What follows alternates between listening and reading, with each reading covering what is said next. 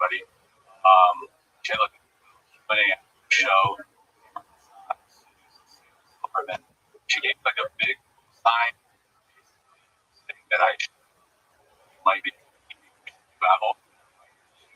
That if you try it, work hard at it, you can do it. Here you are 10 years later. Trying it. Always, you know, a big thank you. I stopped with I saw you.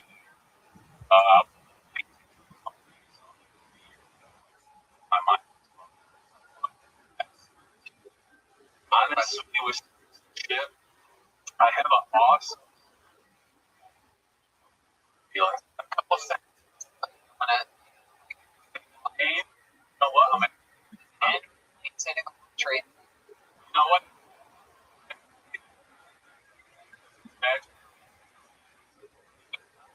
The name. You feeling the name of what? Rib. Coming. I think we will ever. No. Final party. Writing. Is wow. The Muslim. Like a log.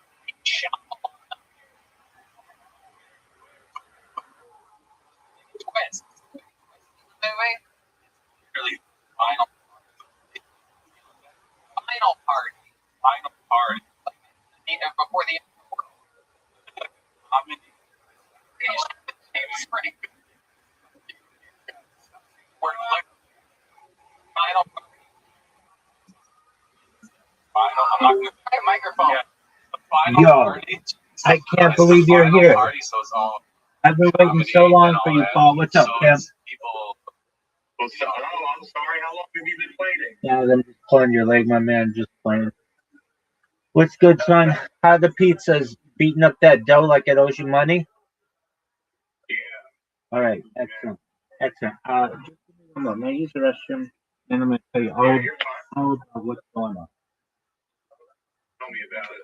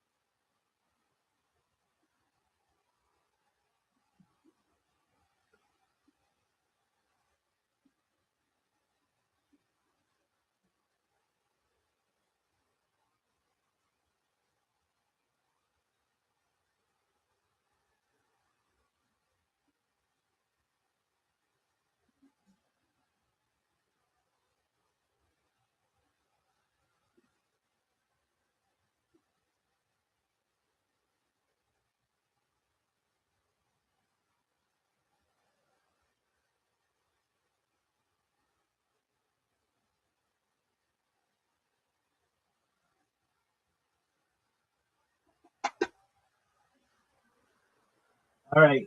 I've got good news and bad news. The good news, are you there? Excellent. The good news is I did the podcast. The bad news is I had some connectivity issues during it. Um, and it was out of my control. I don't know if it was my computer or the internet or both, but I was a little choppy. Though it's not the end of the world necessarily.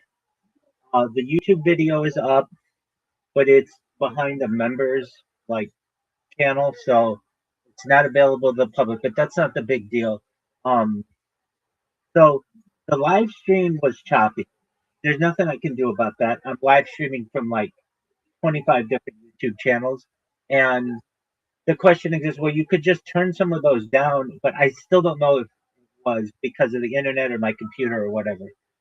As this guy did this interview with me, I um I was at the end. I was like, "Can you please go to Rabbi Rothschild on YouTube and filter my live?" And he was trying to figure it out, and then he did, and then he saw, "Oh, you're on like a ton of different streams. Like this whole time you've been live streaming this." Yeah, absolutely. That's what I do. That's what being live 24/7 is all about. And he's like, "Oh wow, okay, so no wonder." Um, and to me, it tells me that uh, well, the way we did the live stream, we do a live stream, and then there's something a software that we use that records on my end locally and on his end locally, and then combines the two afterward to hopefully provide for better recording, better like less choppiness. So, Choppy recording. exactly, and that's going to go on Spotify. And I did not know that this guy averages 70,000 downloads per episode on Spotify.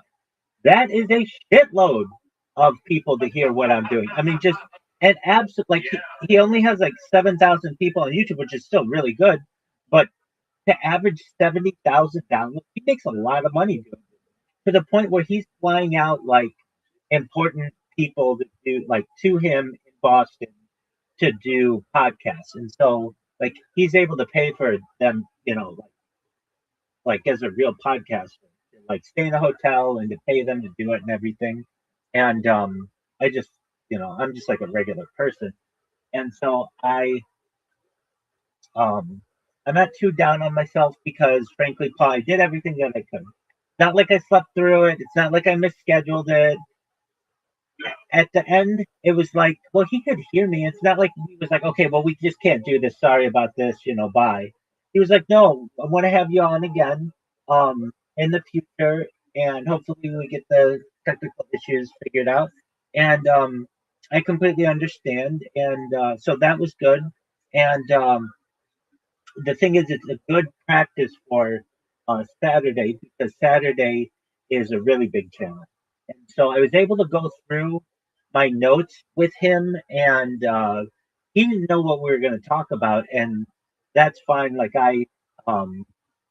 If you just like are like, okay, go ahead, I will just go because I have enough information to fill enough time, and then I will give you up an opportunity to ask me questions.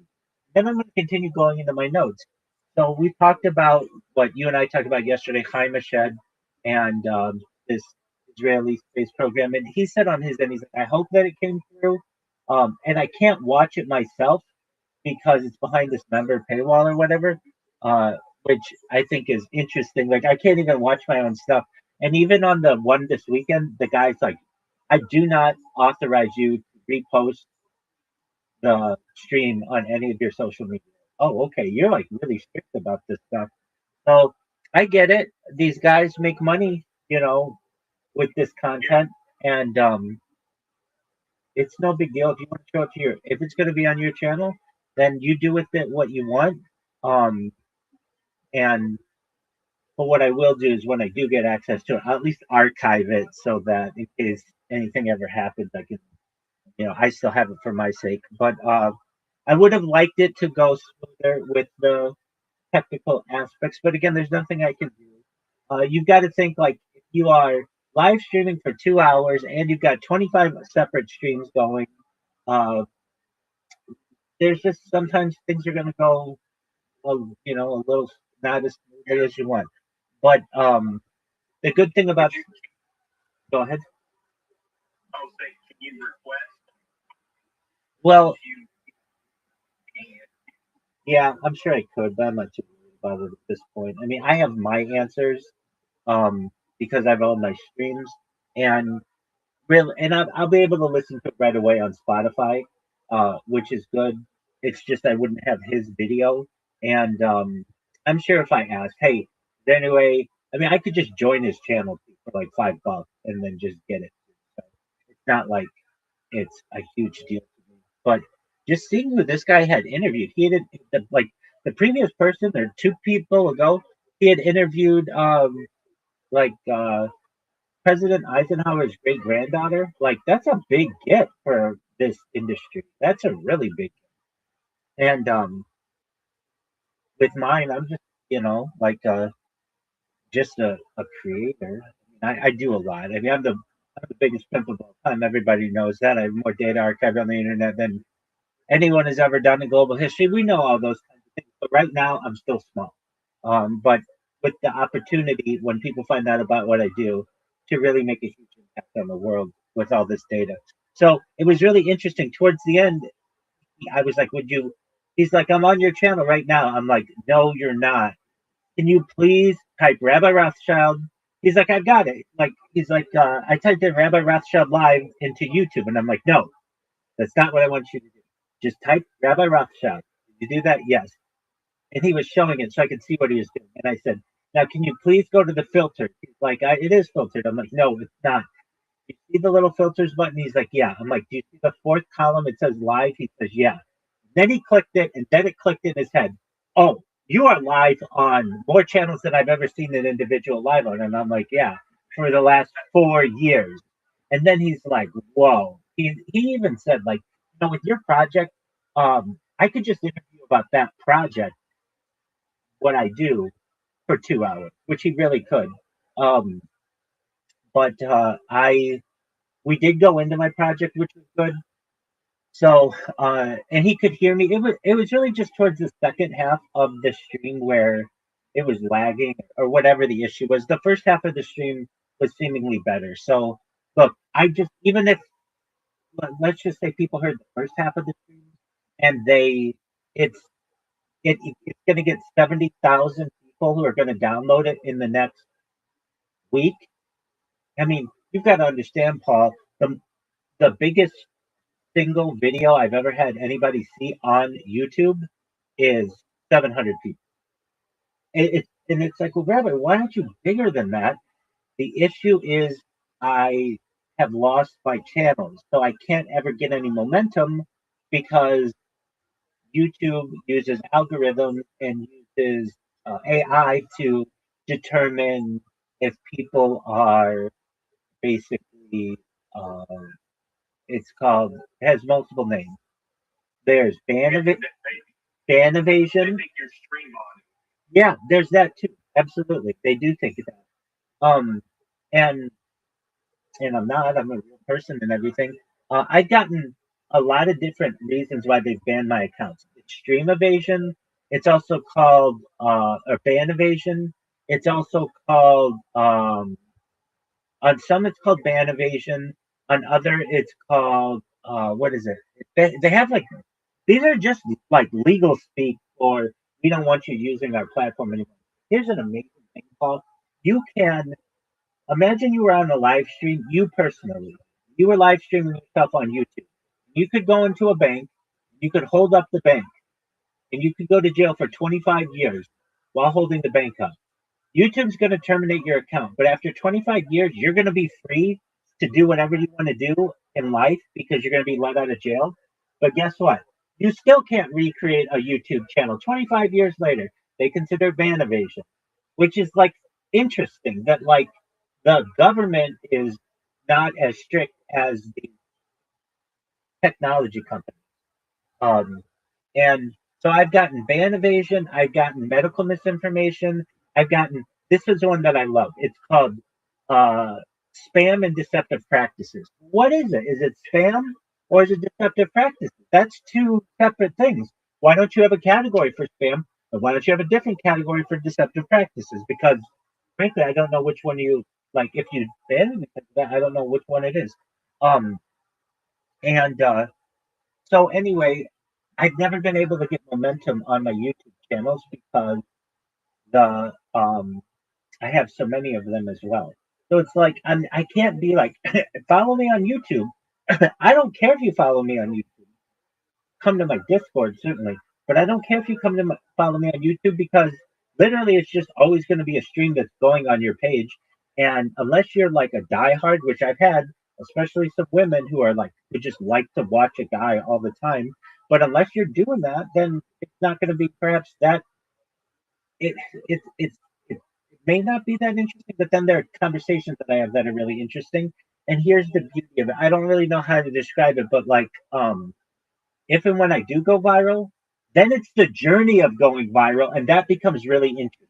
That makes every video, every second of every video, really, really interesting because it's like, wow, I know who this person is, and now I get to watch them in the past and see what happened with their life. So, um, it would be like, uh, uh what's an example?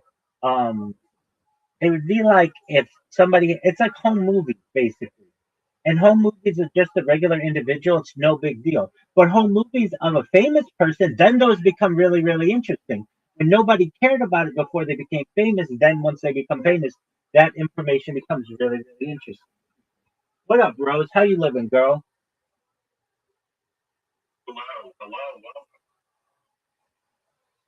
Rose, can you Oh hear? yeah, yeah, she can. Oh, you know her? She can hear you. She just yeah. The yeah, it's that's lots, man. 70,000. How many listeners am I gonna be?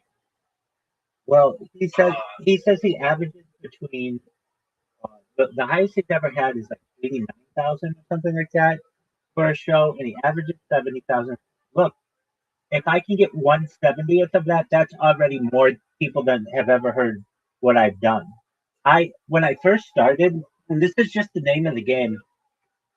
Imagine you just start your channel and you don't really have like at the time I had just accomplished 1 year 24/7 on YouTube, and so I wanted to celebrate that by being on a podcast, but I didn't know any podcasts.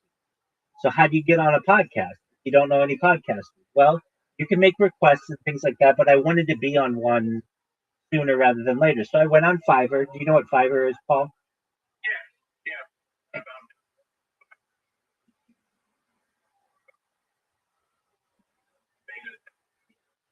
Okay, excellent. So you're familiar. So you could go on there and for like $20 you could be on someone's podcast. And I paid like 3 or 4 creators to be on their podcast, and those are my highest rated videos. And the reason why they're my highest rated videos or highest viewed is because they're on somebody else's channel. They're not on my channel. If they're on my channel, there's a like a 50% chance that they would have gotten banned by now. Because they're on somebody else's channel, a lot of people generally have seen it and they view it and they check it out. But just this interview that I did yesterday is perhaps more views than I've ever had in all my streams combined. I'm not saying that because I do get a lot of views because I have so many different streams, but it's like 2 or 3 per channel, per view per channel, or per 12-hour video or something. And it's usually people just like, what is this? And they don't know. If I'm not talking or I'm not singing or I'm not um, perhaps watching something that's of interest, generally it's just video of me just sleeping or something like that. And that's not always that interesting to people. Um, but the good news is it could have been worse. The podcast could have totally cut out. I could have had a power outage. I could have had no internet. He could have had no internet. All of those kinds of stuff. He could have said, you know what, I just don't want to publish this at all. Um, it's published. It's a live stream on his channel right now. He could have, or it could have been like the software we were using didn't upload. So I think that I'm overthinking it, and I just have to be like, calm down. Even though the stream wasn't perfect, it did come through, and on my end, I have the video that gets uploaded, and even if like worst case scenario, I was live streaming on 25 different YouTube streams. And Twitch and Twitter and a bunch of others. I could literally just go to one of those and edit myself if I needed to. If I was like, if he was like, we have nothing, if nothing came through, I could be like, fine, that's all right, because I know I have it archived. That's the beauty of my archive project. And so like out of 100, how did it go? Probably, in my opinion, like a 65%. I would say it was just the technical issues were made it difficult, but we made it through. Again, it wasn't like he was like, "Yeah, we're gonna have to cut this one short." It was 2 hours, which is a lot of time. And the first hour I know came through better than the second hour. I don't know exactly why. Yeah, so I'm not too worried about it. Like I do occasionally have this issue. Like I did a podcast 2 or 3 weeks ago, and it was for like 3 hours, and throughout it, the I think I cut out one time, but then like the one I did the week after was for 3 hours, and it was fine. So I didn't have that. It just depends. Now it's like, well, why don't you have your ISP looked at? ISPs looked at it. They're like, there's nothing on our end that we're seeing. Though I know that there's some kind of issue, I can't prove it. And when I go to like troubleshoot it online and stuff, people are like, this is just something that happens with this ISP.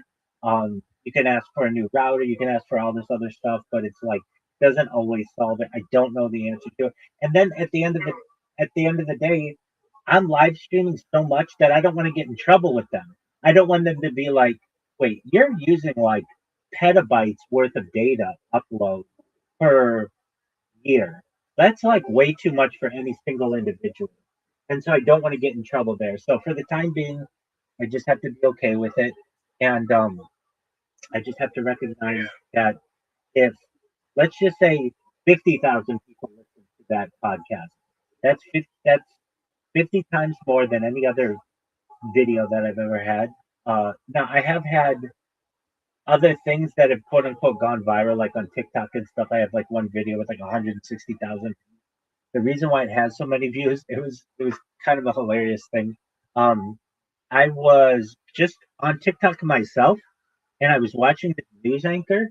The news a lot of times has their anchors on TikTok in the morning or whatever when they're doing the show to get more people to watch their live streams and stuff. And this one girl was doing like this. She's like the weather person or whatever, anchor or whatever.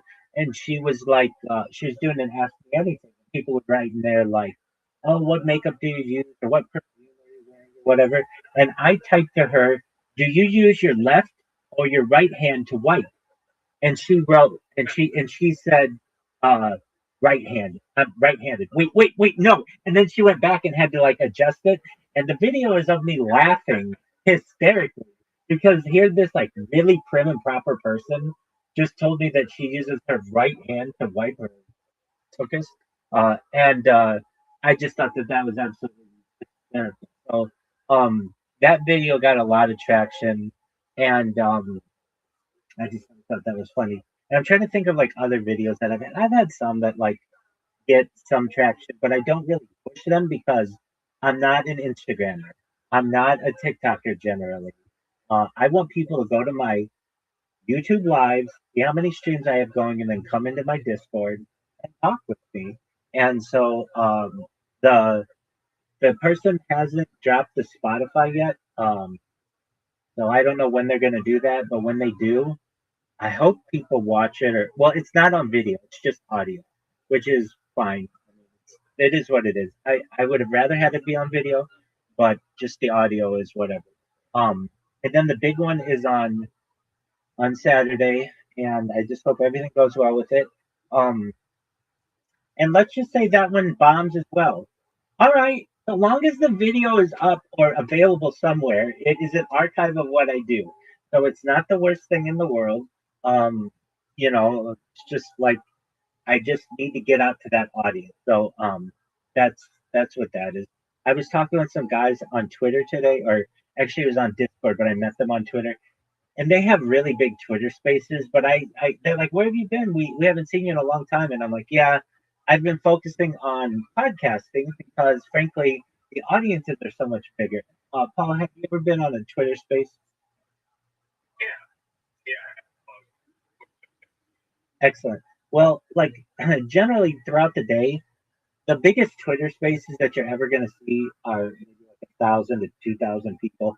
And if you combine all the people on Twitter spaces at once, uh, it's kind of the same 10 to 20,000 people. There's not a lot of new blood, um, and it's generally like a lot of people who aren't influencers themselves. Not all of them could necessarily help you, and some could, but like those are few and far between. Those are big sharks, basically.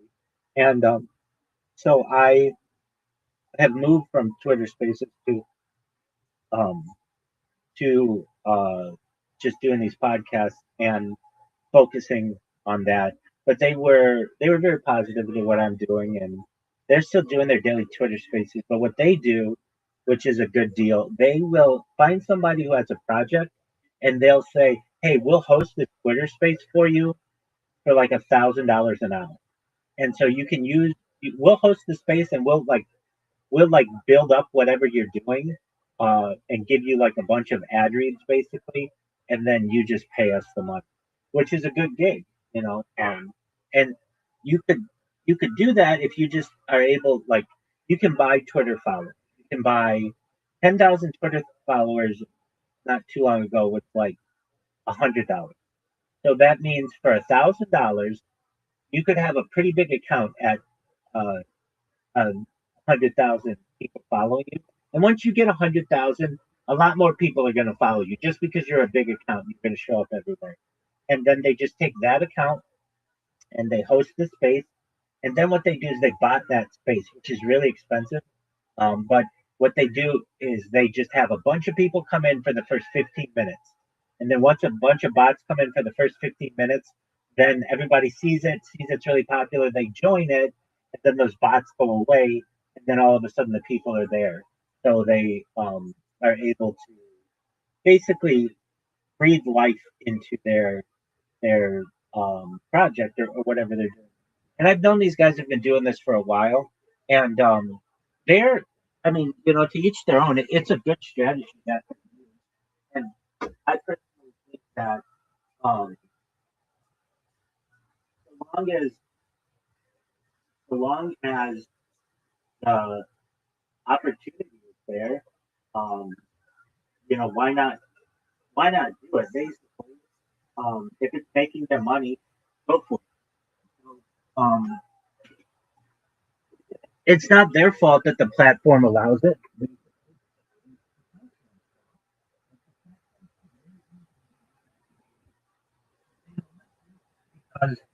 That skews their numbers, so that when they want to show their advertisers, we get X amount of people who visit our site every single day. Many of those are bots from these types of strategies. And I but I checked in with them, made sure that they were going well, and there's just nothing I can do about technical issues. Um, and like I've said, I'm happy, and I have some positivity that the the stream is at least published. Where it goes from there, I don't know. I would love for it to be available to everyone, because then I could see on my end how bad was the stream itself. But I'll be able to perhaps hear in the Spotify. And worst case scenario, I can always just do the editing myself and send it to him, or he could use the audio from the version that we use. So there's not too much more I can do about it. I can't worry about it too much more. You can only control that which you can control, and I'm, it could have gone worse. We could have gotten into a fight into it. Something embarrassing could have happened. He could have ended the stream prematurely. Lots of things could happen. None of those things happened. So it is what it is. So it's better than 50%. But the streams that I've been doing recently were like between 95 and 100%. If I had to grade myself, I was like, I didn't, like, the streams were good. Everything went well. It went for a long time. This one, I did the best that I could, though. I was unable to just have the technical aspects that I wanted.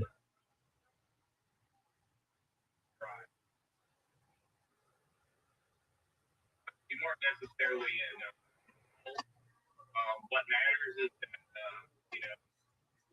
this podcast, it for the most part, it seems like everything went pretty smoothly. Do you think this will have you seen any traction with your channel? No, I haven't, and I wouldn't expect to yet. And here's why. This guy put it behind a members only paywall. He does that with like all his YouTube videos because he's about making money. He makes like a lot of money just doing this. And so the average views that he was getting per video were like 400 or 500. That's not a lot. But you have to think those are members. 500 members at $10 a shot is $5,000 just from that, income that he's getting from that. And so I haven't seen anything. I mean, it was just posted like 11 hours ago or something. But it's not like his YouTube channel is really big. So that makes sense to me. His YouTube channel isn't really, I mean, it's got 7,000 people. Here's the thing. Nobody can see the video because they're not members, or very few people can. So I'm not going to see people coming in saying, hey, I saw your thing and yada, yada, yada, because it would only be the members of his channel. However, the Spotify is different. The Spotify is available to anybody. And the second that he posts that, that's when I hope, God willing, at least one person comes in here and they're like, hey, I heard you on the Total Disclosure podcast and I wanted to check out what you were doing and this is really amazing. That would be a best case scenario.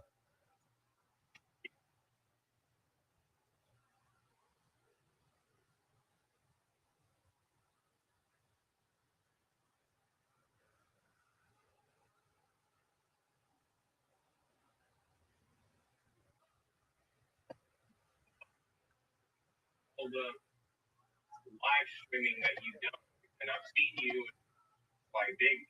not just socialize, but I've seen you at Aiden Ross's server, I've seen you at I Show Speed server,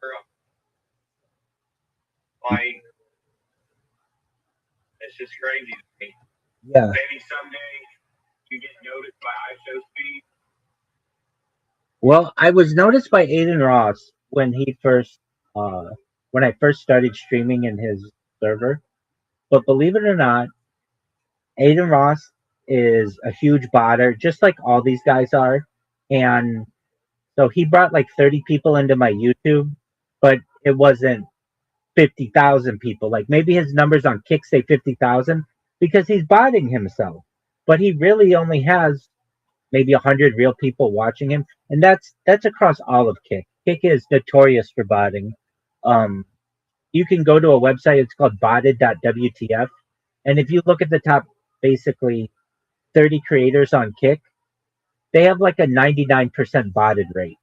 So that means they're just botting themselves completely. And then it's just basically a competition. Who wants to spend the most on bots to be at the top of the homepage? Does that make sense? I don't think I could speed. Yes. Do you think he does Yes, everybody does. Everybody. Mr. B does. Everybody does. Do you think he does it?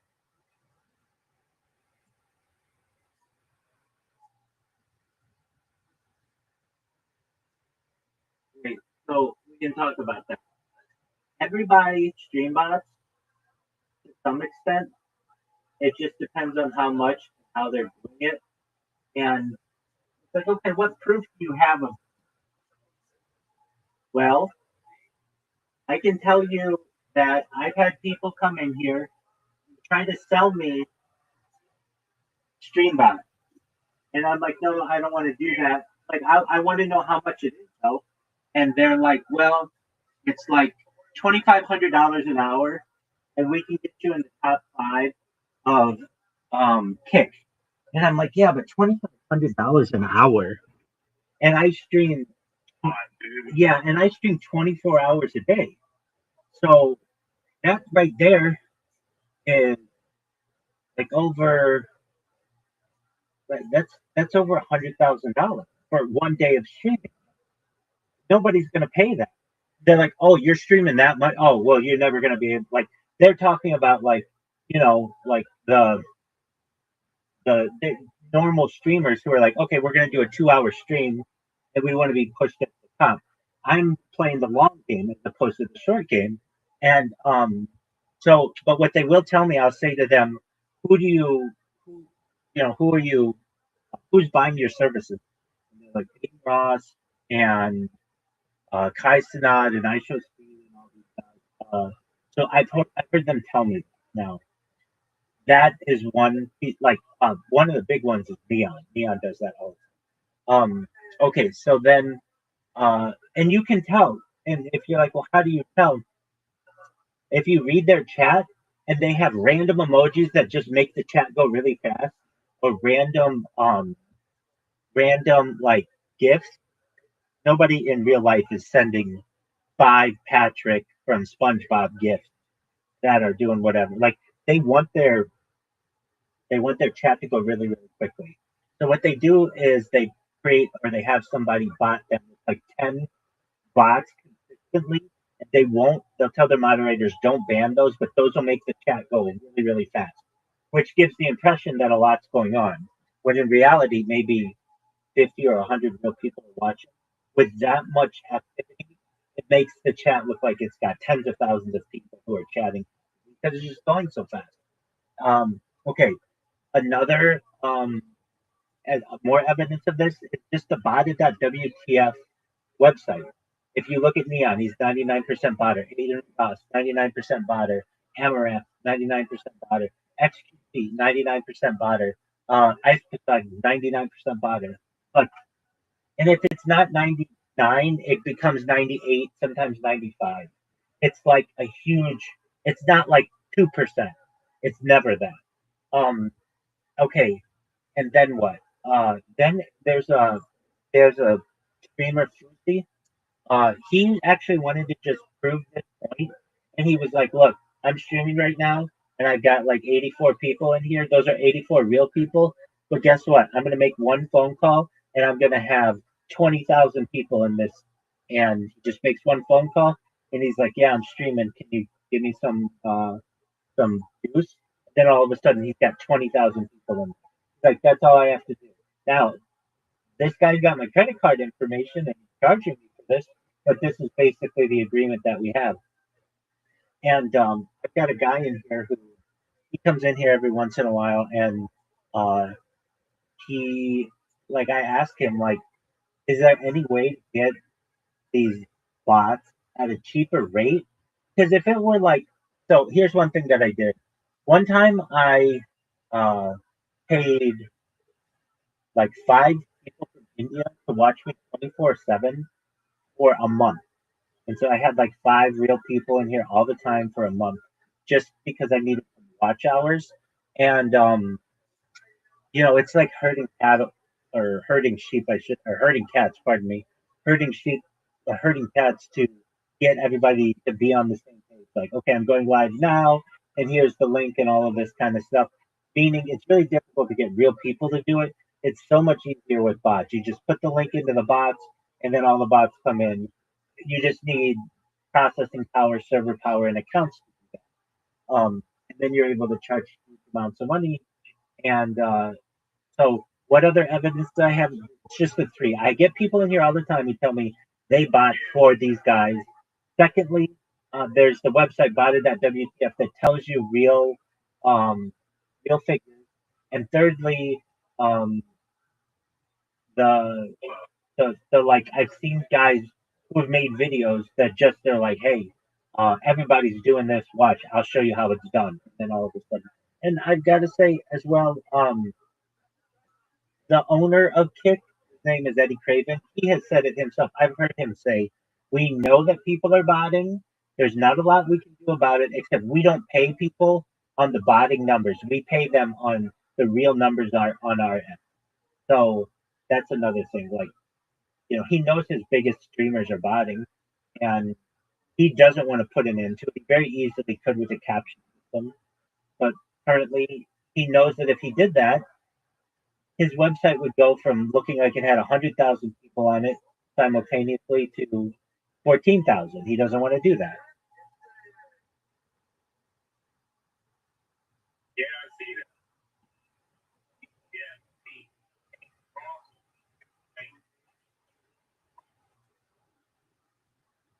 Are you sure that's not 500K?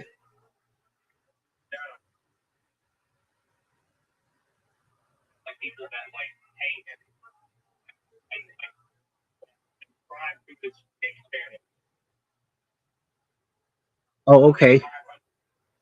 And he has like 1 million followers or something like that, right? 27K people that bought it. WTF hate it across his flag and hated like streamers, and you can see who's legit. So I'm going to it now as well. And okay, so yeah, I see he's yeah, exactly. He's flagged. Um, XQC is flagged. yeah, and I'm not saying that. Okay, so but they could have a better system too. So um, there's you can't necessarily guarantee anything of who's doing what. Yeah, Uh, they could probably just have better odds. Especially XQC. that's They got worth like what? At least like 100 million. perhaps, and that's exactly. Like, And you know what though? They don't really care because they know your average person doesn't know about botted.wt. They just care about the number that their viewers are seeing. That's all they care about. So I could say to you, I can sell you 10,000 bots for per hour for, let's say, $1,000, and they're just crappy bots, or good bots, but it's $5,000 or $10,000 an hour. You're gonna say, just give me the $1,000, even though I'm worth $100 million or whatever. Nobody's paying attention to this anyway. Nobody's gonna ban me. I'm too big of I'm an industry in myself. All I care about is the number. I don't care if they're legitimate people or not. And even still, what botted that WTF may consider to be legitimate, some other kind of service may see it to be illegitimate, if you get what I'm saying. So, but yeah, like when I saw this, I recognized that this was a pay to play game, which it shouldn't be, but it is. And that's why it's so difficult for me to get in there. Like, um, the thing that happened with Kick with me, I thought Kick was going to be a really good opportunity for me, but they don't like the way that I stream. When I stream, I have like 33 different devices. I want each one of I multi-stream from each of the devices. That means I need 33 different accounts. They don't like that. They like one person, one account. Well, guess what? When I first started streaming on there, I was doing one account per device that I had, which is like anywhere between 10 and 30 devices at any given time. And they had to change their terms and conditions to basically say one person, one account. And when they did that, and I learned that they weren't saving my streams, they only save streams for 30 days. Well, then it just becomes kind of in my opinion, kind of a garbage service that you're not archiving this for long periods of time. And it's a pay to play game. Basically, I need to bot myself to be able to get to the front of the page so that people watch what I do. And at that point, I just was like, you know what? I'm just going to start botting this platform myself and just using it as a self promotion platform because it's essentially just Twitch. It's the exact same thing as Twitch. I'll keep a good name on Twitch and then just use Kick to promote myself. And I'm the most notorious spammer in the history of the platform. In fact, you can say the N word on Kick, you can say Hitler on Kick, but you cannot say Rabbi Rothschild. If you type Rabbi Rothschild, Rabbi space Rothschild on Kick, the message says immediately it says deleted by moderator. For anybody. That's not one person. I've been black. Like my name is uh, not publishable on their platform. And I think that's the highest compliment they could pay me. Like I'm bigger than Hitler on TikTok. Exactly. And I don't spam people. I just create clips on them, which I feel is in its own way more devastating because I can put links to my Discord in there. I can promote myself on YouTube, and those links, those clips, get picked up on search engines. And it's not like just spamming somebody's chat where somebody can just ban you and let you go or whatever. This stays on their channel until they delete it. So they have to manually delete it, which I think is pretty ingenious as well.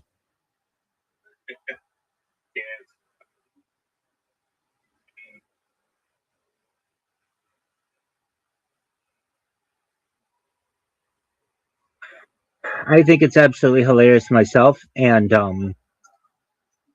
I I consider it one of the highest compliments that I've ever gotten from a platform that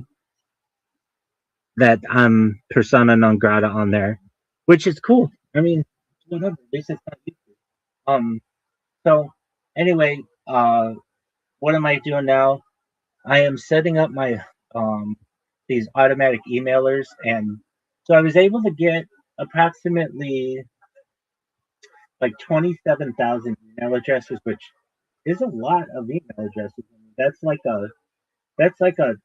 a town in America. That's like a small to medium sized town. And now I'm just having these things fire off emails, and I do know that they work. I did have one guy who did an AI podcast who was like, "You're quite a character. I was looking through your stuff. I might be interested in having a discussion." And that's fine. I mean, that was like after one day of doing this, so it's like I just have to keep doing this. And I know that these emails are going to the spam box, but it's almost like that's okay. Um, People do occasionally check their spam box, and especially if you have a podcast, you're more inclined to check your spam box because you recognize that there will be just some people whose emails go to that, and you have to just be aware. And some people just say, "Don't send anything to spam; just send everything to my inbox. I'll read it all." So, um, it's one of those things where I, um, I've just got to let these bots go. And I say to myself, okay, if I had over the course of, let's just say 24 hours, one person reply to me, and that was only using one computer. Now, if I use two computers and I do that for 365 days, that's going to be like more than 700 people who eventually are going to email me about being on their show or something like that. Like, that's a lot of people. So, it's just, I've got to see what works or whatever. And the one thing that I have to avoid doing, and I really don't, I'm always doing something, but from a promotion standpoint, but I just can't ever be like, not have my computer going and I'm just sitting, not promoting myself in any way, because to me that's wasted time. I need to go viral sooner better than later. So just keep the I just need to keep um the bots going, and eventually somebody's going to see what I do. They're going to recognize that it's a really big deal, and the rest is going to be history. That's all I can do. That's all anybody could do. And with these podcasts that I've done, I just can't get too down on myself. If I run into issues on Saturday, um I might look into perhaps like seeing if I could maybe get a new modem or something like that, or a new router, but I don't think that's the issue, but you never know. Um, so that's what we've got going. And right now I'm sending out these emails. Hopefully these people get them. And if they do, they connect with me. So how about you? What time do you get done in the morning?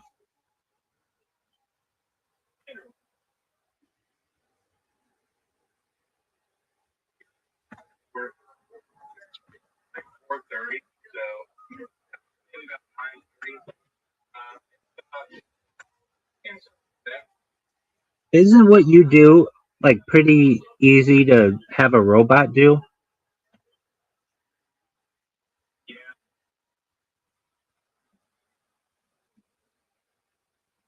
I get that. I get that. But like, couldn't they also just buy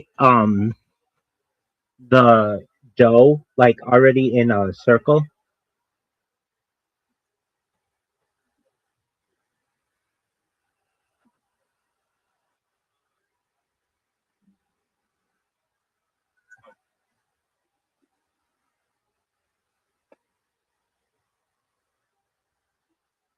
I get what you're saying. just Yeah, and y- so is the pizza that you guys make really good? Okay.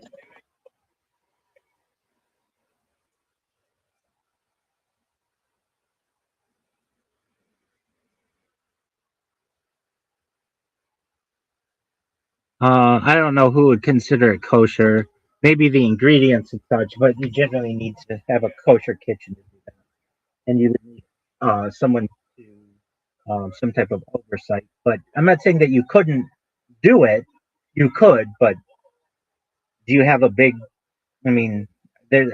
I know the big communities in the United States. There's no really big um, Orthodox community where you are. Uh, maybe for if one community wanted a party or something like that, maybe. But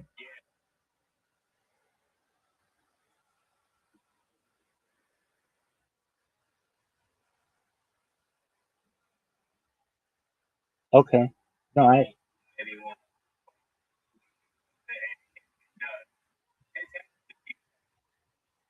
yeah. I mean, it would just it sounds like it's impossible.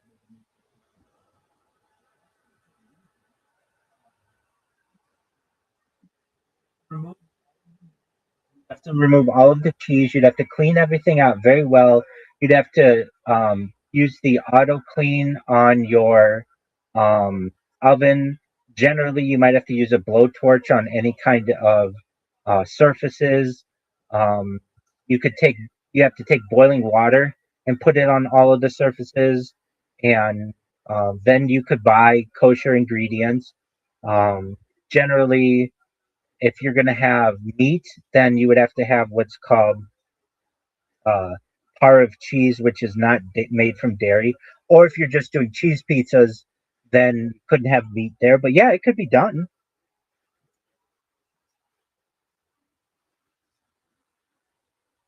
And just depending, like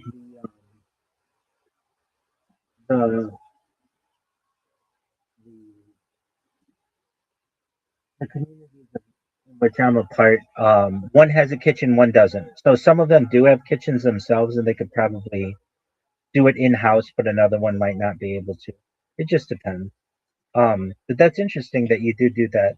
Um, yeah, so you know, do what you can while the money's available. I'm not saying that uh I'm saying what you're doing is smart.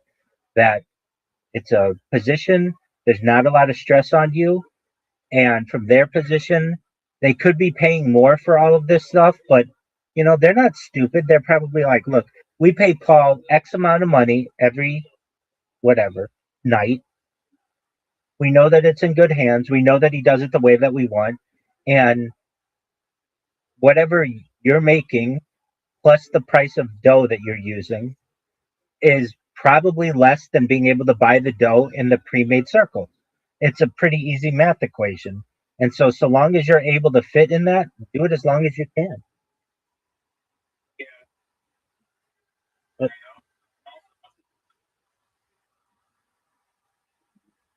oh, well, that's phenomenal, man. Well, that's a big deal. yeah. Okay, so when are you anticipating that to happen?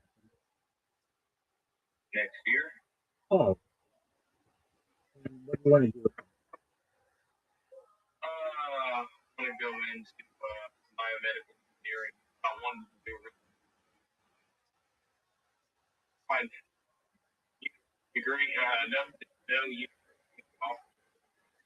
Okay. Like the degree itself, I can go in electrical engineering degree. But yeah, I would like to, learn how to build, design medical equipment, Sure. repair it, and That's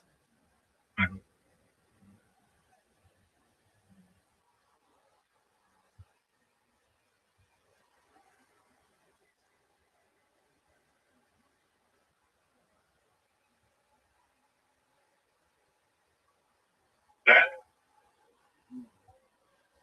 What did you say? like Yes, yes, yeah, it can be. Yeah, get through it. Not with the best grades, but okay.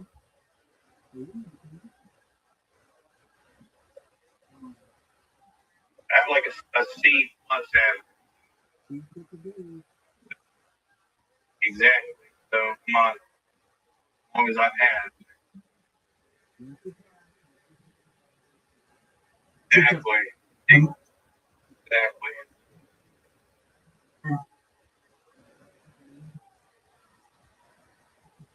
100 just startups in the corporate world and academia in a lot of different roles. And I have never once asked a candidate, what was your GPA? One time, maybe one or two, just a handful of times. I've seen somebody with like a 4.0 and they'll put that on their resume. I think I've even seen somebody with like a 3.99 or something like that. Like, okay, that's an impressive GPA. Aside from that, nobody.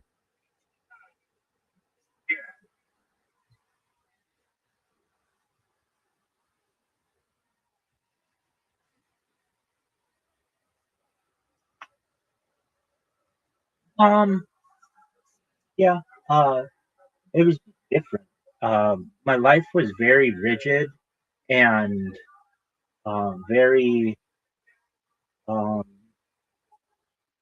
how would I say? Like, I go to shul well, I would wake up, I would pray, I would go for a run. I'd wake up at 3:33 in the morning, so like really early in the morning.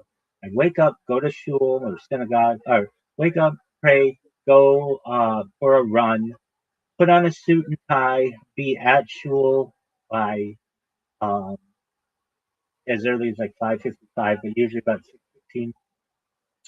Um, Chakras or morning prayers start at 6:30 and usually go to about 7:40 every morning, at least Sunday through Friday. Then I would go to work. Uh, there were some jobs that I've had that I liked more than others. Um, some paid more, than others. I've worked in Orange County. I've worked in Los Angeles County, and just depending on the commute that I would have. I worked as an accountant and a controller for an organization, and I really enjoyed my morning commute. I could take the 405 freeway and it would be a 10-minute commute, or I could take the side streets and it would be a 30-minute commute. And just about every day I would take the 30-minute commute, even though it was longer. I could listen to the radio, and it was just neat to see the town get ready and everything. And I really loved it. Um, and then when I would work in Los Angeles County, um, I think my commute was like really right at 30 minutes. Um, if there wasn't any traffic. And then, um, I'd work for 8 to 10 hours or whatever it would be. And then we'd have evening and night services at school. And that's another, I'd have to commute back to Irvine. And then, um, then from there, we would have, well, also many mornings as well, I would take classes in the morning. Uh, it's our daily Talmud study, or I could attend Talmud study at night. So I would do that. We would have Chumash or Torah study um, regularly, and then I was taking additional language classes, and then I had partnered study. So it was very rigid. My day from like 3:30 in the morning until basically about 10 p.m. was like the same. And it was, yeah, I mean, that was just how I am. Like when I'm rolling, I feel like okay, I will rest on Shabbat. So I would take a long sleep on Shabbat. So Shabbat's different too. I would usually go to a friend's house or usually a rabbinical colleague's house within my community, and I was doing this every single week. So it was just like a regular thing. So it's really interesting with how Orthodoxy works. You know, we don't drive on Shabbat, so I have to leave work early and I'd have to make arrangements with whatever organization I was with. And especially in the winter when the sun sets earlier, at least in Irvine, I'd have to, like the sun, the earliest it sets on a Friday night is right at the solstice, the winter solstice. And I can even tell you, it's like 4:14 p.m. Like I know that number. That's the earliest I would be. So I would leave work about 3 and and I'd have some employers who were amazing, and then other employers who were really difficult about it. Who I probably could have sued if I wanted to, or like you're not like if somebody requests to take it off and you give it to them, you're not supposed to give them a hard time about it. And but nevertheless, that's not my nature. Uh, but just kind of I've seen both the best of both worlds in that. So I'd have to get my car to my house, and then I'd have to walk to um, synagogue, and it depends which one I was going to. So there's one 30 minutes, a 30-minute walk away. There's another 10-minute walk away. The one that's a 10-minute walk away is the big one, but I would go to the small one because I wanted to support them. I wanted more of the community. It was more intimate.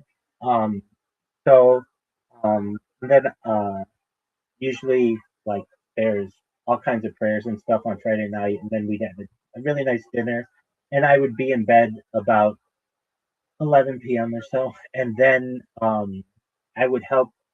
Before I became a rabbi, I had what's known as a gabbai role or similar role, which is basically the right hand person of the rabbi, and so I would set up the shul for Shabbat morning, which means taking out the Aron Kodesh, the Ark of the Covenant, and ensuring that the mantles or the cloths are on all the tables, and ensuring um, the the these safarim, uh, the books that we have were in the right position, and the palitot, the garments that we wear, making sure that they were folded and ready and everything for everybody.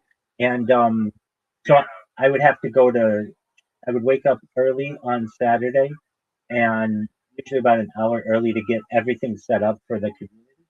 And then from there, Orthodox services are pretty long. So they can, within like Hasidic communities, which I've been a member, they can be like 6 hours long on a Saturday. For some more modern Orthodox, they're still 4 hours long, generally, anywhere 3.5 and 4 hours. So that's a lot of time. Most people are like, oh, well, our service is just like an hour or something like that. That's not an Orthodox Jewish service. So then from there, we'd have Kiddush, which is like a lunch on Shabbat. And then I would sleep, which is what you're supposed to study, but also rest on Shabbat. And I would sleep from like, usually like maybe like 2 to like 6 or 7, 8, depending on where the sun is. Then there's a service that we have. There's evening services, and then something called Havdalah, which is like the separation. It's basically starting out the new week. And my life was just really, really rigid within that community setting. My life now is much different. It's like I don't want to say it's a free for all, but like right now it is 4:36 Pacific time, and I don't have anything for today. So what's my plan for today? I will sleep in a little bit, hopefully God willing. Actually, I'll probably pray because I pray at sun up. Even if it means I'm going to sleep during the day, I'll get my prayers in, and then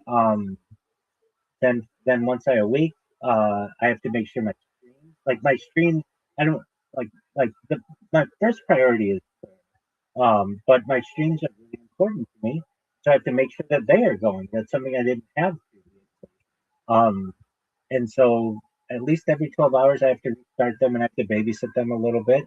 And my life is much more open and free. In terms of which do I like, the really rigidness or the more free version? Frankly, called the happiest within a religious standpoint I've ever been was when my life was most free. I really enjoyed it. Um, it was like every single aspect of my life was predetermined, and I really loved that environment. But this is fine too. Um, in the back of my mind, this is how I see it. When my life was really, really rigid, I was a controller of an organization, which is like the chief accountant, and I was making okay money, nothing crazy. Um, People get surprised that many accountants don't make that much money. Then I got in more into tech, and I was making six figures, and then I took other positions making more money. But the the idea was that the money wasn't what was making me happy. What was making me happy was the rigidness and just the structure that it gave me. However, if I were working in that job right now, I would never be able to own a home. I would never be able, at least not in California, but most places probably. I would, uh, I, I wasn't going to be able to save that much, et cetera, et cetera. With this role, there's an opportunity, and I say this really as forthright as I can tell you, Paul. There's a chance I could be the richest man on earth. And it's like, okay, how, Rabbi, are you going to do that? Data, according to The Economist magazine, in 2017 overtook petroleum as Earth's number one resource. It wasn't Tesla, it wasn't SpaceX stock, it was data. And I have more data archived on the internet than anything. There's going to be some major value. And if anything, I will be able to utilize all of the money and finances that I make from this stream, God willing, and I'll be able to get that structured life back, but also have the nicest house in Irvine or Newport Beach or wherever I want to live, and have everything that I need. So basically, I'll be able to get that life back and have the best of both worlds. I'll have the ability to live stream everything that I want, but then also have the finances and the support and the structure to be able to live a really tight life like I'd like. So, in answer to your question, I really like the structure. However, the structure doesn't have the lottery ticket at the end. You work in a job for 30, 30 years, and I was never going to make more than $1 million a year. It was going to take me, several years at least to make that, and that's with taxes and everything, blah blah blah blah blah. With live streaming, it's like a lottery ticket. If it hits, the sky's the limit. It hits big time, and you know it's it's a different thing than if I were to say to you, I think I'm going to go viral because I'm so good looking or I'm so funny. No, no, no, no, no. Those are all subjective things. Data is data. Data is value, and exactly 100%. That's an excellent way to look at it. And so I can have the confidence to say it's just a matter of time, and it's I've said this to myself. I don't know how I'm going to go viral. Will it be from a podcast? Will it be from people listening to a podcast and then going to my YouTube channel or going to my Discord? Like, which thing could I blow up at? Once people realize what I've done, it's the biggest event in the history of the internet. The only thing that I think could be bigger is alien disclosure. And I talk about that and I push for that. I'm almost related to that subject as well. And like, how do I want to describe it? Just for your perspective, like, uh, like, I'm not talking YouTube. I'm talking just what I've done on Instagram. I have over 200 Instagram accounts and over 1,000 TikTok accounts. And on those accounts, I literally have years of my life archived just on Instagram, which is like a really interesting thing. But it's like, okay, well, aside from just long form video, what have you done on Instagram? Instagram. I have a lot of IRL content on Instagram where I'm at the beach or I'm at the pharmacy or I'm at the store or whatever. Because when I do short form videos, usually that's easier for me to do than on YouTube. YouTube, you need like 50 followers, or used to need more followers for to go live on YouTube, but Instagram used to be you didn't have to have anybody. Now they've changed it. Now you have to have 1,000 people. And TikTok, you used to have 1,000 people. Now TikTok's changed it. I think you just need 100, maybe even fewer than that. But basically, they flip flop. And when people see how much just musically I've done on my stream, like tonight, I might have sung I don't know. I made like I made like 10 or 12 videos just singing songs. Um, and then uploading them to Instagram, and it's like, well, they have 0 views. Actually, I shouldn't say they have 0 views. I got a bunch of likes just randomly. I don't pay attention to that, but I have sung every major song on this stream, and also I made a robot that would, for months on end, take. It has over. I've created over 20,000 videos using random songs. Every song that you can think of. Every Taylor Swift song, every Elton John song, every Elvis Presley song, even like really small rappers who just randomly got their stuff uploaded to TikTok, and I made videos with them. And so uh, I think that it's a huge treasure chest or treasure hunt that people are going to be able to go on. That it's like, oh, you mean he's not just sleeping? No, there's like a huge amount of content that people will be able to see, and I think really value, and um, and that's going to be, I think, really exciting for the world. And on top of that, there are the things that we talked about yesterday in just my blog, how the ideas that I have may have an impact on society because this stream gives me a platform to be able to discuss those things. I was looking to get married about 5 years ago or so. Not really hard. I just was dipping my toe in um, to be like, okay, we'll see what happens. But women are really expensive, and I wanted to be able to provide for children who had private schooling, certainly like Orthodox communities, and I wanted to be able to have a nice house and all these things. And it was like, that's not realistic with just your middle class job. In order to do that, at least in Southern California, you either needed major inherited wealth or you need to have one of these superstar like jobs. And while I don't do this for the money, this is a superstar like job where all this thing has to do is hit. And if it does, it's going to change the world. And that's a really, you had said to me, what do you like more, that structured life or this one? The structured life at the end of the tunnel, there was no, it was going to be work for another 40 years or whatever, even into my old age, because, everything gets more and more expensive. This one, when my head hits the pillow every night, I can go to bed smiling, thinking I'm one day closer to the light at the end of the tunnel, and this blows up, and I can make all my dreams come true, help a lot of needy people in the world. That's a really exciting thing. So, from a mental standpoint, I really enjoy the freeness of this lifestyle that I enjoy. And really, I'd like to combine them in the future and teach people how to do it in the future, of how to live a very orthodox life, but then have the finances and such to be able to share it with the world.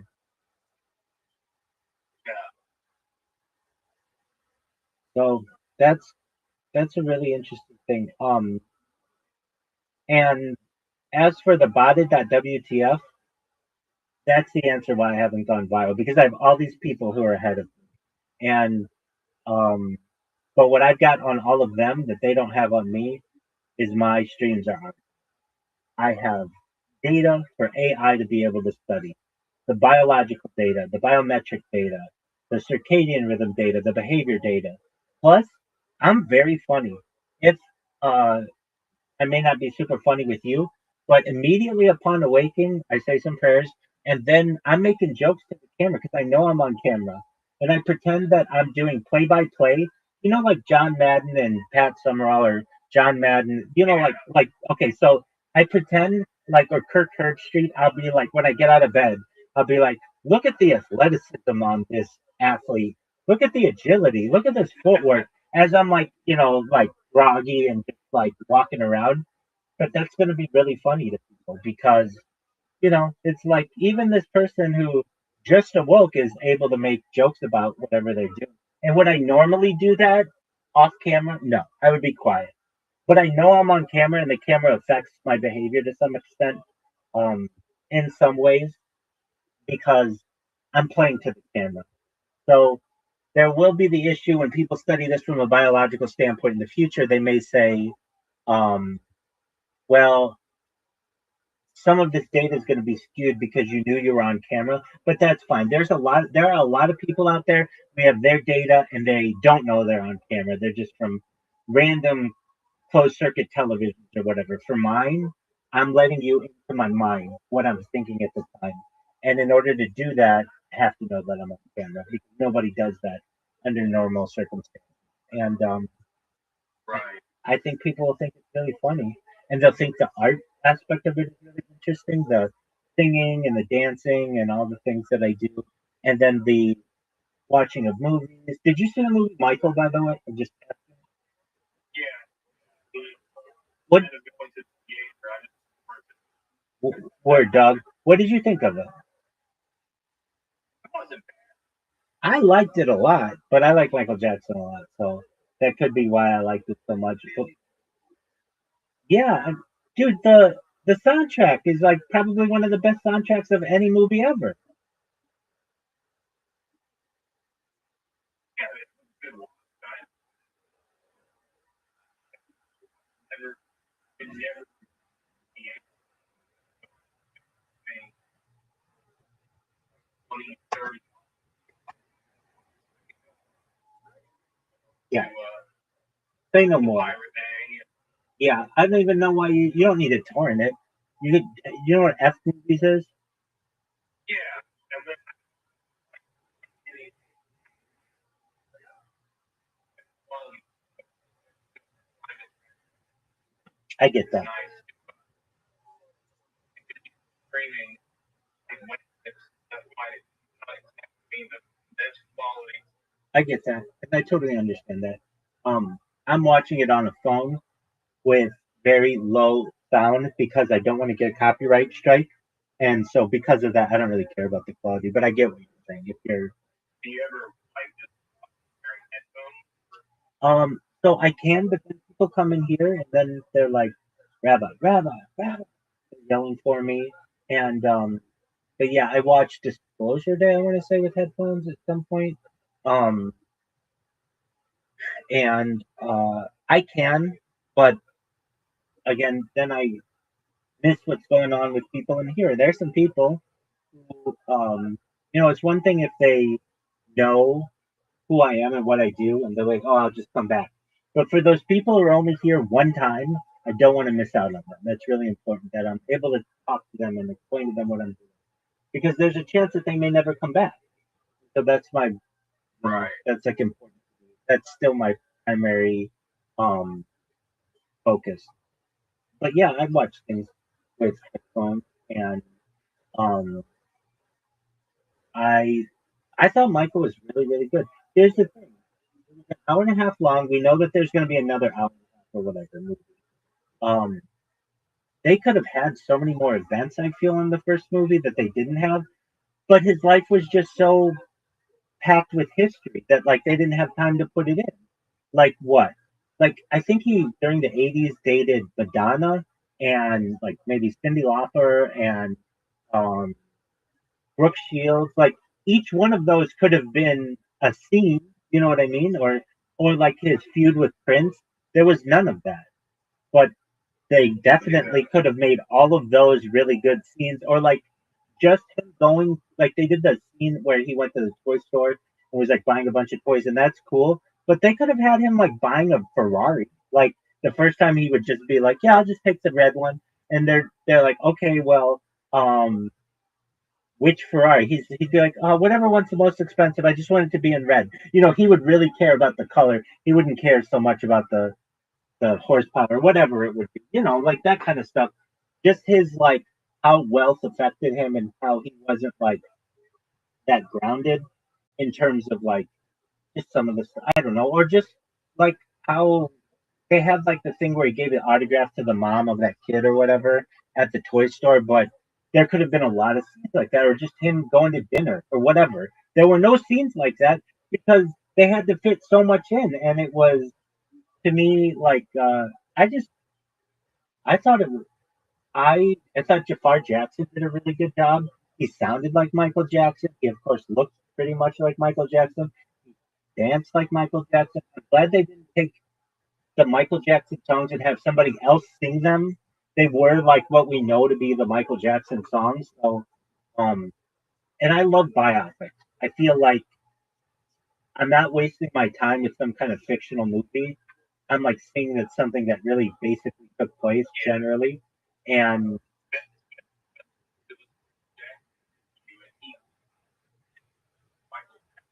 he sounds like him, and they moves like him. Exactly. I was looking on the subreddit of the Jacksons, and it's like, is it possible for Jafar Jackson to keep the legacy going? Like a lot of people thought, okay, the Jackson family kind of dies out with Michael Jackson, but not really. If Jafar Jackson starts getting some more work, he could be not as big as Michael Jackson, but he could be Janet Jackson, or like or bigger. Um, if he becomes a big actor, and I think he'll get some roles. It's not like no one's gonna know. Like he's Michael Jackson's nephew. Like everybody's gonna want him to. Even before he did this movie, he would be a high demand person. So And he's liking his too. right. So I think that he could continue the legacy. And the one thing I did not like about the movie, and this is so minor, is I think it's 2026. We could make a chimpanzee look more realistic than it did. It just looked. It looked. Yeah, the CGI. Yeah, it looked just like cartoonish. And I think that we're at the point where you could make that stuff look really realistic. Like I see stuff on with AI that I can't always tell if it's real or not on Instagram. If Instagram's able to do that, then the big screen should be able to do that. And I feel like they are like, well, we've been doing CGI this whole time. Well, try AI because it can be really realistic. And so that's the one part that, well, here's something though that they didn't have in the movie. Bubbles, the chimpanzee, and Michael Jackson on the Concorde. There were always these discussions that they had where Michael Jackson would buy like a $10,000 seat for a chimpanzee, and people just thought this was ridiculous. Like that could have been a scene, you know what I mean? Like flying intercontinentally on a supersonic aircraft with a chimpanzee. That would have been a cool scene, but it's like they just didn't have time. And I don't know. I'm gonna be interested to see how the second one goes because this one was just all roses and sunbeam. You know what I mean? It was not. There was really nothing negative about his life that I saw. Did you see anything negative? Like, No. it was all like perfect, and that's cool.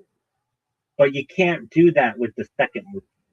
So it's almost like I really enjoyed this movie, but part of the reason why I couldn't like it even more is because I know that bad stuff's about to happen. And but from a music perspective, I think it gets a 10 out of 10. From an acting perspective, I really thought, in addition to Jafar Jackson, Michael Jackson's parents, Catherine and Joe, the people who played them, I think Mia Long played the mom and I forget the dad. They did a really good job. Like the Joe Jackson, the guy who played Joe Jackson, made you really not like him. The brothers did a good job. There were no romantic interests for Michael Jackson, which they could have played. They could have said, like, he went on a date with so and so or whatever, because he did go on dates, but it was very well. They didn't. That was that happened in the 90s. So there was a something that was a point that was brought up. Will Priscilla Presley or no? Will what's her name? Not Priscilla. Priscilla is Elvis. Uh, what's the daughter's name? Michael Jackson married Lisa Marie Presley. Will Lisa Marie Presley's daughter, who's like a grown woman now, play Lisa Marie in the second movie? Which is a good question. Um, I think there could even be three movies, frankly. I know that they're just saying like, but you know what I mean? Like, there's a lot to cover still. There's, go ahead. Do you think like Michael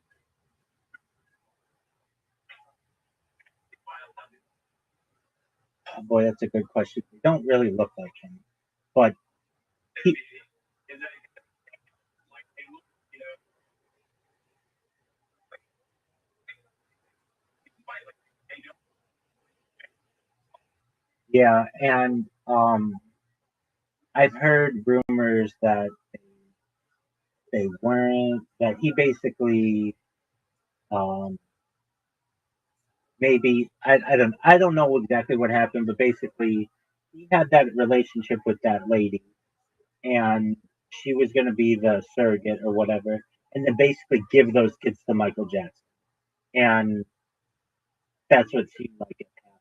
And then he raised, like it would almost be like you go to a dog breeder. I don't want to say they were like dogs by any means, but like you go to a dog breeder and you say, yeah. I want these designer puppies, even though I can't be their father or whatever.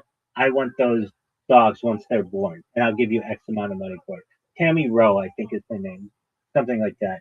And they don't look like Michael Jackson, and that doesn't necessarily mean that they're not his, but there was also some kind of discussion that I've heard that maybe he had, like they something like he she was doing some weird stuff, like um and she's dealing with Michael Jackson at the height of all of his stuff. Let me look up uh, the theory on, are Michael Jackson's children not his?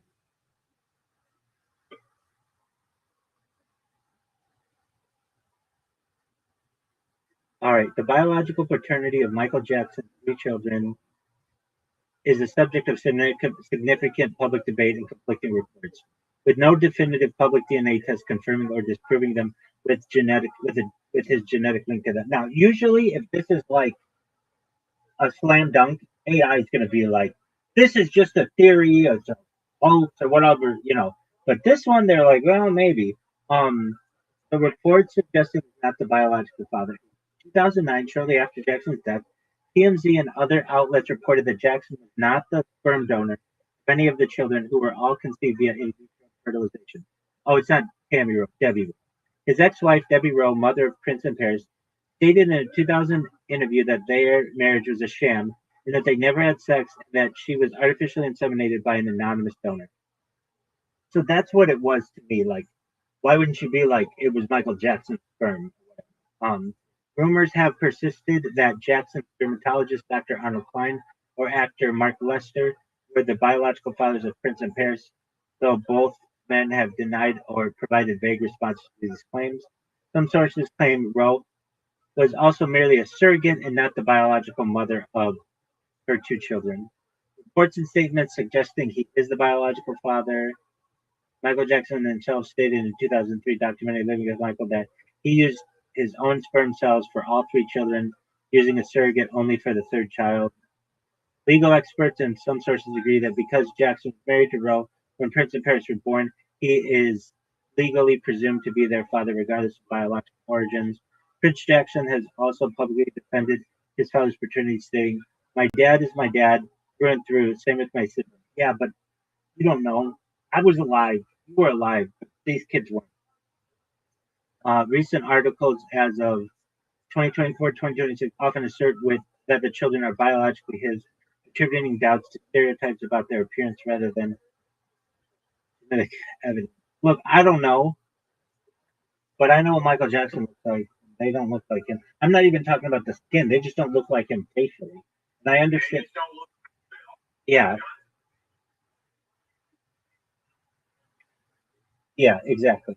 And so I think that if you were to ask me, they're probably not his kids, and but he loved them. They loved him, and there's not, that's that basically. But he was just into so much avant-garde stuff that it wouldn't surprise me in a bit, in any amount if they weren't his kids, and it wouldn't surprise me as well if they were his kids. But I don't know. But I think that this movie could be three parts. That you have like the 60s, 70s, and 80s, then the 90s to the 2000s, and then the 2000s to his death. I don't think they're going to do that though. I think it's going to be 90s to 2000s. But there's a lot in there. Okay, just off the top of my head, there's all the kids stuff, which would be like 50% of the movie. Uh, there's, he did like the allegations, exactly. There's Free Willy. There's like all the music that he had in there. There's him with buying Neverland. There's him with like, riding the rides and stuff and having like a zoo there. Like each one of these scenes takes 5 minutes at least in the movie. And then there's the allegations against him. Then there's the marriage to Priscilla Presley. Then there's the marriage to Debbie Rowe. Then there's the having of the kids. There's the infamous like railing where he holds blanket over the railing and almost drops him. And then there's like going on tour, and then there's uh like the like I I want to say he did like bigger tours in the 90s. Oh, there's him performing at the Super Bowl. Like each one of these is a really big event that they're just gonna have to basically gloss over because it's his this movie, and I said it when I saw it. This movie should have been 5 parts if you really want to get in all of the cool things. Like just like he did he did music with Eddie Murphy, and they didn't cover any of that. There was like he used to do this thing where like he lived near Santa Barbara, but he would just secretly wear a mask or something and drive to like Beverly Hills and just go to like a random hot dog vendor and just buy all the hot dogs that he could or whatever, like could have been hamburgers or whatever, and then like sneak around just pretending like he was a normal person. And they're not going to have any of it. They just don't have enough time for it. But I don't know, the events that I just said with Super Bowl and Debbie Rowe and Lisa Marie Presley and the children's allegations, and like it's not just the children's allegations. We've got 3 trials to go through. And then and I didn't even mention the plastic surgery, that what in the fuck happened there. So, and then on top of that, you'd have to do his funeral. Like, okay, let's say each event takes 10 minutes. There's him buying Neverland Ranch. That's 10 minutes. Him riding on the rides and let's say like with the zoo there. That's 10 minutes. The first like sign of like children coming over and stuff, whatever, that's 10 minutes. That's 30 minutes right there. Burying Priscilla Presley, that's 10 minutes. Divorcing Priscilla Presley, that's 10 minutes. So we're at 50 minutes right now. We've got the first trial. Let's say that's 10 minutes. Him buying stuff, he would go on these huge buying sprees and do like he did this interview where he just bought out like everything in Harrods in London. That's 10 minutes. Him going on tour like throughout the world, 10 minutes. We still haven't gotten to a single song yet. So we've got Free Willy. That's 10 minutes. Right there, we're at 90 minutes. So that's a movie right there. We've got and no children have been born. We've got the second trial, that's 10 minutes. We've got the plastic surgery, that's 10 minutes. We've got his disagreements with record labels, that's 10 minutes. We've got the birth of his first child, second child, and third child. We'll just combine all of those. That's 10 minutes. We'll say Debbie Rowe as well, but that's a lot in there. Okay, so we're already at 130 minutes, and then we've got what else would he have? Okay, and then his funeral, 10 minutes. That's 140 minutes, and I know those trials are going to be longer than that. Maybe, I don't know. The family has a big say in it, and they just might want it glossed over or whatever. But we've got like him hanging out with Macaulay Culkin and um and Corey Feldman, and like that's got to be 10 minutes. Uh, I don't know. There's a lot to figure out, but I could easily see it being. It only would make sense that the movie would be a trilogy. They usually do movies in trilogies, but uh, the family may say, "Look, oh, and I didn't put any songs in there, so that's got to be at least 10 minutes enough." But the family may say, "Look, if you're gonna do this movie, all of the trial and stuff can't. It can't. He's got to look innocent in it, and I'm sure it'll probably look like that." So I don't know. If you were to tell me that they're actually going to make this 3 parts, that would make more sense, frankly. And especially with like when he goes on world tours, you know how big his tours were. It's just yeah. So that's a lot of music that they're going to play and stuff. And he's got a lot of songs still that they have to put. And then that doesn't include anything with his family, like his dad and mom and all of that story that goes on, and his brothers. And I don't know. To me, it would be like, why not make it a 3-part movie? That makes sense to me.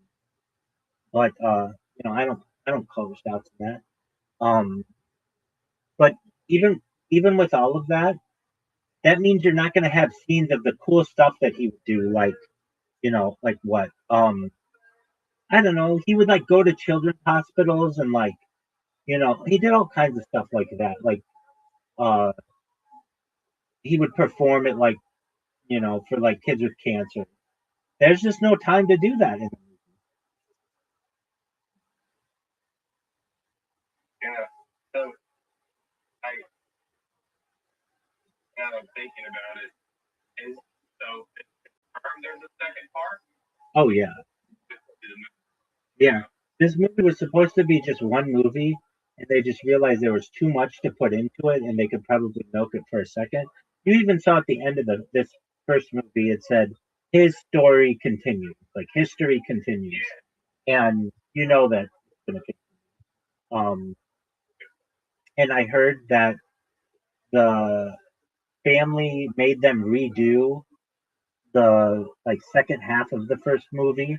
I think to make it look perfect. Like they could at least say, just watch Michael 1 or whatever you want to call it, because that's what his life was, and not get it all mucked up with all the other stuff. But the family had they had like overall, I think it's called final editing privileges or something like that, and they made them go back and redo some of it. So um, maybe I would really like to see a director's cut of to see like just the cool stuff that he would do. Like when they bought that house in Encino, they just show up one day. They move from being poor to like this massive house, but they don't really go into like like why did they choose to live there, or it's just like basically one day it just says Los Angeles, California, and he's playing basketball with his brother, and he's like driving like a Ferrari or something like that. Like I don't know. I think that like they could have gone into the uptick a little bit more. Um, they literally went from like his dad working in a steel factory to his dad never having to work again. Like they didn't show that celebration, that you would have. Like they did it. They did. There was nothing like that. Um, they didn't show the Jackson 5 on the Ed Sullivan Show. Like that was a huge show that if you were doing this movie correctly, the original one, the one that you and I saw, you would have that event. That was a really big event for the Jackson 5. But they didn't have that. I don't know. Michael Jackson knew everybody. Okay, We Are the World. You know what I'm talking about? That Farm Aid 1984 thing that they did with like Lionel Richie, and you know what I'm talking about? Yeah. They didn't go into that at all. But like, and I understand why, because at that event you had Bruce Springsteen and Cyndi Lauper and Hall and Oates and Billy Joel. Like they had all of these actors. You would have to get the rights for every single one of those people to show that scene. They just they were limited. But that was a big event of the '80s. So I don't know. I just think that they did the best that they could with the first part of it. But one of the best biopics I've ever seen. It's the highest grossing biopic of all time already. It beat out Oppenheimer. And kind of in its own way, I kind of think it's a little bit of a perfect movie in terms of the music, the acting. I thought was really good. The only thing that I didn't like was the monkey or the chimpanzee, and the fact that I know it's like have you ever been on a roller coaster and you're like going to up up up up up up up and we're at the very peak, but we know it's all downhill from here, kind of. And they stopped the movie right at the peak. Does that make sense? So um but I liked it. And I know not everybody liked it, but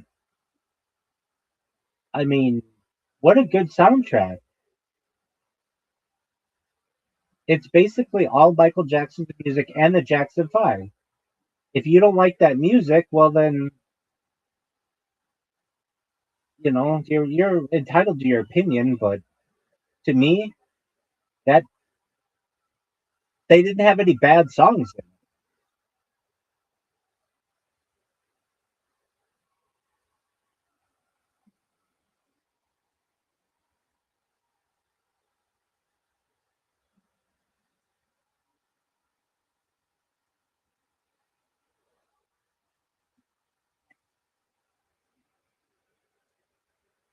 Thriller, I Want You Back, um, uh, like all his Jackson 5 songs, like ABC. They couldn't even show ABC. It had to be at the end. ABC is one of the biggest songs when you think of the Jackson 5 or Michael Jackson, or they had I'll Be There. Like those are huge songs. I'm in agreement with you. I mean, I'm sure he put out something that wasn't good, but I could listen to all of Thriller and all those songs clap. And same with Bad. All of those songs clap. And I'm sure there's a Jackson 5 song that I don't like, but uh, go ahead.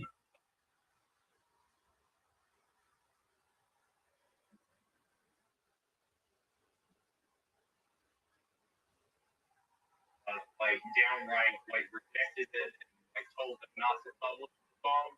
But then somehow one of the managers for the band like sent Michael Jackson cover to and he liked the pop punk like cover of Smooth Criminal so much that he gave him the green light and gave him money to make it like a music video. I'm sure you know about that. Agree with all of that backstory. I do remember the music video. I think that's fascinating. Yeah, he liked their cover so much. Cover of Smooth Criminal, funded and like everything. Right there, that could be a scene in a movie. You know what I mean?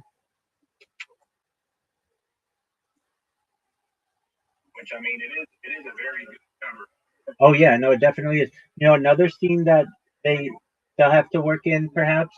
Michael Jackson bought the Beatles cabinet after getting advice on buying music rights from Paul McCartney. He outbid Paul McCartney for his own music. Well, don't you think that should be a scene in the movie? Yeah.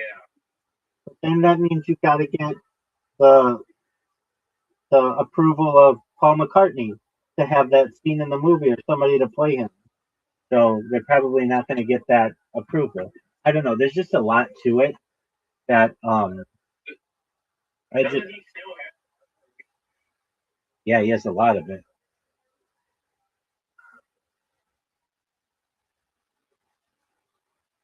Does it mean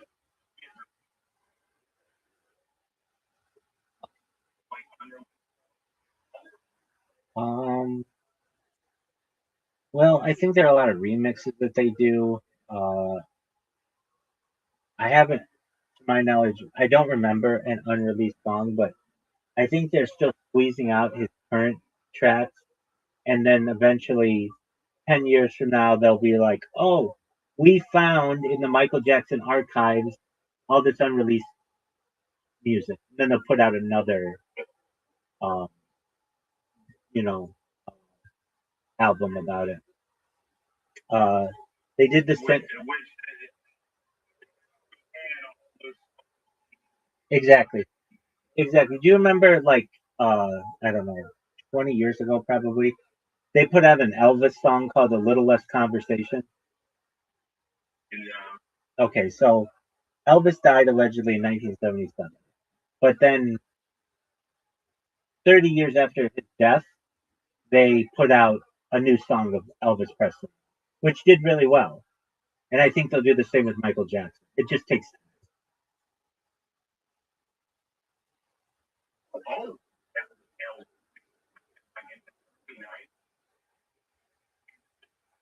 Oh, we'll get that exactly. he died. I guess it's like Elvis would be today 91 years old. yeah, the 91.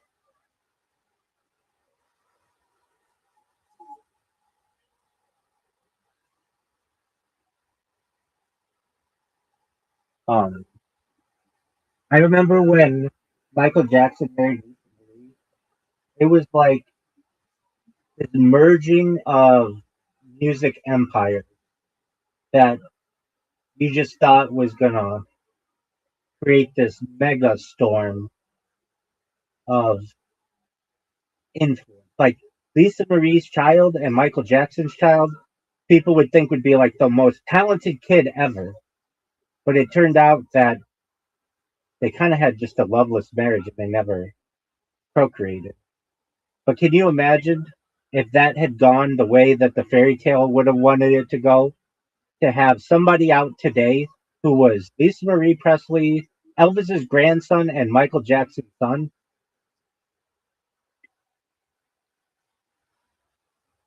Um, Like, first, like, maybe not gay, but just like gay sex. yeah, that's what I think he was. Um, I think, I mean, so there's this person who comes into well, you know him, Riser, that guy from Canada. He and I did a thing earlier this year where we just watched a bunch of documentaries there's a website called like freedocumentaries.net or something. And the number one documentary on this website is this Michael Jackson documentary. And it's like, why is this Michael Jackson documentary bigger than like all these other documentaries? Watched it, and it really gives a different look on all of those accusations that they had on Michael Jackson. And if you watched it, there is a world of that I think a reasonable person could have where Michael Jackson was completely innocent. And like, what's the documentary about? It's like how there were these people who had a really messy divorce, and in New York City, and the father had a lot of influence on the son, and Michael Jackson met this family at the at like some music signing or something, some record signing thing, and um, the dad was really pushing the kid to like hang out with Michael Jackson, and uh, basically they saw this as a really good opportunity to make money, and basically pushed the kid to say that Michael Jackson had abused him. But then the kid went back and said it wasn't true, and the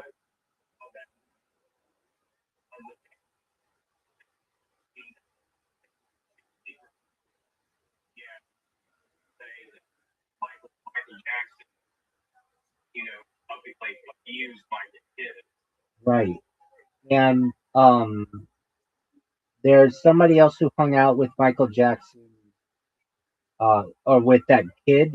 They went both with the NYU or something together, and she was like, he told me that it wasn't true or whatever, but his parents put him up to it. There were just some things like that. And then, so once you could see that they were trying to set him up that way, and then subsequently, everybody saw it as a cash grab. And Michael Jackson paid like $20 million to get that to go away because his lawyers basically said if you fight this in court, it's going to cost you $30 million. So just write it off. Basically, it was like a business decision. Now, you would hear Michael Jackson had a button in his room. He had like a two-story bedroom, like a really weird bedroom. He was Michael Jackson, and he had a button that you could press that kept everyone locked out of his room, and he would go in there with kids or whatever. But then you would hear that Michael Jackson would sleep in his room with children, and Michael Jackson would sleep on the floor.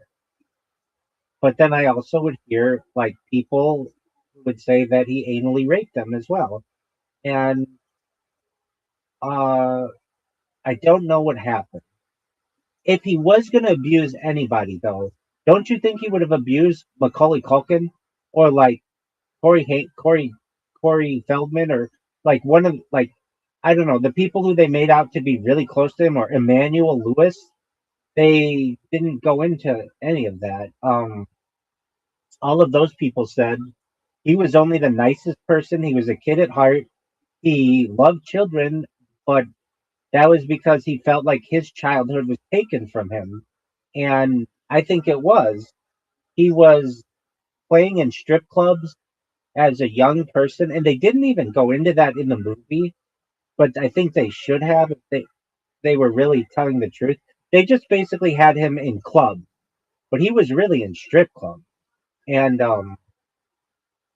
and like I remember he like people would say like he would the strippers would like take care of him basically because he was a little boy performing on this stage, and they would like look out for him in the dressing room and stuff. And he just basically had his childhood taken from him.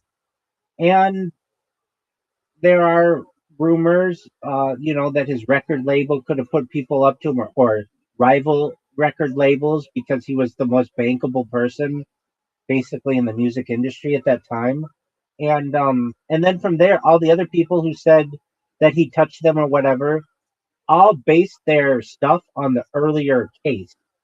So it was like a house of cards. If the first case falls, then all of the cases, there's a chance that they all can fall. Um, Now, from an asexual standpoint, yeah, they didn't go into this in the movie, but I had heard that Joe Jackson had made his son a castrato, basically like crushed his balls so that he would have a very high voice. But then I've heard recordings of Michael Jackson. I've heard Michael Jackson, yeah, use a different voice that's a lot deeper than the voice that you'd think of when they have Michael Jackson. Um, I He would go on these dates with like the biggest women in the 80s, Madonna, Brooke Shields, you name it. But he was never.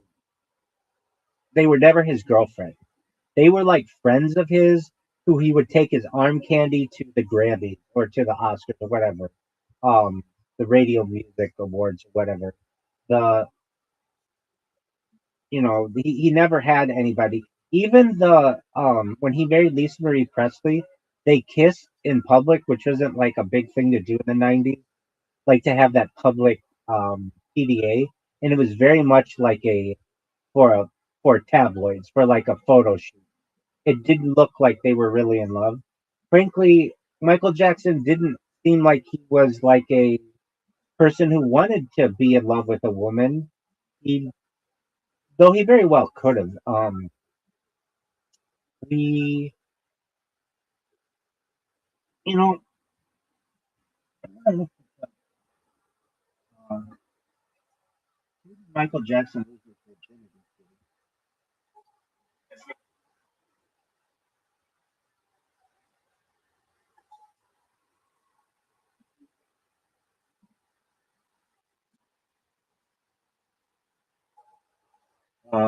So this is what I remember. Michael Jackson was still a virgin at 35. Lisa Marie claimed, and Still a bird. yeah, and she said that Lisa Marie was the first person he slept with. So um, he had only kissed Tatum O'Neal and had non-physical relationships with Brooke Shields and Madonna. Jackson also allegedly told Presley that Madonna had once tried to hook up with him, but nothing happened. Other accounts differ. Jackson once claimed in an interview that he had lost his virginity to Tatum O'Neal, though she later contradicted this. Additionally, some sources suggest a family member attempted to arrange for prostitutes to take his virginity when he was 15, but the encounter did not result in sexual activity. So I think that I would believe Lisa Marie Presley on that one, though, because like there, it just that's just how it was. So he probably tried it with her. They were married or whatever. He didn't like it. He just seemed very asexual, and um, asexuality was not like a thing that was really at all talked about. Then you were weird. Everybody thought you were homosexual at that point. That's another thing they didn't go into in the movie was at anything sexuality based around him. But I remember when I was a kid, people would talk about he was a girl or that he was gay. It was like that that was those were like the insults that they would give him. Um, y- y- yeah, but they would just say it because of his voice and he just didn't have that machismo manly kind of look. Usually as a man gets older, they become more manlike and he became more feminine, which is like the opposite. Um, and his just look changed so much, which he had uh, a psychological issue where he uh I forget what it's called. What is it called?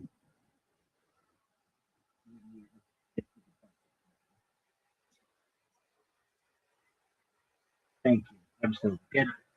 Absolutely. He had body dysmorphia. And if you have a plastic surgeon that doesn't do something right, then you've got to go to another one. There's only so much cartilage in your nose. He had his chin and all kinds of other stuff. Now, one thing that he would say is that, like, I think he at one point said he didn't have plastic surgery. And then he said maybe under oath or something, he said he had to have a rhinoplasty done or something. But then he'd go into like that whole Pepsi incident where, he said he had burns or whatever. A thing that wasn't ever taken seriously was the fact that he had vitiligo, basically the changing of his skin that you could see on his hands. Yeah, no, And Joe Rogan has it. yeah, the bite of those some people have it like certain body, it's on their thigh, knee, That's right. and like somewhere that you wouldn't like didn't have clothes on. Right, exactly. And if Michael Jackson had that somewhere, I know it was bad on his hand, and that was seen a lot. That's why sometimes he would wear the gloves and stuff. Um, he just, I could see it if my hands started going pure white, and I was in the spotlight all the time, and I would be really subconscious about that. And they had some kind of skin bleach. I might use that so that all my skin looked the same. If I had a really intense body dysmorphia and everything, I can't blame him on that. But when I was a kid, that was always a thing. Like he was rejecting being black. He was trying to be someone who he wasn't.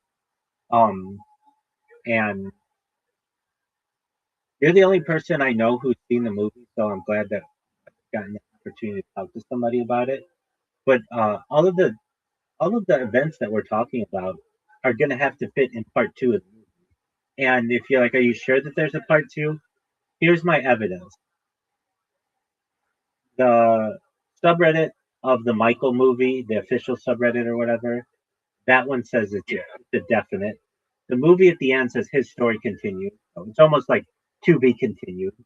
Um, there's just so much more of his life. There's no way they're going to stop it at that. It's already the highest grossing biopic of all time. Well, wouldn't it make sense to get the other half of that money? Yeah. But from a biopic standpoint, how do you think it could have been better? Yeah, I think it would be good. Do you think or I agree. maybe made it like I agree. down?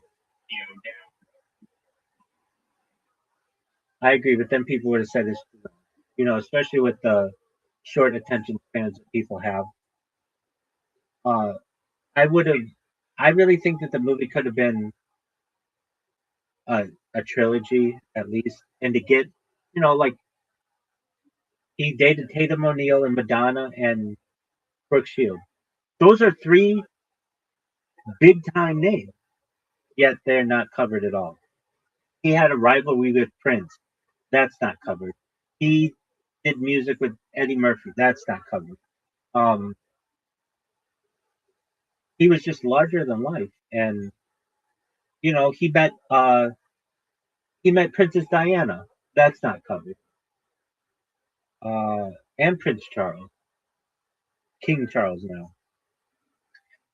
These are like big events that literally you could make an entire movie just about him, Michael Jackson meeting Princess Diana. That could be an entire movie, but they don't even cover it in this one. They could have. So I don't know. I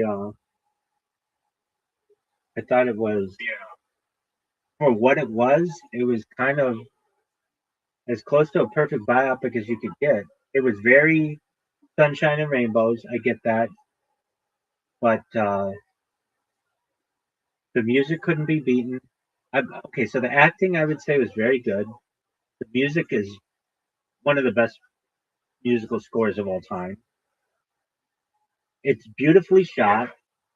Like the scenes are really pretty. Um, Yeah. Cinematography is good. The dancing is amazing. The like I understand they can't show me the whole Thriller movie, but they showed enough of it that it was like, yeah, this is Thriller, and they played the song and the dancing and everything was like, yeah, this is Thriller. Like it wasn't like I didn't feel it was cheap or that they just played like 5 seconds of Thriller. No, they played like half the song at least, and that was really cool. They played, Billie Jean at the Motown event. That was really cool. Um, they played Bad. They played, his Jackson 5 songs. They even went into like Ben, like even some of his lesser known songs. Um, so from a dancing perspective, it was an excellent movie. From a music perspective, it was excellent. from an accuracy standpoint, I didn't really see anything in it that I thought was like, oh, that didn't happen that way. It all kind of seemed like it worked that way. And that's why I would give it like out of 100, like a 95 out of 100. I would take a few points off for the CGI of the chimpanzee and the fact and yeah, and then the fact that I know something's coming, but if I were to just watch this um in a for the movie what it is, I would want to hear from someone what they didn't like about it. They might say, I don't think Jafar Jackson did a good job. I would say, who's going to play Michael Jackson better? Like, you're basically saying that, like, the only person who could play him is Michael Jackson, which is kind of true. So Jafar Jackson, he did a phenomenal job.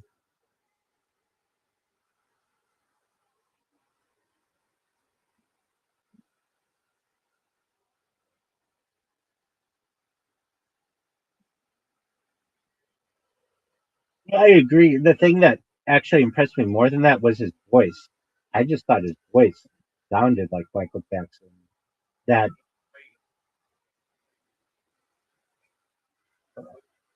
And I know that's Michael Jackson then. Yeah, Michael Jackson. that's what you expect Michael Jackson's son to look like.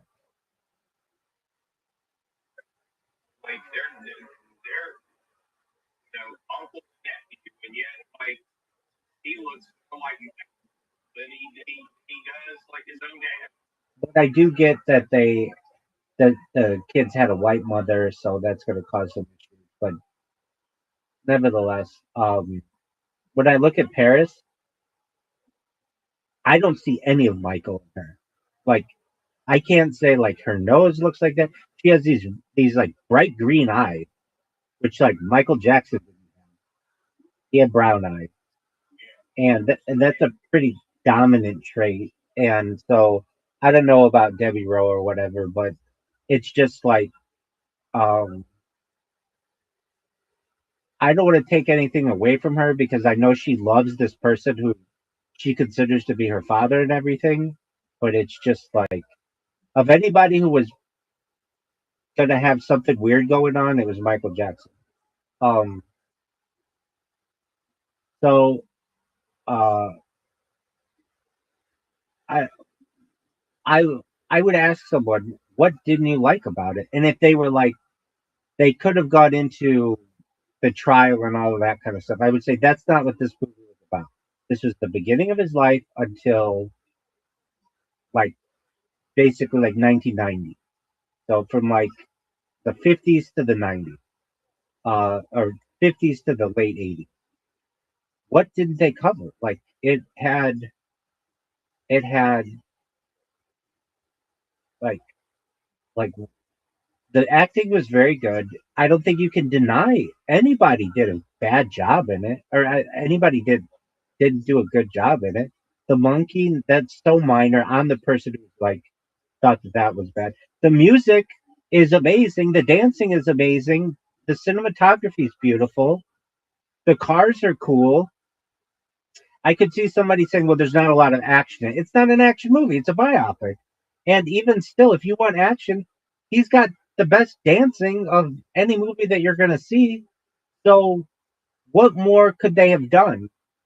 So that to me makes this like a very very good movie.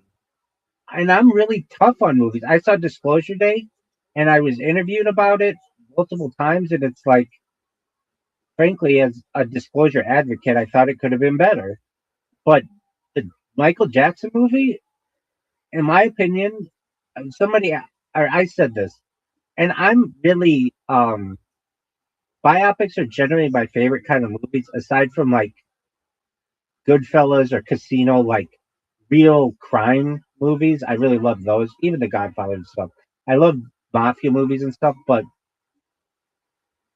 so and this is controversial because I don't get really into comic book movies and that kind of stuff. I like realism.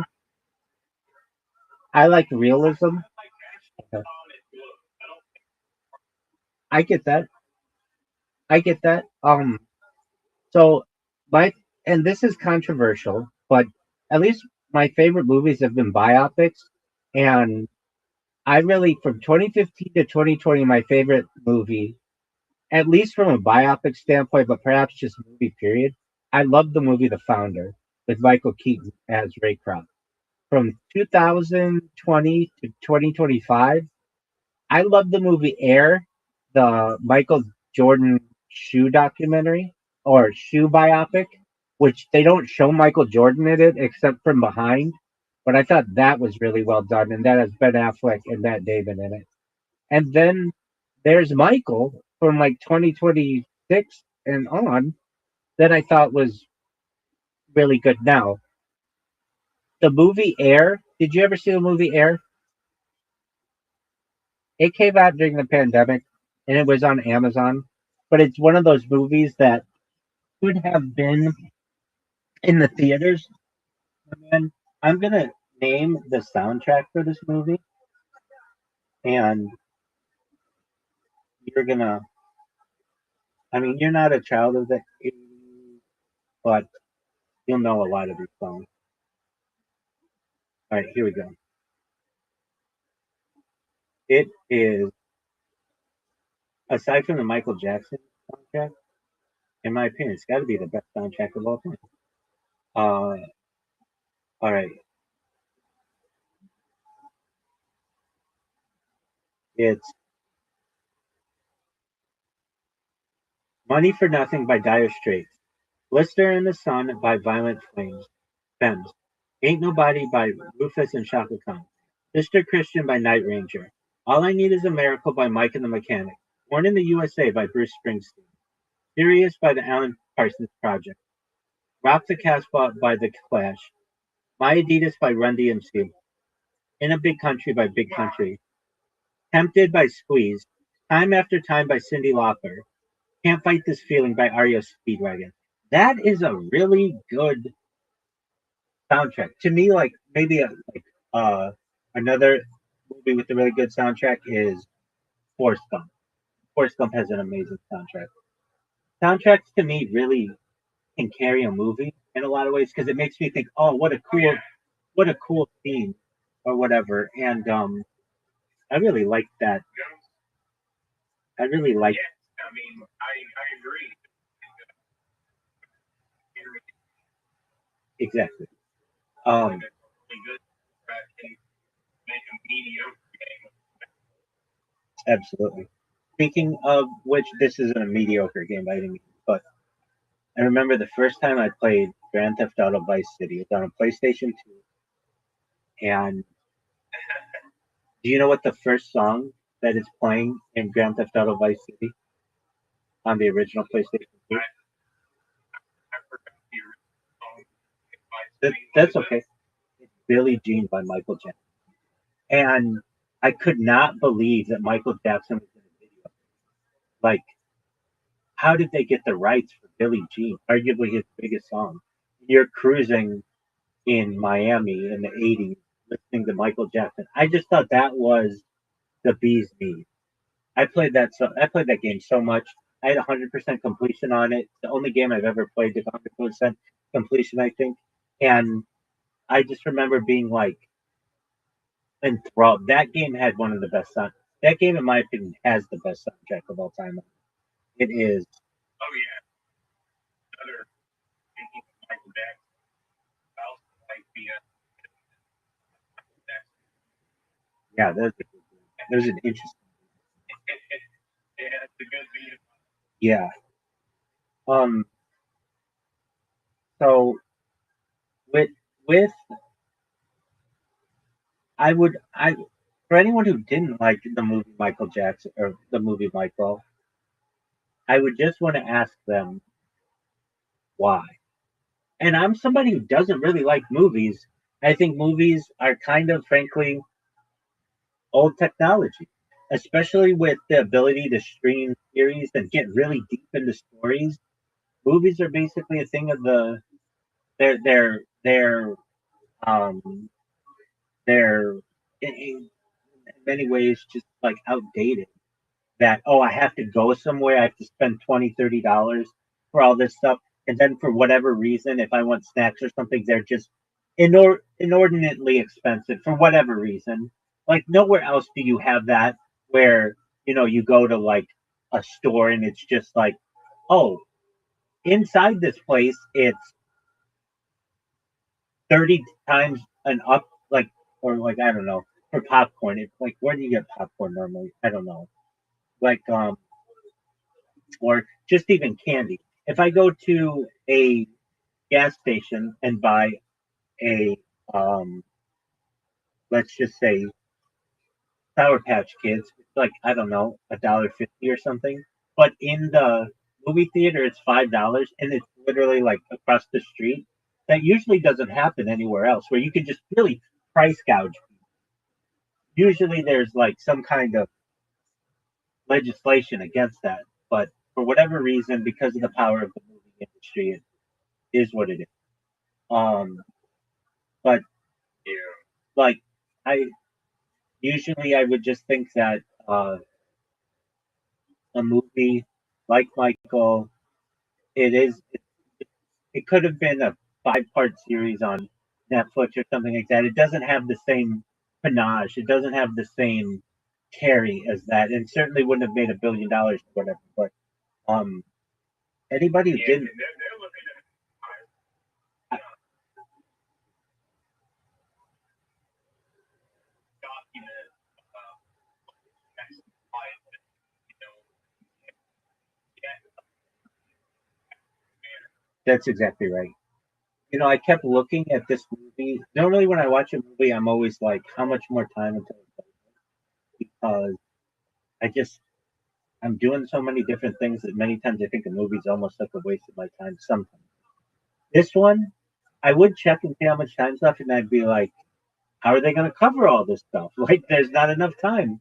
And I really enjoyed it. And I want to see someone who didn't like. I'm going to look up a negative review on the movie Michael. Like, what are they going to say? The music was bad? Okay, so Roger Ebert, at least on his website, he's been dead. Michael review. Michael Jackson biopic is bad. It's bad, you know it. Like they're just trying to play that. Why are you saying it? The moment the gaudy logo for Michael Jackson's former company, Optimum Productions, pops up, the opening credits, the bridge is over. Antoine Fuqua might have had some cameras and microphones on hand to produce moving images and sound of the estate-approved King of Pop biopic. But make no mistake about it, Michael isn't a movie. It's a filmed playlist in search of a story. Oh, okay, I mean, you can call it a film playlist, but it's like the best playlist of any artist ever. So what are they saying? Michael, the first half of the Cliff's Notes of the singer's life, the first half of the Cliff's Notes of the singer's life features the Jackson siblings as executive producers. In every cloying moment, you can notice their fingerprints all over this classic jukebox picture. Michael has already caused many to question what's missing, Janet Jackson, which is a good point. They don't really go into Janitor, who indeed doesn't exist in the universe. Yeah, they never had Janet. I didn't even think of that. Did you notice that? And any reference to the singer's legal troubles, though that bankrupted moral and narratively cowardly positioning by Fuqua certainly doesn't help either. But the absence of those elements isn't what breaks the insipid biopic. It's the lack of any complex interest in Michael himself. Built on a stringent chronological storytelling that makes choppy recreations inevitable, Michael, which spans from 1966 to 1988, possesses only one redeeming quality, the king of pop's music. Fuqua wastes little time deploying this precious asset, snapping viewers away from the film's opening images of a black-clad singer awaiting a chanting audience back to Michael's humble beginnings. Michael, an adorable person, plays the young artist Julio Valdi, and his older brothers are in the living room while practicing. Yeah, we know that. Contrary to his dogmatic dad's orders to look him in the eye. Okay, we know that. The repetitive biopic is afraid to navigate the singer's anxieties, traumas, and frustrations and its flat characterization prevent it from interrogating Michael as a creator or person. Michael leaps from one event to the next without reflection or pause. I'll give them that. They do just go from one thing to another. Hastily attempting to summarize an accepted mythology of the singer's unlikely rise to stardom in a surprisingly tight 127-minute runtime. I agree. It is. Fuqua seems to care little about quality control. When the film's first 20 minutes, we zip within the film's first 20 minutes, we zip from 1966 when the Jacksons first began touring to Motown's discovery of them in 1968 and into the early recordings with the seminal label in 1969. Fuqua doesn't stop to let viewers consider the fraught implications of Joe sending his sons to work in an adult club, or how Michael was oftentimes singing about sexualized themes that were beyond his. And I admitted that. The breakneck pace bellies what must have been the director's initial intent, which is probably sliced away in the edit. Clearly, he wants to draw connections between the singer's permanent childlike state and the mature sights he witnessed far too soon. But Fuqua's desires are sanded away to make enough room to play the singer's earworm wonders. And I agree, there's just so much to fit in it. True to its title, Michael doesn't make much space for its other characters. Agreed, the singer's brothers are glorified extras. That's absolutely true. We don't learn which brother Michael was closest with. That's absolutely true. Which he fought with the most. They don't go into any of that. Or who he laughed and cried. Which brother was he close to? No idea. And while one could argue the biopic is about this singer, not his brothers, isn't your relationship with your siblings a reflection of who you are? Michael isn't interested in those human details. It has nothing original to say about him or those around him that can't be found elsewhere. As a result of that, Domingo gives the worst, most caricatured performance of his career. He's not playing a real person. The talented actor is relegated to portraying a boogeyman. These underwhelming characterizations undermine the potential emotional impact Michael's arrested development should have. Michael getting Bubbles the chimp, who might be the best drawn character apart from the singer. So this guy thinks it's the best drawn character, maybe not like the CGI or whatever. Along with giraffes, a snake, and children's toys aren't the quirky traits of genius. They're a cry for help because Fuqua often plays these scenes for laughs as if we're meant to guffaw at Michael's absurdity rather than to sit with the obvious pain. Jafar Jackson's Jermaine's son offers a few momentary glimpses of his uncle's soul. The singer's decision to reduce the size of his nose to more accurately match Peter Pan, his favorite character, carries a mournful weight because of Jackson's unexpected emotiveness.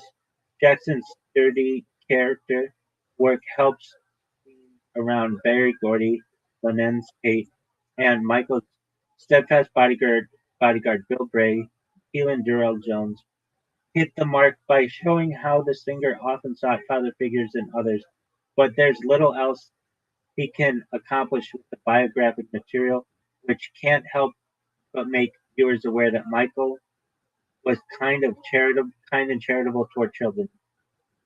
Whether Fuqua is able to follow up a sequel and gives the greater context beyond its making remains to be seen. Michael is only portrayed as a victim here, which is not to say the singer didn't endure truly horrific events.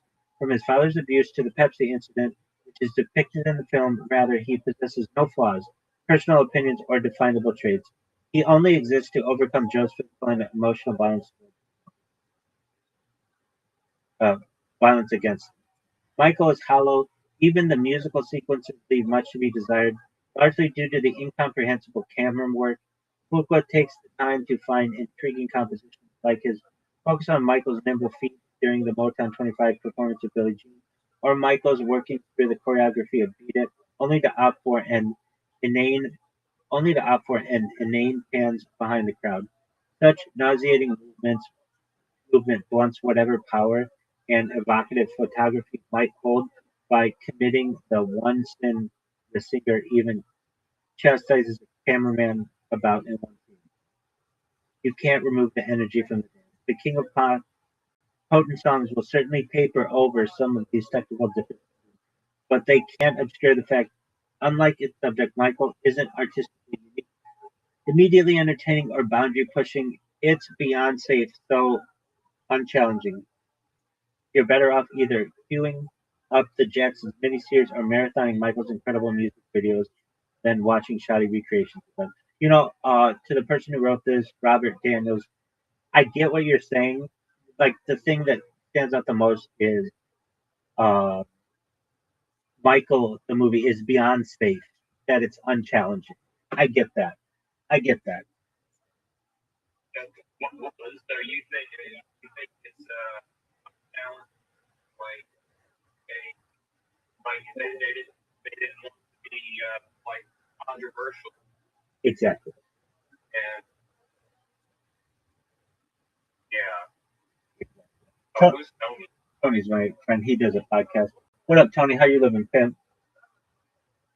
Hello. Tony, what's new?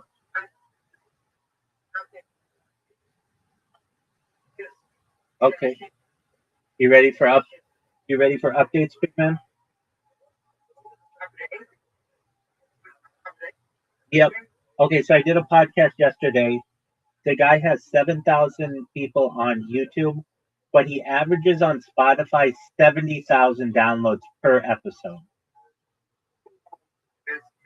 Yeah, it is huge. And they haven't published that yet. I did run into some technical issues in the second half of the podcast. I don't know if it was my computer, but I was getting choppy. But that's okay, because that was just a live stream. We did it on StreamYard, which does localized saving. So hopefully the version that it's saved on my end is better for the audio. But like I was saying to this guy, we were talking about the Israeli space program, and I was going into like the deep knowledge that I have of one individual, and we got into talking about my project, and I was like, "Would you please type in Rabbi Rothschild into YouTube and filter by live?" And after some prodding, he finally saw what I was talking about, and all my live streams, and he's like, "I've never seen anything like this. This is a really big deal. I'm a filmmaker. You've been doing this for 4 years," and I'm like, "Yeah, it is a really big deal." So when he publishes that, God willing, that interview on Spotify, I think that might be really big because, frankly, like the biggest um, the biggest podcast I've ever been on basically has like 1,000 views on it. It has on just one of the channels. It's uploaded a bunch of places, but um, to get 70,000 people, that's a big deal. And then get this, Tony. Remember that big fish I was trying to reel in at 250,000 YouTube subscribers? We're doing that one on Saturday.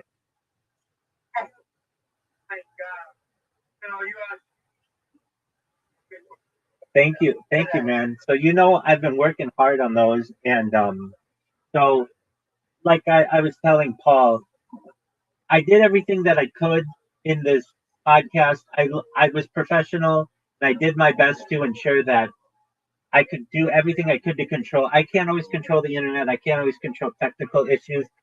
I know the first part of the podcast was good from a technical aspect. Perhaps the second part was a little choppy. But again, we haven't heard it from the perspective of the locally saving on my computer and uploading it. And I'm thinking that will be a better version.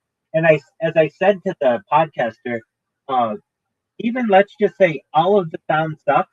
I have it recorded on my end. So you could literally just go to any of my streams and we could get the audio from that and upload it for Spotify. So I'm not too worried about that. So here's the thing though. There is a catch. The guy yesterday who I did his podcast, he like he has a contract with Spotify. He's a big time streamer. Yeah, he's a big time streamer.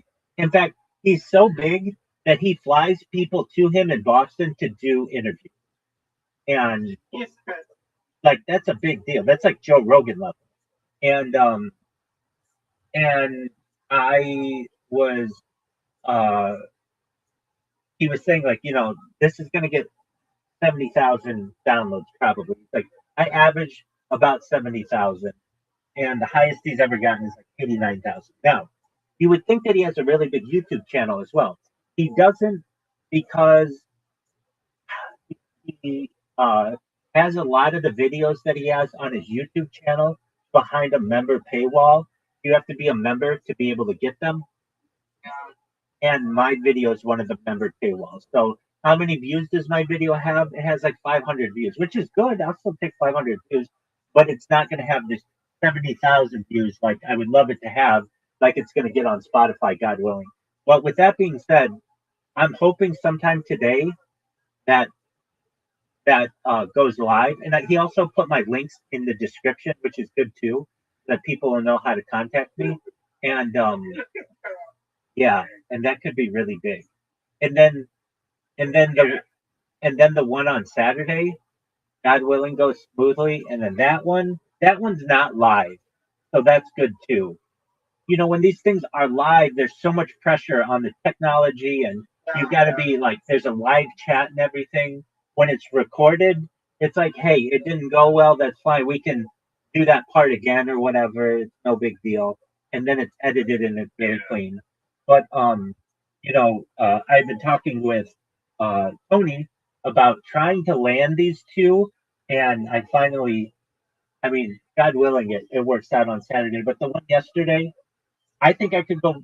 I'm not guaranteeing anything, but there's a chance, a small chance, maybe 1% or 2%, that I could go viral just from that one.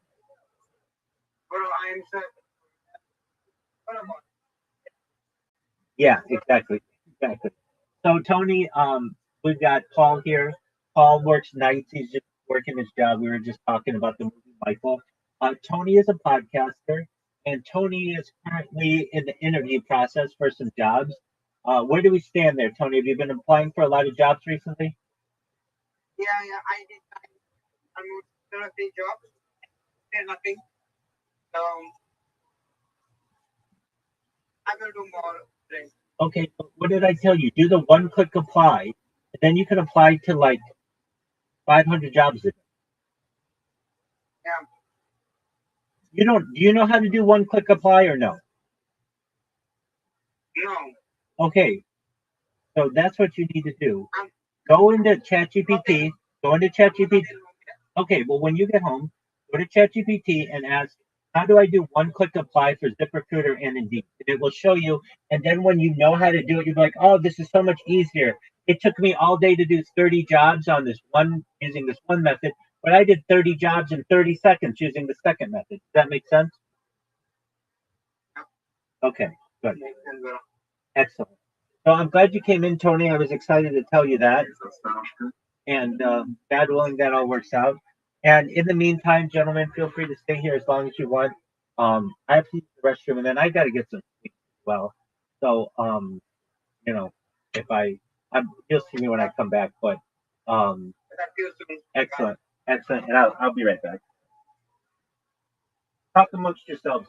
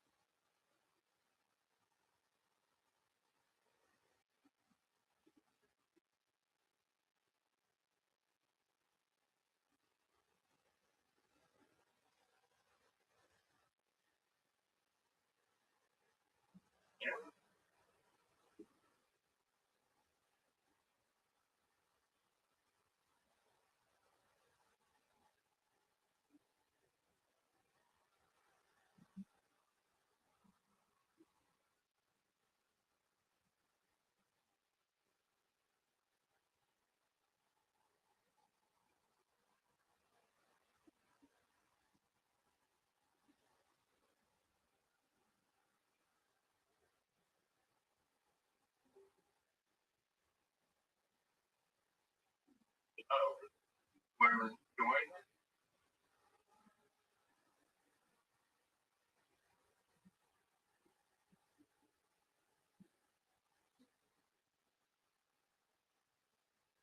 Not look at my phone right now.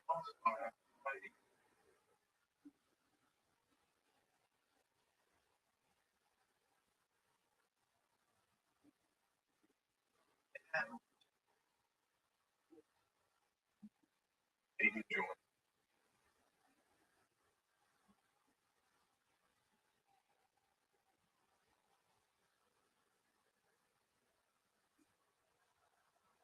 Oh, it's Tony again. Close.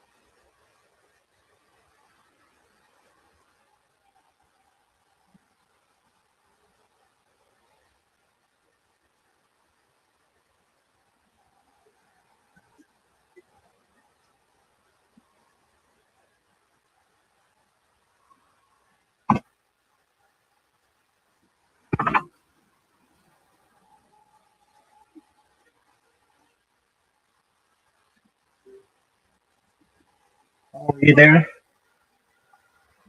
Yeah. Excellent, my friend. Well, I'm glad you got to meet Tony. He's a nice guy. No, he's from Czech Republic. Czech Republic, like Eastern Europe.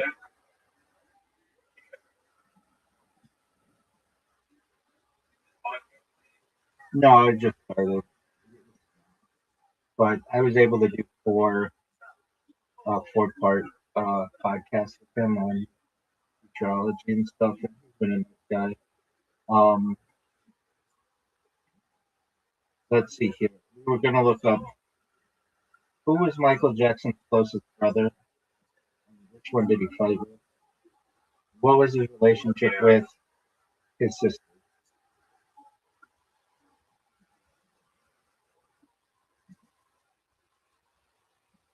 He had 10 siblings. Randy Jackson is considered Michael Jackson's closest brother in the later years, particularly during the 1990s and 2000s. And Randy Jackson has the same name as the guy from that America Call of Duty and all that. Yeah, but not the same guy. Their relationship, however, became strained following the 2005 trial due to monetary disagreements and differing trial strategies, though they reconciled before Michael's death.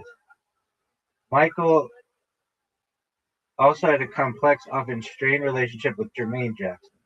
While they were close during the early Jackson 5 era, tensions rose later, including a notable dispute in the early 1990s where Jermaine felt betrayed by Michael working with other producers.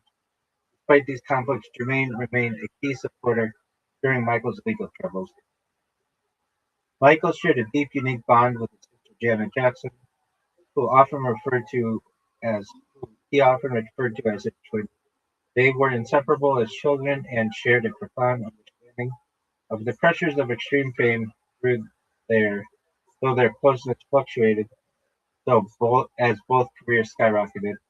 He was also historically closest to Latoya Jackson during his childhood, living with her for an extended period, though their relationship suffered a significant rift during her abusive marriage to Jeff Gordon.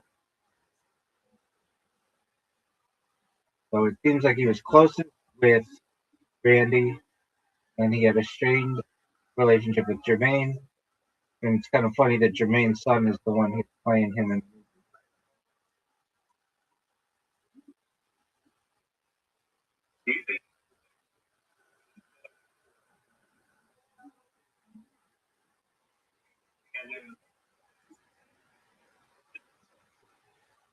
Yeah. Well, I frankly think there's a higher percentage that he faked his death than he was murdered, and um, I mean, there was a whole manslaughter trial with his doctor and everything that basically wasn't murder, but it was manslaughter or whatever. And that guy went to jail for like 2 or 3 years or whatever. Um, but I wouldn't put it past Michael Jackson to have faked his death and then just go live in some compound in Bali or something where he never goes outside. And if he does, he wears a mask or whatever. And, like he's just known as a really wealthy person. Um, he could have a compound somewhere in another part of the world. I know he was internationally known, but if you think that he could already change his face in so many different ways, if he wanted to, if he wanted to, he could either have his face changed or he could just wear masks, and most people would never know the difference. The reason what makes me say this, I know you probably don't have time to look at it now, but the day after the day after Michael Jackson died, they had one of Michael Jackson's friends uh, on Larry King Live, and this friend was a burn victim, and this friend looks like it could have been Michael Jackson just wearing a mask. And not saying that's what happened, but it's like um, there are people who want to believe that that's true. Michael Jackson burn victim friend, and this guy's name is Dave. Um,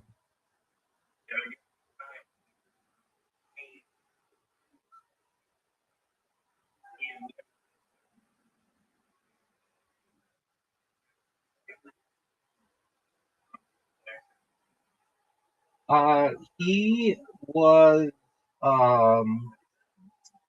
he had been seen in a couple other times, but so the burn victim was a close friend of Michael Jackson named Dave. At age 6 in 1983, he suffered severe burns to 90% of his body after his father set him on fire. Friendship, he met Jackson in the 1980s, becoming a protege and close friend. Jackson treated him like a younger brother and invited him to Neverland. Career, he became a respected conceptual artist, music producer, and music video director. He died in 2018 at age 42. But uh, the the thing is, if you were this close with this guy, you could say to him, "Hey, I got a mask that looks like you. I'm gonna go on Larry King Live or whatever, and just so that my fans know that I'm not gone. Anybody who really wants to see through this will be able to see that I'm still here. If I go to the Larry King Live interview, it's just really peculiar. Like, let's see here. So the first comment says, the highest rated comment is, listen to his first answer. To liberate myself from the confines of my father, he is a criminal. To free myself of his name and his legacy, I decided to become my own person. Then they say it's Michael Jackson or it's MJ. And then somebody else says Dave had a different voice and accent. This is MJ. The next person says anybody after this movie, Michael in 2026, Michael Jackson's legend lives on. The next person said like everybody in the comments thinks it's Michael Jackson. And it looks like let's see. It's been a long time since I've seen it.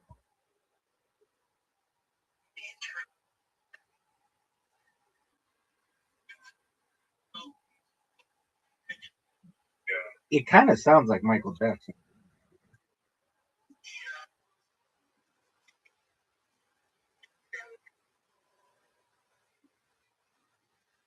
But like everybody in the comments, I know they're wishful thinkers, but this was just such a weird thing for this random person to do the day after the death. And then there's some other evidence. Like, there was always the argument that Elvis, had didn't really die in 1977. And there were some interviews with Priscilla Presley, his ex-wife, and she says we just talked to him the other day in an Oprah interview from the 1990s. And it was like, wait, why did you just say that? What do you mean you just talked to him? And they didn't go into it. Evidence of Michael Jackson as well. It could be, and she's a very spiritual person, but so there are people who say that he is in Brazil. Other people say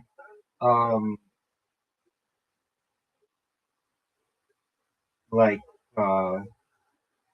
there's just it has its own Wikipedia page. It's one of those things though that Michael Jackson was worth more dead than alive. And when an artist gets to that point, they have enough money. Why would it's not like we ever saw his body. You know what I mean? It's not like he was assassinated in front of a bunch of people or tough to hide that. It was just like, oh yeah, he's dead. And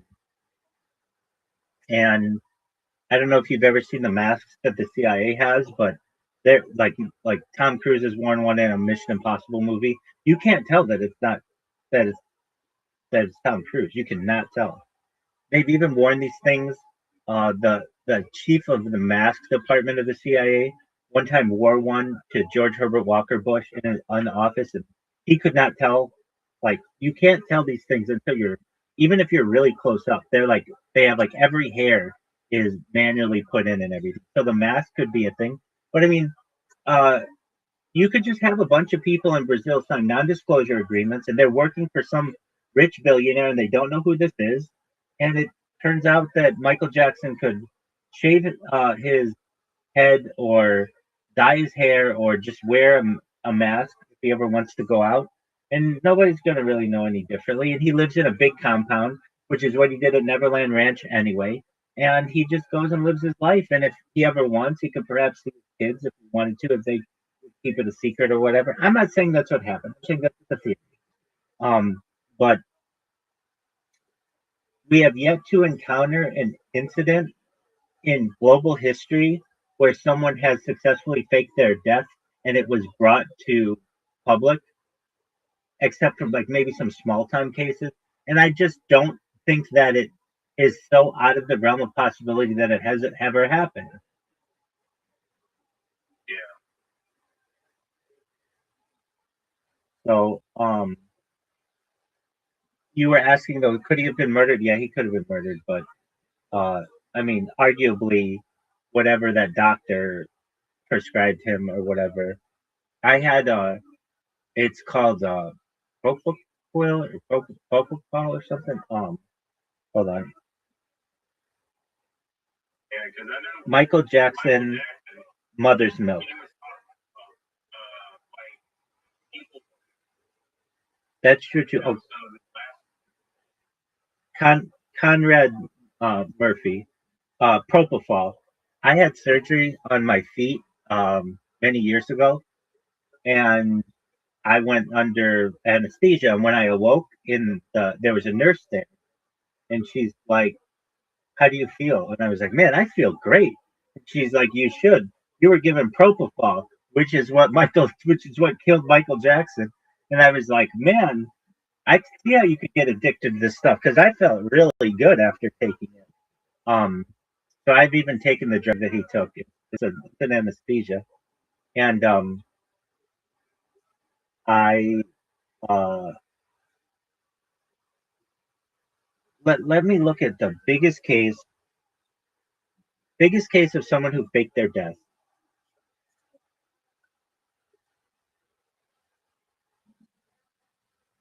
Like John Darwin, a British former officer who staged his own death in a canoeing accident. Like that's really small, and it was British. Like somebody did it in like a Russian journalist, and like nobody's done it as a big person. Um, well, a Georgia banker who faked their death in 2012. But I mean, none of these have ever been of the level of like a household name. We've never known of like Prince to fake their death or um I don't know, Elvis or um Tupac is a good one. Yeah, definitely. Biggie or Kobe Bryant. Like there's never been anybody like that. And I've heard that there's basically an equation that's done and you become where your estate is worth more than what you'll ever bring in ticket sales. And when that happens, you just bounce. The argument's made with Elvis, and there's all kinds of evidence towards that Elvis theory. A lot of evidence. Of there's pictures. Allegedly, he was even in Home Alone. There's a guy in Home Alone that nobody can identify that looks just like an older Elvis. Um, and like, what's the evidence with Elvis? Elvis was going to go on tour the next day. How about Michael Jackson? Michael Jackson was just about to go on his history tour. And it's like you get all these people to buy up tickets and all this kind of stuff. It's like at the peak of when you would want to bounce. And there's, like the thing with Priscilla Presley saying, we just talked with him. There are allegedly, like Elvis was in the DEA as a narcotics agent, as like a secret narcotics agent, which is true. And so it's very easy. He already had connections within. He was a sworn officer of the government to eradicate or try to eradicate narcotics in the 1970s. It's pretty easy that they could have just said, "Okay, now you're going into witness protection." Not that, not that strange. Um, I don't know. I don't know exactly what it is. I don't know what happened to Michael Jackson. All I know is that there's been the argument that he's like the third most famous person in all time. There's there's Nazarene, there's Muhammad, and there's Michael Jackson.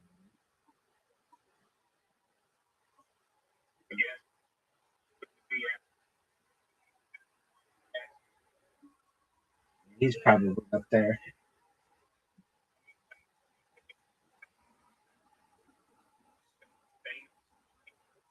Yeah, recognizable. Um, and it depends who you poll, where you poll. But yeah, he's got to be up there. Um, Michael Jordan's quite famous as well. I wonder if Jordan is more famous than him. I think he is, especially with younger people. They would like they know the shoe, and you only get into Hitler when you get older. Like if you ask a 12-year-old right now, do you know who Hitler is? They're probably like, no. Do you know who Michael Jordan is? They'll be like, you mean like the Jordan shoe? Yeah. There's an argument to be, but then there's an argument to be made of Messi or like LeBron, Ronaldo. Yeah. Um, those athletes kind of come and go. Uh, there's an argument today that a 12-year-old doesn't know who Michael Jackson is because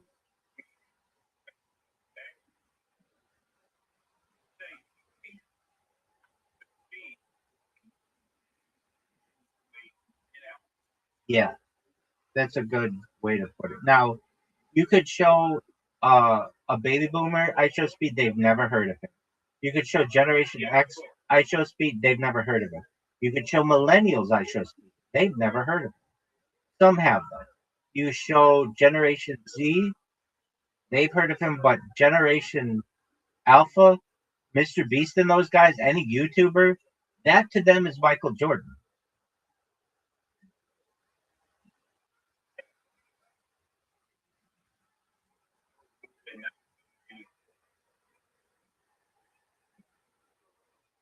Right. So who would be the big person for you? If you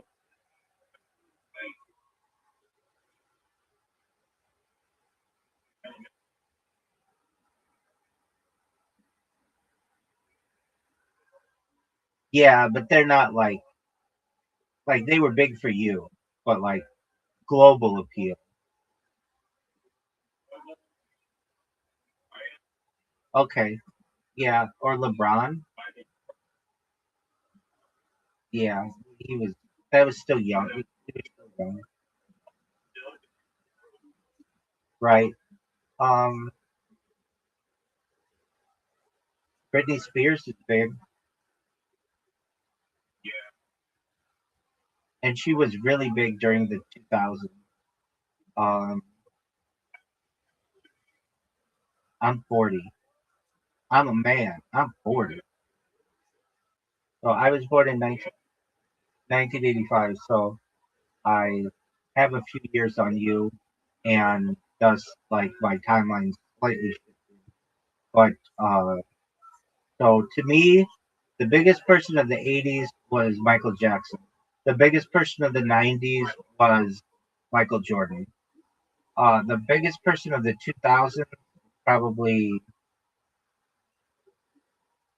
people will say Kobe. I could, but I okay if you want to say that. People could say I'd probably just to make it easy, maybe say Kobe. Of the 2010s, it would be LeBron, and the 2020s, it's probably it's still probably LeBron. But I don't know. I think you probably could say Messi from a global standpoint. Um, and I'm trying to think like of any television show. TV isn't a thing as big. Like to get that big, you have to be like a superstar athlete or superstar musician. Like no television show of what? Uh, yeah, but if you show middle-aged woman, I just she has no idea.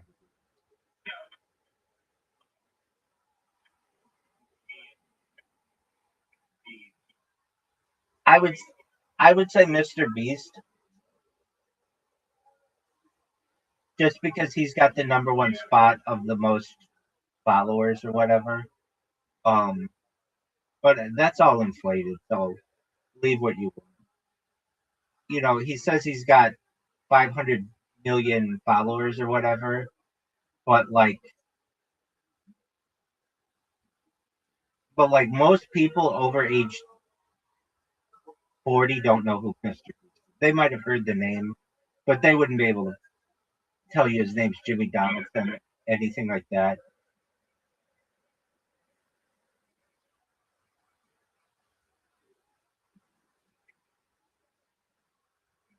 Yeah, generally, like more so, I think, than perhaps some other guys.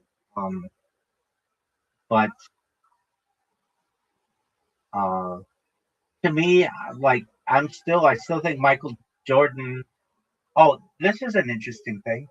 I saw a video of Michael Jordan in Italy, um, and he was just walking around, and he was not attacked by like a whole bunch of people. Now he had bodyguards with him and stuff, but he's at the point now where he just looks like an older man, and nobody's screwing with him, even though he's 6'6".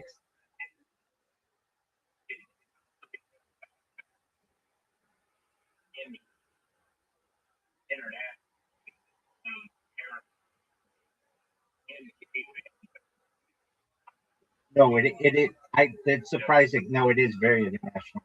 With China and Europe, it's really big.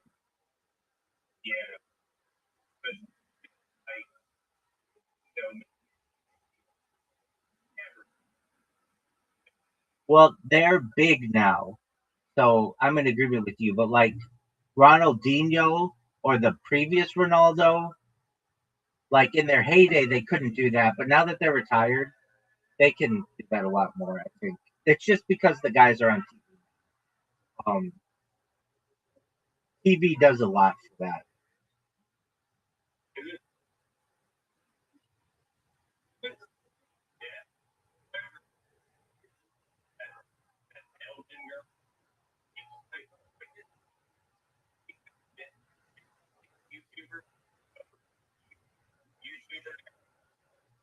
I thought that very well could be. I no, I have no idea what you're talking about. Look her up.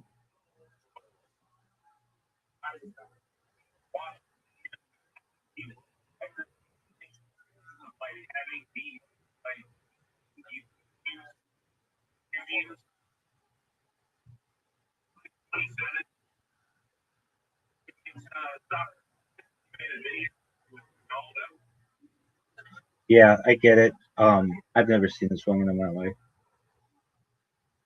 but I'm not super big into soccer aside from the World Cup.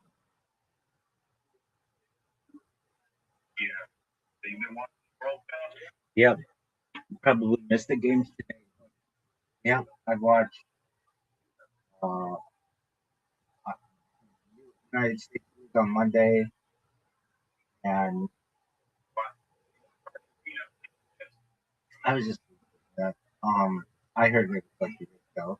I watched the second game, which was Switzerland beating uh,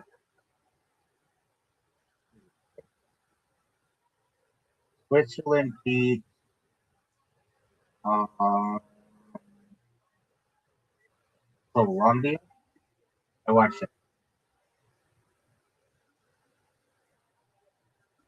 But speaking of their games today, we've got France and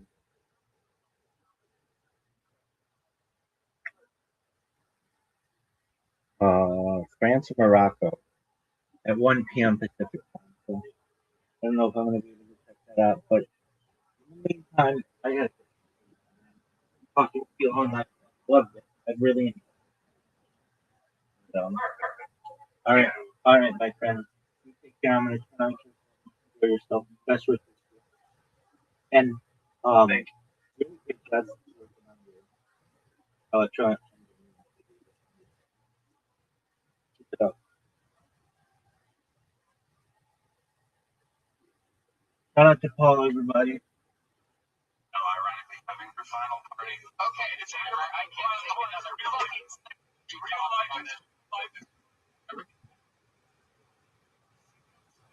yeah, well, yeah, now.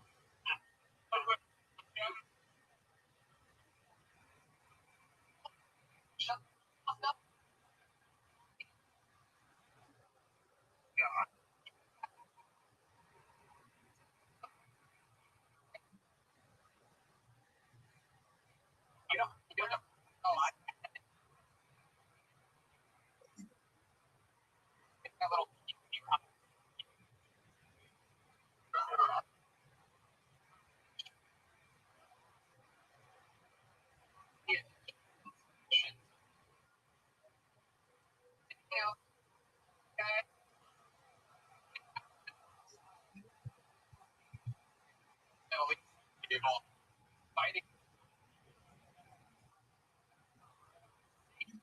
God. Out here. Muslim, like, I don't get the date.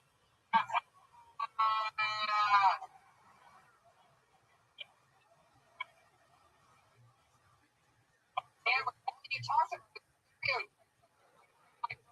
and then you just race the Jews. Superman. But what did she say? What did she didn't see it. I know what she said. She's encouraged. She's being first. I'm looking. She didn't see any of the work. It was correct. She was. You asked a question. And you said something. I got it.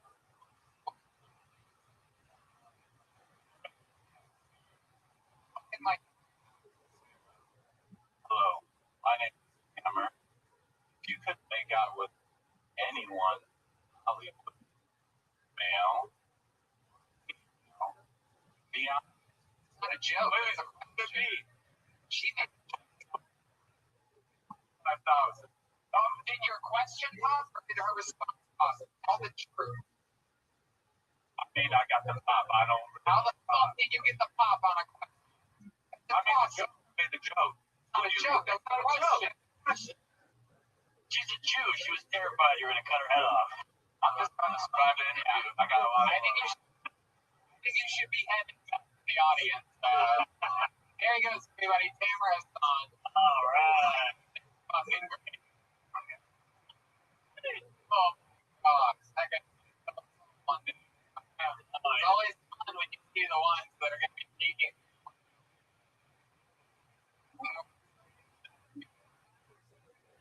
Even the madness fucking seems trouble. Yeah. Alright. Get that. Anything I should for a woman, huh? Yeah! The young lady up here tonight. Sweet balance of our balance scale. That's something we forgot to do at episode 500. Yeah, but we had Betsy there. That was fun. Betsy. By the way, if you're an email listening to this show, Austin text, if you are thinking about doing stand-up comedy, hey, write a minute and try to sign up for the show. We have such a lack of emails in this Really, it's true. I'm just going to names right now, and there's not a single. It's great. Alan, Dan,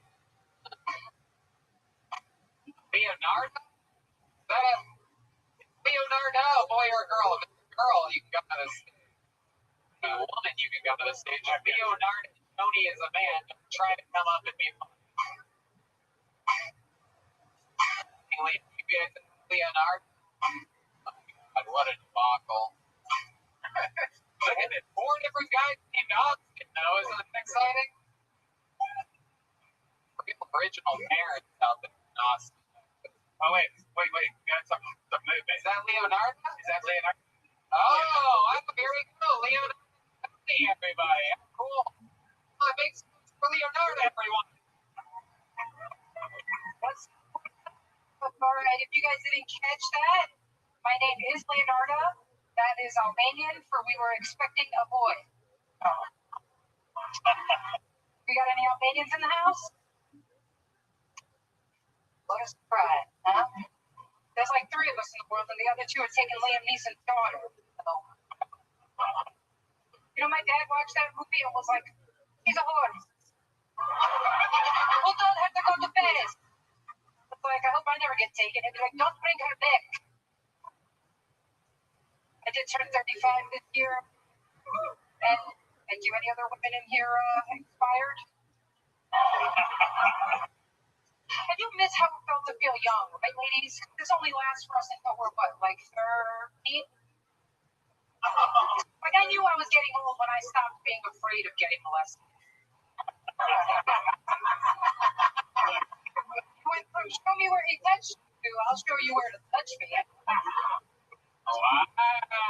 Look at that. Nowhere.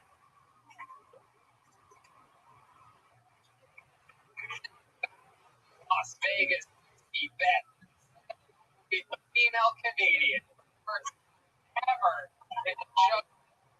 Leonardo Tony, welcome. How long have you been on stand-up?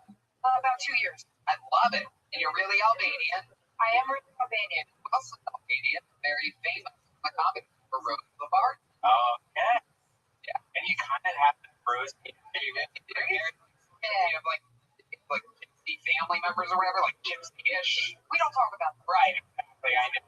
It's like rugged work, but love it. How long have you lived in Texas? I just moved here 3 weeks ago. Wow. And again, how long have you been on stand-up? 2 years. 2 years. Where were you doing it? New York. Oh, great. Hell yeah. You guys ever work together? Yeah, she's funny. She's killed in New York. Came here, they're terrified of her. Why are they terrified of Leonardo? Oh, she keeps it real on stage. New York getting a little too pokey, huh? Yeah. We're always looking for more. We're looking just to be more women here in the market right now. I mean, even Allie JRE and fucking Kiltony and then skips down again. She's actually on the road. But you excited to be here in Austin? You know, it's awesome. What do you? Hold on. Way to really win everybody over, man.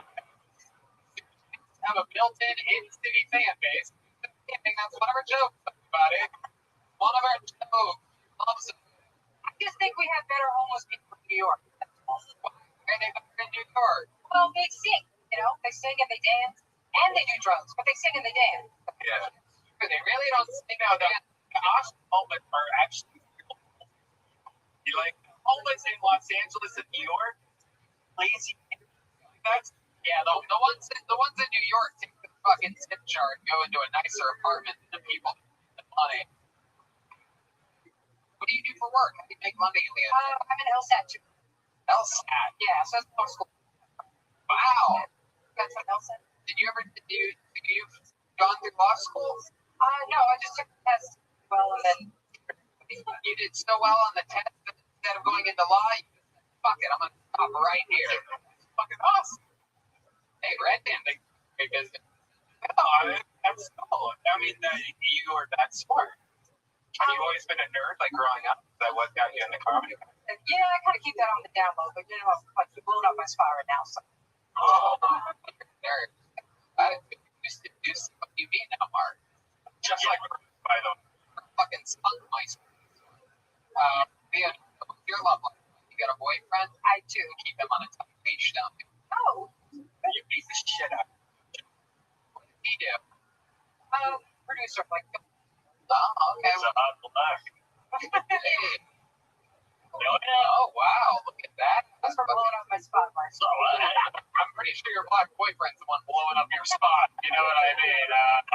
That's amazing. That thing was built for Albania, not fucking Albania. You know what I'm talking about? I just made it. Oh, shit. Hell yeah. I love it. Leonardo, what do you like to do for fun? I mean, that's a hard topic. What do you mean? Well, I just work a lot. So, Yeah. What's like your release? Something that you like to do?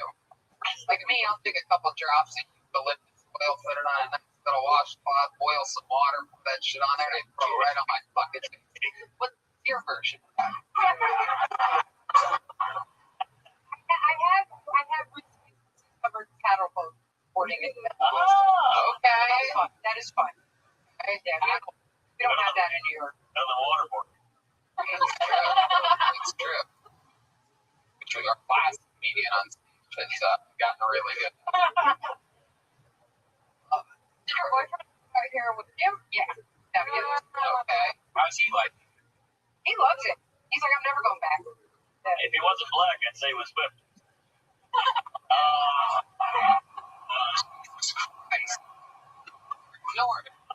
So, I am always looking for days to get the shows. You can. I love it. Leonardo Tony. There's Vulcan. Wow. There she goes, everybody. It's Leonardo Tony, everyone. Book the show live Thursday. Vulcan. Vulcan Friday and Saturday. Current friends. Did up today, so you could be the first people to get tickets. Friday and Saturday. Stand-up show. I'm gonna host some. Friends are gonna be here. Whoever's in town. Keep it out. Okay. Okay, we go. Guys, good with that? Fuck it one more time, huh? What's your next comedian? You can kill Tony 500. He's back again. This guy, an incredible story. He just got pulled out of the bucket. Make some noise for Garcia, everybody. Here we go again. Garcia. Yeah. Incredible luck on the bucket.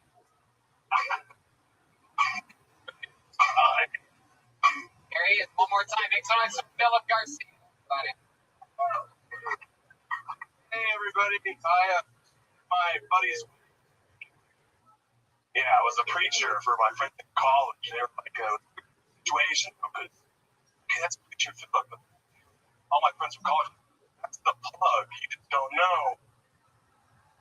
It got even weirder. The ceremony, I went to the picture in the reception, and a little kid about 5 years old comes up to me. He's like, "Hey, mister, can you help me do my belt buckle?" I was like, "Not this weekend, dude. I'm a preacher. You know, that's a golf, Philip, or off.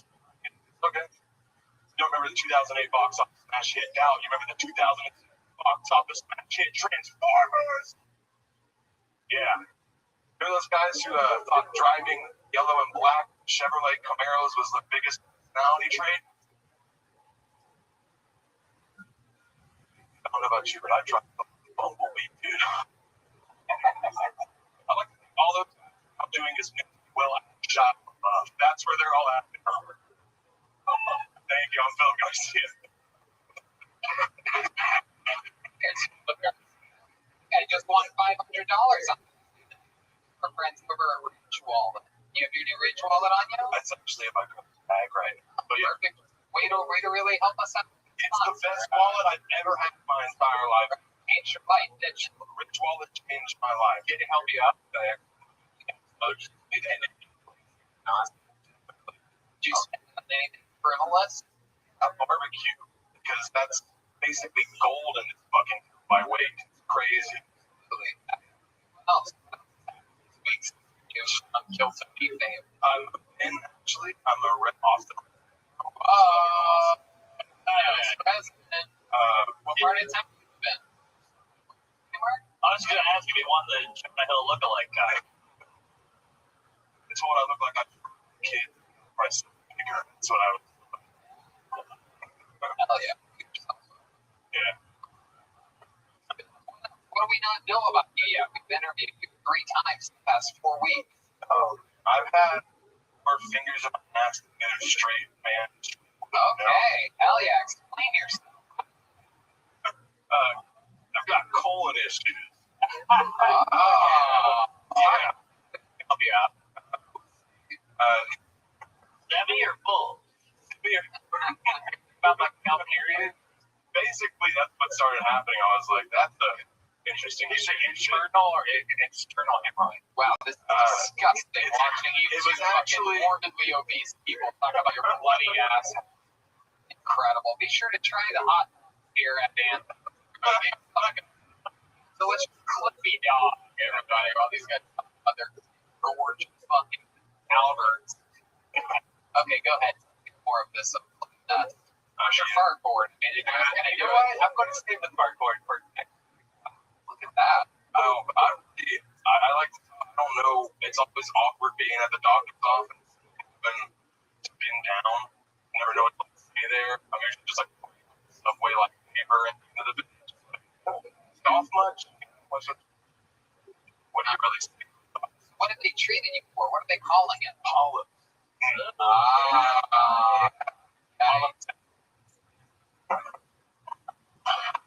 Jeez. Right. They told me to stop eating like red meat and cigarettes. Just can't stop eating red meat and smoking. Right. This looks like a great guy for your cereal question. What kind of cereal do you love? Lucky Charms. I would say a bunch of All right. I don't know you, but you look like you have allergies. You look like the human version of "Can I speak to your man?" Really, really. Actually, a stepdad. That's actually something you don't know. I can see you hitting it. Wait, how did this happen? How did you become a step? The fucking pandemic, dude.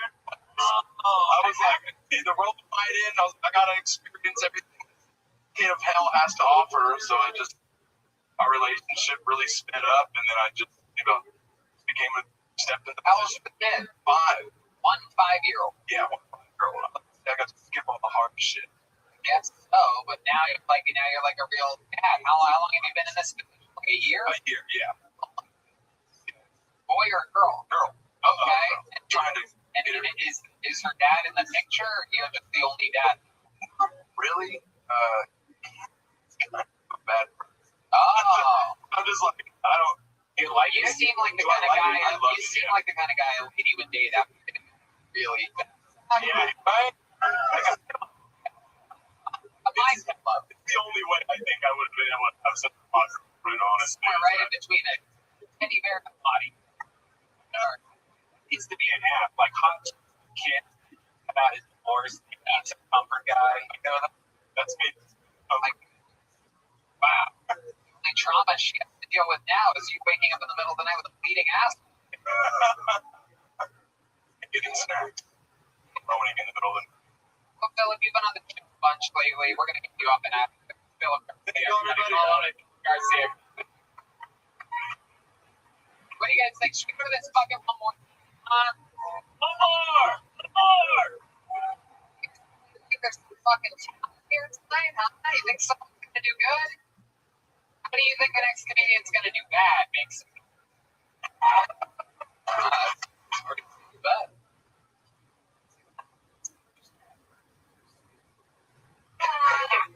Gotta get a minute. You think you get a minute? How much time do you think you have, right? You have a joke? I bet you have a joke better than that chickpea joke. One guy got right there. My life is a joke. My parents being proud of me. Hold on, wait, man. Hold on, one second. I'm gonna hear that. Haley's on board. Let it really soak in. Oh, Come on, you do this all the time. Just pretend like I'm not naked though. yeah, pretend like you're naked. That's what they tell people. You can actually. Are they supposed to be naked? Oh yeah, that's They right. get naked Yeah. for me, and now I might take off the. Yeah.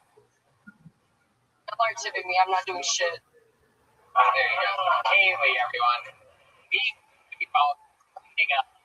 Got the yellow ribs and the red ribs. By the way, we have a bachelor. You could actually hire to do bachelor Yeah, party. if you guys come into town to see Kill Tony, check out CM Smoke. Do the full Kill Tony experience. Go to CM Smokehouse at Golden Acre, eat some food, come to Kill Tony, and then you go to the Yellow Road. Red Road. Hey, check out my Instagram. Bachelor parties. I got y'all. Yeah. Oh shit. That's right. Me, Hell yeah. The one but not naughty. not do clean bachelor party.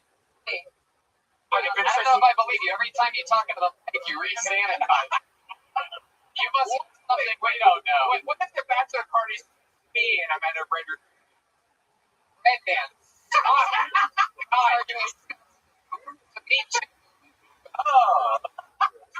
Actually, Kaylee is Me Too proof, if you're wondering. We ain't sure about hiring her for this job. We had her, favorite that says, And she's not ticklish. only her butthole, she says. Hell yeah. We just got word she sold 3 bachelor parties. Next comedian goes by the name of Kyle Doty. Kyle Doughty or Doty? I do believe it is, actually. Kyle Doty. Wow, the handwriting on you motherfuckers tonight is inexcusable. Kyle Doty is on Kill Tony. Wow. My girlfriend watching a lot of videos about like handwriting techniques, like you can like judge somebody about how they make like that. Right? Well, you saw the chick. Yeah. You haven't watched the Jinx on HBO? It's like the greatest. And handwriting analysis. Oh. Dude, here is Kyle Doty. Yeah. Good. Guys, I just figured out that I'm 50% white trash on my dad's side. I took a test called 23andMe, which pretty much if anyone in your family gets called Mimo, you're garbage. Actually, I have a bad mom who came back in. I found out that my dad just got a Marine Corps tattoo on his arm, and he was never even in the Marines. He asked him what he got that for. He's like, the home team. I'm like, we're usually the away team. When's the last time we located a war? My watches war videos of a fat guy watching football. Pass it. That. But as Cody, I could have hit. He is a Pittsburgh Steelers fan, so regardless of if he's watching football or rooting against.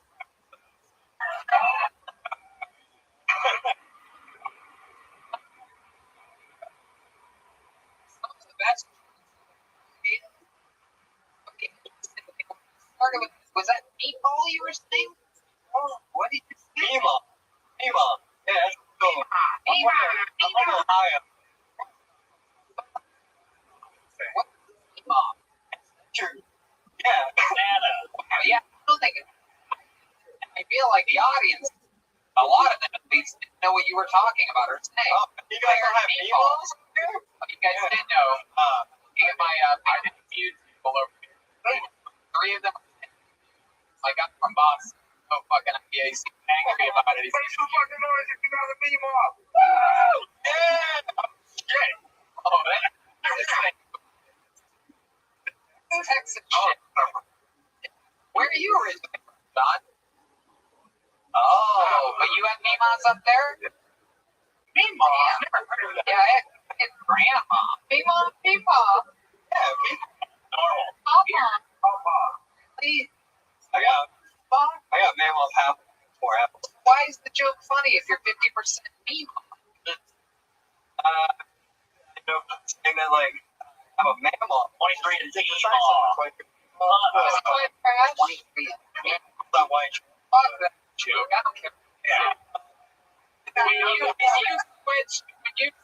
you went at having a big Marine tattoo, you had the fact that you had a joke good enough to recover from Mima insanity was by the way, you guys are all ooping and awing about this Mima thing. You didn't laugh at the Mima joke. I can rewind it and play it for you. It's fucking dead silent.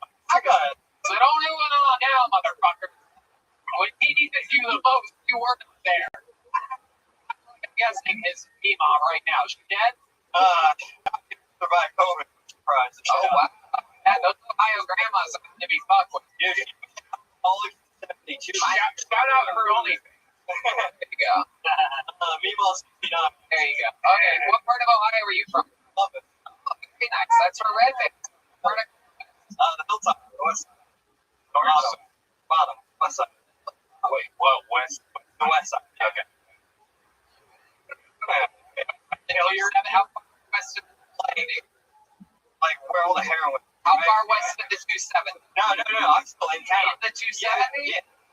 Oh, shit. Like I'm broad. Yeah, We just visiting here? How long? 2 months. What part of town you live in now? Just up north near Domain. Oh, wow. You like the Domain, huh? The Body Works and shit? Not bad, dude. I moved. You do. Bet you do. Fucking emo. Did you move here for stand-up? Yeah, I moved to San Diego during the pandemic, and that was a bad choice. Yeah. California was not the place to be. Oh, yeah. Oh, that must have been weird if you're just on the freeway going, everybody's going the other way. Not that fine division. Look at traffic was great. I don't know why it was you loved. Did you come solo? Me and my sister. Yeah, from the fucking meme out of the season. What I'm talking about? That fucking all of it. And that fucking 50, you know what I'm talking about? Get all of it. You know it's not good when D-Man only has 3 sentences left. Right, talk about it. What do you do? Construction worker. Unemployed. You are. They don't need construction workers built like me. What kind of construction? I do a lot of underground, like piping and stuff. Water. Oh, look at that. Wow, you feel not only are people getting spots for the ball, but they can also book a spot for me here. No. I just need a private seat parfait. My neighbor has a hot disgusting backyard. Wait, you have a backyard? No. I'm in my back patio. I could look over to my neighbor and he's like, "Hey, Red Man, what's up?" He calls you by your podcast? I'm steady. So let's start working. I'll build you a fence. Right. I think we're gonna name a comedian by their name, right? Fucking weird. So wild. Hey, the machine. What's going on? Imagine you move into a place you don't hire you. Guy goes, "Hey, Red Bear, you want to get in the hard tub?" And he's drying his tits off with a towel. And you guys all have pits in that neighborhood? Kyle Dopies. Here you are. You're looking for a construction job currently. I would have been anything. What's your sister doing out here? No, she. Yeah. I came here. God, You guys broke up. Okay, there's. oh, shit. Do you really have other kids? Of course, Are you the only boy? found only. Wow, look at you. My God. Anything creepy ever happen when you were a kid? Any of them tried to, I hear a lot of stories about young girls like sexually abusing their brother. Okay, like a dry hand job or something. I wish.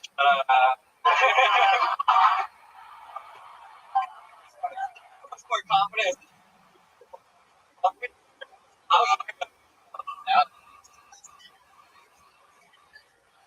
Religious thing? Yeah, drop us off at Bible school to deal with us sometimes. Yeah. Did you ever hook up with anyone at church? No, I was up at like 12. And I wasn't the How about kid the priest? before. How about the Yeah, priest? no, you don't remember that, man. How about the special skills and talent? Surprised. You must be good at I mean, yeah, not even that great. shit. Or without the roof of my mouth. That's a. Wait a second. What? Yeah. Oh my God. Mom would feed me, it would just come right out. I was like, Oh, shut the fuck up. What they do? They put a fake roof there? No wonder you were. Except if you have a dead roof with a mouth? Yeah. I think it's an old. Yeah, there's. Wait a second. You had the transplant of a fucking roof? What? I have no clue what's going on up there, but sometimes. Why did they tell you? My mom just was like, "Hey, we're both about to rip your mouth." So they did That's all I know about it. They did it when you were a I was a child? child, yeah. The arm brace on my arm at one point, and I had a big head, and I would just fall over and be like a kickstand. My mom could pick me up for hours, couldn't get up because my head was so heavy. Now and it's like a little creepy. Like, might give in. Yeah, it's awesome. It's like, well, shit. Yeah. I mean, I probably Here we go. Checking out the roof. Yeah. put the flashlight in That's there. fine. It looks normal. Yeah. It works. It does its job. Nothing goes out of my nose anymore. Did your mom like drink or smoke when she was pregnant with you? Maybe like a pack of Marvel. Hey, probably. That's normal. Hell yeah, you blew the roof off this mouth here tonight. Oh, you should go see. What?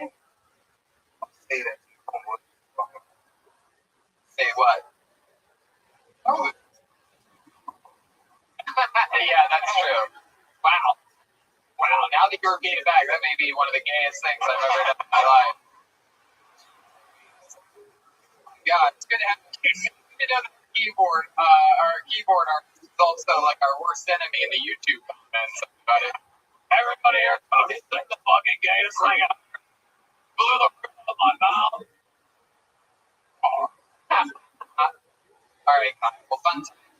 You're welcome. Another good Buckeye. Kyle Doty, everybody. He's on Instagram at Kyle D Comedy. All one word. Got it. All right, let's put a ribbon on this fucking thing. You guys ready to end tonight's show, huh?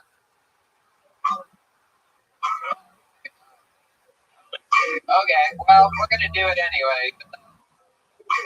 More response. Are we ready for that, Zach? Are you sure? Okay. Ladies and gentlemen, your final comedian tonight, regular here on Kill Tony, just freshly, a couple weeks recovered from the coronavirus, now recovered from the ALS, Lou Gehrig's disease, which has plagued him for a couple years. But this guy continues to write a brand new minute every single week because he is a regular on Kill Tony. He's a legend in the history of the show. Funniest human ever, favorite. The only guy that could get us out on an episode like that. Former star from Chicago, 20 years in the Improv Second City game.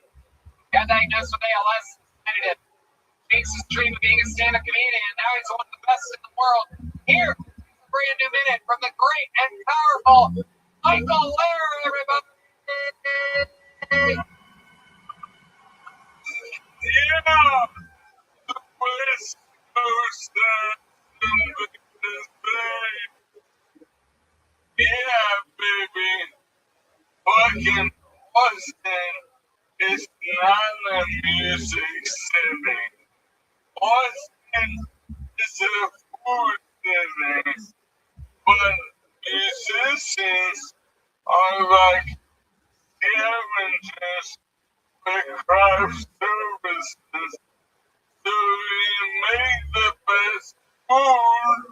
The musicians were there. But what you don't know is you're so good at food, but you're fucking cunts about everything else. I cannot fucking hype.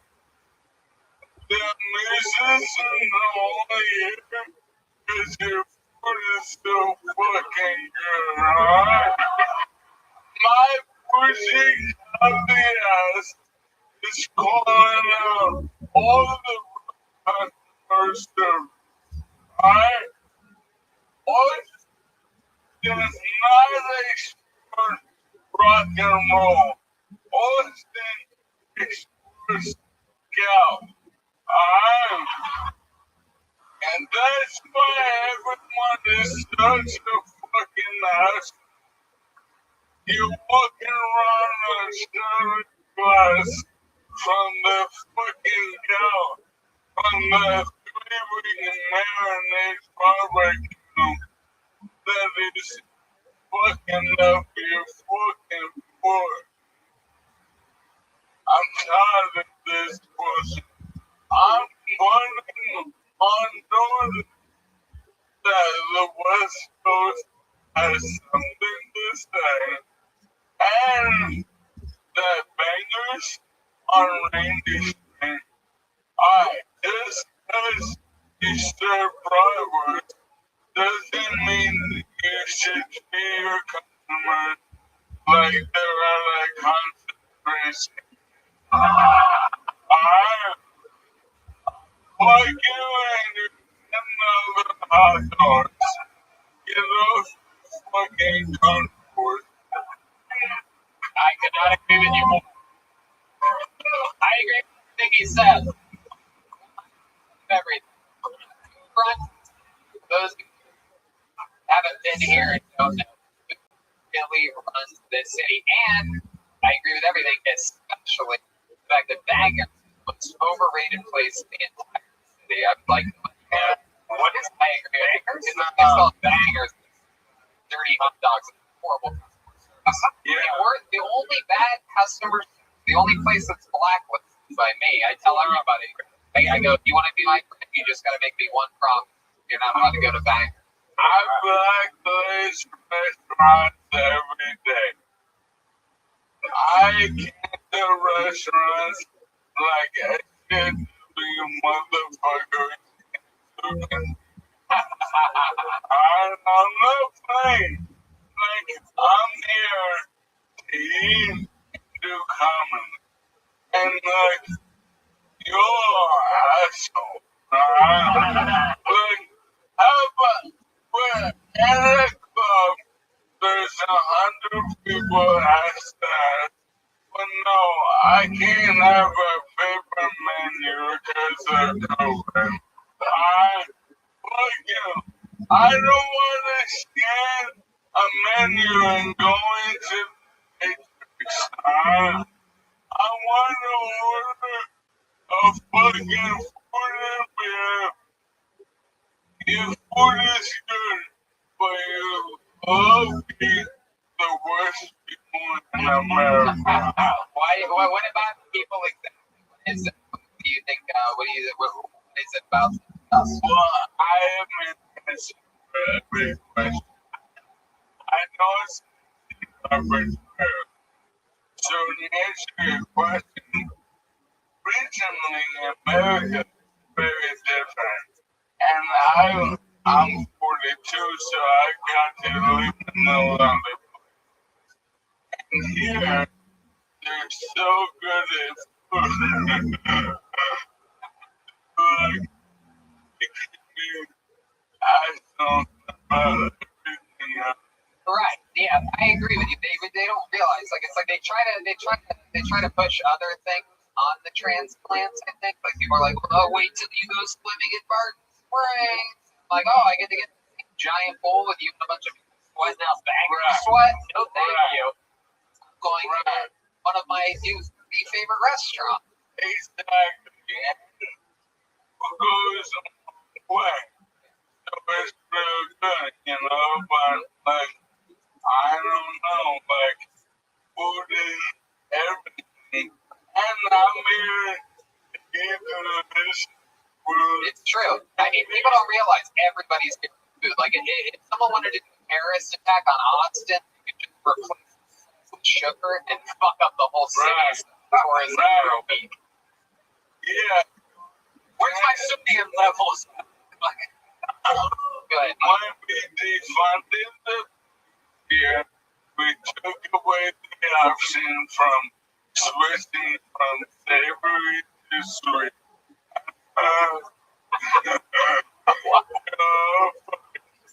You don't fuck criminals. But I'm here, and I'm here to be Tony. Yeah, absolutely. I just decided right now when you were in the middle of that sentence, I'm going to let you talk. I turned to the professional, you know, like, we just had a gift on these 500, and for the food that I bought them up, the cocaine, and I got corona. It's true. The bottoming out from the cocaine, I really just think that they just tested positive for corona, but I think it was mostly the cocaine. I think it truly the coronavirus at one point on the mirror. No doubt. Now, but I am here on the world's biggest open mic. I bet 50 to 200,000 in what I've so fucking nuts. And like, but no, I mean, like, to the rest of y'all, fucking batter up, relax it. Like, everyone talks to me like I got what I have because of my disease and not despondent. I'm in the fucking lab all day, every day, while you're bitching in the morning, and I'm getting better and better. Wow. So, you want to fuck with me? We're here every Monday. The West Coast guys. What do you keep referencing? Is this a new branding? Yeah. New planning some needs branding? Yeah. What's something to say? Because you started your by saying that, then you went in immediately into totally different, and I'm like, wow, this is real. Yeah. The West But you're not the West Coast anymore. You're originally from upstate New York and then Chicago. Look at my outfit. I'm college, baby. You got that at Ross, Indiana. I want that rock. Okay. You look like Stephen Hawkins at the X Games. Yeah. Yeah, he's like Tony Hawkins. Teamwork, Norman Hinchcliffe 2024. By the way, he sounds like he has no roof of his mouth. One of my favorite watching Michael up here doing an extended set for the third time in a row. 2 minutes and 20 seconds, breaking a previously held record. But can't walk him. 2.5 minutes, and then followed up by 7 minutes of a killer interview. And my favorite part of it is the whole time from my viewpoint is in the staircase. I can see the first regular you saw, William Montgomery, literally mouthing apologies to me about his performance. One of the fun things that I get to see that not to laugh and pay attention to the show. This is William up at this point. Michael just owning it. You would think William was the one with the disease that's going to kill him in months to years. What? Man. Nobody laughed at that. Made it weird. He knows he's going to alright. Look, like, if I wasn't deceased, if I wasn't on disability, if I didn't those families and end up in LA and the fucking, I wouldn't be here right now. My weakness is my strength. My disease is your cure. Wow. West Coast does have something.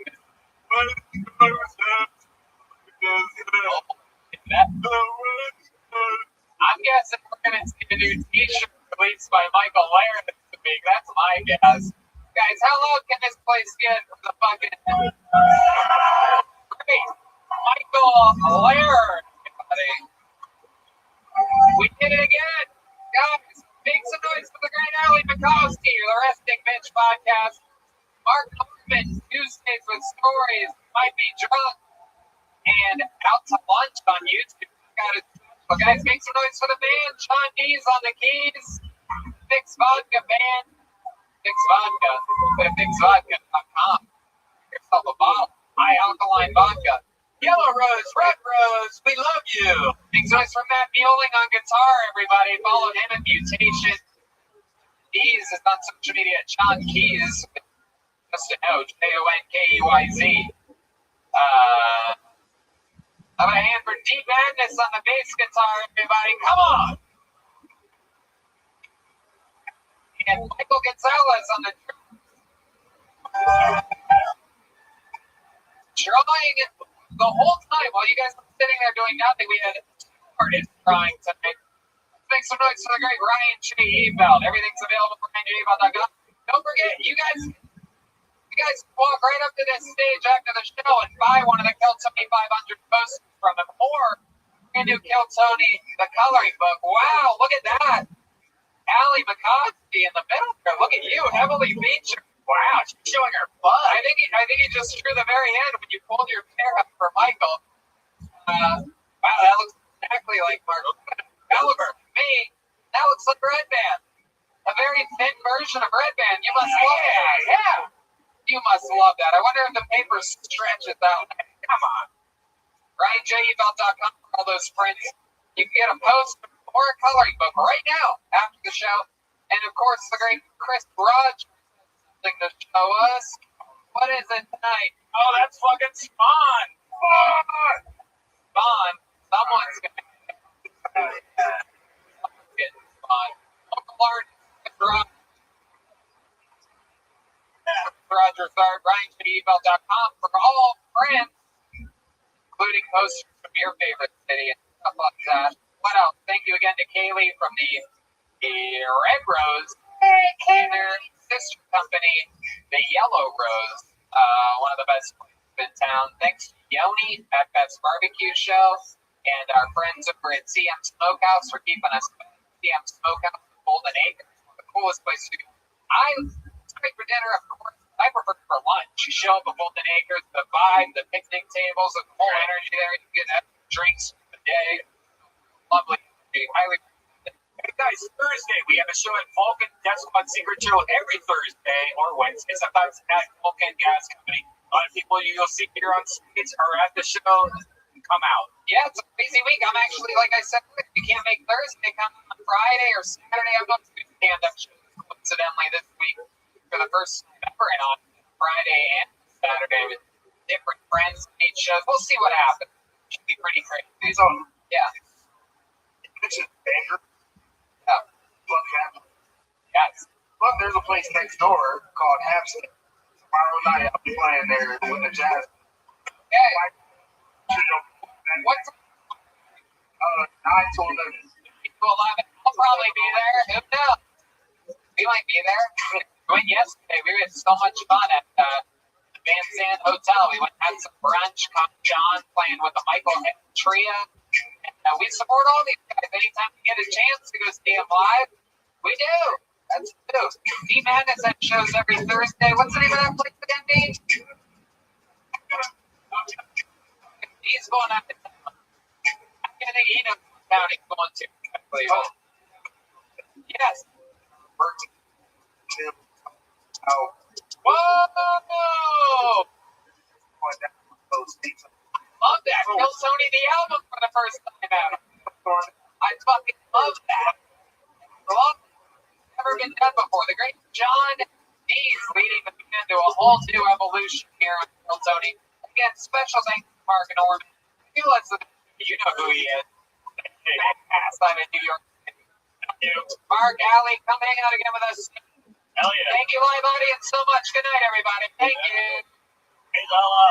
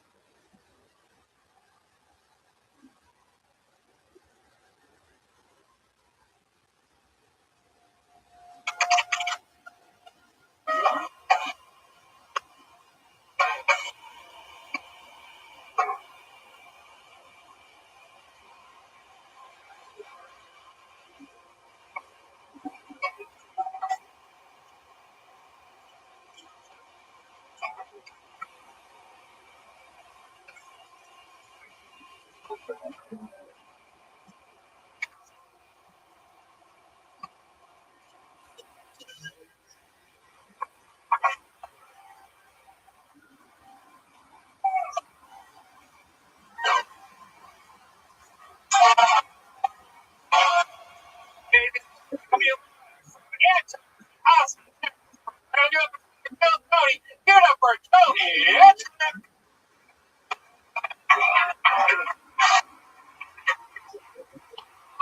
Texas on a live show. Make some fucking noise, everybody. We're here. Our internet band's here. Body reaction. We'll be here at home and beautiful downtown Austin, Texas. For the Blues. You guys excited for a fun night tonight, huh? Put a hand for the band, everybody. John B's violing. Great Michael Gonzalez. Drama of the episode 500. Wild. Got a poncho and a sombrero for the occasion. We know Joel Bergen's one tough. Maybe we'll have a rematch in the future with Michael. Oh, he wants to bring it back. We have Roger Hart here drawing something. Who knows what? It's a blank slip right now. And we have the great Ryan G. all the way in Los Angeles, California, drawing episode. He draws it. Tons of art happening here of different shapes and sizes. Fun time. Austin, Texas. You guys ready for tonight's episode? Before we start it, here's a little bit from the amazing sponsors. Tonight's episode available. I'm telling you, Kill Tony supporters, day one, the Ridge wallet. Best wallet that you can possibly have. Sleek, amazing, and the 12 cards plus room for cash. There's over 30 colors and styles, including carbon fiber and burnt titanium. I have the burnt titanium. I absolutely love it. What's incredible about this product is they give you a full refund if you don't love it, because they know you're going to love it. It's a front of the pant wallet. Having one of those tiki wallets against your butt cheek, I can't imagine what your old wallet was. No, I think I have what a lot of people have.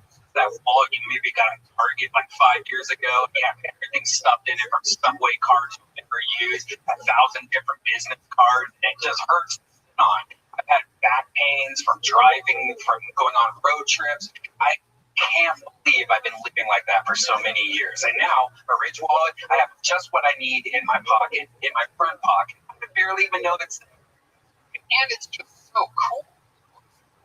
Pulling it out feels, you should feel like a boss. And an important part of your life, you're going to have a wallet. Why not get a cool wallet, and why not Kill Tony at the same time by doing so?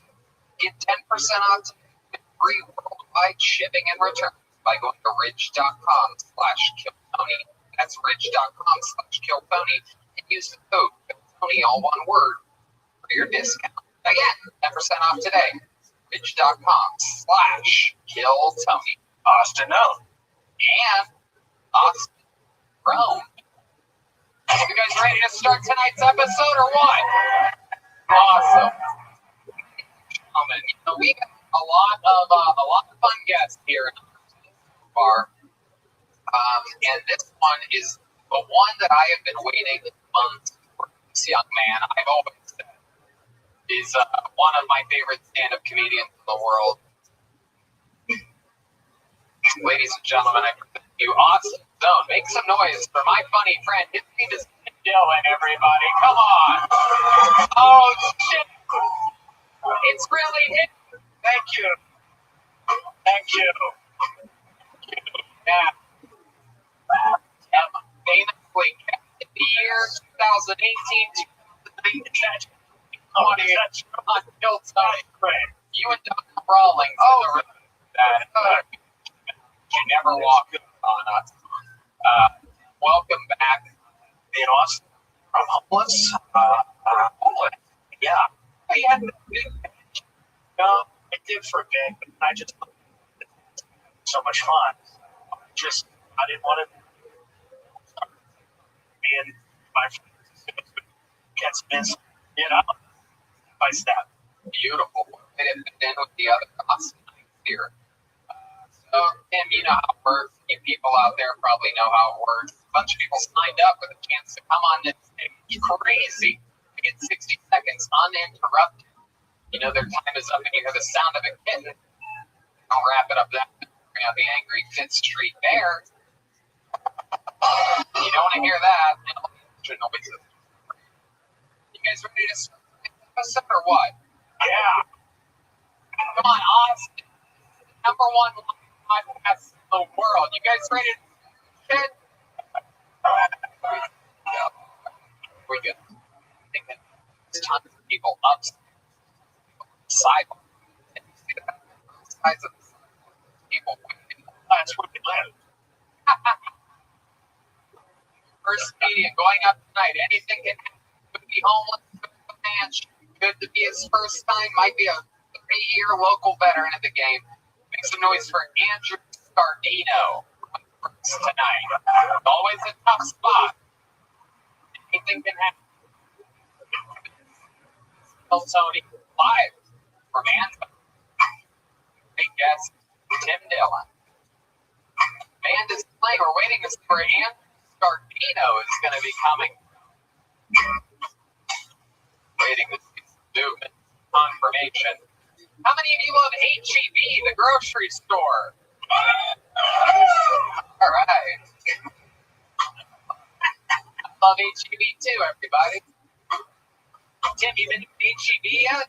Baked beans are $1. That's what I like about it. It's $1 for a size of baked beans. They do. I know what that means. No Andrew Scardino. Wow. How people sign up for the show and then miss the spot is beyond me. Oh, it's coming, running from the everybody. 3 producers over here. Is anybody down there yelling? Okay. That's over here. Here comes Andrew Scardino. Oh, going the wrong way. First time at the ship. Should be exciting. It's always fun when know how to get on the stage. It's a very the fun to come. Here he comes. Make some noise for Andrew Scardino.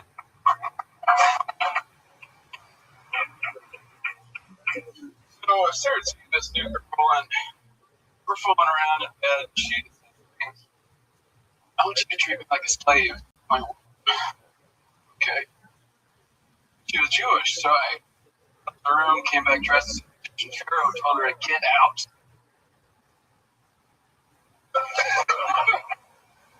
At the grocery store earlier, there's a woman in a wheelchair missing one leg. Oddly enough, a guy other store rolling towards her wheelchair on his other leg. And ever since I saw that, I've been pictures for some reason. Had a real awkward moment recently at sauna, around thinking, why am I the only? That's when I realized it was a hot yoga class. I guess. Okay, Andrew Scardino getting out at 50 seconds. Last joke, you were in a sauna by yourself. Oh, get the microphone. Looking around thinking, why am I the only one naked? Oh, you were the only one naked in there. Is that thing at HEB true? Yeah, earlier today. Really? You see a lot of shit in HEB. That's like the mildest thing I've seen is the leopard. You like shit, you know? But that is the Texas way to drop shop play. Andrew, how long have you been doing stand-up for? First time. First time ever on stage. How about that? Only this show can you see something quite like that. Incredible. How old? 28. 28. Something you've always wanted to do? In the recent year. Do you normally wear glasses? No. Really? You seem like the kind of guy that took off your glasses before. Sort of those like wobbly, wet eyes. Like, you take off the glasses. Please should. Anyone ever told you that you look like you just took off glasses? The person tonight. I mean, TV makes it have like a squinty look. Get that eyes? 20/20 vision. Really? At least that's what I think. I see it pretty. Maybe those people at HEB both have 2 legs. Fucked up. Andrew, what do you do for work? Just moved here, working at a bar, engineering. Oh, an engineer. Today's economy for you. Formerly an engineer, bar backing, dirty stuff. You have a bar working. What do you do? The bar. Door guy. Door guy. Okay. You remind me kind of George Bush. I don't know. Yeah, the kid, kind of like Bush. Thank you. Yeah. Dig it. How about in your normal life, Andrew? What do you do for fun? Like, what makes you special? Any fun things about it we should know about? Well, I'm here to music. Oh, music. Blues. You play harmonica? Do you have a harmonica on you by any chance? Sure. Whoa! Andrew, why don't you play us a little diddly on the harmonica? How many of you want to see you play the harmonica, huh? Let's see if this guy has one talented bone spot. All right.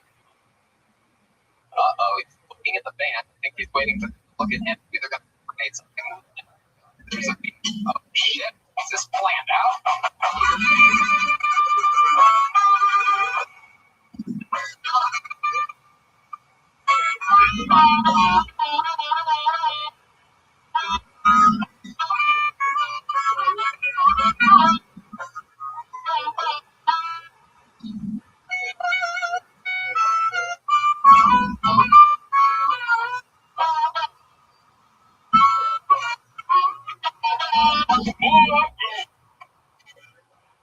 There it is. Incredible. And also, but it was also funnier than your his harmonica playing.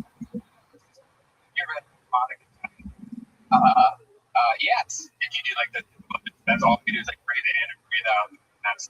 Did you ever get? Yeah, no, I have an ear for Harmonica hard though. Is anyone? it is. Very, Pretty much like especially when you have a band like that playing. Is right? I'll tell you, you're all big do that. Yeah, I'm playing the fucking clue. Incredible. The harmonica. Do you ever use that to help get action in the bedroom? You ever hook up with someone that worked for you? maybe once. Okay, maybe once, or did it happen? Okay, can you tell us how that went down exactly? Can you like reenact it for us? I was in a bar playing blues and playing a little harmonica. And a girl came up to me and said, Aaron. Right there at the bar. Yes. He's 6 years old. Gosh. Like the harmonica. Oh, it's like the harmonica. They don't. Kids get harmonica. Yeah. Like Kids like drums. yeah. So do women. Women? And guitars. And even keyboards. Really every instrument ahead of the harmonica. I play guitar too. Oh, you do. Just in case. I, Traveler, made a career out of the harmonica. That guy. Only one guy who did it. Yeah. He was big. Traveler. Big boy.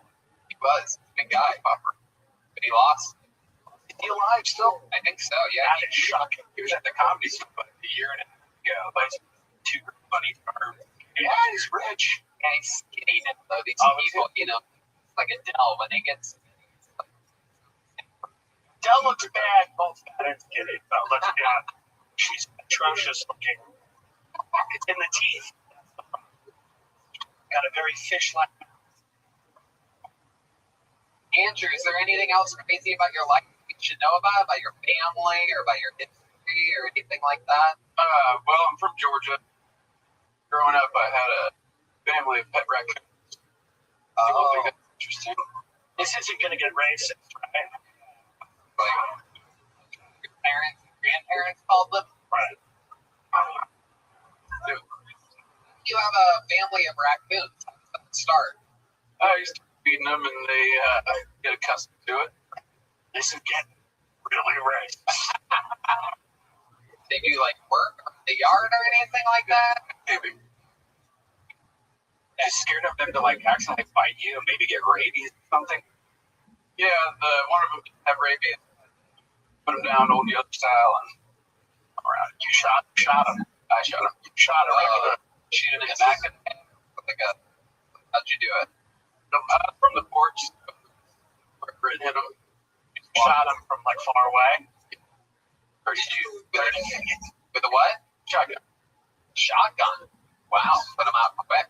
Big weapon for such a little raccoon. Little kid. How old were you? Traumatized. How old were you when you shot a raccoon? About 13. That's what made you a man. Manchester. Wow. Maybe it was just the Joel raccoon. True. Fun times. Congratulations on your first ever set. Thanks for getting the show started for us. Here's Andrews Dino. He's at Scarpagio on Instagram. I'm going to pull a name out now so that they can start walking to this. Mitch Brown is next. But look, everybody, it's Haley from the Red Road and the Yellow Road. How many of you like strip clubs out there? The two best clubs in the city are the Yellow Road and the Red Road. Instead of having one of our hideous producers change the microphone, the great Kaylee joins us from the Red Road. Thank you, Kaylee. She was a guest on the Holtz podcast. Oh, okay. Oh, wait, Mitch Brown. Is Mitch here? Here comes Mitch Brown, everybody. Here we are. On to the next one. 60 seconds from Mitch Brown. The problem with God theories is that we blame everything on the women. You try telling a woman, well, anything today. But more importantly, that they came from an extra rib we men had around. I think it came from something far more sensible. I think we men had to evolve, motherfucker, to survive. Do you imagine mom and dad walking in on little Jimmy, ankles behind his head, dead from autoerotic asphyxiation, shit all over his face? Mom yells at dad, but he got it from you, cocksucker. You're a cocksucker. You're done. 40 seconds. That's it. You will play the harmonica. You better have an instrument right now. You better pull out a fiddle real fucking quick. And this better be your first time ever doing stand-up. Uh-oh, that laugh tells me it's not. Hit it right there. Mitch, what the fuck, dude? For an opening question. How long have you been doing stand-up? Almost 2 years. Almost 2 years. But you chose to go with 20 seconds, just curiosity. That's it. Love it. 2 years. How often do you perform? How often do you practice this art form? Most nights. Most nights. Most nights. The answer that was given Every honor. Wow. Well, he's rusty because of COVID, right? Isn't that right? That's right. That's right. Love it. Making excuses for this fucking worry. Mitch, what's your best, like, short joke? Do you have a one, like, that you like to use that you've come up with in the past 2 years? I wrote one 2 days ago. The one-liner. Okay, let's see. What did the elephant in the room say to the workout? Say. Well, this is awkward. What did the work back? But, Blow me. I'm a dolphin. wow. There you go. Red Band saving you with sound effects. He has both a whale and a dolphin. Why was that funny? It wasn't. It wasn't. I'll be the referee. Interesting. There's a guy who went to HEB. Joke than you. Mitch, what do you do for work? I moved here in January for comedy. I'm going to school right on GI Bill, so doing that the last couple years. You fought in the military? Yes. Okay, what branch? Navy. Oh, look at this guy. Everybody. Now Wait a minute. The Navy is what? What was a canine handler and trainer. Hey, a canine handler? And dogs in the Navy? There's less than about 300 of us. 300 dogs? I mean, it's about a dog and a half, per team. Okay, what do the canines do in the Navy? Find explosive drugs, people, drown. Find explosives and drugs. Drugs, people, building. Where does the Navy do that? Where does the Navy look for drugs? I was never a drug dog. So, okay. Did your dog ever find any explosives? Yeah. We were in Afghan 11 to 12. Okay. So they sniff out like landmines, things like that. Did dogs ever go to sniff a landmine and sniff it and set it up? Yes. That's gotta be it. Yeah, that didn't go well. That's a Disney movie. Yeah, right. Oh, wow. You ever seen that happen? That happen where little German shepherds out there fucking blocking. You get to see the dog anymore? What happened to your dog? After I left the command, he had getting low guys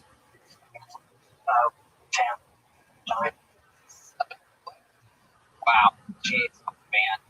That is the most depressing question.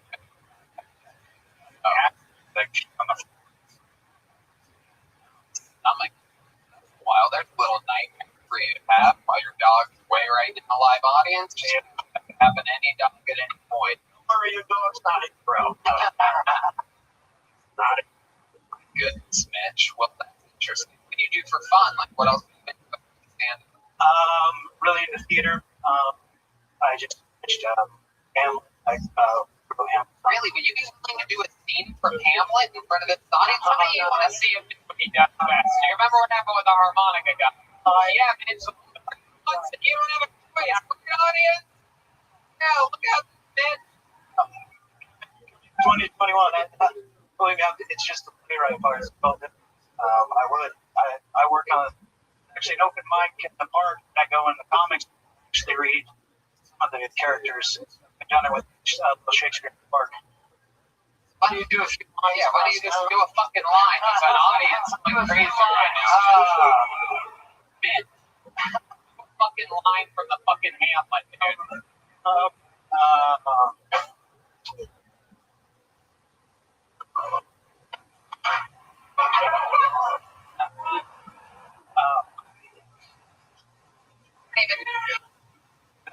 Question.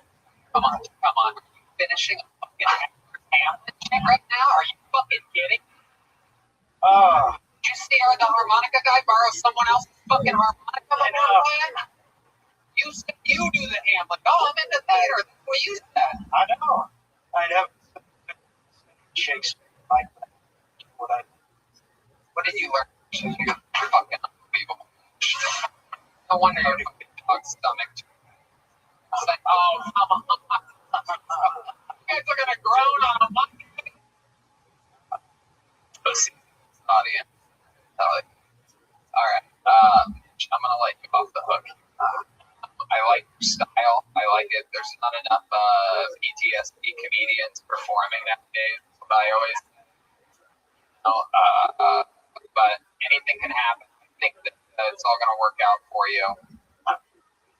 Did you get another dog? Yeah, at my next command, dogs. Okay. Next command. Are you? So you're still like active? No, I got medically retired. Okay. Well, get a dog. Kill this one. There he goes, Mitch Brown, everybody. Is on social media and on Mitch. We're moving on to the next. Mike. He's going in shit. Oh, God. Last week. Fudge Fernandez next. Haley's here, everybody, keeping us all safe from the wild coronavirus.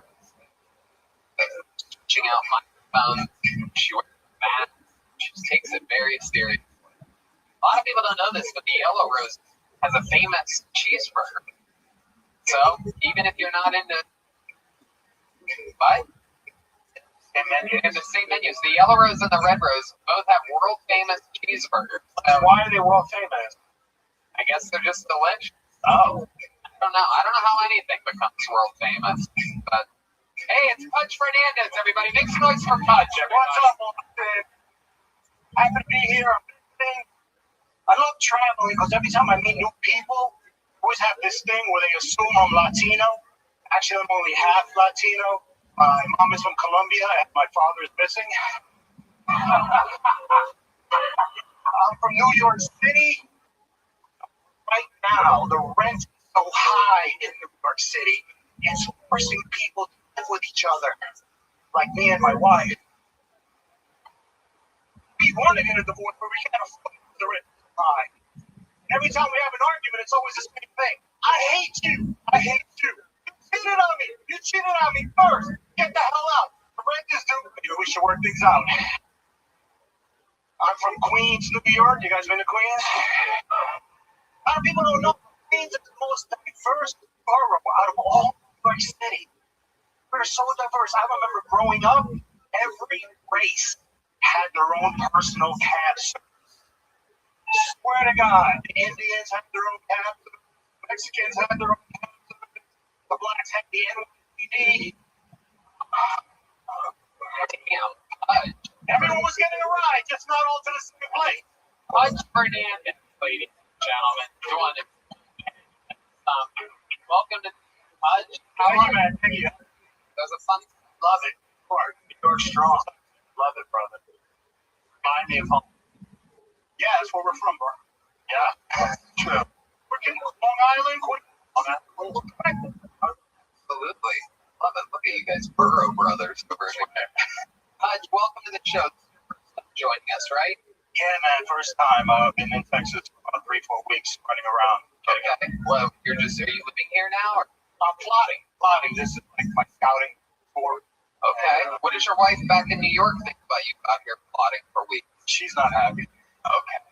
She's not tour with the company thing. We'll see what happens. I'm plotting a movie. What I'm doing. I don't know if she's coming. Not support your comedy. Fuck that. You know what I'm saying, Pudge? You have kids? Yeah, but they're grown, so it doesn't matter. Fuck Yeah. How old are they? Yeah, exactly. Kino World, that's a grown. Yeah, they're grown. They're two jobs, their own fucking scooter, wired. Pudge, is it true that you're only half Latino?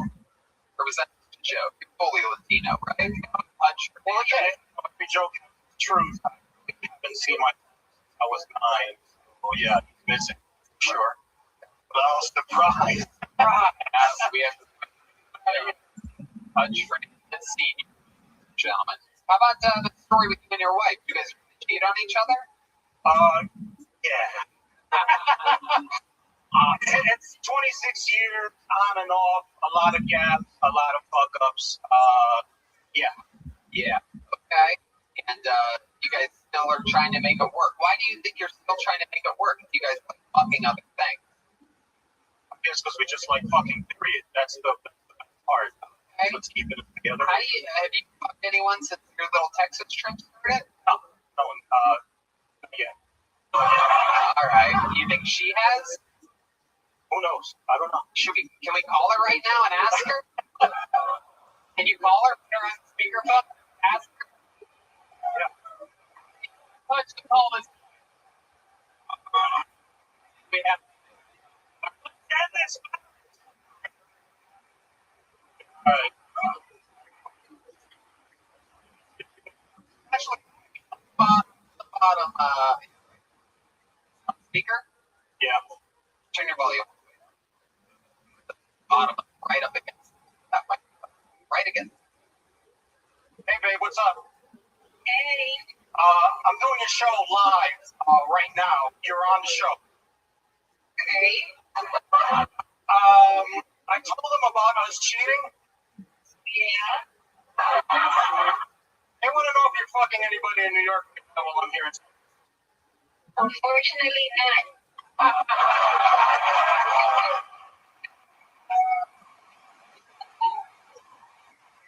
I love you. The rent is due, right? Anything else? Sweetheart. Okay, I'm busy. I bet she is. Only not with anybody else. Have a good night, man. Yeah. Right. I'm gonna keep her. Yeah. That's That's a fucking keeper right there. I mean, keep cheating on her, but yeah, keep her around. You can have your fun, you know what I mean? I'll see what I can do. So great. That was absolutely. Shoot it.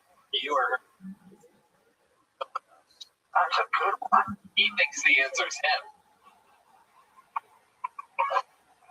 I want to say me. I used to be from Oh, okay. Well, what branch of the military were you in?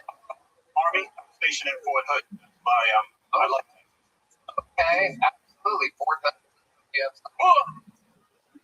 All right. Not exactly a military crowd. I mean, hello.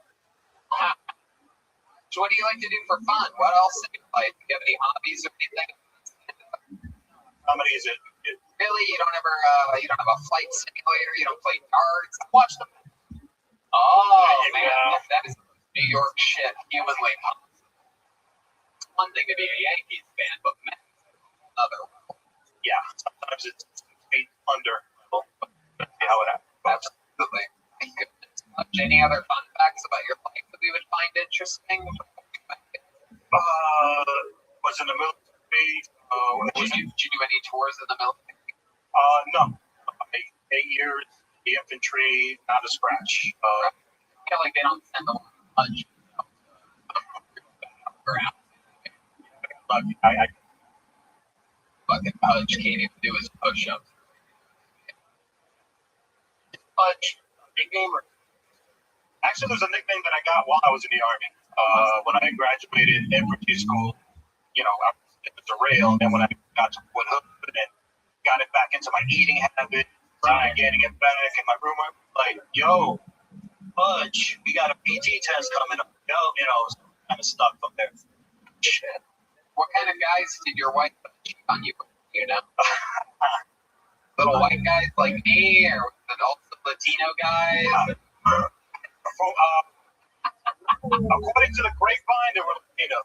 Oh, grapevine makes sense. She was a. Okay. She went from Budge, you know what I'm talking about?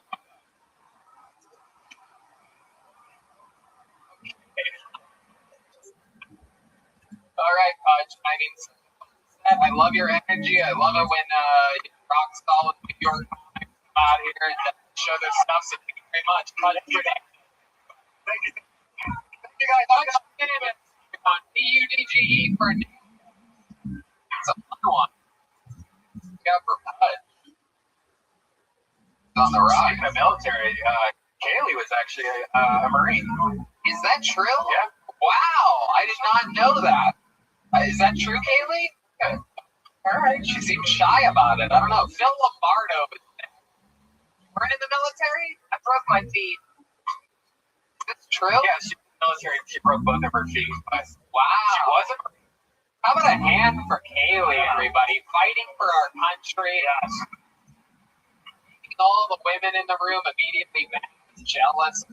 Time. Something else in the show. The guys love it. The ladies absolutely hate it. All right. Good nice for your next comedian, Phil Lombardo. Phil Lombardo is next on Code. Here he is, everybody. One more time for Phil. Hello. I would like to start with an impression of a very funny comedian named Carlos Mencia.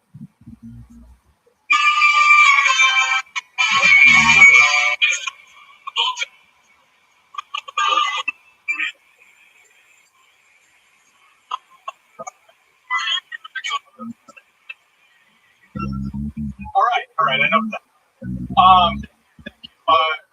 Brian Redband, I like you, but you kind of look like Tom Segura's extra skin suit. I don't know how else to put it. No, I'm just kidding. I don't like it. All right, thank you. Thank you. Wow. Bill Lombardi was nervous. Just a hard bomb and then tried to insult one of the cast members. Boy, that never goes well. That was my plan, but Almost what? never. How do you make an unfunny Carlos Mencia joke? I don't even know how that's possible. By doing this only 5 or 6 times. Starting again. Yeah. I can't even like eating you alive. Incredible. So you've only done this 5 or 6 times. You here in Austin? Yeah, I just moved in October. Where'd you move from? New York. New York. Sir, You never did stand up in New York? did it like 3 or 4 times. The other times I didn't even end up doing comedy. I just made people feel uncomfortable. Yeah. You're special. On purpose. Hopefully it won't continue.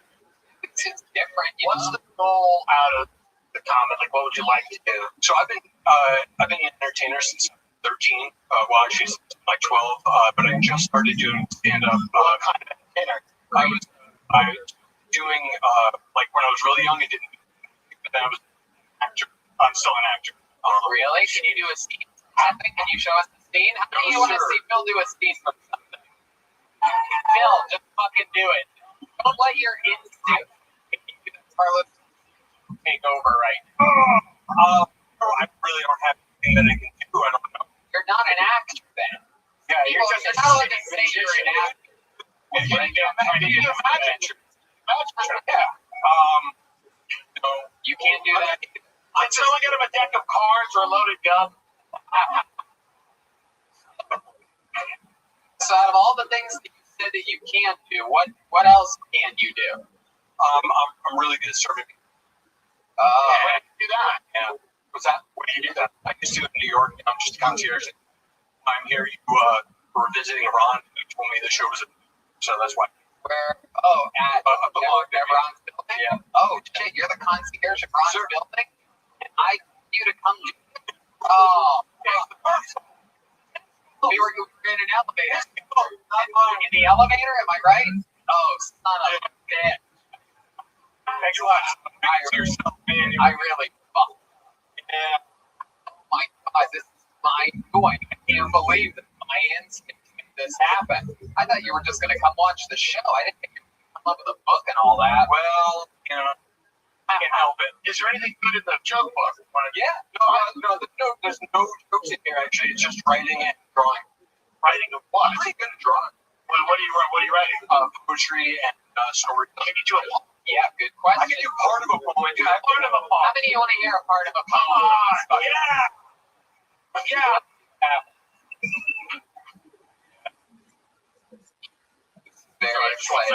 Very rarely are we excited to hear somebody do a poem, but Nobody's ever. I like my energy. I'm looking at energy. It's a guy who's bad. He's pulled over with a woman in his truck. He's like, oh shit.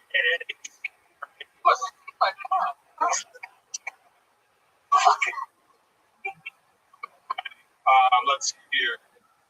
So I need not be all pundit to you in relaying blunt, imprecise realities. The vote has come to these auto-aligned beings. It is being brought upon us, making sure that one too many and uncapped stems show all questions of where and when instigating change through monotonous monopolies or manifesting. All right, we're going to stop you there. I mean, that is somehow inexplicably worse than the stat. whoa, we're going to do something really special here. This is going to be the first time that we cut off someone's head on this show, everybody. We're going to cut your fucking head off. We're going to leave it on the table for the next 2 or 3 years. It would be. It would be entertaining. All right. It's too wordy. The poem was too. I know. It's too wordy. I know. I didn't say it was good at it, but I did it. Seemed like a little bit wild man, Bill. You've ever been arrested or in trouble with the law? Almost. I got in trouble, and believe it or not, I made the cops laugh. They let me go. What rape? We were. What? It's rape. You have rapist standard. Yes, we're guessing that it was a rape. No. Oh. No. I had it come out. What was the crime that you committed? We were just driving intoxicated. Oh, I was say we. Who were you with? a bunch of friends that were fucked up, and I had weed on me. So Where were you? You made the cop laugh, you said? yeah, on the way to the. How did you do that? But what happened? Do you remember what you did to get the laugh? No, I was all fucked up. I don't remember it all. Maybe that's why I made him laugh. Yeah. Oh, maybe you should get real fucked up. And try that. I'll make the best. Yeah, we're drunk with weed. Cocaine do you do? I've done it 5 times. I'll never do it again. Why? What happened? All those 5 were right now. What happens when you do it? Spend all my money and don't have fun. Wow. And so I just I didn't like it. I love weed, you know. What's your love life like? Not Really? believe it or not. Oh, we do, Phil. We believe. Time you had sexual relations with someone. I'm not going to answer that question because it is a very long time. No, a couple of years. Wow. I mean, you're not a bad looking dude. Yeah, so it's something. Personality. Something doing it. As much as I can. Like something is going wrong. Are you always like super creepy with women? Are you a little bit like overactive, a little bit ADD, a little bit? It's really why. Okay. Right now, but also if you haven't waited a couple of years. Oh, let's see what it's like. Let's pretend I'm a hot chick, okay? And you and I are meeting. Hey, what's up? You seem like a cool guy. Oh, okie dokie. All right, there you go. So what would you say if I was a hot chick? I'm like, hey, I really liked your comedy tonight. Do you want to see the trunk of my car? Okay, Phil, I'm trying to be funny. But you are the king of the grown side. All right, and just and then try to be serious. You're an actor, right? You've been an entertainer since you're 13. Yeah. Let's play this character straight. Direction. Okay, again, I'm a hot chick. I'm just excited to play a hot chick. Man, wow. Hey, Phil, I really liked your Saturday. You were super funny. I'm so dumb. I think you're hilarious. If you're honest with me, You don't have to, like, it make me feel really good if you told me honestly that I sucked. well, you know what? I wasn't going to do this, but hey, you want to fuck? There we go. Still trying to be funny. There goes Bill and Martin, everybody. Bill and Martin, everyone. Back to the elevator at Ron.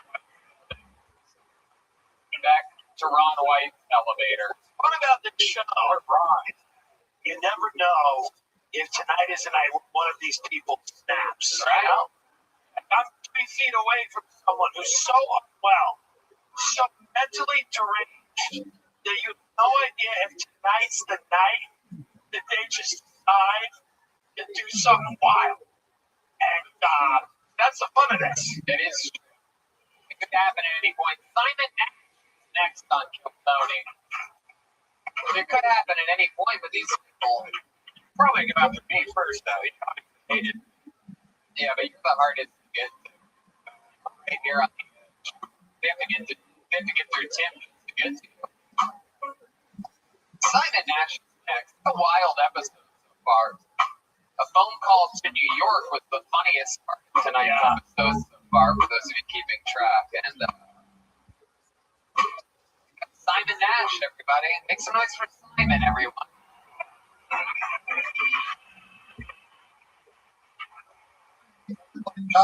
Kramer fuck Barack Obama at a Vampire Weekend concert.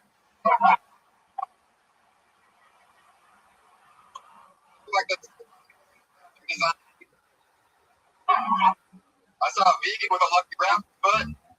Pretty sure that's a faux pas. My friend came back from vacation. He said, I love Nicaragua. I said, first of all, that's their word.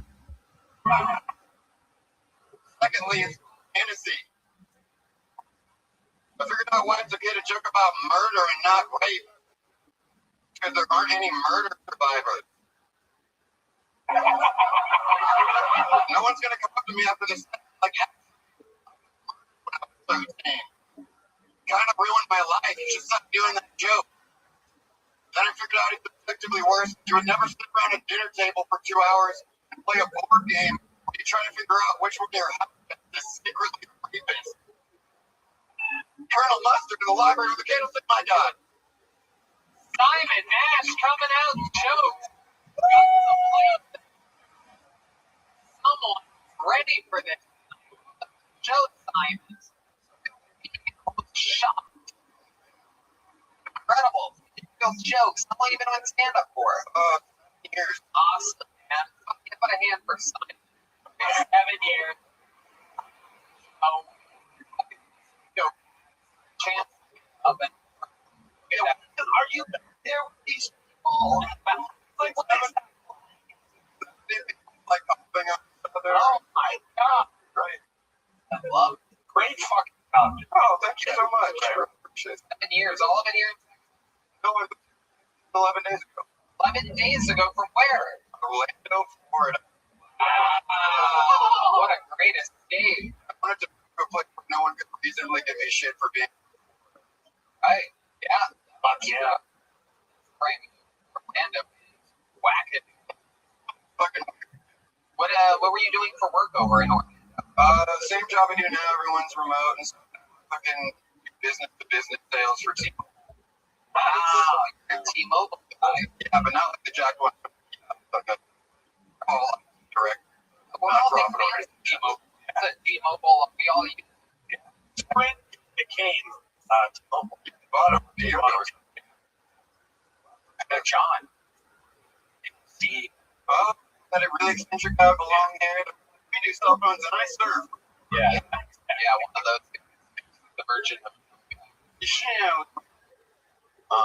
So welcome, Simon. What else in your life? Tell us more about you.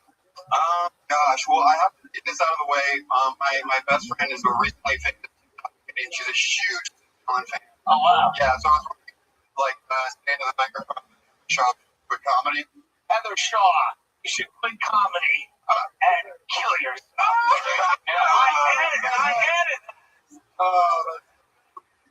Why? She blew up on TikTok? She blew up on TikTok. Is she one of the million? No. She does she is like a skinny lesbian and she looks a lot like Jim Carrey. Great actress. Right. I get approached. You shut the fuck up. Jesus Christ. Fuck me, guys. Well, that's all. I'll check it. Wow. I can ask you about your entire I'm so life. sorry. Anything about you. I can't juggle. I work a sales job. But I like a family. What's your ethnicity? My dad was black. That's a lot to I can say. What do you mean he was? He's dead. How did he die? Transitioning to How did he die? Did his the reverse Rachel Dolezal. stomach flip? Yeah.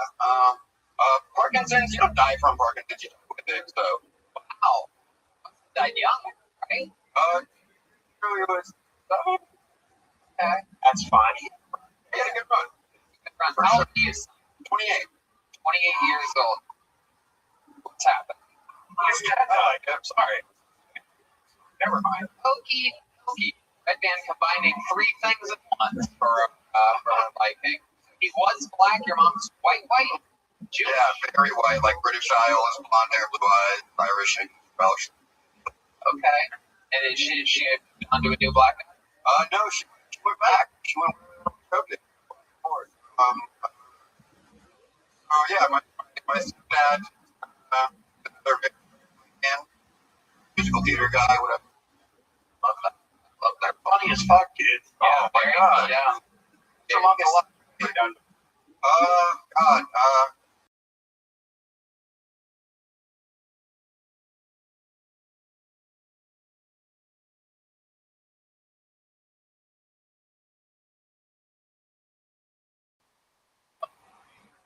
Simon, you are absolutely hilarious. I love it when rock solid comedians on this show. Thank you so much for grace. Simon Nash, everybody. Follow him on social media at Simon. You guys looking for a special treat? One of the regulars on for those of you that are big fans of the show, you're absolutely going to love it. Prolific joke writer every single week, giving us a brand new killer minute. Famous for his incredible roasting skills. How about you guys all make some noise for the great and powerful David Lucas? Everybody, here we go.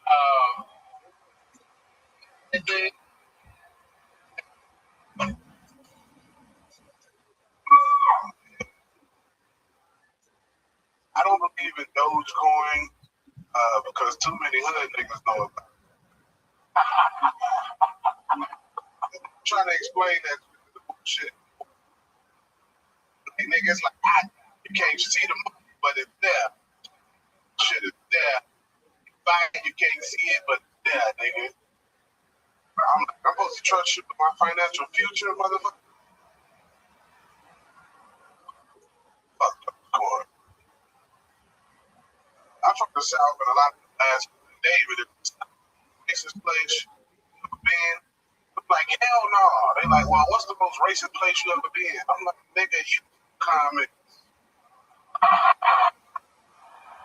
YouTube comments is the most racist place in the world.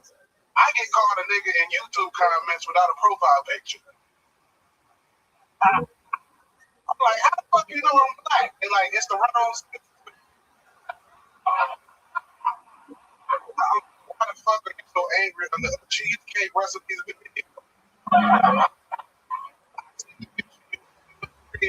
Milk next thing I know you call me. Alright.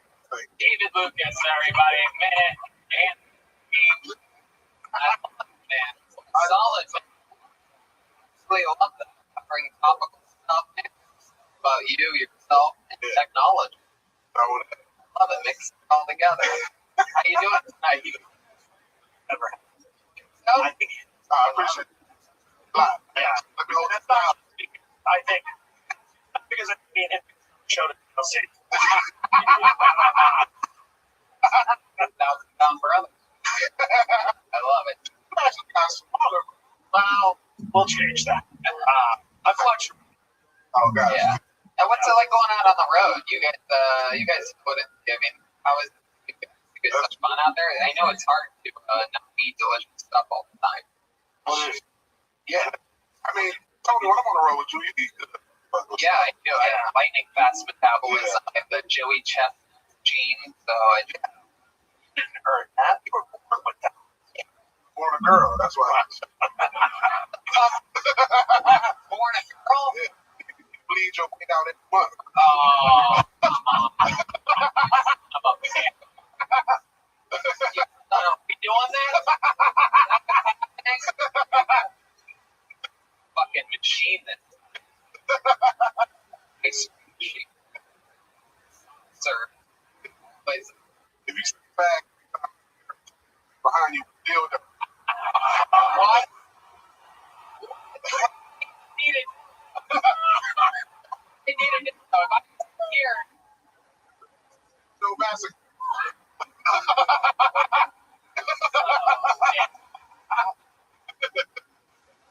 Yeah. Man, that's my deal, though. That's episode 1,000 Ways to Die. Oh my God.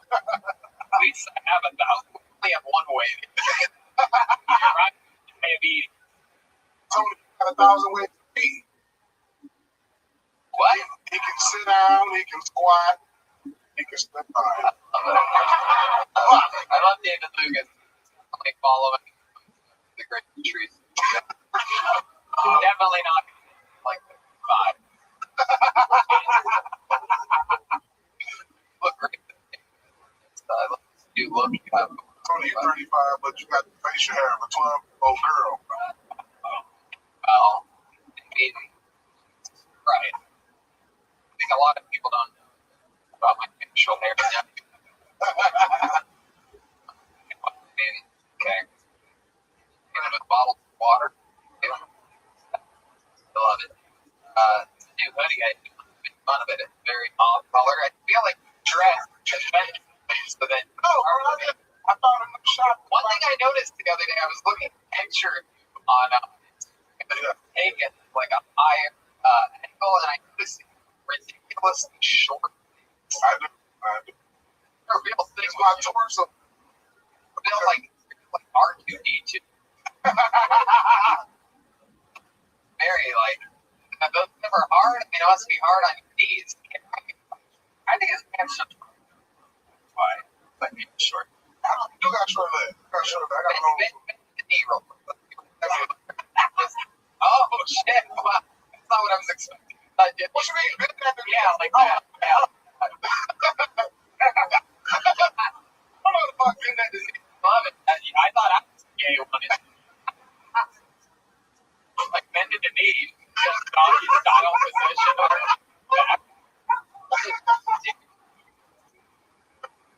Love it, man. What else? How's Austin treating you? Austin's good, man. Austin's great. Tim go up there and they'll show up, and I'm going to show the other show. Fun. And, young Dolph from there, young Dolph, Key Glock. Are you serious? I think I walked in on the green room, and I think he gave me a look. Young Dolph, like kids. Grab by the drug. Oh, yeah. Y'all put out of y'all house, out of the trust fund, and listen. I love you. He's from, I think, from Memphis. Yep. And he ordered like $2,500 of shit for the green room. Really? And didn't use none of it. Just ordered it. Yeah. I was in, I did your show last night. And it was not $2,500 worth of shit. I hate it. David Lucas screener. Every young black comedian. Nobody in 2 pairs of headphones just sitting on the chair. And then there's just mixed a crap of something else. Now, Aaron at 3. I just want to leave and do drugs, so right. Fucking potato chips or something. I'm a like chips for like a teaser. You do any athletics? You been working out at all? Yeah. What kind of workout do you do? I started Powerlifting? Swimming. I'm one of the only black guys that Swimming is literally the most useless thing. In fact, it does absolutely nothing for any of us. I'm one of the only black guys. Best exercise. Yeah, I think it's for old people, bro. Yeah. What do? You just jump in there and try to not sink the whole time? Bro, I'm one of the only people that fucking get sunburned. Where have you been swimming at? Always. You go outdoor swimming in front of people? Yeah, nigga. What? I want to get. I want to get video of this You gonna shit. come out there and piece?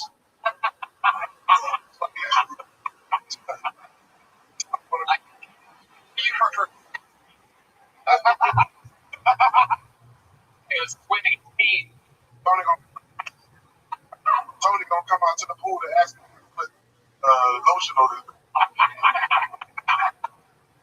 They gonna pull on straps, no take time. I love it.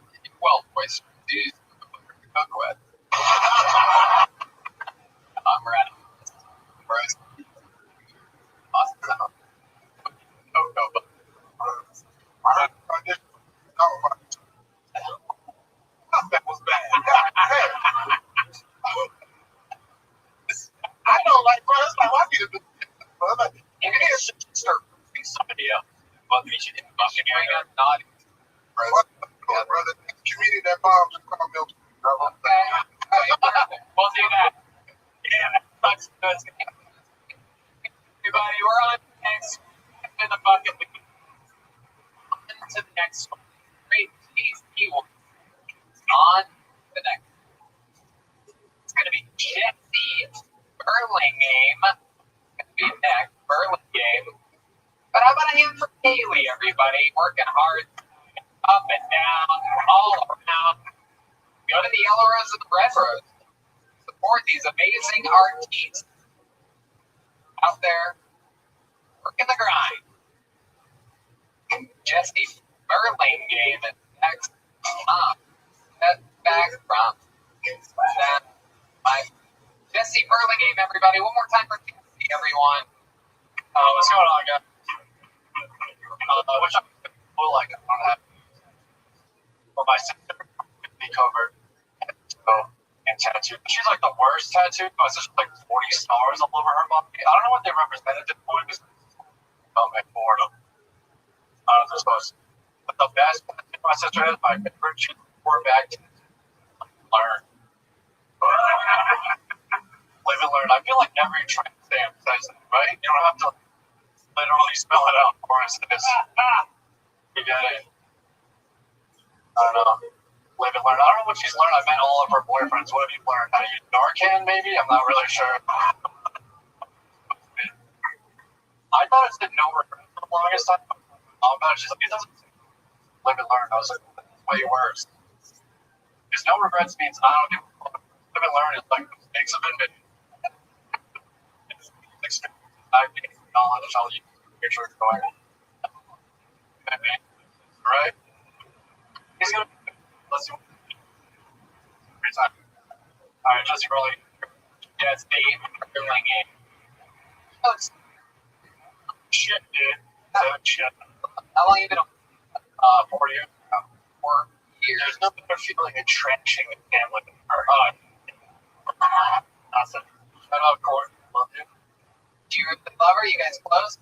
No, she lives in Mississippi now. Oh, shit. Looks like she never learned after all. She got married COVID there in her apartment. Like, moved to Mississippi. Wow. She deserved My goodness. You know, that's 3 years? Yeah. And all of it here in No, I just moved 3 weeks ago from Massachusetts. Wow. Worcester, Massachusetts. Damn. Friends in Boston. Be loud grown, but you Bostonian can't help but to claim a state or represent. You guys pro? What can I tell you? Pro Worcester, anti Worcester. Pro Worcester, and one guy from fucking Detroit back here in the world. I love Tim and I love you. Oh, yeah, Irish great. I love it. you. What else are you into? You skateboard or something like that? Yeah, picking up some skateboard. Jeez. I did bring my skateboard, but yeah, once. Do you have it here tonight? No, I don't. Oh, okay. I'm into indoor rock climbing.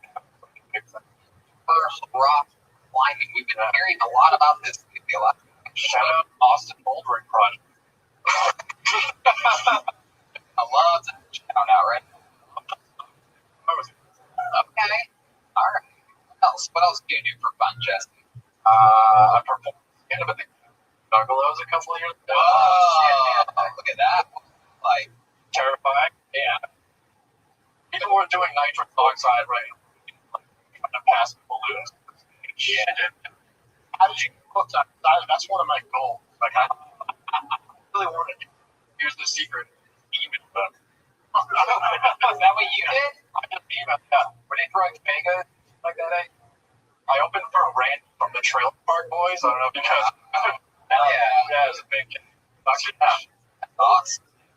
What do you leave behind in Worcester? Do you have a girlfriend or anything like that? I had a girlfriend. We broke up March 1st, 2020.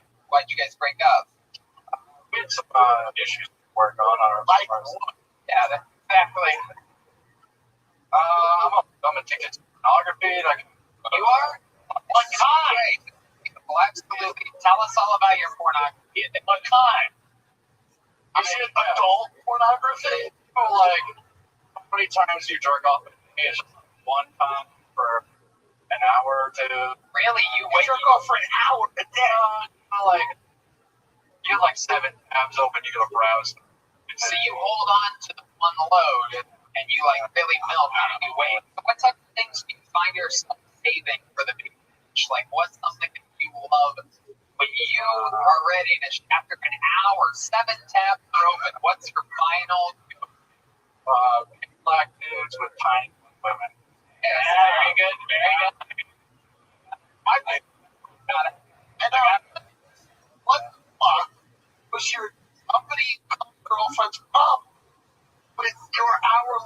jerk off. Yeah, I mean, she's a bitch, right? I mean, this bitch is crazy. I'm not when you. Were you paying for it or was it all free? No, it's all. Okay, yeah. That's some additions get out of control fast. She asked you to stop. Yeah, it's going to go into a 12-step program for it. Wow. That is humiliating. And COVID happened. But happened and stop. You feel like you're off 12-step program. You feel like Dave Chappelle and Half Baked. I'm addicted to porn. There's like pedophiles and rapists. Any girls in those 12-step programs? Yeah, there was one midget in a wheelchair in my group. Oh, damn. How long until you came? That was just my next Google. Pedophiles and rapists go to these 12 steps. And you. And me. Is it weird? Yes. Wow. In a wheelchair? Like a stroller? In a pedophile? Was it pedophile midget? I don't think. Are they pedophiles? Anyway. I think she was just ecstatic, a midget in a wheelchair. So often that she had a problem with it. I love it. Did your virgin girl ever go with you to the 12 step? No.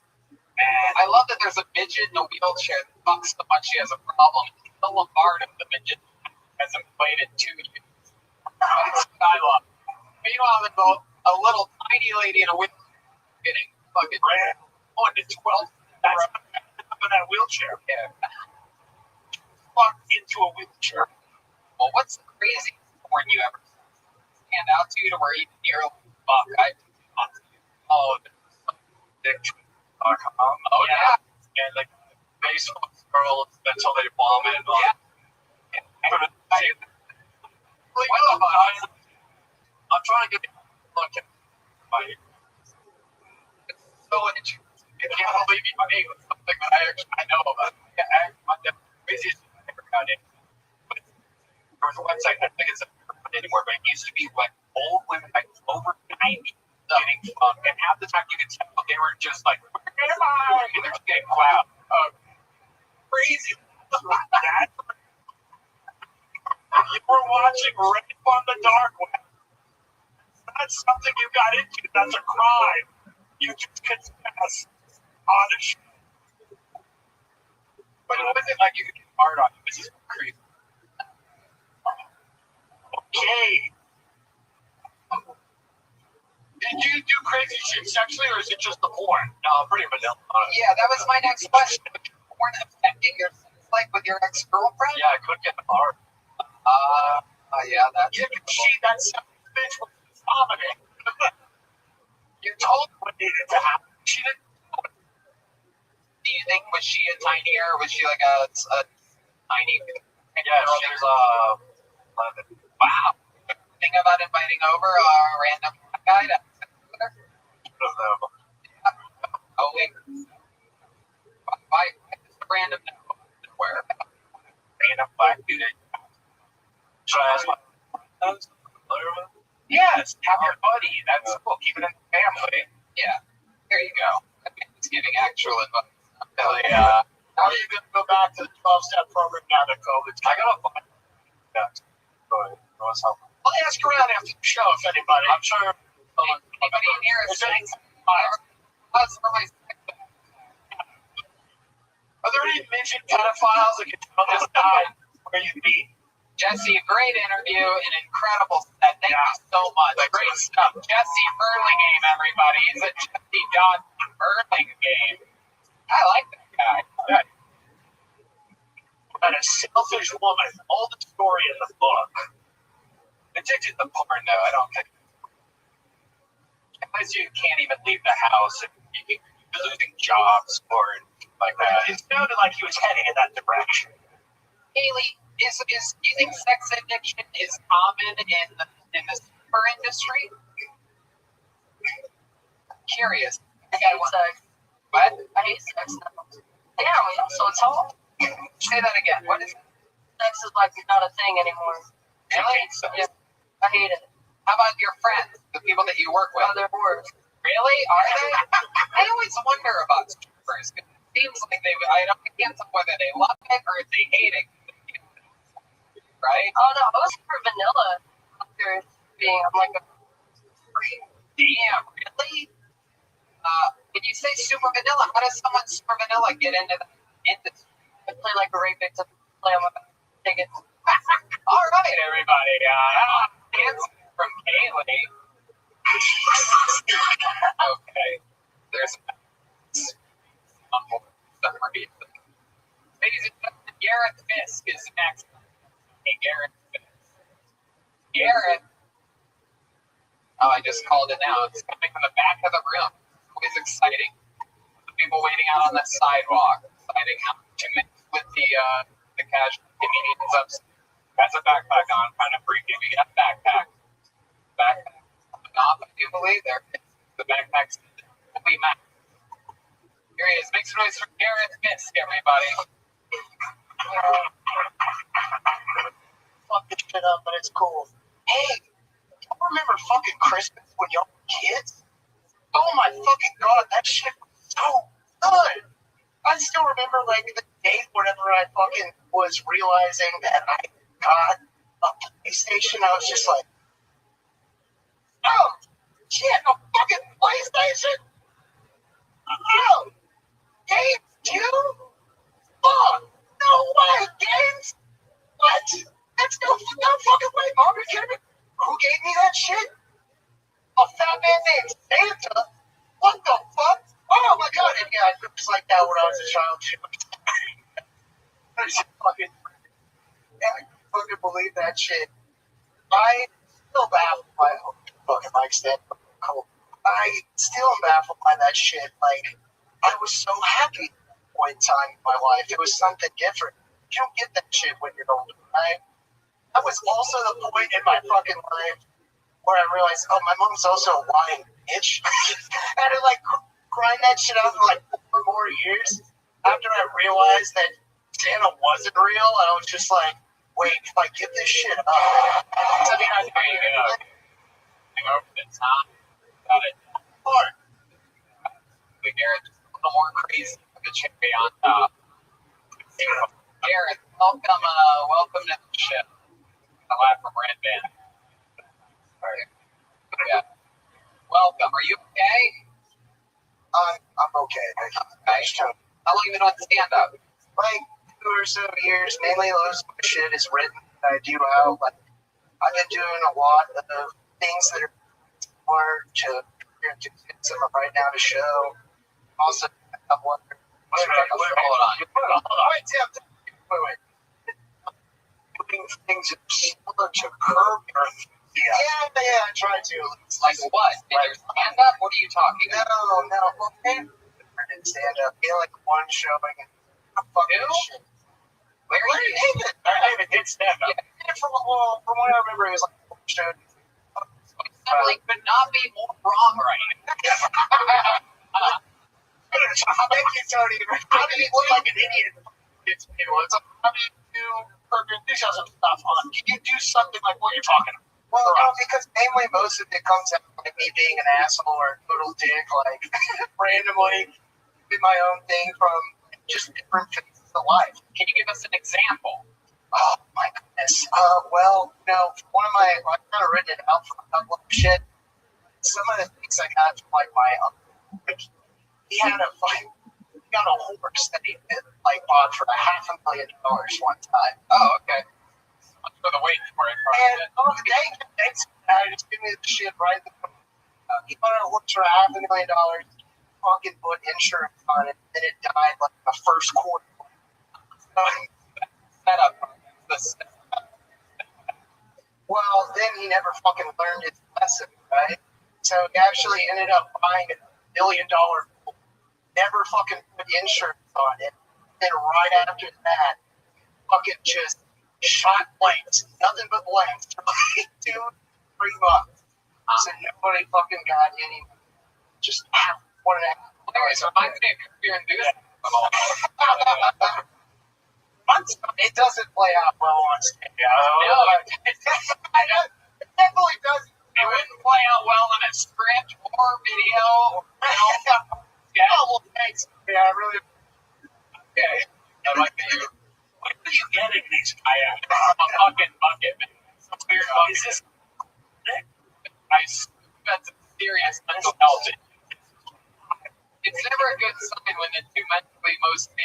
we're both be better. This is What do you do for work? I do sales and just kind of sales. Yeah, man. Just bullshit. What do you sell? I don't even know. I work for consulting, like, or I do fucking solar sales, but it's consulting. It's really just setting that shit up. God damn it! Wait, did I get a voodoo shit? No, Garrett, you don't get I'm any. so sorry. Stop talking. Don't worry, we're not going to let you get that crazy. I'm afraid for my life. I'm truly Garrett, Tim, I've heard you talk. Garrett, stop listening to the voices in your head, Garrett. Try to focus on what's actually happening right now. Garrett, what is the craziest thing? You have wild energy. You're hard at yourself, saying unfunny things. We're curious to know what's the craziest. Yell at animal or something like that. Well, I am from Texas. Like, I'm the only person here that's from Texas. Really.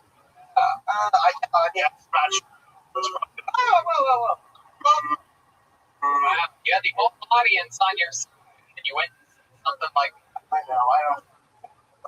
No, I'm actually from here in Austin. It feels like everybody I've met is from somewhere else. Exactly. Talking. hey, we're not about moving out. No. Your mom's house. Everyone else is moving into Austin. Yeah. Have you ever? Do you think you should move to a different city? Get that. You get crowd support. So much to me. Have you ever killed a bird before? You know, the funniest things that ever happened to me in San Diego for a while was somebody asked me, like, you shoot love? Like, what? And I was like, that's just a kill. Shoot the dove. Wow, you are a wild. I'm only shooting for blanks here. Right? You have a girlfriend? What's your home life like? Oh, God. That's a great question. Coming off of a relationship that lasted way too long. How long did it last? Not at all. 7-year relationship that ended pretty good.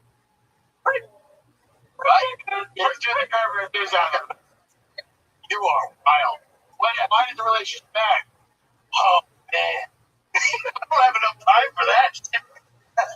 That ended, what part of the spectrum are you? I'm like all over it. You know, I'm red and blue. I'm on both. What do you think is the weirdest thing about You get that. what part of your daily routine, like what part of your daily routine that we don't know about? What do you think is the weirdest thing that you The weirdest thing that I like fucking do. shoot toenails or something like that? What about that? No, you cannot. Well, here's the thing. Oh man, I'm a fucking normal guy. Y'all are just taking me out here to be some fucking jerk off. I don't know. What do you want me to say? Curb your enthusiasm. All right, there he goes. Garrett's Misk, everybody. Thank y'all. Up and out. Think quickly. Garrett's Misk. Oh shit, here he comes. Here he goes. Garrett, go, Garrett. Jesus fucking. Once it comes to shaking hands, then everybody has to know to do it. Oh my god. Sam, I'd like to be the first person to apologize to you for. No, I mean, I'm so grateful that none of them. Tonight's not the night. Should we get a female up here? You guys think I should pull until we get a woman? We haven't had a female comedian tonight. I don't think Chad is a lady. That looks like a guy's. We know Nick. Let's see what happens here. Arthur, I'm sorry. Jack. Okay, here's one. Ladies and gentlemen, make some noise for Leanna Patch, everybody. Here we go. Leanna Patch.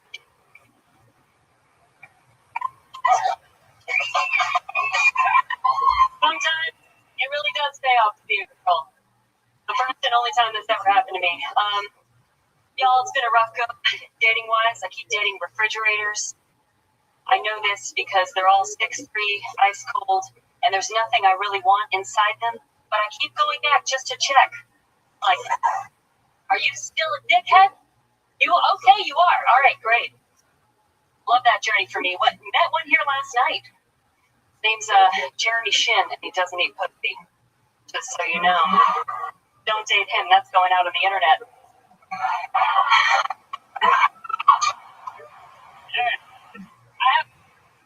You'll know about memory foam, right?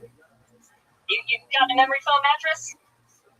I want to know when they're going to make selective memory foam. Because shit has happened in my bed that I want to forget. All right, one last thing. Grammar quiz. Y'all know the word cloaca?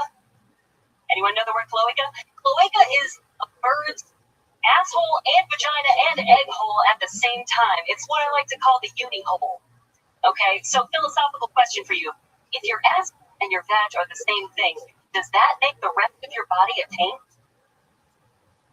Have birds just been flying taints this whole time? Oh, there it is. The end of this. Sure. But yeah, everybody coming in. Hi, Leanna. Welcome to the show. Hi. Yeah. How long have you been doing comedy?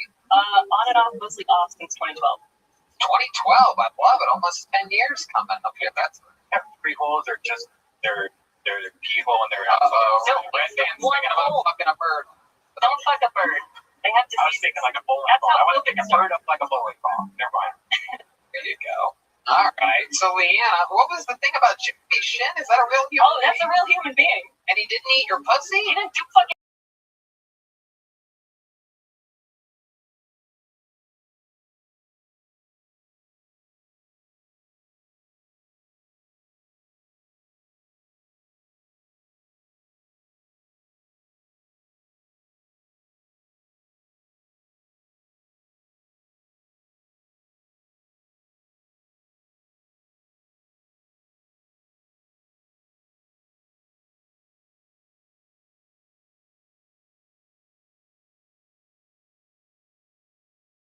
He unmatched me after we fucked, and the only reason I was mad about that was because I lost an earring in his bed. I wanted nothing else from him but this earring back.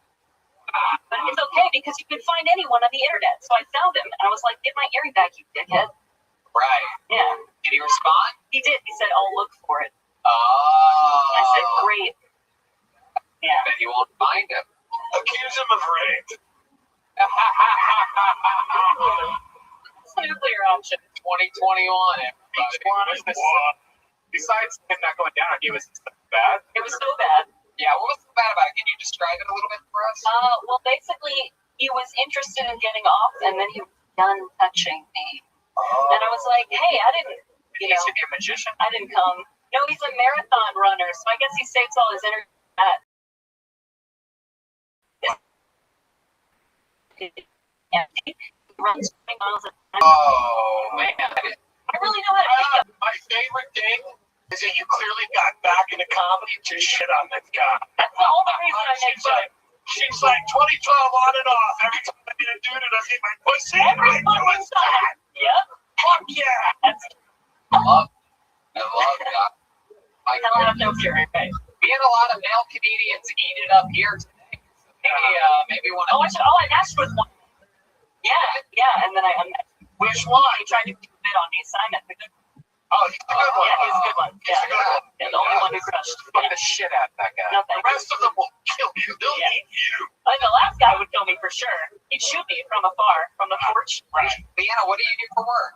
I'm a copywriter. A copywriter. What do you do for fun? I do this, Other and than stand up. I'm on a Mardi Gras dance team, and I volunteered at Animal You're Shelter. on a what dance A team? Mardi Gras dance team. What's the Mardi Gras dance team? So there are all these little crews in New Orleans that do like their own parades, and they have like, and dancers and handhelds. So I'm on a dance team. You like dance while marching. Yes. Incredible. Can you give us an example? I do that. It's like you guys have New Orleans music, right? Yeah. Listen to that. Louisiana beat. Louisiana French kid. Yeah. Oh, shit. Right.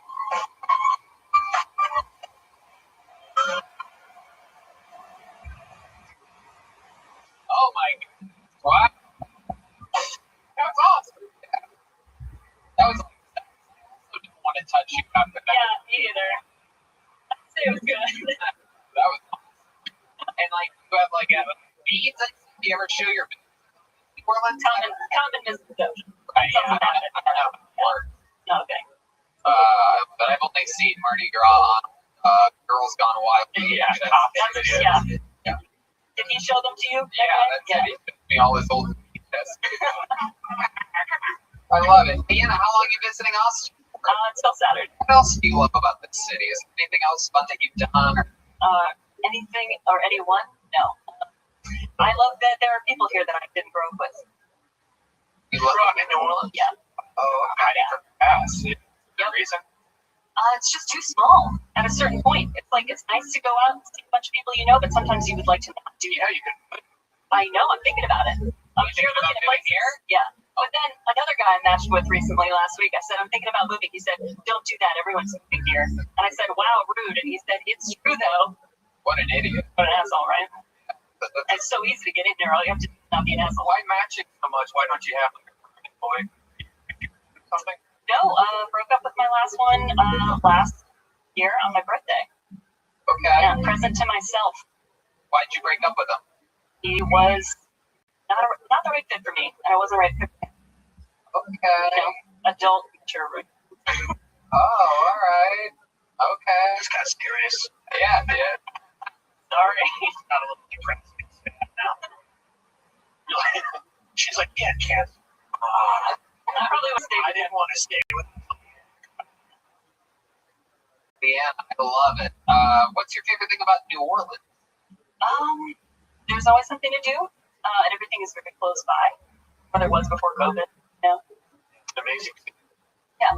Great food. Yeah. But the comedy seems almost non-existent. Yeah. No one cares about comedy. There's no comedy. There is a lot of comedy. Club. Amazing. There's a couple. There's like, you're right. It's a different culture. There's Mike Nights, but yeah, we don't have like a place. Well, Leanna, we love your set tonight. You represented the ladies very well. There she goes, Leanna Patch. Thank you so much.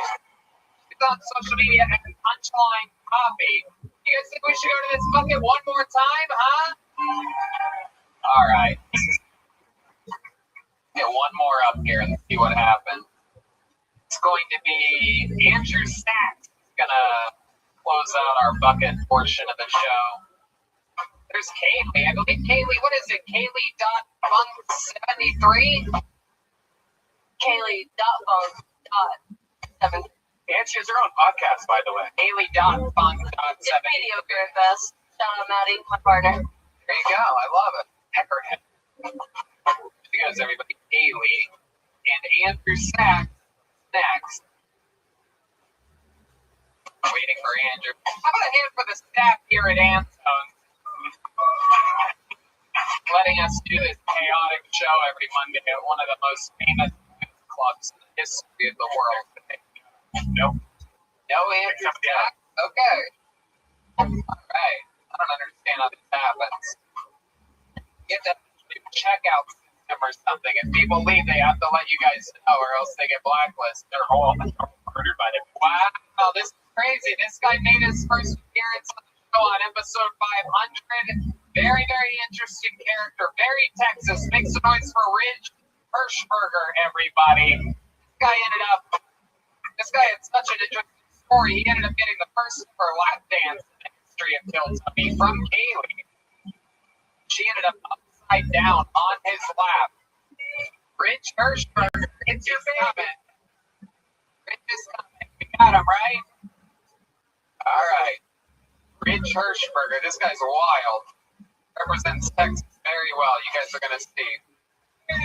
Real fucking Billy. Oh, look. Here he is, everybody. Ridge Hirschberger, everyone. Come on, make some noise for Ridge, everybody. Holy cow. My name is Ridge, like a mountain. And I know what you guys are thinking, Ridge. That's a unique name. Yeah, I was named after where I was conceived. The North Ridge Mall. Parking lot. That's my middle name. Ridge Parking Lot Hirschberger. The second.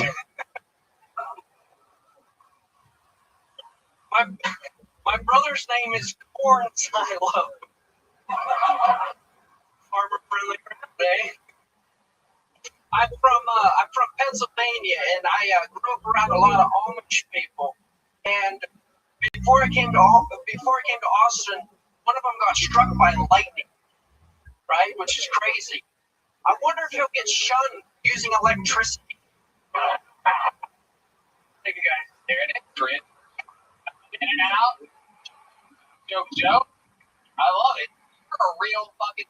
Everything about you is real. When I first met you on Kill 2500, I thought you were playing it up. I'm like, this guy's trying to be like a hillbilly character, like from the middle of nowhere. And I did some research on you, and it turns out you really are this guy. I got research. Yeah. We got some deep intel reports on Rich Hirschberg. Someone found your Instagram and showed me a picture of you in front of a real Confederate flag. Oh no! Hey, you didn't delete that one when everybody was talking about Confederate flags. Not true. You want to bring it up? You delete it. I thought you were watching my TikTok. You're the last name of like entertainment attorney from Los Angeles. Hirschberger. Like I would hire an Arthur Hirschberger. Yeah. For financial stuff. Yeah, a lot of people think I'm Jewish, but I'm not. That's a deep insult to you when they say. I'm sure you react kindly when they say Jewish. Your least favorite. I'll go first. Okay.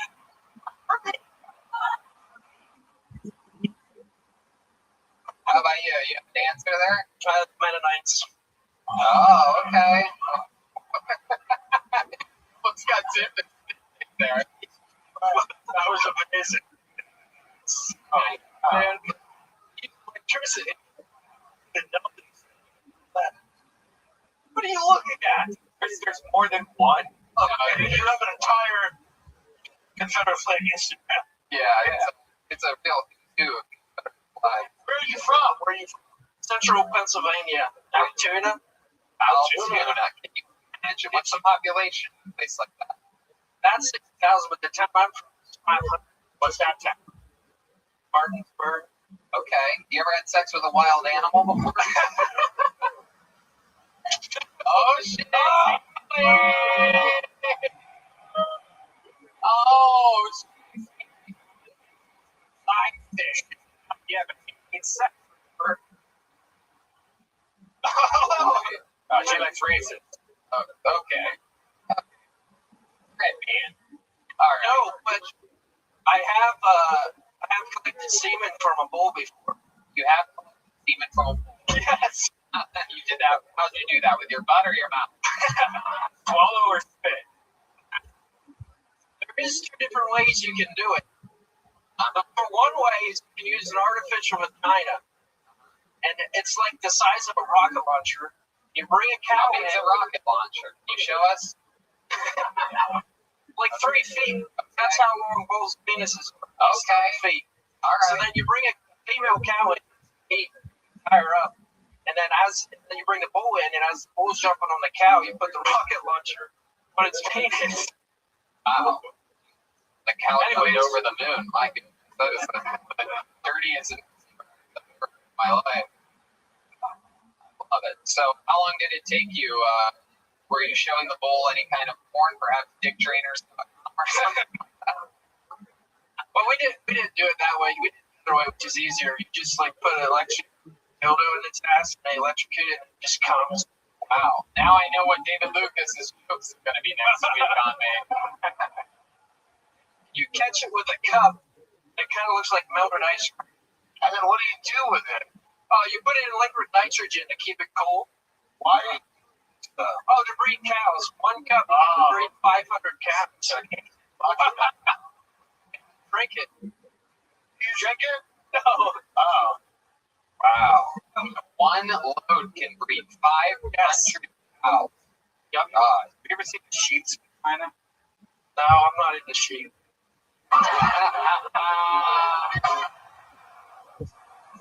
All right. Anyways, I love it, Rich. What do you think's one of the most like hillbilly things about you? What do you think? What do you think you do when you're so? I don't know. I was here in Austin like 3 weeks ago, and the first night I went out and I went to that place that has a mechanical bull.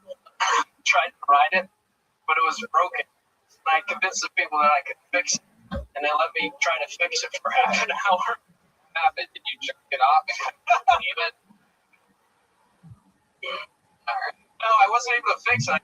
I was electrical engineer. We found out the reason why you got a lap dance on episode 500 was we found out that it's been a while since you were with a lady, right? Have you gotten lucky at all since then? No, I haven't bumped it off. Wow. Really? Have you at least been talking to girls or anything like that? Yeah. How does that normally go for you? Where do you think it goes wrong? I don't know. I just don't. I don't know. I'm not interested in all city girls as much. I like country girls more. I'm intimidated by girls because I don't know what to talk to them about. Like jerking off bulls. Right. Yeah. You're looking to find yourself a real nice good country. Yeah. At least 1,000. 1,000 acre? Yeah, 1,000 acres. Wow. Wow. Hell yeah. Oh my goodness. Any country girls in the audience tonight? Any From a port. you know, still no one rich. What are your parents farmers? Yes. Awesome. What were they farming? Where were they? Dairy farmers. So like I touched a lot of titties. I bet you Since there's nobody else in here that's a dairy farmer, probably more than anyone else.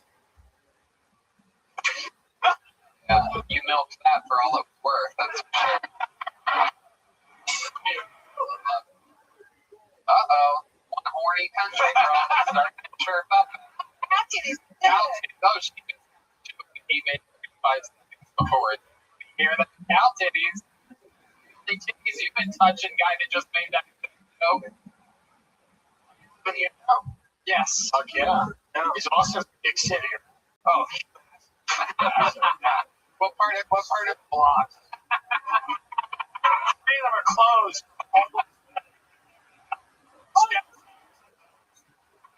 Touch her. Got it. Get it.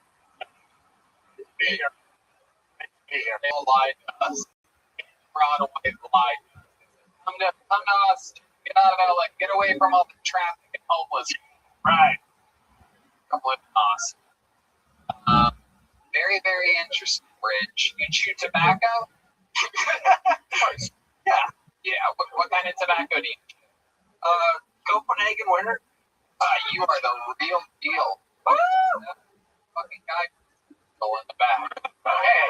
What's up with the It works. It works. All right. Perfect. We're on here. Hello, Mitch. So what's next plan? What part of the city do you live in? What did you decide here? I think it's east. Yeah, east of here. Okay. Like 10 minutes. You use a compass to get here? Yeah. Ride my horse. God damn it, I need to get home. Views. City here, they don't have anywhere to tie up your horse. You find the North Star so I can get my ass home. Yeah. You drive? Yeah. What kind of car do you have? Toyota Prius. Get the bump out of here. Oh, City boy. God. Rich, you. It's the closest thing to gas mileage that a horse gets. My God. Jesus. When you said that you used a fake vagina on a bull, I didn't realize you were talking about I hate Prius much. The word. Really? Yeah. My first truck was an F-250 diesel power stroke. Oh no. Yeah. Oh shit, you got Kaylee squirting over there. A little screen looks like one of the little Roman fountains. I love it. Kaylee, do you think Rich Hirschberger ever has a chance with you?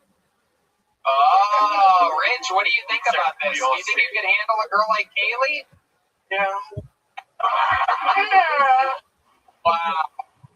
All the testosterone left your body right before you answered that. Bridge, always fun to have you on, man. Congratulations. Great second appearance. There you go.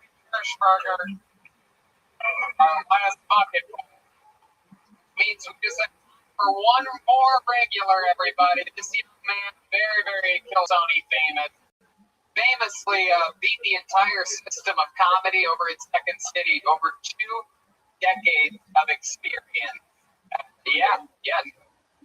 At Second City, got diagnosed with ALS. Luke Erickson, he has decided to chase his dream of being a stand-up comedian with a regular on the show immediately after that. Ladies and gentlemen, I present to you the great and powerful Michael Blair, everyone here. Always exciting, always brand new minute from Michael.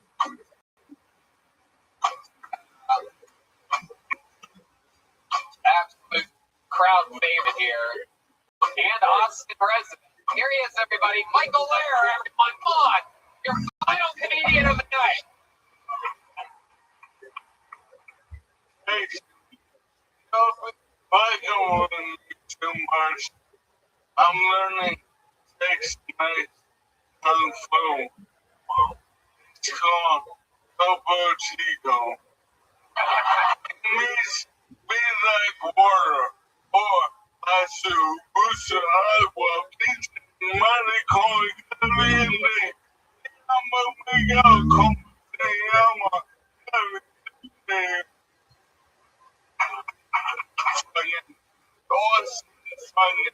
Defines the police, but the sidewalks look like her. On behalf of the entire disabled community, suck our undies dick to us. My doctor's like, oh, you can take your pills with the applesauce.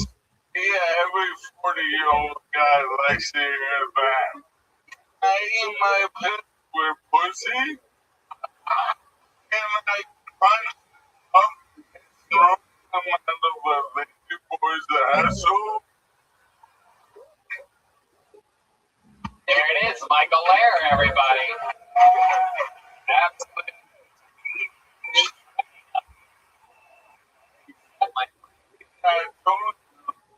Tony was bullying me before this time. He was finally getting in my head like he was. He's like, what did you do today? I'm like, nothing. He's like, tell me, trying to fuck me, and then I come and I crush it. So fuck you. Well, the record. First time he's mentioned the record that I do it all the time, and he always kills, so maybe I'm doing something right. Yeah. What do you think Bill Jackson, Coach Michael Jordan, my friend? Yeah, but at least. And Michael Jordan wasn't in a fucking wheelchair. Yeah. But Jackson, get all there, but he'll never be able to see. Does Tony ever hit you like on the left, like that? Yeah, I am. For real? Like, For real? the yardstick that I use on my mom's weapon. He used to be a ruler, but then like COVID, 6 feet or For real? it's literally 3 feet long. I can't believe I just said that. Tony helped me out. Come on, those stairs. I did. I trimmed Michael's nose hairs this week. Absolutely. We were having coffee together, and he laughed at one point and tilted his head back. My mind was completely blown to see that he had fucking Sherwood Forest through his fucking nostrils. Yeah. I'm like, this is the most handicapped part about you, Michael. We need to take care of this. And I did. I used my Manscaped nose trimmer. That thing was fucking working overtime. We got it done. I swear to God, I've never seen tears in my life. Like I cleaned up my skull. They're like, steel wool. That's where I get my heart from. Fuck you. Made me look like a bad guy at the beginning of this interview. A real asshole, but Hey, I've been, oh, he hasn't announced. all the pussy right up from me and Austin. I'm getting back together with my news. Hey, look at that, everybody. The famous slash girlfriend Colette is moving on. What? But, sometimes you have to be with an old wife with credit. That's right. That's right. Your performance absolutely is coming to rein you in a little bit, right? No, please. She's actually a good woman. Like, I was really sad when you moved here without her and a helper for you. But I was from England. You won't give me anal? No. Okay. Hey, in her truck. Hey, No, I'm working on it. hey. And advice, rape her butthole. Got it. Okay. Have you seen Michael? Listen to that. Yeah. He deserves anal.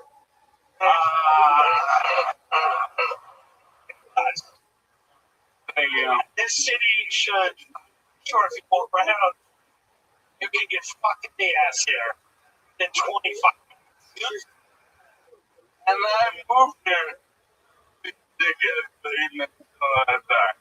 And the wheelchair is the deal breaker. It's really funny to get fucked all the time. The wheelchair. I know a lady in a wheelchair that literally is Right. I can hook you to you guys can go roll on fucking like Mario Kart. Dude, Like Princess Toad out there. I know disgusting. That midget lady in the wheelchair is fucked by 12 black cars tonight. Hey, how do you know that?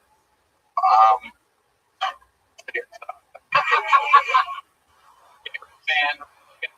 I dialed it. Better time for a fart. Get used. Even it for that moment. Michael, what else? Anything else before we go? No. There it is. Michael Lair, everybody, MichaelLairComedy.com. We get the drawing from Brian Email here. Let's get the drawing from Chris Roger. What do we have over there? Be something of art.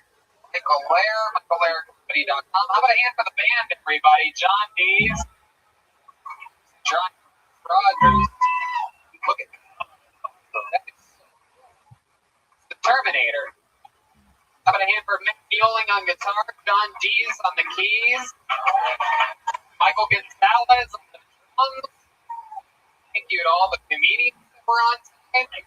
From I'll take a look at that. Amazing. Like a James Bond theme. Very, very awesome stuff. BrianJEbelt.com for the Kill Tony coloring book. All the new posters. Make sure you check out. I've been saying since day one, the first time I brought this guy on the show, Tim Dillon, I said, this is the future. This guy's the best. And look at you fucking now. Well, thank you for having me. I appreciate it. How about one more? How loud can this place get for Tim Dillon, everybody? We love him. Yes, the year 2018, 2019, 2020, already on its way to get taken in one. If you're not, and I know that you are, you guys, the fans of the show, the real biggest comedy fans. You guys fucking love comedy. Comedians talking to comedians about comedy. So I'm sure you already are. Of course, become a fan and a Patreon member of the Tim Dillon Show. Get into the game because it's sure, right? We love it. And thank you to the live audience for coming out. Red Dan, anything else? We got a show at Vulcan this week at Vulcan. Thank you, Ambulance. Thank you, audience. Good night, everybody. Thank you so much.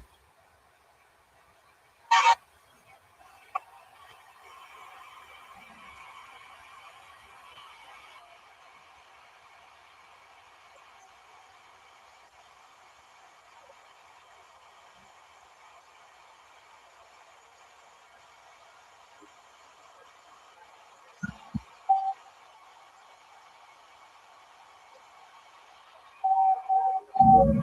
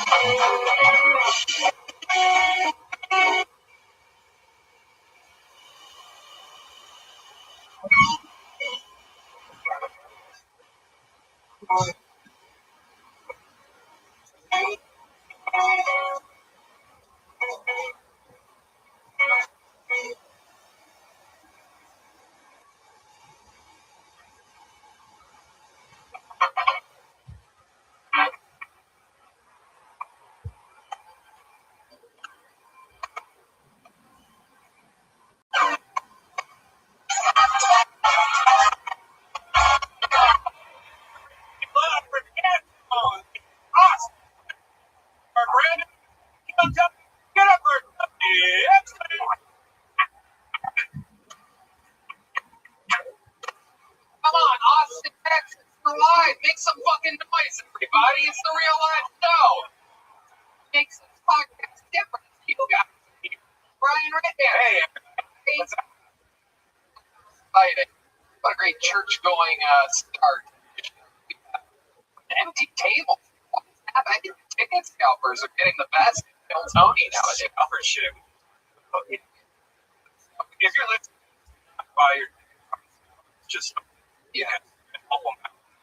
Shit. Why not swing by at Ford on a Monday and see if tickets are available at the door, because 15 minutes after the show starts getting people. But for those of you that are here and bought your ticket legally, how about you make some noise, everybody? We're here Monday night. No one has more fun than us. Very, very stuff happening.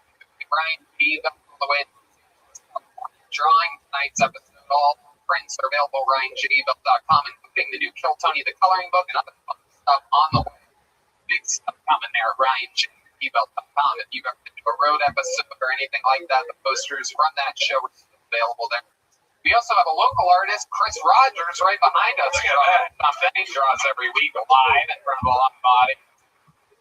We're all stuffed up on food thanks to our friend Yoni over at Best Barbecue Show, CM Smokehouse at Golden Acres. I swear to God, this is not just like a sponsor that we just talk about because of they give us or anything. We're literally fans, raving reviews of people that we have here every single week that is amazing. Literally, and you know I would never say this, you're one of the best Philly cheesesteaks I've ever had in my life.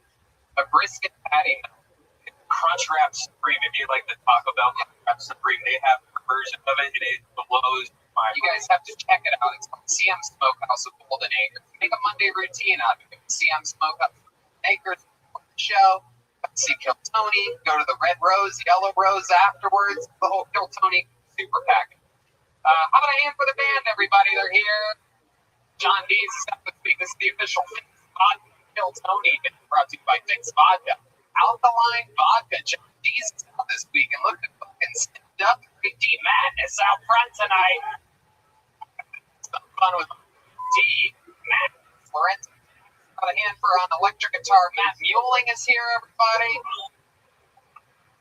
Collection of Mario figurines that he gets at HEB. Who loves HEB here? Where are my HEB people? We love HEB here. Now about a big hand off of coming off of the biggest Mexican drum off in the history of the show. Drummer Michael Gonzalez, ladies and gentlemen. All local Austin talent. This place is filled with great music. We're super, super excited about tonight's show. We have a fun one for you. But before we start tonight's show, here's a little bit about the amazing sponsors who made tonight's episode available for you here, right now. Hey, y'all. Are you hiring for spring? What type of role are you hiring? Maybe you need to hire someone to wear many hats, which can be challenging. Or you might have a simple position to fill, but it's taking forever to find someone with a great fit for your company. That's where ZipRecruiter help you find qualified candidates fast. And now you can try it for free at ZipRecruiter.com/Kill. You need to hire an engineer in New York, Nebraska, in Colorado, or ZipRecruiter matching technology finds people with the right experience for your job and invite you to apply. So if we're at 5 employers on ZipRecruiter, you get a quality candidate within the first day. From accountants, duologists, and everything in between, ZipRecruiter makes hiring easier. And right now, you can try it for free at our listeners link, ZipRecruiter.com/KillTony. If you go to ZipRecruiter.com/KillTony today to try ZipRecruiter for free, we get credit for sending you. Once again, that's ZipRecruiter.com/KillTony. ZipRecruiter is the smartest way to hire. Squeaky doors, clogged sinks, finicky engines. When things break around the house, you take care of it. However, when something's off in the bedroom, you just try to not think about it. Come on, man. What are you waiting? Take care. Go to GetRoman.com/Tony now. With Roman, you can get a free online evaluation and ongoing care for ED, all from the comfort and privacy of your own home. A U.S. licensed healthcare professional will work with you to find a treatment plan. If medication is appropriate, it ships you free with 2-day shipping. The whole process is straightforward and discreet. Getting started is simple. Just go to GetRoman.com/Tony and complete an online visit.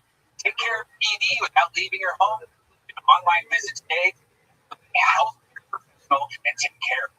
Red Band's at it. Go to GetRoman.com/Tony now, and you'll get $15 off your first month. It's really time to take care of your ED. And remember, get started today, and you'll save $15 on your first order of ED treatment.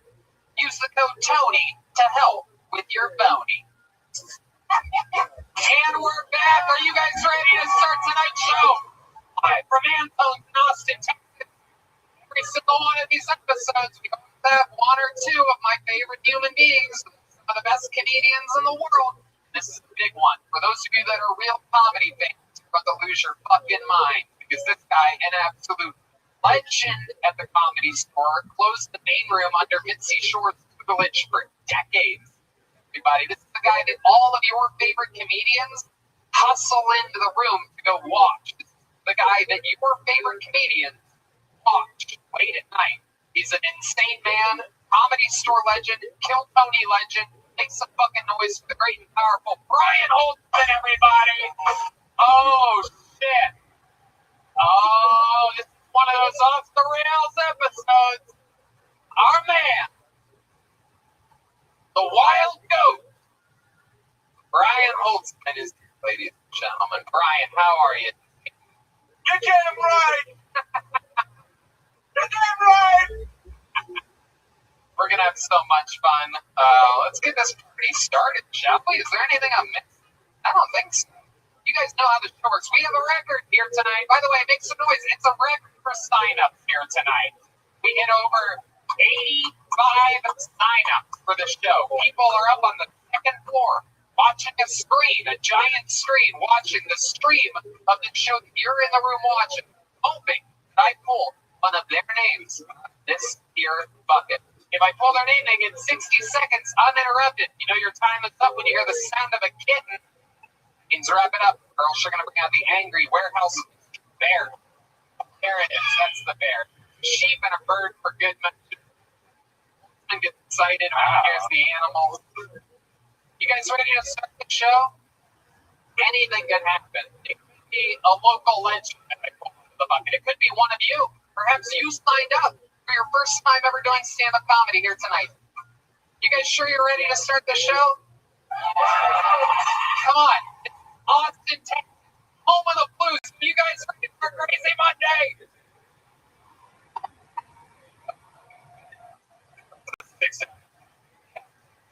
All right. Monday afternoon. We have some tables. Older people are here. To make some noise for the older people, everybody. Freshly vaccinated. Don't forget to shut your fucking phones off! And here we go. The show starts now. 60 seconds uninterrupted. Going to a man named Paul Seifert. Paul Seifert is going to start tonight's show. Very good stuff. Paul Seifert is coming to this from one of these areas. Seifert. Here we go. Here he comes. That flash means Paul Seifert. Here he is. Everybody make some noise for your first comedian tonight, Paul Seifert. Oh, it's happy to be here. I have a really rough. I got hit by the same drunk driver 2 times this weekend. I was sitting in the passenger seat. My dad punched me in both my eyes. Happens to be messing with me. I used to be in a band. We had to break up. My drummer wanted to go for more of an indie rock vibe, and I wanted him to stop sex with my girlfriend. I'm a vegan, but please hold your applause. I'm not being a vegan. My day job, not a joke. I'm an exterminator. I'm a vegan exterminator. First off, vegan exterminator sounds like a username on an alt-right subreddit. I'm going to be honest. Let me an Amish guy that works at Best Buy. Hi, I'm Kevin. I'll be helping you here at Geek Squad today. The problem with your phone, there's a lot of dirt charging for it. And it's the devil. So, it's going to ruin your family. Yeah, looking for the cat. Spot. All snipers, everybody. Hell yeah. Oh, welcome. I'm on. Healthy Lena Dunham. Hell yeah. Lena Dunham. Love it. Welcome. How long have you been doing stand-up comedy? About 3 years. All of it here in Austin. No, I just moved here at the beginning of April. This is your first time on it. I got it. I look like a lot of people from Austin. Yeah. Yes, you do. Where are you from? Massachusetts. We just had someone else here. He's my roommate. Oh, really? Yeah. Oh. Did you make the drive from Worcester? Yep, we actually drove down like in a convoy. Okay. Do you? Yep. And then we have another roommate from Worcester. Also, he should drive down with us, but he also. How many men did you live with? 2. There was. And you all made the move together. Yep. Look at that. You seem very close with these guys. You do anything wacky with them? Being in trouble, putting me in this type. You have a girlfriend, Paul? No. Have you went on a date? Yes. Really? Yeah. Oh my God. Tell us about it. How'd you find this girl? She's a comic, so I don't want to talk about it too much. Oh, come on. It's okay. We have to. Trust me, she would throw you under the bus in a heartbeat. It's okay. So, like, you guys were like doing an open mic or something? Yeah, I found her. She added me on Instagram when I was moving here. This last night, the last time.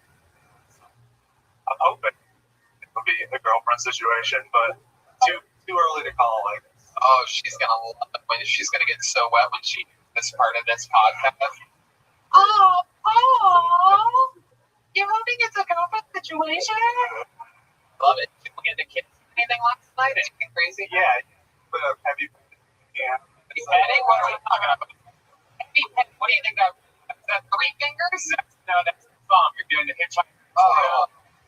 Yeah. Happy petting. You exterminate that pussy? Oh, fuck yeah.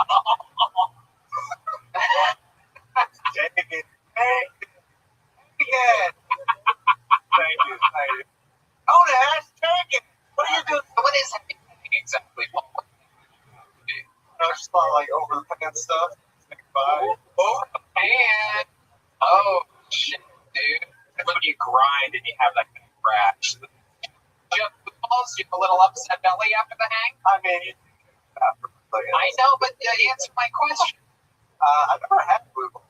You've never had blue balls? Never felt it. Really? Jesus, I got testosterone.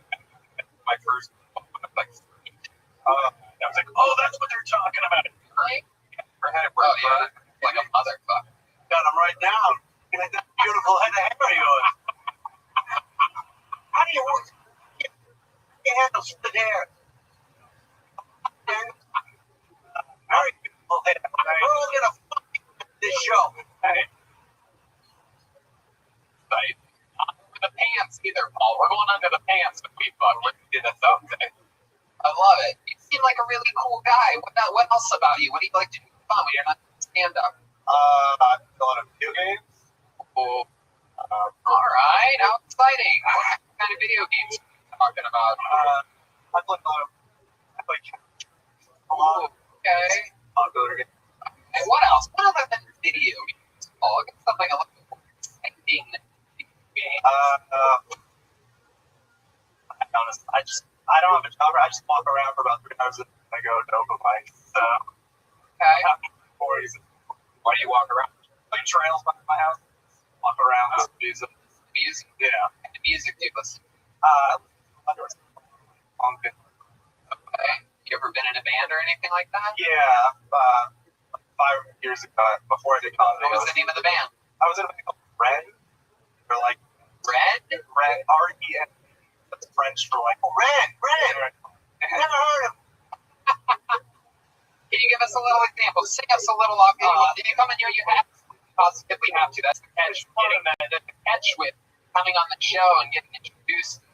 Hundreds of thousands of biggest stand-up comedy fans in the world. Fucking bare your soul every. What do you think you should sing a lot? A punk song right now. It's right. Okay, you absolutely whatever the fuck. I know. Getting it away like a magician thing. It's gonna be a pigeon that comes out of my sleeve. It's supposed to surprise the audience with me yelling, it's off like that. But now I get it with body language, crossing your arms, shutting down. What kind of punk singer crosses his arms before? All right.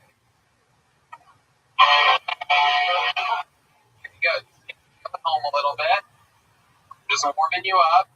Want a punk? Here, give me a little punk beat. Give him one of those wacky. You guys play like Everlong or something? I know it's not punk, but You think Deep Madness knows what Everlong is? What he calls it? Come on, give him a wacky fucking. Give him some. Yeah. Fucking. Ladies and gentlemen, it's a full cipher. come on, sing it. Fucking yell, motherfucker. What the fuck is that?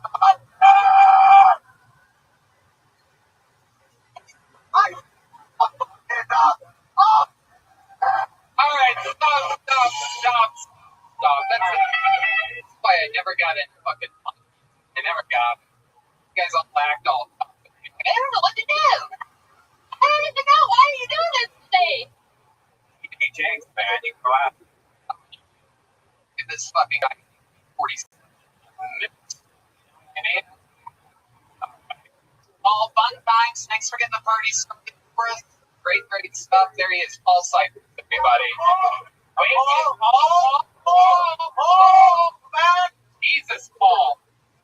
God, you're running away like you're fucking. Don't you know Holtzman always gives presents? Yeah, look at that. Oh, you're getting gifts. A thong? Give that to your girl. You can slide that to the side. You're not gay if you wear it over your underwear. Thank you. Very cool. Women's panties and a microphone keychain. Gifts from Brian Holtzman. You know what? I got one more for you. Here's something really cool. Okay. This is a really cool thing. I don't know if you guys can see this or not, but who better to give this to than a vegan? Do you use leather products? You don't?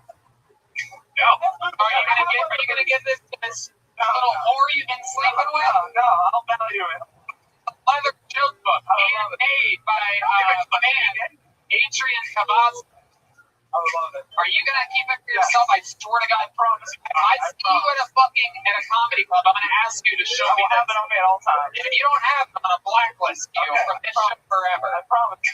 All right, made by Adrian Cavazos. He's Boneseye on Instagram. I don't know if you guys can see that. It is an incredible handmade leather Kill Tony joke book. And there you go. That's for you. Bunch of gifts. Let me have the panties back. I can't have two.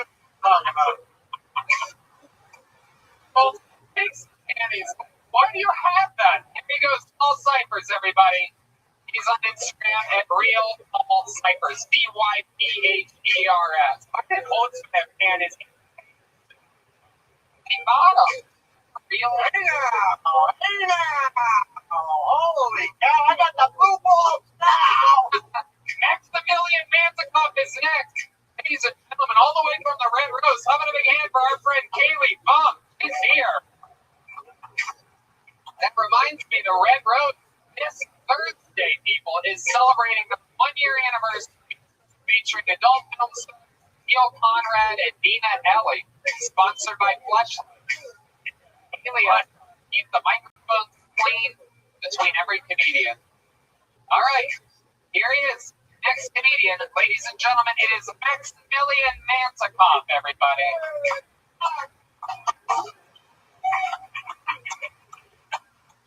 What's up, guys? You can't tell white people I'm Hispanic. I grew up Hispanic. I have a little cousin, she's 5 years old, and she's 5'5". And my aunt thinks if she plays basketball, she'll become a lesbian. That's what my family thinks, which is kind of weird, because honestly speaking, if she ends up being 6'4", she's eating pussy regardless. Just saying. Give her a chance. She might make it to the WNBA. $40,000 a year. Some of you don't like that, but all of you don't go to WNBA games. I've been running recently, so I think I know what ladies go through during sex now. 30 seconds into it, I'm like, man, I don't want to do this. 30 minutes later, I'm like, yo, that was good for me mentally. My legs are shaking. I'm getting ice cream. Thank you. All right, getting out of 48 seconds, Maximilian Manzikov.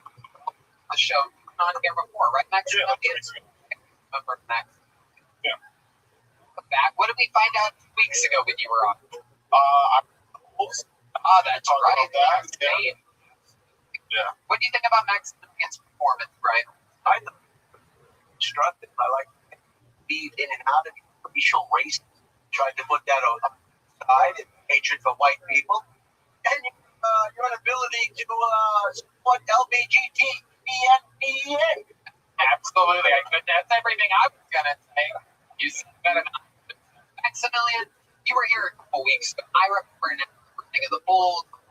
Have you thought about your appearance on the show in the last 2 weeks? And you think anything about anything else that you might want to share with us about your life or anything that you've done? I saw you last week talk about like the shooting of the mass shooting up north.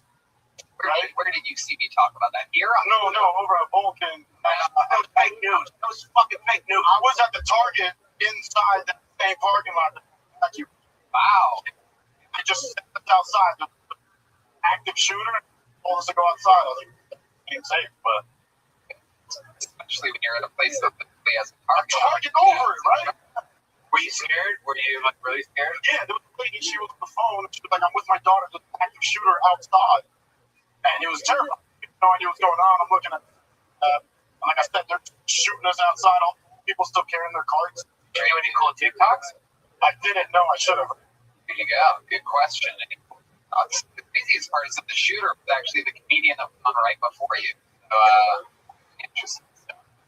Maximilian, fun times. What city are you again? Argentinian. Argentinian. What are Argentinians known for? What do you do about your life? Like, I'm Italian, so I can always eat pasta. Italian, South America. Everyone wants to be Italian. We know. A lot of your people came to us. What are you talking about? Your people came to ours of our culture. What do you mean? What do we do? Bought a lot of bread and pasta. All right, you know what? This is racist, and I'm not even racial humor. We helped know how to make bread before the Italians did. Reminds me, I had the best pasta. Some of my buddies are here from the curry restaurant Chez Z. Oh, you are? Yeah. How do you know about Chez Z? We're up. We just randomly stumbled into this place. We didn't even know what we were going into. Had an unbelievable lunch over at Chez Z. That is awesome. Good. We were just here. Every day I had ramen at Tatsuya for the first time. Oh my god. Some of these things, like Tatsuya just fucked up edamame everywhere else. Spicy edamame, literally 20 times better than any other fucking edamame I've ever eaten all the time. The best part. I've had barbecue. CM Smokehouse of Golden Acre. Easy one. We Bucky's. What's your love life like, Max? What's your love life like? You're a good-looking Argentinian guy. What's going on with you? I'm in a relationship. What? I've been in a relationship for about a year now, almost a year. Yeah. What does she do? She's a doctor. It's over. It takes it like a more should. What kind of doctor is she? Family medicine. Family medicine. Wow, Yeah. She's like a real doctor. She makes doctor money. She just graduated. Are you pointing a gun at me right now on your jacket? Just kidding. No? Great. I thought it was nice. A little bomb there at the end. He has a grenade. He's flicking us off, but he's Italian. She's a real doctor. Just fucking gootsing around. Exactly. She supports your comedy career? She does, yeah. I actually met her at a comedy show. Oh, okay. Hell yeah. Laughter is the best medicine. All right, Maximilian. Well, you were just on a couple weeks ago to hustle the next one. A new minute for Maximilian Man to talk. Max on Instagram. Max. Brian. God. Whoa! Those are some underwear for a legit doctor right there. And another microphone keychain. Those keychains are so cool. I think I figured out. That's spandex. That'll give and breathe. Dallin Garrett is next. Dallin Garrett, but not before the great Kaylee Funk switches up the microphone for a brand new, clean, COVID-friendly microphone. You can find Kaylee at the Red Rose. Not to be confused with the Yellow Rose, the sister club. Both are here in Austin. Those are the two most famous strip clubs in Austin. How many of you love strip clubs out there? Huh?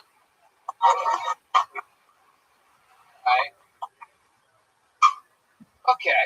Dallin Garrett. I do believe this is a new name. Here comes Dallin, everybody. Make some noise for Dallin Garrett. Anything can happen. This is Kill Tony live from Anthem, Texas. All right. Thank you guys. Give me applause. Like last day's special with So the first joke is for you, Tony. Yeah, I know, right? So I've been jerking off a lot lately, just out of sheer boredom. Because that's how bad traffic is on Mopac. So I find dating can be weird times for me. A lot of women, they treat me like I am a god to them. I know, right? It's because they only talk to me. Oh, yeah. So there's a fascinating book that I recommend. It's on the bestsellers list. It's on the history of fake news. I recommend everybody check it out. It's called The Holy Bible. All right, so here we go. I'm going to try this real fast in honor of Humpty from, oh, never mind. I'm not going to try it. Here you go. Alan Garrett, everyone. A lot of people describe his comedy as slightly funnier than pancreatic cancer. Incredible. Welcome to the show. Thanks, man. I love it. First, doing Sixth time. sixth time ever. How about a hand for me? Now, what was your joke? Maybe it was going to be the big redeemer here. What do you do that last it's a horrible joke. Try. It's not It couldn't have been that much worse than everything else you said out there. I mean, it would be The difference. Just tell the fucking joke. Oh, shit. down. It's not good. All right, Down. I don't think you realize how bad the rest of the jokes were. Like, it's really, it cannot be that much worse. Try it. Here we go. All right, here we go. This is a real story, by the way. All right, here we How go. long is No, here we go. I, too, have gotten busy in a Burger bathroom. I had to take a shit. It's going to take a while. I was going to be there, so I wrapped up and finished up the email for work. Wow. I'll get it for Digital Underground. I literally just, I didn't think it was funny. Dallin, just take a breath for a second. Breathe. Are you breathing at all? Have you been holding your breath the whole time that you've been up there? Dallin, let's talk about your life. You've only done this started Excited. right? How long ago did you start? I don't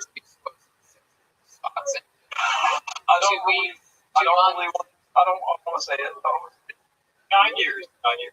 Your first time performing was 9 years ago. Yeah, I did it 4 times in Florida. Kind of like a bucket list kind of thing. It was fun. And not to kiss ass, but I didn't want to get on stage again. It's a show. Okay. So I really be honest, guys. Like, this show is fun. It's amazing. I feel the anxiety of come up. Does it give you a hard on? Hearing those fans, I think we would know it. I don't know. It's like a giant fucking roll of toilet paper wrapped around. Mummy pants there. It's Dallin. How old are you? 40. 40. You fought in the military, am I correct? I joined the military, but no, I didn't fight. So how did you join and not fight? I heard your jokes. Like, we can't send this across the seas. Hey, mentioned. What happened? You joined and not served. Just I had an ankle injury with basketball, high school thing, and basketball. Oh my God! God! Back in the middle of it. I cannot picture you playing basketball at all whatsoever. Picture me, but my ankle while I was drunk one night, and it. I feel like D Madness would be you in basketball. You can't picture D Madness. Love it. Dallin. So let's talk about it. What else have you been doing your whole life? What do you do for a living? I definitely not take that fire. Really? Can you give us a ballpark of what you do? Nope. Really? I'll tell you what I do on part-time.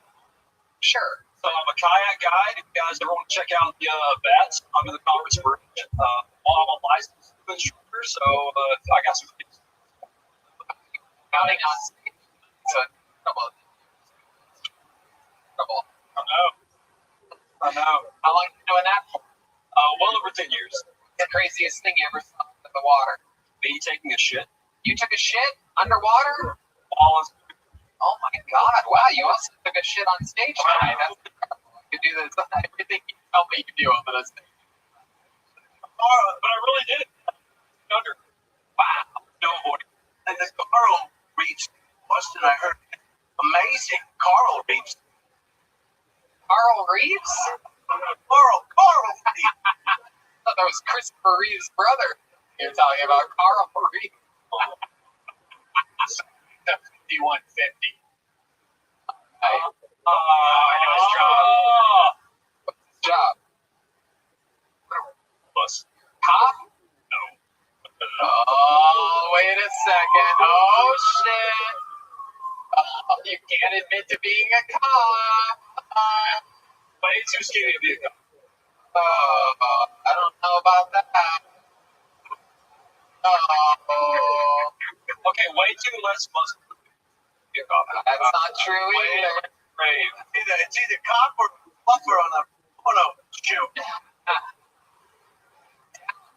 What else about you? Your love life? You seem like the kind of guy that ladies into the bed while you go out and do stand up and things like that, right?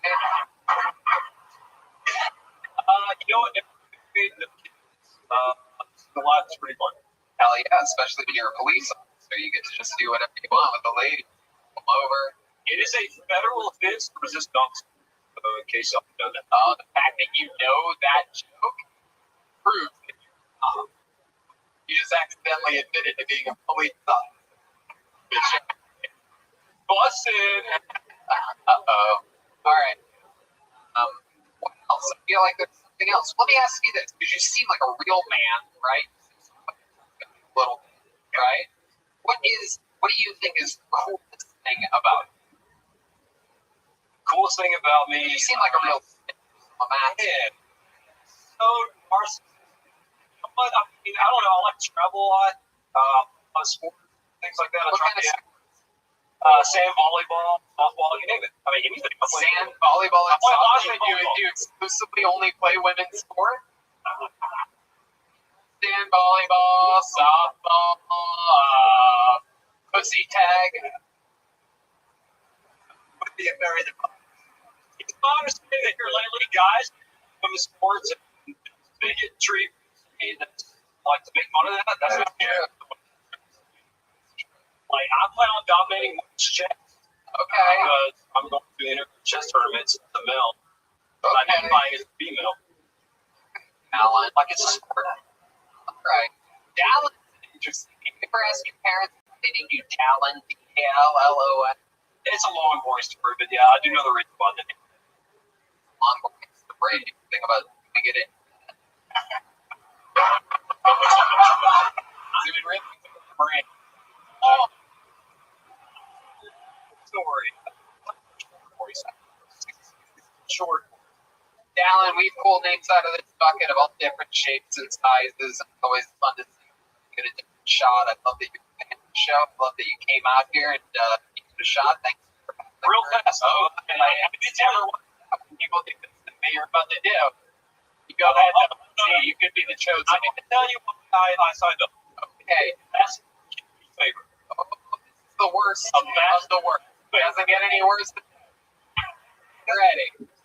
I get about the sick kid, but No. I get one free get out of jail. I've been to like 5 Tony's. I've been signing up the last few weeks for one reason only. Okay. And you are all about to pick on me. I don't care. This is how much I badly want this job. I want to be Joe Rogan Sports and Pepsi Club. Okay. Let me tell you something, Dallin. I love that. I asked him at one point during this interview, what's the coolest thing about you? And he goes, I don't want to sound narcissist.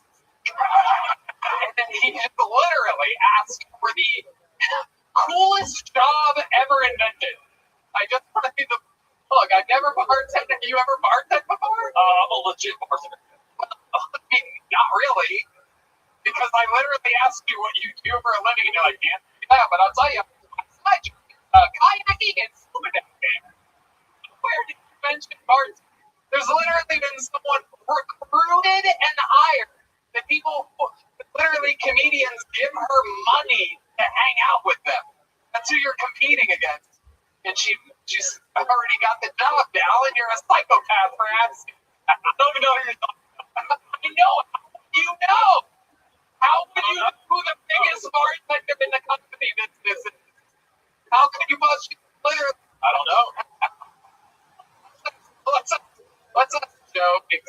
Wait, this guy thinks. Yep, exactly. This guy thinks he can be the bartender. Joe, what do you think? Okay, there you go. I love that you got the balls to ask. Oh, wait. There might be multiple bartenders at so, A snowflake chance in hell. I'm getting a bartender.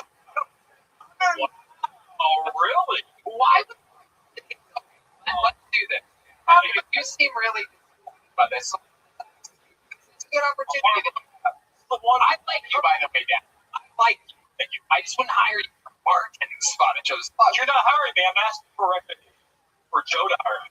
100%. I mean, the thing with this, and it's like a lot of people ask things when they're not qualified. No, I'm qualified.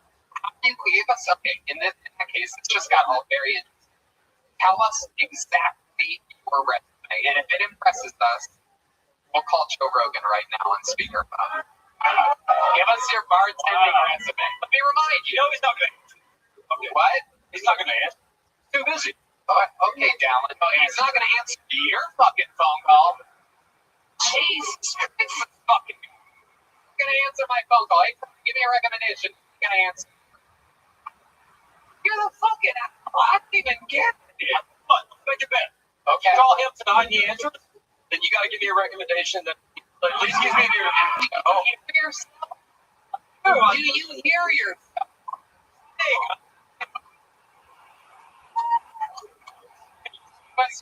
Down. Oh man, Makes no sense. If I call him and he picks up, I have to give the recommendation. Like, do you even hear yourself? No. If he doesn't pick up, he doesn't. Dallin, okay, so shut the fuck up. Unless your resume, unless you're bartending. Just being up bartending multiple. Me too. Maybe I should be bartending. You know what? Back in the charity band, I've been his bartender for the last 4 years. UT coaches, yeah, y'all. What else have you done?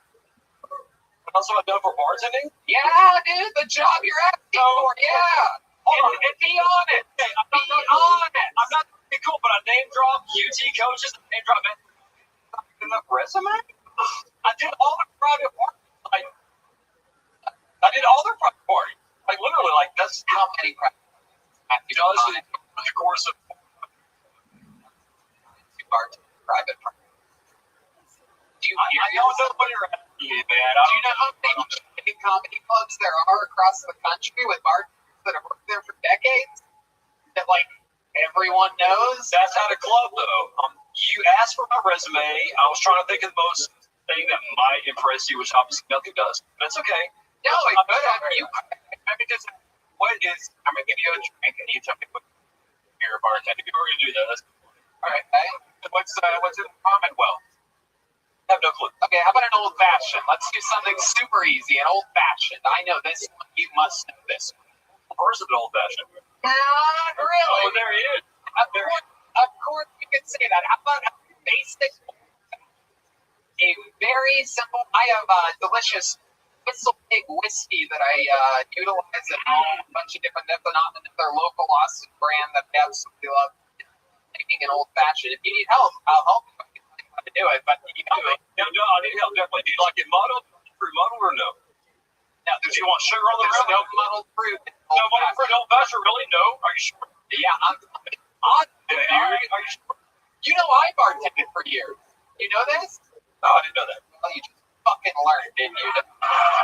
Jesus Christ. You've never muddled, you've never been muddled fruit for an old fashioned. Never, not once. You can add an orange rind. You can add. Look at the bartenders taking their fucking heads back there, literally going like this. They want to cut your fucking head off.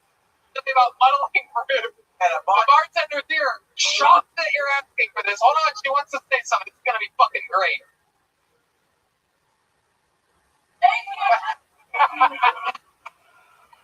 How many of you people think we should break a glass over this guy's head right now? Yeah, we're gonna let you off these extra pair of underwear. Here you go, Dylan Garrett, everybody. Extra long interview. Thank you, buddy. Thank you so much, man. Dylan Garrett. Haley Funk giving him a little kick in the ribs. Ridiculous. Haley Funk more qualified to be the bartender at Rogan's Club. Still hasn't asked for it. Alan Garrett decided to use it as its close thing. Remember, before he asked about that, I said this never goes well.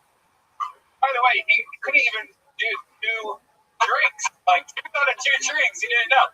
But to be fair, the one I asked him, the Commonwealth, does have 71 ingredients. But an old fashioned really only has 3. And it's whiskey. Half the amount of sweet vermouth to that whiskey. 2 whiskey to 1 vermouth. A couple dashes of bitters. Maybe a couple cherries or an orange rind. A little bit of plain water. But you never crush the fucking cherries. And you don't crush the fucking orange rind. Don't pop the cherry. Don't pop the cherry. Unbelievable. He's a cop, right? Totally a cop.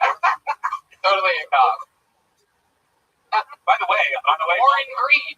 Yep. the other night, I was getting pulled over on the way home from a show, and I was like, oh fuck, here we go. And then the cop pulled over and just gave me a piece of it and went away. Might have been it. Yeah, it's pretty crazy. Shout out to the how many people love the police here in Austin, Texas? Okay, still not ready to give police love. Just kidding. How do you love HED? But the police. Oh, okay. The Buckies. How about HED? All right, here he is, everybody. It's Warren Green. Hello. This is a day drink crew. Good. I haven't been doing this that long, but I think I'm still doing it because all the comedians are encouraging. I had someone come up to me after once. They said, Warren, I think all of you is really good, but none of them are funny. I'm not sure what he means by that. I went to the store like half and half, but I could only afford one. A homeless person asked me for some change, so I took a shit on his front steps. On a one-way road meets a two-way road, it forms a three-way stop. But in my opinion, if you want to make a three-way stop fast, you put a finger in my asshole. I actually did just find out I was bisexual, so I ended up running a lot of stop signs. A bit more jokes, but I did want to be a prop comedian, but you guys know how that story goes. I left them in my car. Warren Green, everybody. Warren, I love your son. Would you like to be the new bartender? Rogan Company Club. You're overqualified for this. I love you as the producer of Dylan's podcast. Here. It was a beautiful wedding. Oh yeah. Congrats on your wedding. Warren, welcome to the show. How long have you been doing stand-up? I've done it a couple half dozen times. Okay, you're on fucking great pace, man. When you absolutely blew Alan Garrett out of the water. He's a guy, so that's hard to do. I was really nervous until I thought I was like, oh shit. I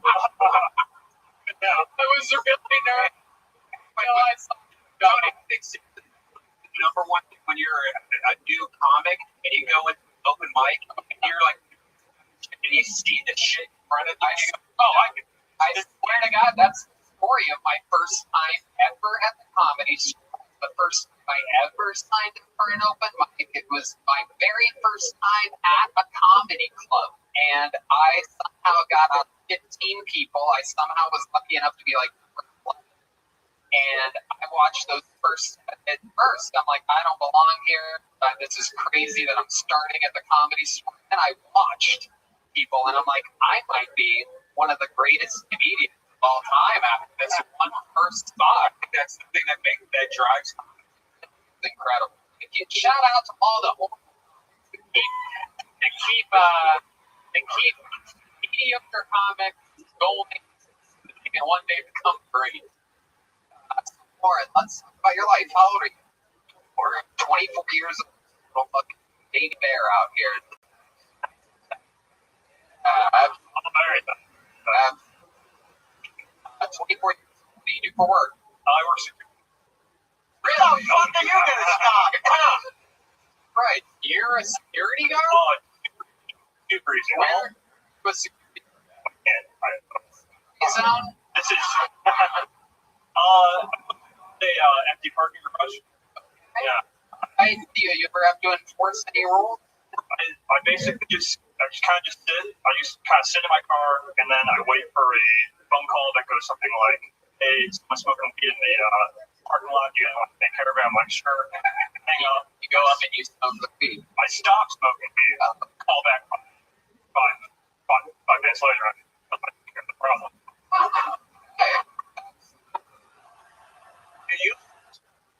I want to say useless to the people who make it. To them, I'm very valuable in an hour.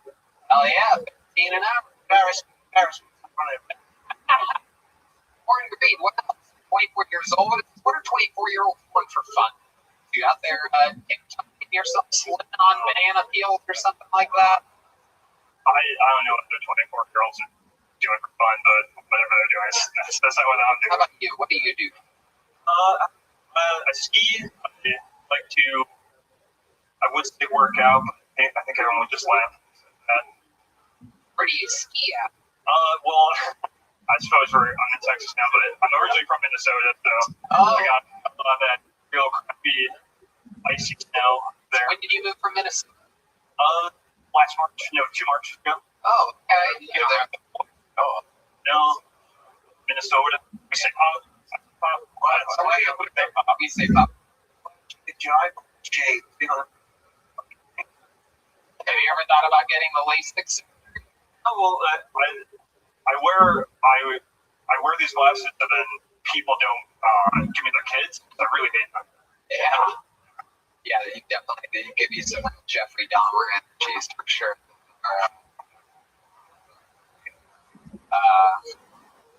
Or tell us a crazy fun fact about life.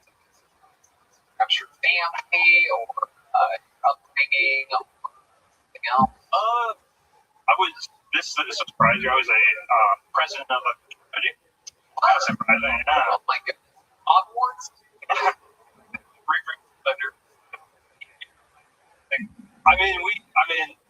We were a little dirtier. Obviously, but yeah, You're the leader. I was eventually elected the leader.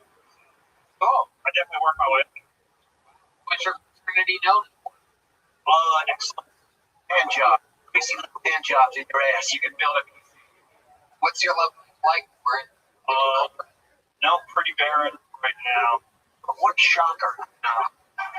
I mean, you ever tried to be with a girl? Take classes, shake your head like that, you handle like a hot guy? Is that deal? No, it's never. Could it? Have you ever tried? Have you thought about trying it? No, I'm thinking about it. Why do you think you should try it right now? Wait, take your time. Make the audience want it a little. Just be. Please.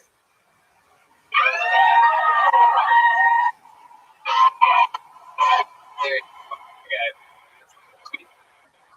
I think there was a bit of an there. Ladies, are you born without the glass? Yeah. Fucking chicks. Fucking anything. I want to know, how do you keep from slipping down the toilet? Oh, doesn't he look like he'd go right through the bowl?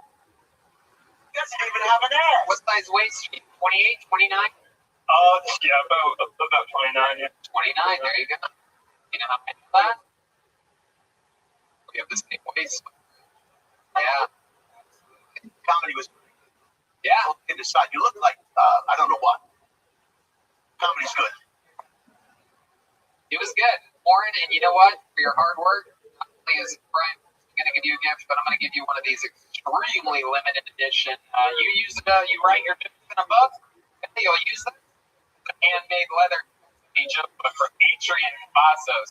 Again, that's Boneside on it with his BONECDYE. Also, Women's Candy and microphone keychain. Heck yeah. You can put the candies on the the blow-up doll you have at home. But it can't at least.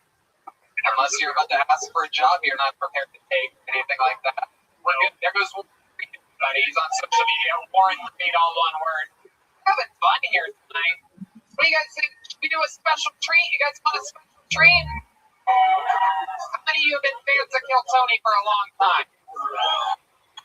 Then you're going to love this, everybody. All the way from Los Angeles, California. I mean, this guy, an absolute murder. Very, very, very famously incredible joke writer, incredible roaster, a prolific Kill Tony regular. Ladies and gentlemen, I present to you the one, the only, David Lucas, everybody. Here he is, live in the flesh. A brand new minute. Here he is. I think women are a little stupid. Giving us the silent treatment punishment. It's like, man, I enjoy that shit. You should give me the silent treatment more often. The relationship will work. You think anybody being quiet? I hear about your shit day. Slaves used to work from sun up, sun down. That shit was crazy. Do y'all think they were happy as hell come daylight savings?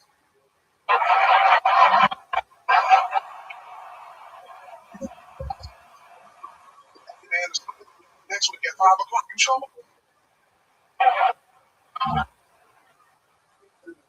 Yeah, that's what boss said. If I was a slave owner, I would have confused the fuck out of slaves. I would have had blackout curtains in quarters. Niggas never know what time it is. Yeah, oh yeah, another minute. Welcome back. I love how you're here. Yeah, man. I like you. You actually wore something other than camouflage tonight. We need to hold on the under.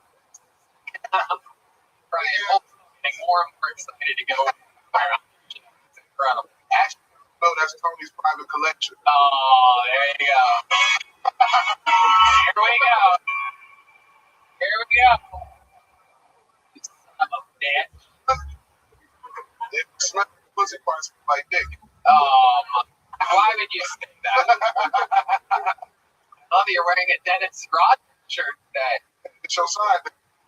I don't really know about that. But you're shaped like a basketball, so you're good on the court. Since you're in Chicago, you thought it was East City.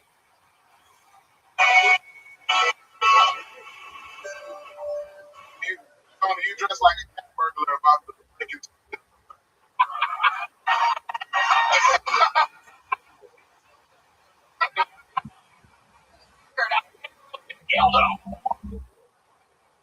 I love that you're repping good at dunking.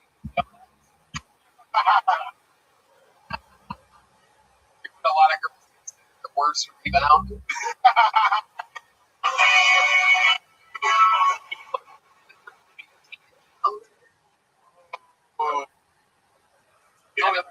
David Lucas about it.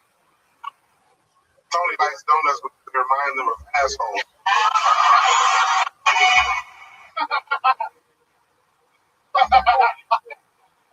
Why would donuts remind me of assholes? They got the little part in the middle where you can grab it.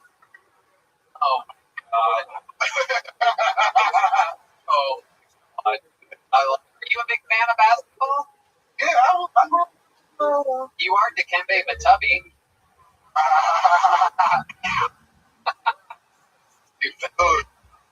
You are always still Jackson. Tony, you only play Chicago Bulls. Tony got on the basketball team showers. Is it shower time yet? Niggas halftime.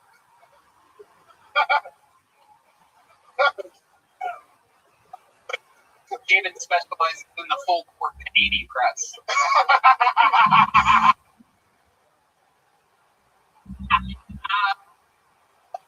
Only on basketball so you can ass check people. Back it up over here. I got him.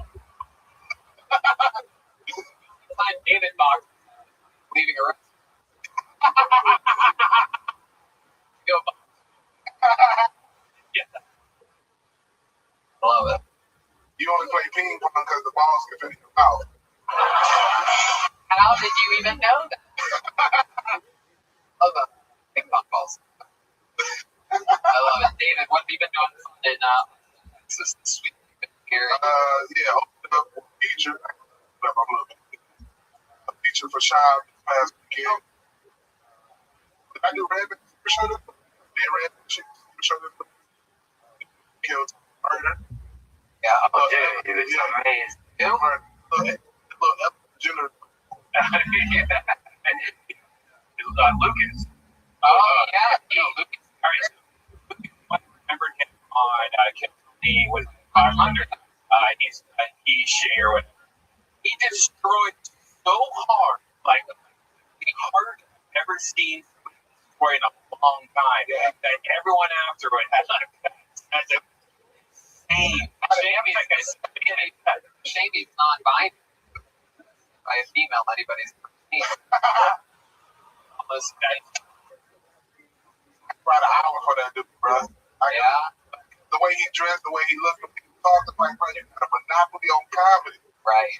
I've been giving a spot every single week. I just love watching go up. Calling Them. it's It's one person. I hate him. I hate that motherfucker.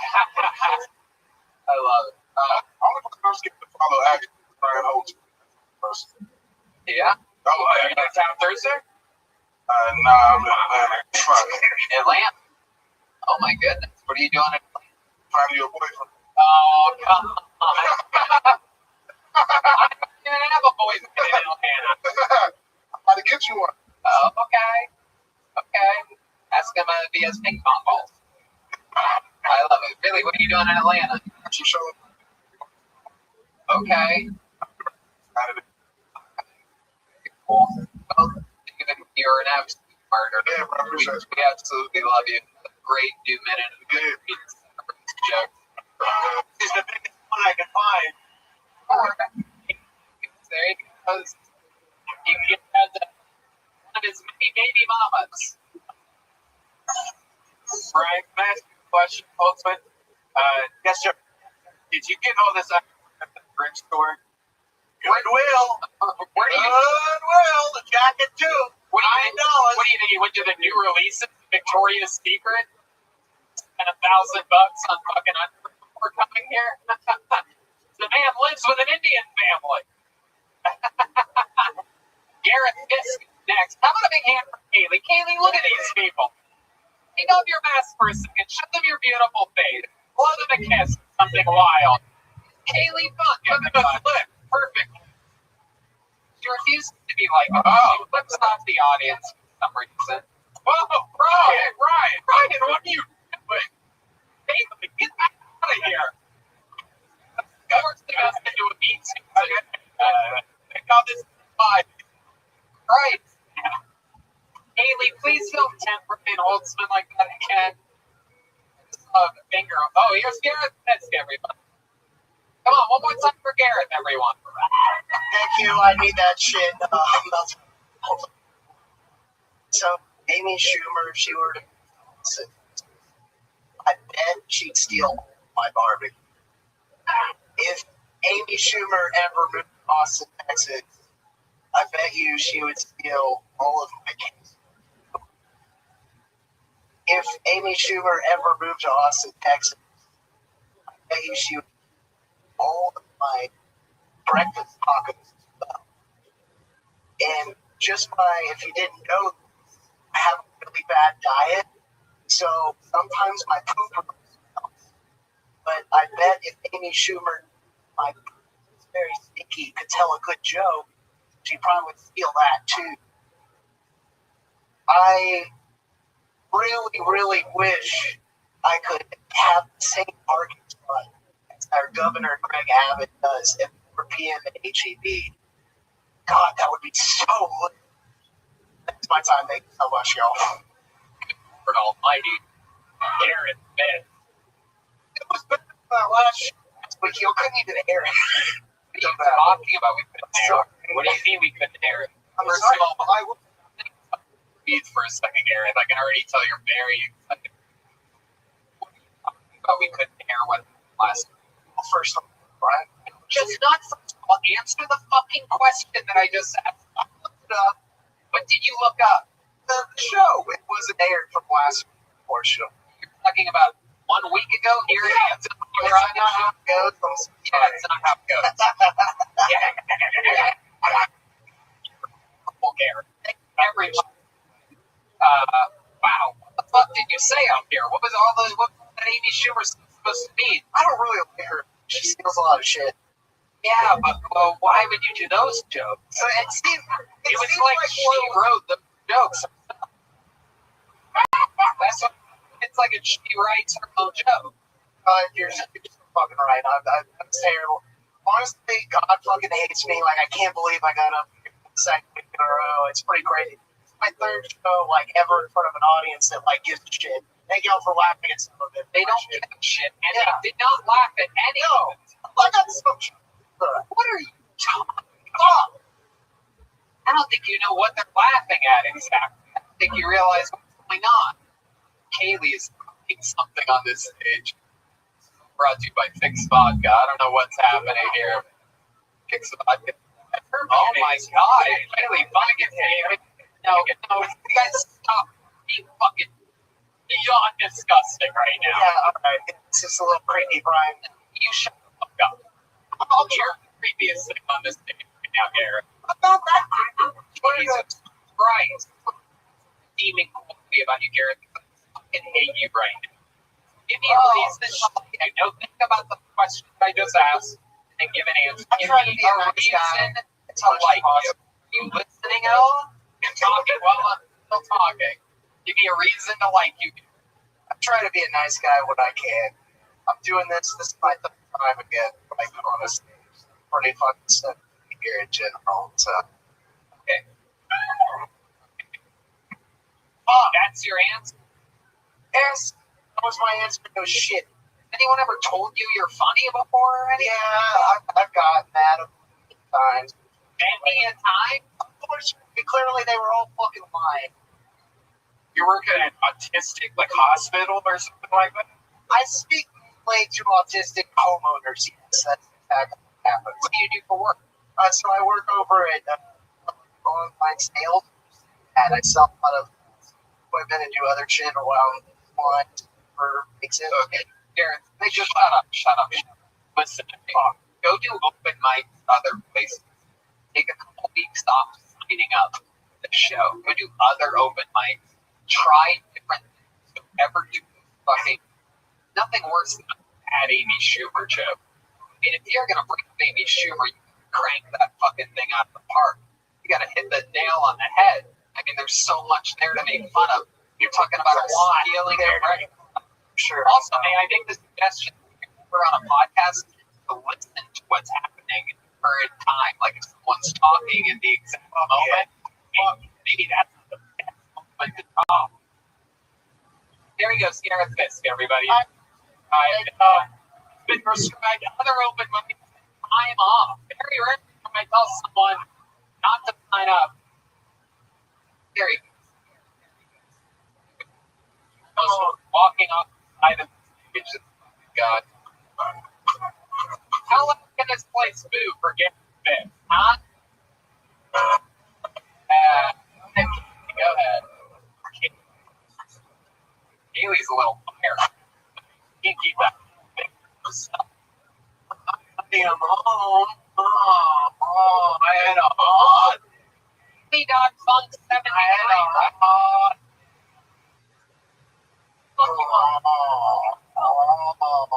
Man, you get up in there. Jack Simmons next. Jack Simmons next on Bill Tony. Right.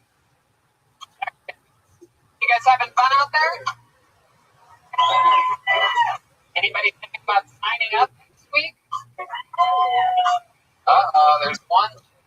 What? You want a woman up here? All right, we'll do that. Hold until we get a woman up here. There you go. Absolutely. Did you sign up? No? Okay. Here he is. Jack Simmons, everybody. Oh, hey. Guys, my dad's kind of gay. My other dad is really gay. It's cool. But they wrestle sometimes. At least it's what it looked like that one time. I thought they were having sex too, and then there's a third guy in there, just like a referee. So I really don't know what was going on. I'll be honest. Having gay dads is cool. Like when you're a kid, some kid will come up to you and be like, "My dad can kick the shit out of your dad." You're like, "Oh, buddy, that's a tag team fight, my friend. It doesn't even matter if they're gay. That's 2-on-1. That's just a numbers game, baby. They'll fuck them up, prison style, and they wrestle. They know what they're doing. They'll come to school the next day, pick you up just like usual. Except this time he's standing in between my two gay dads, holding their pockets. My third gay dad. Dressed like a referee now. Damn it. I was close. I'm ending it there. There we go. And it? Sure, absolutely. Jack, you've been on the show before? Yeah. What happened last week? Remind me. Joe and Adam. What happened? We find out you interviewed her. Oh, is my job, personal trainer. Oh, yeah. By the way, asked to come on over to the country club to play golf, and have not hit me up yet. So Okay. I'm just saying. You work at a country club? Yeah. Austin Country Club? No, River Place. Okay. That sounds great. That sounds awesome. Message me on Instagram or something like that. Yeah, I got you. Okay. I'll come play at your country club. Yeah. I love it. Jack, you work at a country club. You're a personal trainer. You have two dads. They're gay? Oh, my uncle. Your uncle's gay? Not like blood related, but he is very gay still. Never fuck around with you, kid? No, not like that. He's cool. But you have a gay uncle. Yeah. But not your blood uncle. What are you meaning? He was my dad's RA in college. Now they're best friends. RA? What is that like? Like his resident rear admiral? Okay. I love it. So what does he do for work? My dad or your gay uncle? Who gives a shit about your boring ass dad? We're talking about your butt-fucking uncle, my friend. He's like a I don't know. He does like sales stuff. Like he never tells me. It's more interesting. It's like really boring stuff, but I don't even know what the title is. Love it. I love life like Jack. You seem like the guy that banged a dude before. I'm single right now. Yeah. What are you into? You're a dream girl or boy? What are they like? Like, if you look out at the audience and point to someone you consider your type. Anybody, anyone that's gonna have sex with me, back there, you maybe. Oh, okay. But nobody. Yeah. All right. I really gave you a softball there. Nothing. Love it. Have you been in a relationship? Yeah. Last relationship was like 8 months. Okay. What happened there? How long was that for? Year and a half. Okay. What happened? We broke up. I lost 60 pounds. What's that? Where's the relationship at? Ohio. Oh yeah, I'm from Columbus. Okay. And you broke up. She broke up with you, or you broke up with her or him? What is it? Broke up with me. She broke up with you? Yeah. Why? I don't know. I just was fat. Yeah. You was 60 pounds more? Were you a personal trainer back then? No, you were Apple. Yeah. Look at you now. I know. Does that girl know that you've gotten in shape? Cool. So we don't bully each other about anything anymore. You don't? No. Really? You were together for a year and a half. She doesn't know anything about you? Yeah, I drank a lot after we broke up. Just woke up a lot of text. Shit that's bad. That's Ohio. Yeah. What? Can you give us an example of like? You know, like when you like, there's always that like text and like the one that you white like right in the strap. It's kind of fun, right? And then I got drunk and sent that one 5 times. Oh shit! Railed at the time. Yeah. Wording. I was really highlighting. I think every one of them. But now look at you. Do you think she'd be into 60 pounds less, more muscular? Wears a shirt tucked in.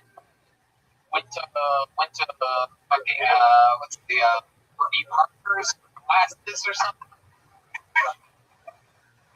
Extreme makeover, extreme something like that. I don't know. I haven't asked, but you don't even care. You moved on. I don't care. When's the last time you went on a date? 8 months. Really? When's the last time you kissed a girl? 8 months ago? 8 months ago, yeah. 8 months is a long time. Is there a girl in the audience that wants to give this guy a kiss? It's the Kill Tony tradition. We have the best fans here at Kill Tony. If there's an audience member, any woman out there with the courage to come up and give this man, it's been 8 long months. The crowd will go wild. Everybody will appreciate you. We've never failed at this. We know that there's a girl out there that's willing to do this. Really make Well, shout out your Instagram if you do it. Oh, there they all come. How about a gay guy? Is there a gay guy in the audience willing to kiss this man up? It's been 8 months. How about Nobody? No, Kaylee. It costs money if Kaylee does it. There's not a single lady out here that wants to give this guy a kiss? Dang, that stuff wasn't happening. Huh? Are you vaccinated? You vaccinated? Have you had the coronavirus yet? I'm working on it. Hold on, Kaylee wants to check you out. The whole thing. Uh-oh. All right. Okay. Kaylee, hold on a second, everyone. Kaylee, wait, I have to introduce my girlfriend in a couple. Hey, I guess some fun, everybody. For some people, here's got this sexy secret. Yeah. You know the type that like gonna make love to me or is gonna fucking butcher me? Kaylee, are you gonna give him a kiss? You're just gonna run your fucking Look mouth. at my ass, bro. All right. Look at it again. How many of you think Kaylee should give this man a big smooch on the lips?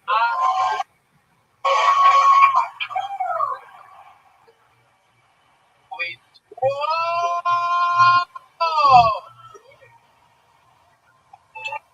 My God, I love it. I think gay. How about a hand for Can I taste your mouth? Kaylee? Can I taste your mouth? I want to taste Kelly. Perhaps a kiss for Brian Holtzman. Hey, you can eat my ass for free, Brian. All right, this show is chaos right now. How about another hand for Jack Timmons, everybody? There he goes. He's on social media at Sexy or look at those. Shit on social media. Big pair of underwear and another microphone. I like your excitement. There. It's not as fun with Kaylee. Yeah, that's fair. Yeah, we won't do that again. But we love you. Kaylee's the best. What a good spirit up here. Giving out kisses. No other ladies wanted to be fun. And just for that, I'm not going to pull a female comedian out. I promised before this I was going to. And now, no one wanted to have fun. Let's do Charler Adams next on Kilgore. Charler. That's a new name. It could be a lady. We'll see what happens. I've never heard of a Charler before. Anything can happen here.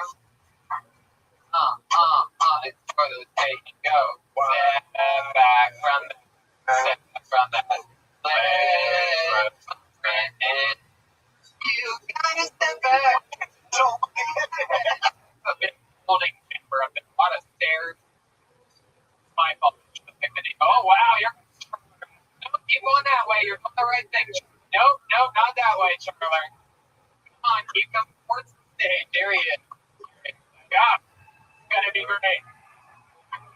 I already know this is going to be great. Make some noise one more time. Come on, Austin, Texas.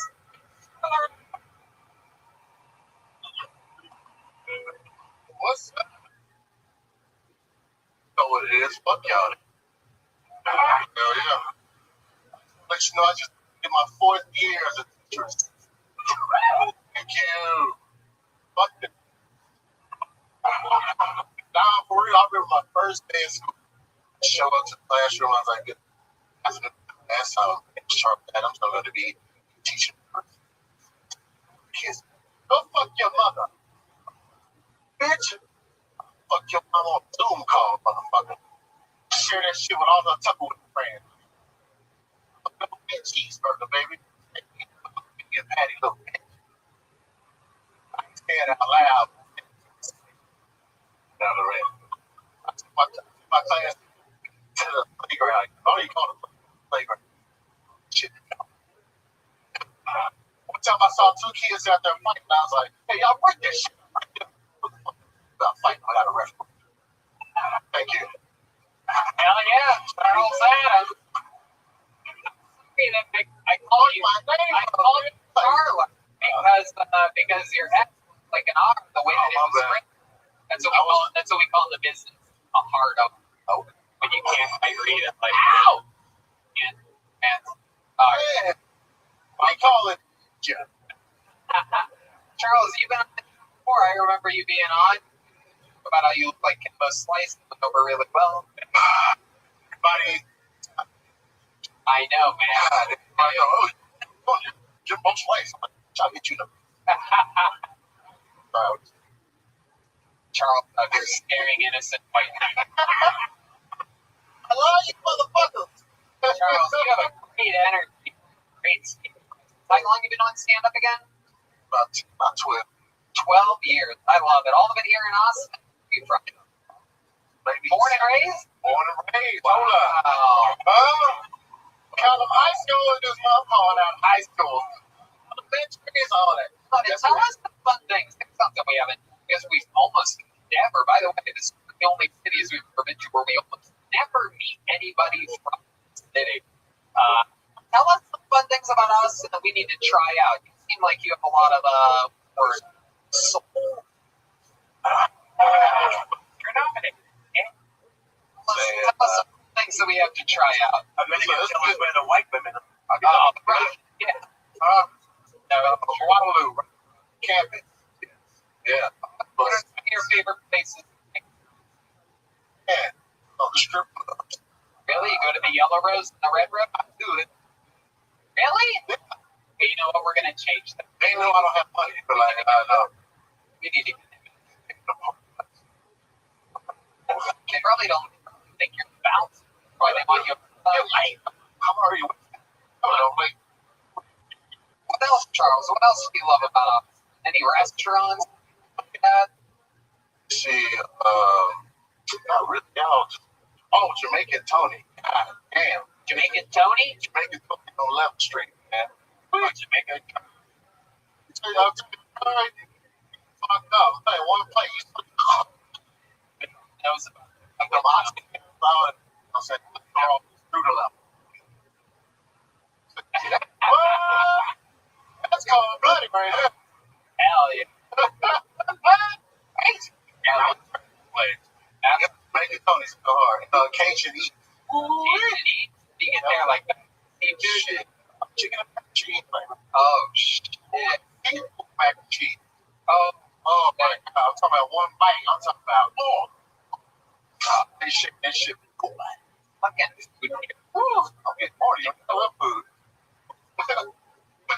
Funny, every day, and even like I was saying, like we stumbled into cheesy. Am I saying that right? Cheesy. It's French. CHEZE.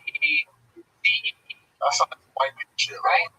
Shit, what? Yeah, exactly. And you end up going there, and then you find that place, then you find out you're recommended 3 other places, so the list never gets shorter. That's why everybody's digging. Like all we do is. I know, but the weird thing, we gotta eat everywhere. The weird thing is that we go to Houston and Dallas 3 or 4 times a year. There's a single Austin. And the 4 trailers? Oh my God. We go everywhere. We travel the entire world. It's not a fucking ridiculous. How do you stay in shape, Charles? How do you stay away from looking like David Lucas? Chase.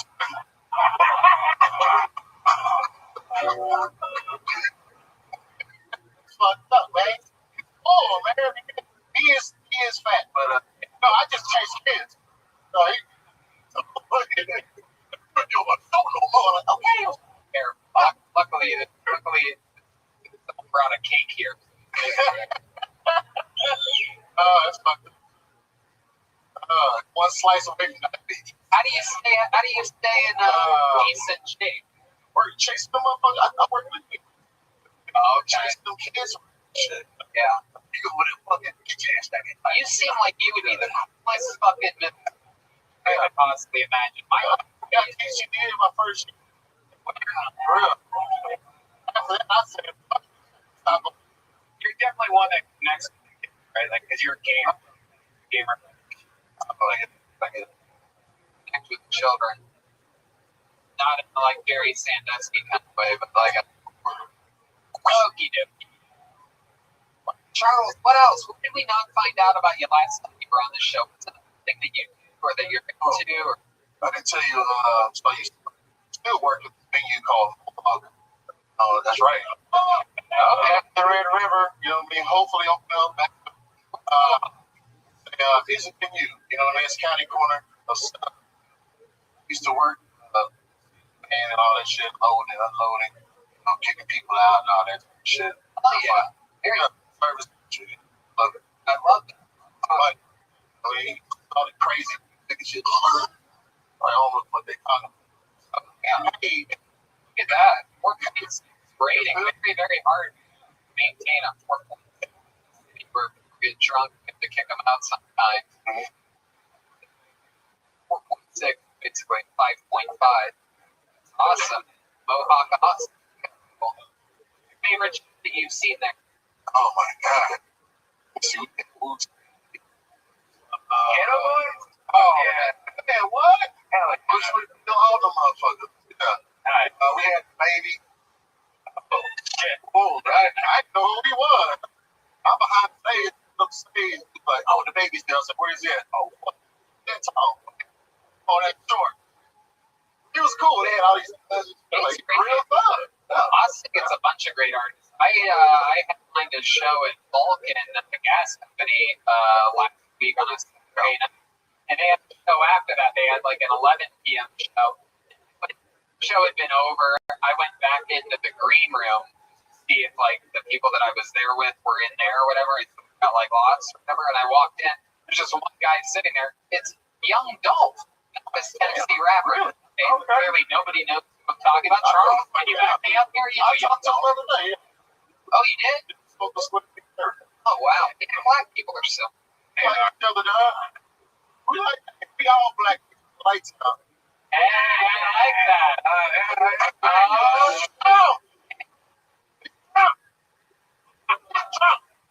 don't even know what he said. I love it. What I like. Anyway. Can you do any more like cool catchphrases like that where the band like pops up? Man, you're very good at that. You have any other we're all black if you turn the lights? Do you have any more like that? We can just do a rock. We say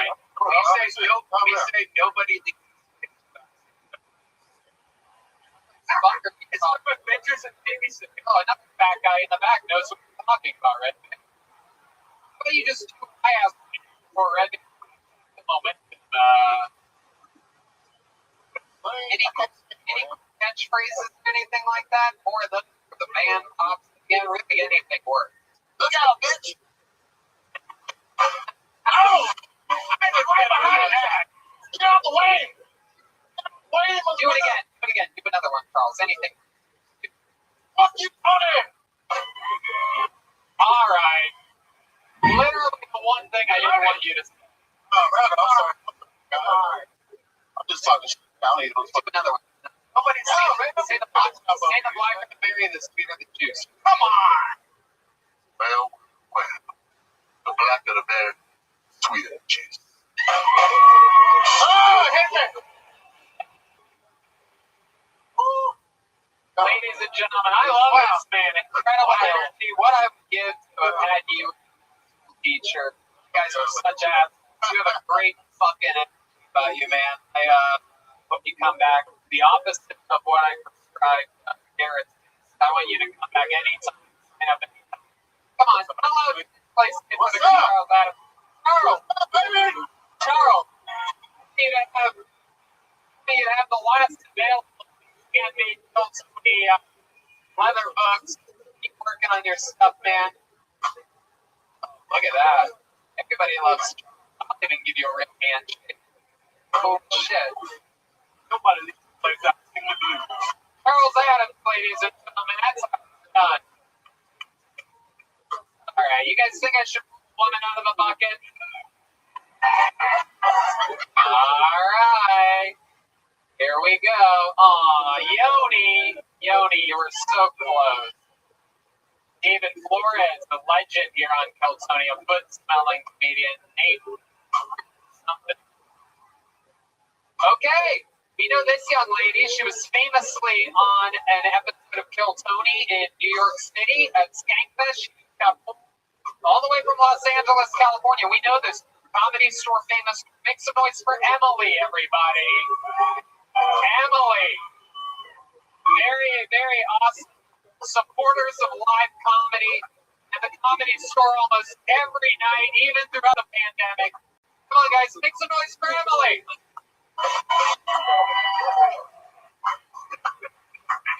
Can't see any of you. That helps a lot. Okay. So, I ain't never been slapped. Prime example of somebody needing to get their priorities straight, and that time my apartment exploded in Florida, right? So I run into my roommate's bedroom, find her sobbing over some $35 handbags from Macy's. I'm like, woman, there is a bonfire in our living room. Can we go? She's still got the tags on there. She's bawling her eyes out. Now, me, granted, I'm talking about floor to ceiling bonfire, right? I've always wanted a skylight. Never thought that was how the universe was going to answer that question, but hey, beggars can't be choosers, right? Oh, anyways, me and my pack, I got like a couple chairs, a couple changes of clothes, bottles of water. I grabbed like a fucking packet of tuna for some reason, and I run back into her room, thinking all the way. So I'm about to have to drag this bitch out of our apartment, right? I'm thinking like bridal style cross the threshold, some curtail of dresses flowing behind us, fucked up wedding train. Takes one look at me, one look at the tuna. But damn, girl, you need to get your priorities straight. Okie dokie. Emily, everybody. Shades of Garrett Fitz. There you go. Incredible story. The twist ending, not in the punchline. A real, a lot of take a joke. And we learn to expect the unexpected. Brian, you really need to stop touching women on the stage. Cold screaming ass flashbacks to a different decade right now. You could deployment. Hey, Super good when you hold on to the handshake. Man, blowing an abnormal amount of kisses, double hand blowing kisses. What you doing, friend? Looks like she's trying to give you a pair of women's panties. Gonna laugh if Kaylee wouldn't have given her panties. Emily, welcome back to the show. How long have you been doing stand-up comedy? So I did it for about a year before the pandemic hit, and then that shit happened. So here I am now. You've been out for a full, at least a year then. Yes. Hold on a second. I think it's just David Lucas. Oh, I thought it was an earthquake. Yeah, I felt that. I thought I was watching. That's what we call crazy. Everybody, he's crazy. Emily, okay. And, but you're here. Remember your appearance on Skankfest going really well. Yeah. Right? Yes, it was. This was a story, sort of long form here. One of my favorite parts of this set, just to show you, this young lady here in the front screaming for me to pull a woman all night. And my favorite thing is during about 40 seconds into Emily's set, and with this chick over here is serious, I look at her and she's staring at me like this. And she goes, "This is how women," by the way, if you want to know why we make fun of female comedians sometimes, because they don't support each other. One of the most hilarious things, and she literally goes, during her set, paying attention for what could have been a funny moment. So I guarantee you're probably just as bad. Wait, do we want to figure that out? Can we see that? You guys think we should give this girl a chance? All right, Emily. Stand back here. No, not on Holtzman's lap, Brian. Stand back here. You want a fresh mic, or you need a fresh mic, or like a fucking diva? Fully vaccinated. What's your name? What? Deanne Wallace. Yeah, sure. Deanne Wallace, everybody. Here she comes. Already getting kicked blown at her from Brian. Flying around the room. I think the madness of one of the kids. Ladies and gentlemen, here she is. One more time for Deanne Wallace. The clock starts now. Okay, Face the audience. women. Okay, so the whole thing is called like Kill Tony, but I wish that game of like fuck, marry, kill. I just like fuck Tony, maybe he'd like me. You guys have like fuck people for them to like you. I mean, I've done that before. It's not like a lasting thing, maybe like a day or two. But I've also fucked for like Whataburger. That's more fruitful. Like, you know, you're getting a burger out of it. I feel like this is like a California crowd. You don't know what burger is, like In and Out in Texas. So okay. Yikes. Okay, so I feel like the pandemic has affected single people. Has anybody else been like super fucking lonely during the pandemic? Single person? I feel like I spent so much time just like masturbating and looking out the window. Because like I feel like just like looking out the window like at how life used to be like me on. I'm horny. And like remember like when you do okay, so my the low point of the pandemic for me was okay, so I was visiting my boyfriend and I took an Amtrak. Like, have you guys ever had a boyfriend or girlfriend, but they're like not actually your boyfriend or girlfriend? Like you thought they were? So I went on an Amtrak. I don't know if you guys have ever been on an Amtrak. Holy fucking shit, man. This is a real conundrum here. I thought Emily gets silence. And somehow the end is like an audible boost from the audience after that. I heard What? Warren. Remember like the Simpsons?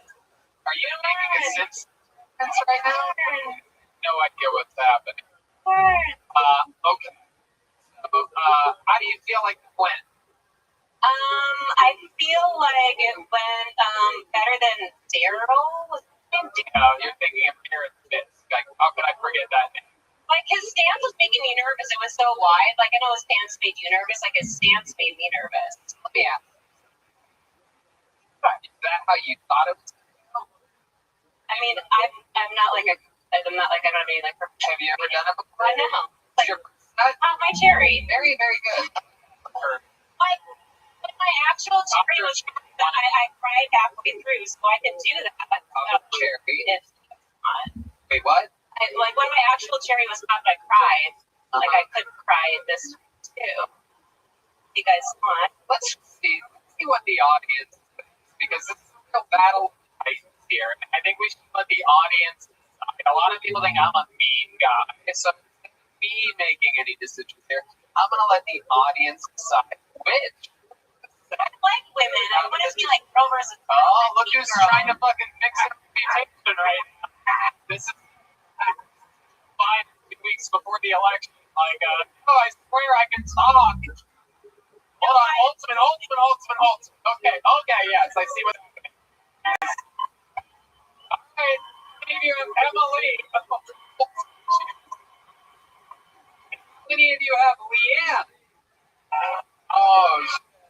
Oh my god, the guy that fucking her tried to cover the mouth thing where he tried to make it seem like the whole audience is going in. Leanne, is this something you think you're going to try again?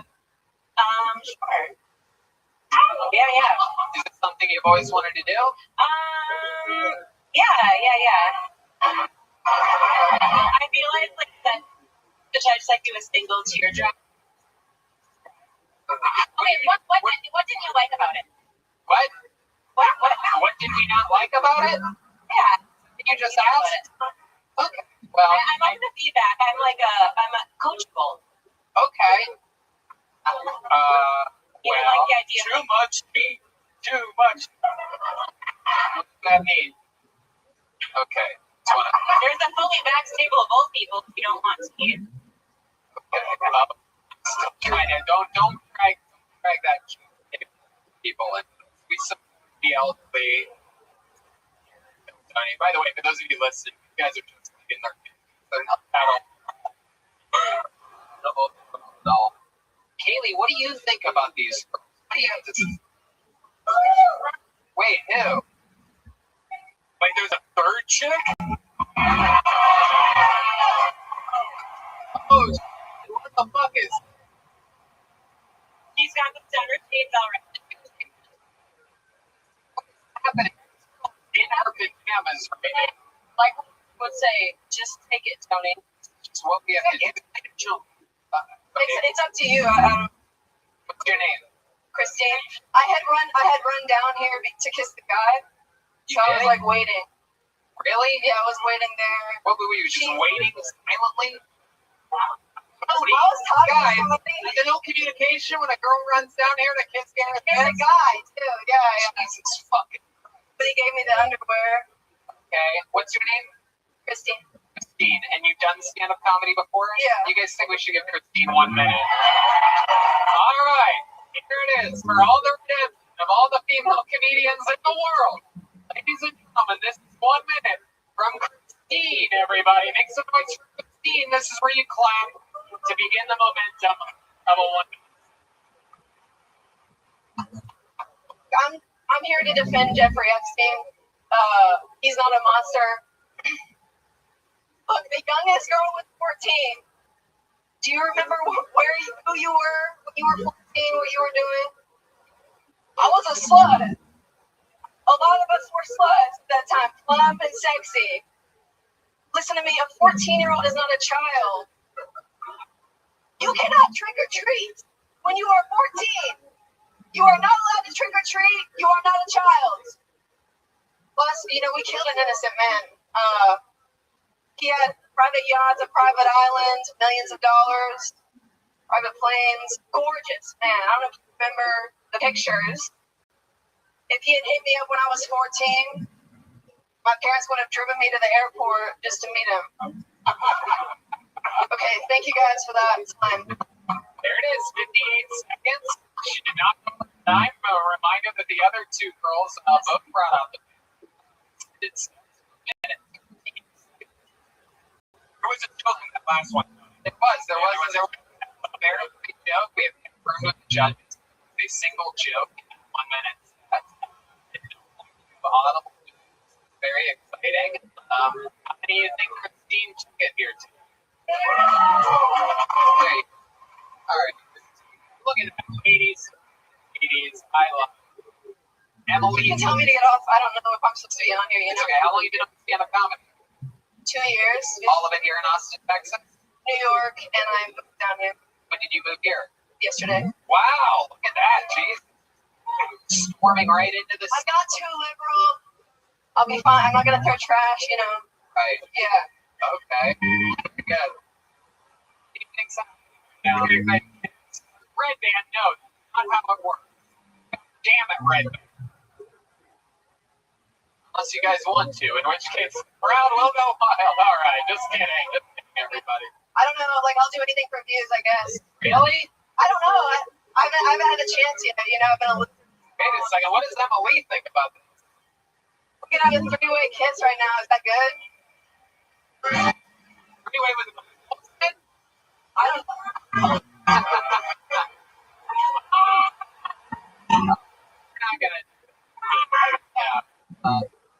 I've had the opportunity, so I don't know. It's supposed to fly, We created a ruckus here at Anton's. Hey, you can hang out in the green room at Vulcan's if you. Oh, Red Band. You're out of control. I love it. It takes a lot of courage to get up here. Emily, thank you so much for signing up. Christine, thank you so much for storming the stage and coming up here. Emily, give him a champ up here. Wasn't there something else fun about you? What was it? You like wrestle or something like that? I might have part-time.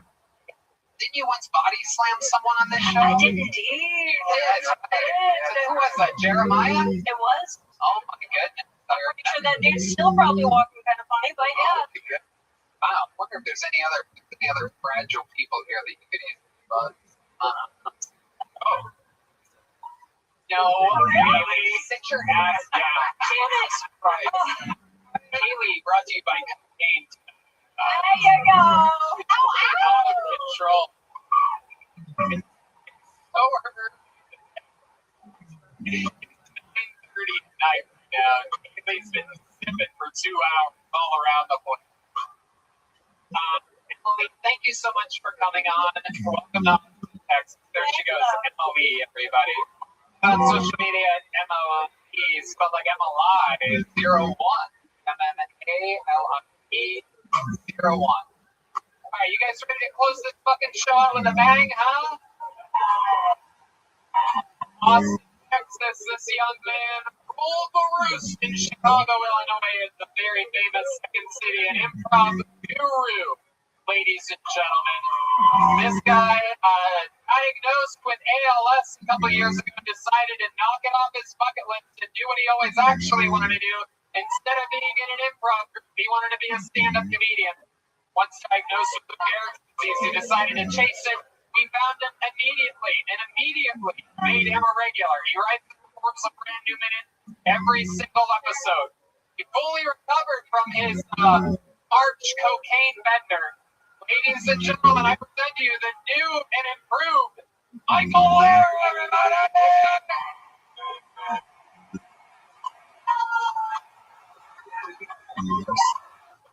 Stop telling me how cool my wheelchair. That's like on the list.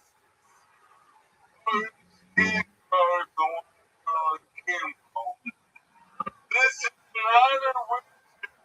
This is a brother's He's not fucking in the legs.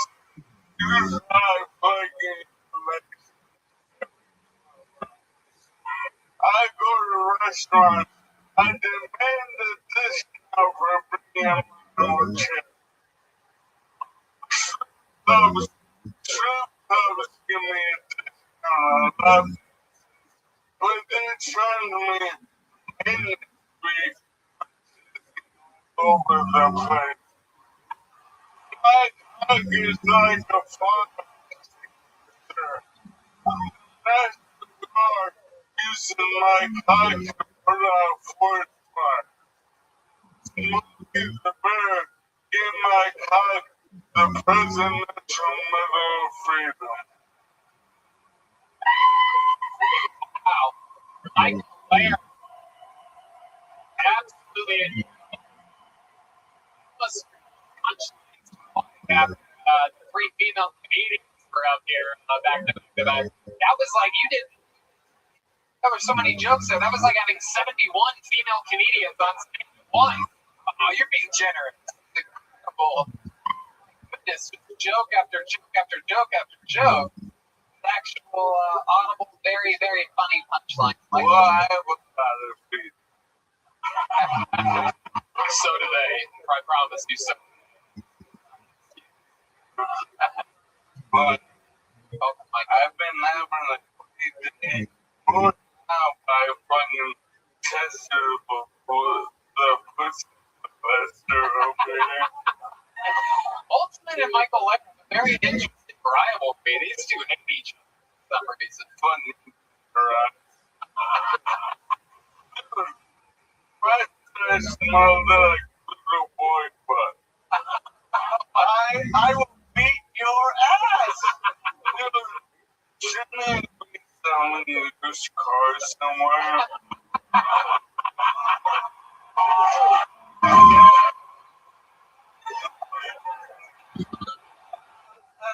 Handicap bands, I guess, yeah. Yeah. Fucking bitches. Fucking host has a record for more strong cleaning than the clothes for like the world. Oh my goodness. Michael Ware. Shredding. Wearing the new Tiger outfit. It's get up. I mean, you are just a fucking rock star. Oh, yeah, what in the back. Yeah. Yeah, I got around. Not the West Side in the jungle. That explains all the time. I get it, love. Yeah. Oh, for the first time ever since I've been on Kill Tony, I like you, Tony, more than Red. Oh, really? Why? What happened? Redman fucking bumped me from the show last week. Oh, you bumped into the secret show. It takes that very seriously. Okay, you know what? So we had 18 comics on the show, and sometimes it's like, hey man, I got too many people on this. Michael Aaron has been on every. You've been on every episode, every show. I guess you don't want to be on this week, motherfucker. And but any of those other comics is 2.5 hours. Oh, good question. Yeah. Genuinely not mind you, he is fortunate Danielson right now. I think he's taking these like jokes. I mean, look, Michael, I try to give everyone as many spots as possible. Sometimes I don't have. I overbook it. Hey, so you got to be like, hey, I thank you for giving me 14 spots since I've been here. I can take a week off. You don't have to be a little bitch about it. Oh, I agree with Red Man. what do you like? Fucking. Alright, Red Man. Oh, Red Man playing the Michael's wheelchair. This is getting tough now. I don't want to be getting on an airplane and fucking guys on the same flight. Why? It's only up and coming the compartment. Michael fucking. What a force. What a force. That was fun, man. Yeah, it was. It felt like a party meal. Yeah, absolutely. A lot of highlights. I mean, who could forget the guy asking for the coolest job ever imagined? Basically, because he did a fundraiser bartending gigs, which anybody that's ever bartended knows that's the absolute entry level of bartending. Right. Fundraising usually gives you like maybe a red wine and a white wine in a fucking glass. And some famously cans of beer. Like it's like it's either beer or wine. There's no real mixing of alcohol or anything like this. Really, when he swears up and down, the thing to him does a fundraiser. Could be up to 2 dozen fundraisers. That's 24 for those of you that. All right. McConaughey's like, you know what? Beer. You did a great job, bartender. You can serve whatever bartending job your wildest dreams can fucking. Of course, we had a triple threat female comedian face-off where we. That was awesome. Maybe we could do that like every week. Just have 3 females. Maybe not. Wow, the Red Man, the king of bad ideas, ladies and gentlemen. And if you want bad ideas, email Red Man at redman.com. Michael Laird, I mean, you are fucking. The word cherry has been used a lot tonight, and I'll use it again. You are the cherry on top of a fucking very fun episode of Kill Tony. You know how to bring this home better than anybody. How loud can this place get for the great Michael Laird? Michael Laird, comedy.com for everything Michael Laird. Did it again. Another banger of a Kill Tony episode. Let's check in with the drawing from Ryan J. Ebel. Holtzman, look at this mamma jamma. Ooh, look at that. Get in a little bit closer. Holtzman has a shotgun. Oh my God. Incredible the detail. I'm in Kaufman, the bandana, and Red Band. A very cowboy, very West Texas edition of a Ryan J. Ebel. Guys, how about a hand for Brian Holtzman, everybody, our guest tonight, the Dead Air Podcast, Dead Squad Network. Hitting Michael Lair at michaellaircomedy.com. How about the band tonight? D Madness on the bass.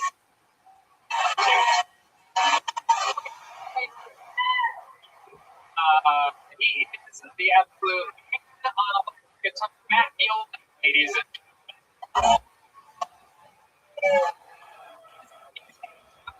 media. D Madness. And guys, the man on the drums, fucking Mexican, Michael gets up. Mike Hager, 13 on social media. John D is back next week. John on social media. That's the official Fixed Vodka. Sony band. So great. I love Fixed Vodka. I had a screwdriver this morning to get my day started. Before I went to the gym, I had a delicious screwdriver. That alkaline vodka gives me energy like you'd never believe. I just sit there like Samuel L. Jackson, Jackie Brown, sipping on that energy. Great way to start the day. Again, Brian Holtzman has the Dead Air podcast, RyanJebelt.com for all the prints available. Check out the 1-year anniversary of the Red Rose this Thursday, featuring a couple of your favorite porn stars. How about one more hand for the wild and lovely Kaylee? A line paint off the bottom of her shoe. For those of you just listening. The wild time out here in Austin, Texas. Hey, Tony, not only do me and Brian Holtzman do a podcast together called Dead Air, and we had Kaylee on the latest, but we have a show every week at Vulcan called the Death Squad Secret Show. A lot of these people on there. Please check that out. Go to deathsquad.tv for tickets. Thanks. Live audience, we did it again. We love you, Austin, Texas. Feels like home to me. Have a good night, everybody. Thank you.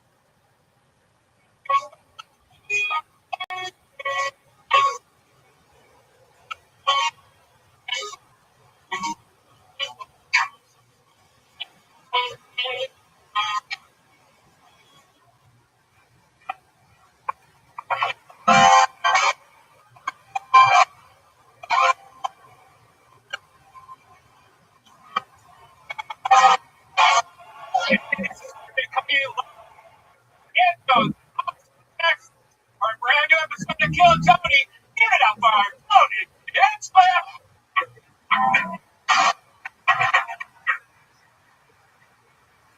Okay, come on, Austin, Texas, real live audience for this podcast, guy. Make some fucking noise. Birthplace of the blues or something like that. Red Band's here. What's up, everybody? Very, very exciting. We've been having fun every single week here at our new home of Antones, Texas. It's a lot more packed. Yeah, we've gone to another level. Well, the beautiful comedy store reopened to a crowd of 6. Yeah, few people there. We are just fucking spreading and forgetting here. How many of you already have the coronavirus? Make some noise. My people that have been. Good news, all of you that haven't are going to have it after this. Congratulations. We are a herd immunity.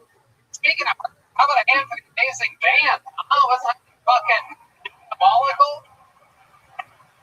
I love it. Fueling, guitar, bass, Michael Gonzalez, drums, Elliot? Nathan, that's right. Looks like an Elliot to me. You look like a fucking Elliot, bro. Nathan. What? Nate? Oh, you're going by Nate. All right, Nathan. Sure. All right. This is a cool guy. Yeah, I guess. Nate on the keys. Fun. Very exciting stuff. I've been gassed. Everything's ready to fucking rock and roll. But before we get tonight's episode started, here's a little bit from the amazing sponsors that made tonight's episode available for you for free right now. Hey, y'all. Are you hiring for spring? What type of role are you hiring for? Maybe you need to hire someone to wear many hats, which can be challenging. Or you might have a simple position to fill, but it's taking forever to find someone who's a great fit for your company. That's where ZipRecruiter comes in. ZipRecruiter can help you find qualified candidates fast. And now you can try it for free at ZipRecruiter.com/KillTony. Whether you need to hire a civil engineer in New York, a nurse in Nebraska, an attorney in Colorado, or a mascot in ZipRecruiter ZipRecruiter's matching technology finds people with the right experience for the job and actively invites them to apply. It's so effective that 4 out of 5 employers post on ZipRecruiter get a quality candidate within the first day. From accountants to psychologists and everything in between, ZipRecruiter makes hiring easier. And right now, you can try it for free at our listeners get it link, ZipRecruiter.com/KillTony. If you go to ZipRecruiter.com/KillTony today to try ZipRecruiter for free, we get credit for sending you. Once again, that's ZipRecruiter.com/KillTony. You know ZipRecruiter is the smartest way to hire. Hey y'all, spring, back outdoors here at Sport. Take Bespoke host on all your adventures with a new lineup of essential box of awesome collections for guys. Guaranteed to upgrade your life. I was wondering about this stuff. I got my box of awesome and it is so cool. I got a bunch of whiskey drinking stuff. I got a cool glass, cool decanter with glasses, an axe. Stuff is awesome. Whether you're out taming the wilderness or taking your home bar to pro level heights, Bespoke Post only sends the best stuff every month, no matter what you're into. Box of Awesome has you covered, from style and green goods to barware, cooking tools, and outdoor gear. Box of Awesome has collections for every part of your life. Yeah, this is really cool. To get started, just take the quiz at boxofawesome.com. Your answers will help pick the right box of awesome for you. They release new boxes every month across a ton of different categories. It's free to sign up, and you can skip a month or cancel anytime. Each box costs only $45, but has over $70 worth of gear inside. 20% off your first monthly box when you sign up at boxofawesome.com and enter the code KillTony at checkout. That's boxofawesome.com, code KillTony for 20% off your first box. And we're back. You guys ready to start tonight's show?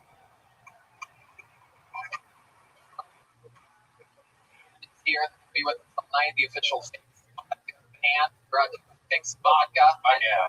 Ever alkaline vodka, less hangover. No heartburn, and it's distilled 10 times, but you get a lot of acid reflux. Try it out. A complete buzz. I can tell there's fucking girly girls here tonight like vodka, probably a drinking problem.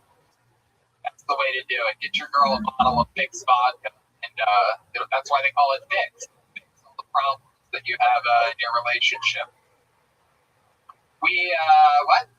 Yeah, absolutely. We have a guest tonight, everybody. You want the guest? Oh, my God, everybody. Last week we had an epic episode where we found out we had to get women out of the bucket to have a funny woman on the stage. Guys, week for the ladies.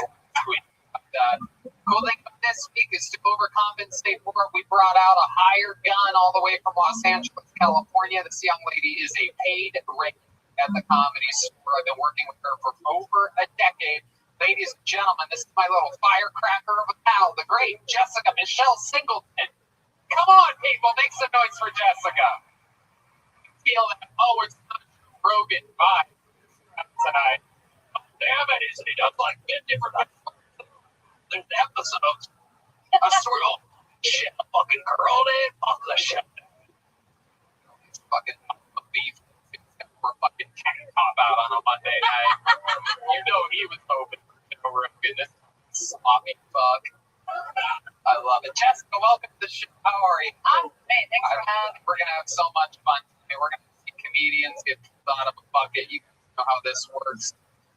We have bucket filled with comedians. I don't know if they're in or I don't know what changed things today. What are my standing room only doing?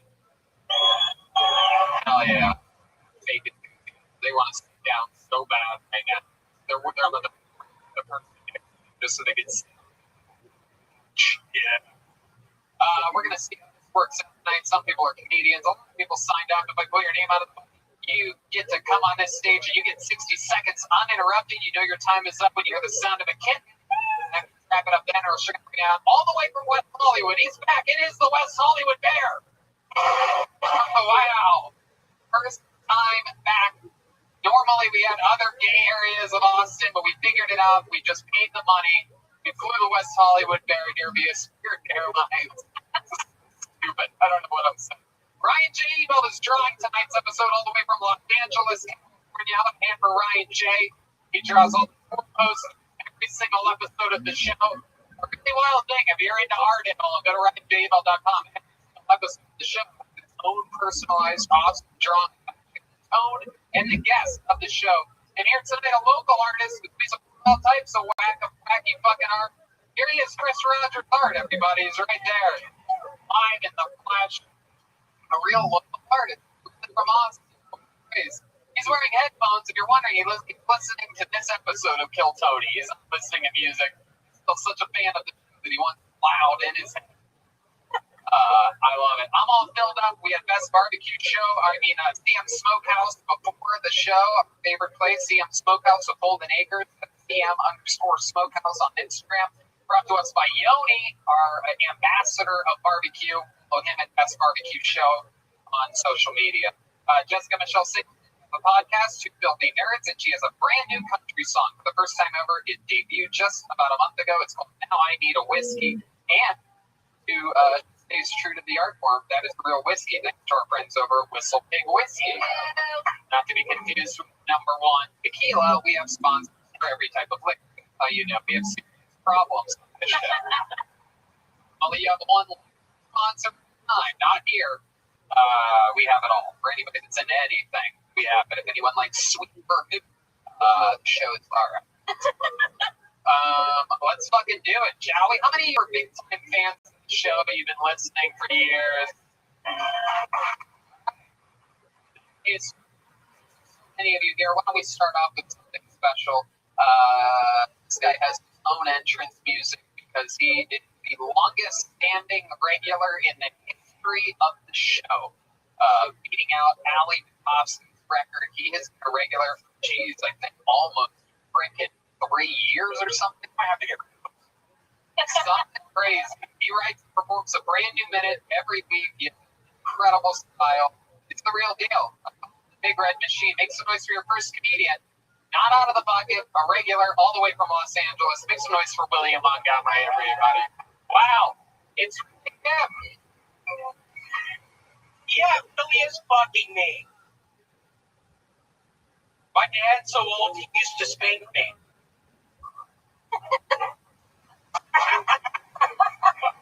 My dad's so old, he remembered Dr. Seuss was My dad's so old, he take Jesus' mom and convince her to claim it was a miracle pregnancy. I love how we're supposed to listen to Bill Gates about COVID if he isn't responsible for a software that is constantly being exploited by viruses. Did anyone else cry during Blue Man Group? I'm starting a home improvement store that sells fans and fans only. I'm just trying to think of what to call it. Let me do that one more time, and y'all say OnlyFans at the end of it. I'm starting a home improvement store that sells fans and fans only. I'm just trying to think of what to call it. Fan. God, thank y'all so much. Wow, there it is, William Montgomery, getting the show started with a bang. Always fun to have the great and powerful. You are really sunburned. Yeah, I went golfing today. Thank you, William. God, where were you? It's fun to have someone redder than you on. The medium red. Oh. Thank you. William, welcome back. No, but you're really sunburned. Okay. No, I'm sorry. I smoked a bunch of weed out back. I think it maybe was spice. So I am badly on edge. Fresh off of spice. Okay. Very good. Welcome back to the show. William, you have a very indented belly button. I'm noticing. Whoa. It appears to be perhaps someone has been digging in your belly button. Can you explain why your belly button is so concave on it? Yeah, I actually, last night, I watched a wonderful movie called 1 Hour Photo. Today, I bought a bunch of stock in Nikon. Okay. Did you pay for it out of Bitcoin that you found in your belly button? No, I've actually started a new form of cryptocurrency. It's called Baby Ruth. Oh, okay. So it's the candy bar? Why didn't y'all laugh at that? That was hilarious. I thought you were going to go link. Can you not fucking say anything? Hey, fuck you. Can you fucking shut your mouth? Point. On the field. What's that red spot on your shirt? Oh, it's No, it's actually blood. okay. How'd you get blood on your shirt? I started doing cat's cradle in a game. Used a big string. I was doing a cat's cradle last night. I was watching a 1 hour photo. I really messed up. Yeah. How'd you do that? By digging at your Just my belly button? finger. Just my finger. I really hurt myself. Liam, what's one of your favorite things about us? You keep coming back. It appears like a week and a half now. It seems to be Probably the horrible fucking heat. I was sweating like a motherfucker earlier. Tony, I'll be quite frank. I don't think I should move. Oh. I hate this place. I hate Austin. Doing you, William. What do you want to say to these people? Don't buy my cryptocurrency. You can get it at 7-Eleven. You literally have to buy a Baby Ruth, and I get the proceeds. How do you get the proceeds? 7-Eleven gives it to you? It is one of those things where when you go to a restaurant, you take a picture of the menu. What is that called? Go help me out. Okay. Red Man just got you so good with that stuff. Yeah. Real. He's a real motherfucker. You want to tell these people what we did at your fucking house last week? Yeah, we did. We made out with each other and Janice won. It was in virtual reality, but I also fucked your belly. Oh, wow. What happened? I didn't realize Red Man could do that much damage. Fucking yeah, good thinking on the drums on that one. Got Afro Man on the bass guitar. My goodness, are you roasting people, William? I've never seen this. I am roasted on spice. He is on Take two. Perhaps dehydrated from a hot day today. I am really dehydrated. How do you know? What? I have only been drinking you. Oh, well. Yoo-hoo is not the drink to have. What would you be like? It is a chocolate water drink. Yeah, it is. How many And Yoo-hoos? I've had 4 of them today. 16 ounces. Oh, my God. I've been sweating all over the fucking place going to stop that, Red Man. It was a cat. It's a real cat. I've been going to 7-Eleven. Red Man. Like An actual cat. I'm not buying it. okay. William, what else? What else happened this week? Anything else since the last time we saw you? Check movie. Go ahead. In that one, it is a masterpiece. A 20th century delight. How many times do you put it? What? Yeah, play that song again and let's you and I guess, right, man? William, yeah, stick with me over here. When you said that you're a pretty woman, how many times have you watched it? Like twice, 3 years. Oh, wow. Very serious. A Hellraiser. William travels all the way from Los Angeles for this show. How cool is that, right, people? You, here, at Anthem. It's hard just to even go on the show on the internet. We edited it. Y'all could only imagine. What'd you say? Yeah, I was telling them that it's very special to perform just for these people. We have If y'all could only picture what I am seeing in my mind, I am picturing going to one of y'all tall buildings and fucking jumping off. After this fucking set, I've been sweating all day, people aren't buying my shit, I'm gonna jump off the building. Right, you have a new T-shirt available. Where can they buy that at? Yeah, y'all look at my merch. Where can you get the new Cracker Barrel? Plug the site with you. This is your one chance to do. On Instagram.com, my name is Montgomery1. Great. You'll get the link on there. All proceeds go to my mother. Hit the link on your Instagram, William. Where do you go to buy the T-shirt? Hit the link on my Instagram. All proceeds go to my sweet papa, Larry Montgomery. He is signing on my apartment tomorrow. Hey, new apartment in Austin. Wait, how old are you, William? I am 34, and I'm acting like a fucking college student because I have no credit. I have no verifiable income.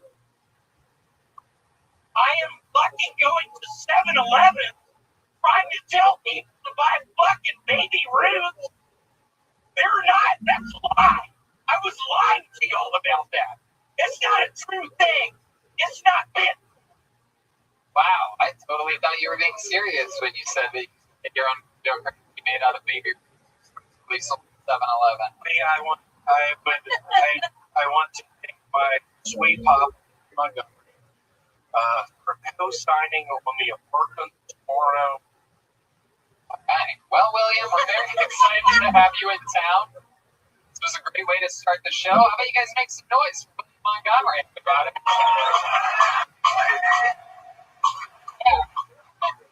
I'm feeling you guys were going to do that.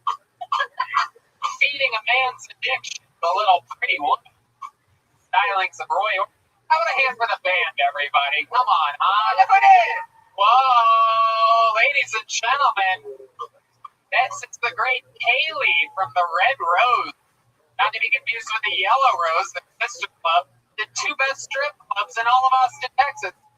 Kaylee, why don't you wave to the audience? How about a hand for Kaylee, everybody? Woo! She has her own podcast. All right. Bunch of comedians in the back, bunch of comedians on the sidewalk. Create a little path if we have to for the stylings of Aaron Starowski. Aaron Starowski, our first bucket full of the evening. That means anything can happen. I'll tell you right now, we've had a lot of people with mental health issues on this show. The past month has been basically, I don't know if there's just a tunnel coming from some asylum, but like we've had some heavy hitters, you know. Leonardo from New York, a hilarious young lady. Yeah, it's really been hit or miss. Don't forget about Luke. That's some heavy hitters, but it has been some deep sea fishing here in Austin this month. Here is Aaron Starowski. Make some noise for Aaron. Yeah. I was in New York and I saw a peddler, and the only thing he was selling was boxer condoms. Right? And so I was like, are they new? He's like, they're refurbished. And like, if it works for him, I have a box of condoms in my car right now. Gently used. $10. Thank you. Gently used is the only way I can use a condom because I got weak hips. You know? Right, buddy? Right, guys? You too? I knew it. It takes a village for me to have sex. Literally. There's me. There's the person I'm having sex with. And then there's the person that guides my hips in and out. You know how it is, buddy, right? He's got me. But, like, let me tell you, that's 3 minutes of your life, okay? That's 3 minutes. I don't last 3 minutes. I'm done after 2. I paid the guy for 3 minutes. So at some point, it's just a limp body and, like, explain me again. Thank you, guys. Okay, Aaron Starowski. We can't. A little bit of trouble in the. What are you fucking exactly, Aaron? Corpse of fucking. Different every night, you know. And the fuck was that noise Michael gets up? Michael gets up like awing at everybody. I have an R behind me. I feel bad for me saying that he fucks corpses. Thank you, Mike. Thank you so much. The thing I want to do is hurt the drummer's feelings back here. I thought you were toughened up after a couple months of the show. Deep Madness. Deep Madness will not turn a blind eye to your answers. I love it. Aaron, welcome to the show. This is your first time here, correct? Yeah. I love it. How long have you been doing stand-up? Like 3-ish years. 3-ish years. All of it here in Austin? So I started in San Francisco. I've mainly done it in Austin since. Mainly San Francisco. And how long were you there? Just a year. Okay. Just a year.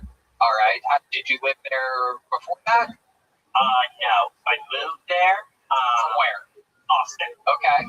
You moved to San Francisco because Austin wasn't liberal. Not enough. You got me. Yeah. Straight to the fucking. Yeah. I graduated high school and went to San Francisco and lived on a boat. Oh, wow. I mean, that is just fucking.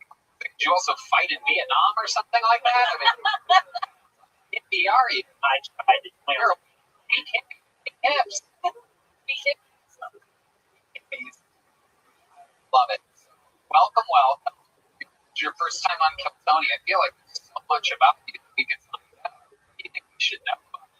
Show it all, you know how it works? Or like we ask questions and try to find interesting things about the people? I mean, if I'm completely honest. Yeah, we love them. I never knew Kiltony existed until. Okay. But we could say the same fucking thing about you, Aaron. Jesus Christ. Yeah, maybe if you weren't sitting on a fucking boat, you'd have Wi-Fi and you'd know we're the #1 live podcast in the world. You son of a bitch. I'm not offended by you not apparently know the show. I host every week. I love it, Aaron. So welcome. Some interesting things about you and your life, like highlights of your life. Ever been a trophy for anything? You ever fucking do anything cool? You're a dungeon master? God, I wish. You get paid for that. Yeah. Answer a question that I asked a second ago before you took that killer dungeon master line. I fucking really rocked the room. You were vibing and then you just had it. I know. I'm still waiting for an answer to that question.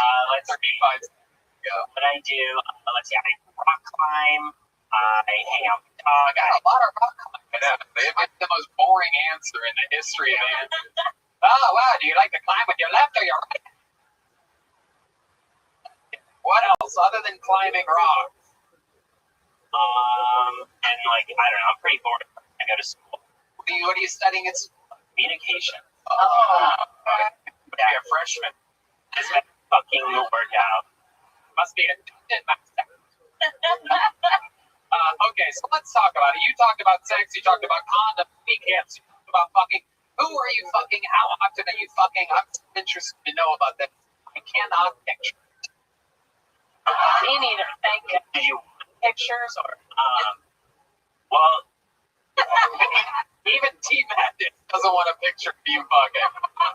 The one who can do nothing because by the thought seeing a picture of you fucking. T-Madness, what do you think this guy looks like? If you had to guess, if we made a mic, you put one of those microphones near him, does that even work? Will it help the audience hear it? Yeah, sure. Share with D-Madness. Share that microphone. Just put it right in front of his. What do you think he looks like? Yeah. I can't. I'm trying to figure out how to say this.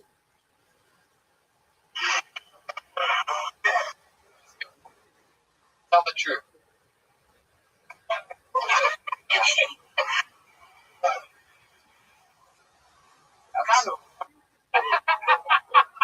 Nailed it. Definitely nailed it. That's exactly how I would have. Yeah, I love it. Who are you? Let's talk about your sex life. Are you have a girlfriend, boyfriend? I have a girlfriend. Girlfriend, how long have you been together? A year and a half. Okay. You keeping it? You guys having sexual relations? A lot of people that talk about sex on stage end up not having a lot of sex. I feel like he's saying, I feel like you're a guy. I'm getting those kinds of vibes. Well, you're thinking wrong. Oh, missionary position. You're used to having boat sex. Boat sex. A lot of the boats will work for you. rocks. You just sit there and like wait for them to rock out. Exactly. I swear to God, babe, when this high tide comes, oh. Let's talk about it. What's your in the bedroom? You only have two. You top and bottom. You like doggy style. You like froggy style. What are we jump around? What are we talking about here? Just silly mood. I mean, like, be real. It's what most of us do. It's just like fish sharing, then we're done. Wham bam. I'm just like, You really think that the most people? There's a bunch of fucking Texans for a tank top tonight. You think a guy in a tank top has position? Look at him. Look at him doing the fake slap. Ever. Very, barely means a lot. Joe Rogan, man. like to Joe Rogan? What's that? Like, he masturbates to Joe Rogan? Yeah, he talks about Joe Rogan.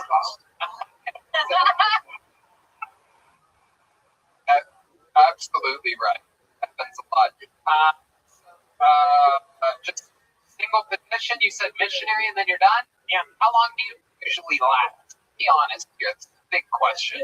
Minutes, 7 minutes, 15 minutes, 30. I think it ranges. Yeah. I don't know. What does it depend on? It's like, it depends if I'm intoxicated, you know. Shut up. What? Whoever's asking questions, shut the fuck up. You don't do that. So welcome to the show. You don't have to do that again. Wait, you just. Oh, okay. Red Band has decided to embrace the audience from the question because fuck not. And not light the world on fire while we're here. Yeah. I love it. True gentleman. I'm with you. I carry my fucking passport with me all the time as well. Definitely. And my phone, everyone.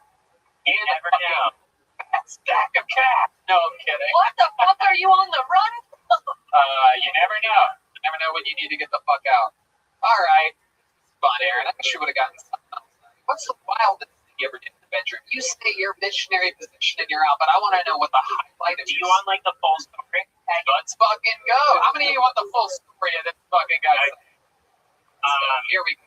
Fuck it. Mic stand. I'm sorry. I fixed it. Is this it? Are you about to fuck the mic stand? I'll demonstrate on the you want the full story? Just jumps on it, takes it right up the ass. Weird. This is weird. So, full story. So I was like having sex with a random girl off Tinder. Okay. And so like everything's happening. You know, we're going at it. I'm like on top of her. And then she grabs my head, me forward, and she just goes, "I love you, I love you, I love you." Did we fuck? I was like, she said, "I love you, I love you, I love you." yeah, never mind. Was she on top? No, I was. Deep into the sex, was it immediate, like first pump, or like minute 10? We were like minute 15. Ooh, look at you. We're finding out more of that range we heard about earlier. Hello. All right, so minute 15 out of nowhere. She goes, "I love you, I love you, I love you." Did you go, "I love you too, I love you too, I love you too"? Did you come immediately? I started laughing, and like nothing has made me softer in my life than someone saying "I love you" that I've never met before. But then I didn't want to disappoint, so I kept on like trying to pretend like we could still have sex. Like I think it was working because she was still into it. I don't know. Yeah, scary. That reminds me, years ago, but I once had like this girl I was hooking up, right? One time, I don't know why I did this, and I never did this, but one time I was having sex with her, and at one point, I go, but I didn't mean it. It sound bad when I first said it, but I was like, oh, God, I fucking love it. Like that. But it wasn't like an "I love you." It was like "I love this." Right. You know what I mean? And I thought, because I didn't hear "I love you" because I heard what I was thinking, right? Which is, oh, it's fucking hot, right? Type of. And when the words that came out of my mouth were, I fucking love you. Right? Horrible. And sure enough, when that ended, whatever, a few weeks or whatever happened, what I mean? After that, I got fucking she went wild, lots of messages, and she goes, "You told me you fucking love me." So I did. Amy Schumer. Yeah, that's who it was. And coming up with Dungeon Master finds himself. Same thing. Aaron Sorowski, thank you so much, everybody. Aaron Sorowski is at Aaron.comedy. Wait, Aaron, come here. I just want to say we have these Phil Tony leather notebooks made by Bonsai, a local leather artist here in Austin, Texas. The coolest shit. Phil Tony, the actual crossover, the new gun crossing with microphones. And we're going to give you the tiny one. We have tiny ones as well. We're going to give you one of the tiny ones. Aaron Sorowski, a good sport, good comedian, Aaron.comedy. There he goes, everybody. Follow him on social media. Going totally a different direction than how he came on stage, but there you go. We didn't even remember how he got up here. So wow, that's the adrenaline of the show. Here's Kaylee, everyone. Keeping everything clean for us, keeping the show nice and sanitary. Incredible. Who better to keep everything clean than one of the dirtiest little girls we've ever met in our lives? All sperm hand. Fresh off what appeared to be a cocaine vendor last week. I love it. Energy last week. But it seems pretty chill today. All right. This looks like a fun name. How about make some noise for Mariano Di Vincenzo? Mariano Di Vincenzo.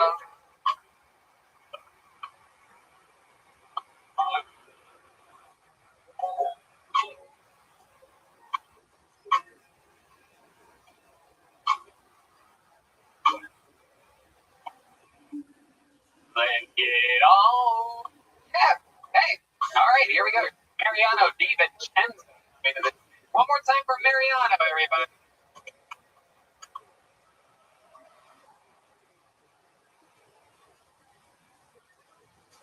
There are people who call me a conspiracy theorist, but as far as I'm concerned, those people can fall off the edge of the earth.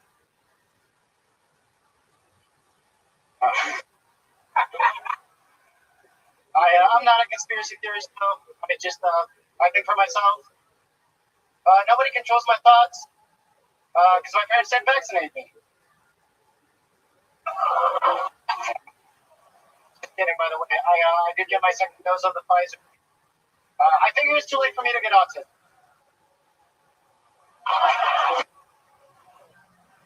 By the way, I'm not a conspiracy theorist. I'm actually from America, so I've been vaccinated from. I just generally feel like it's a white thing. I feel like you don't mean a lot of Scientology.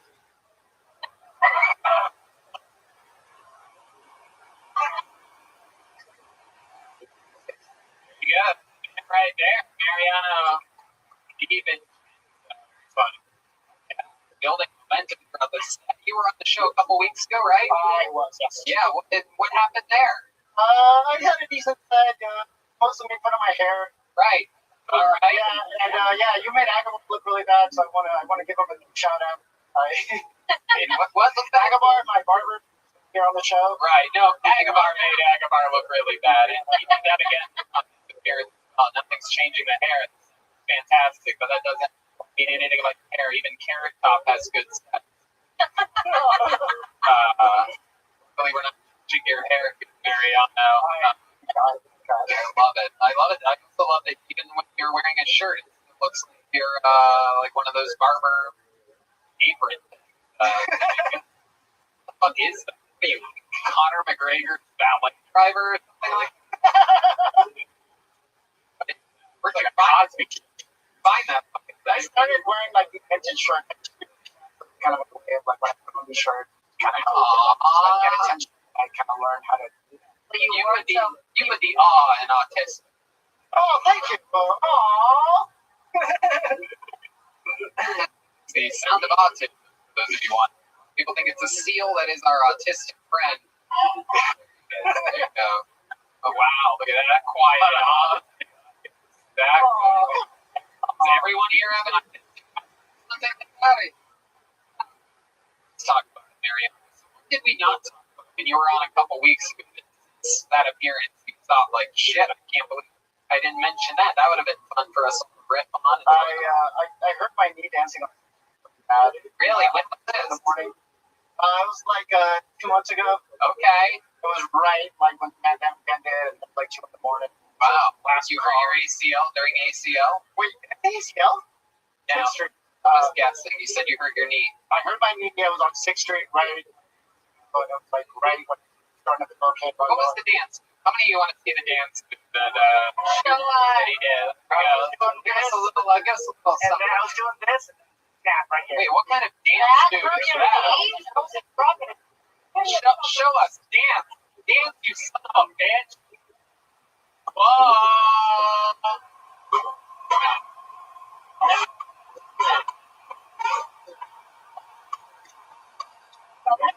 Wow.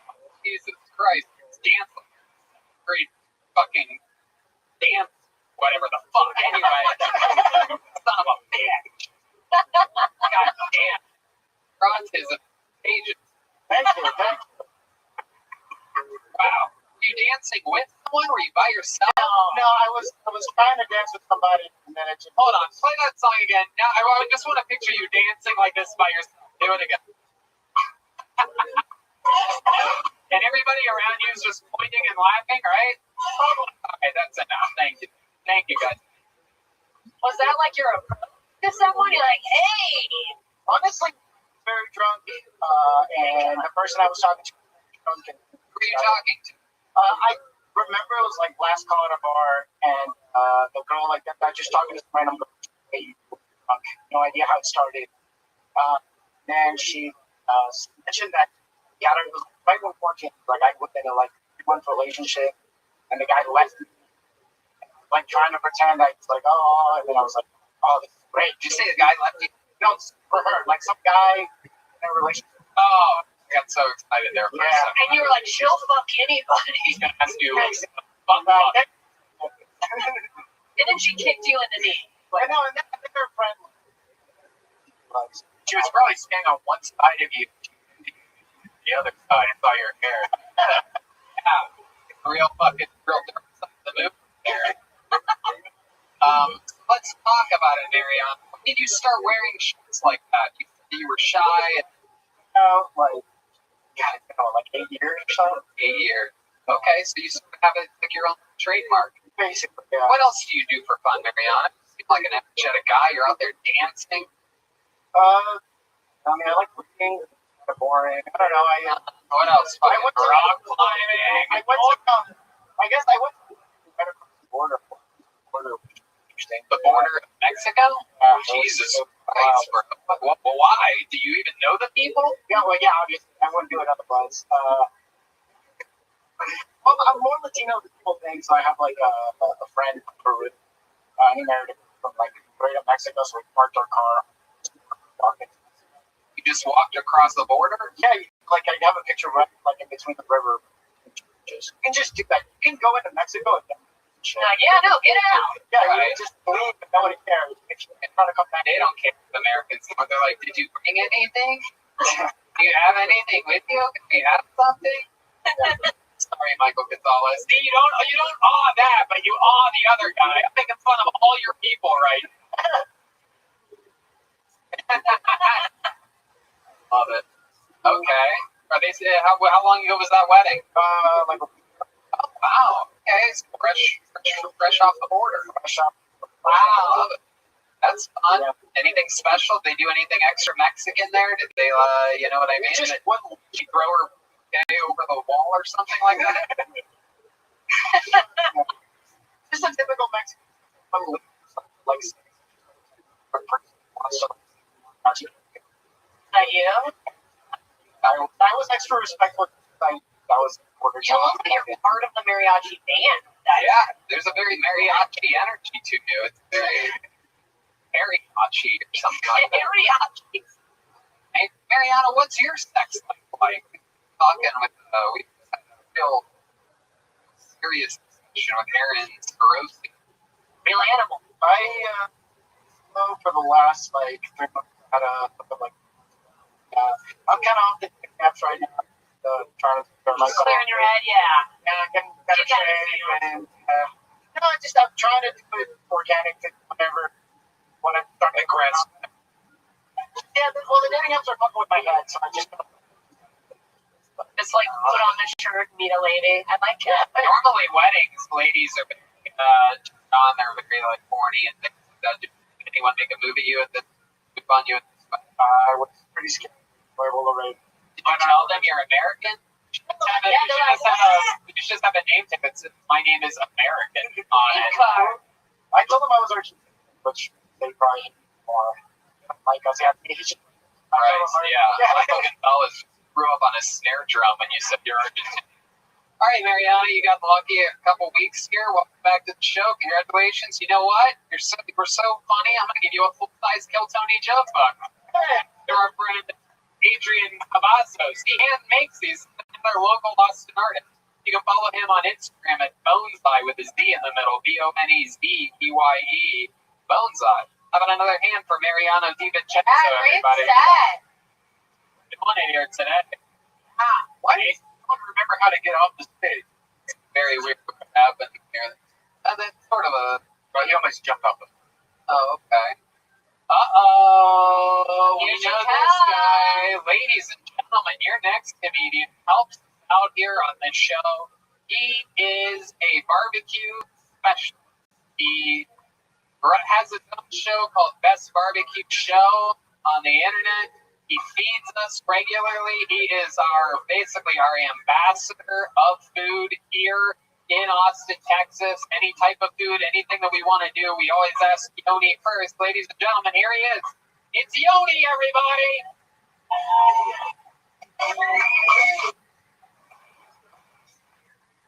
Texas. I love Texas. I've been here for 12 years. Sure, I'm not one of those new people. I've learned a lot about Texas living here. One of the things is you can't drive slow. If you want to get on I-35, you better hit the gas like you're on the last lap of the fucking Daytona 500, or else someone's going to be right up your ass.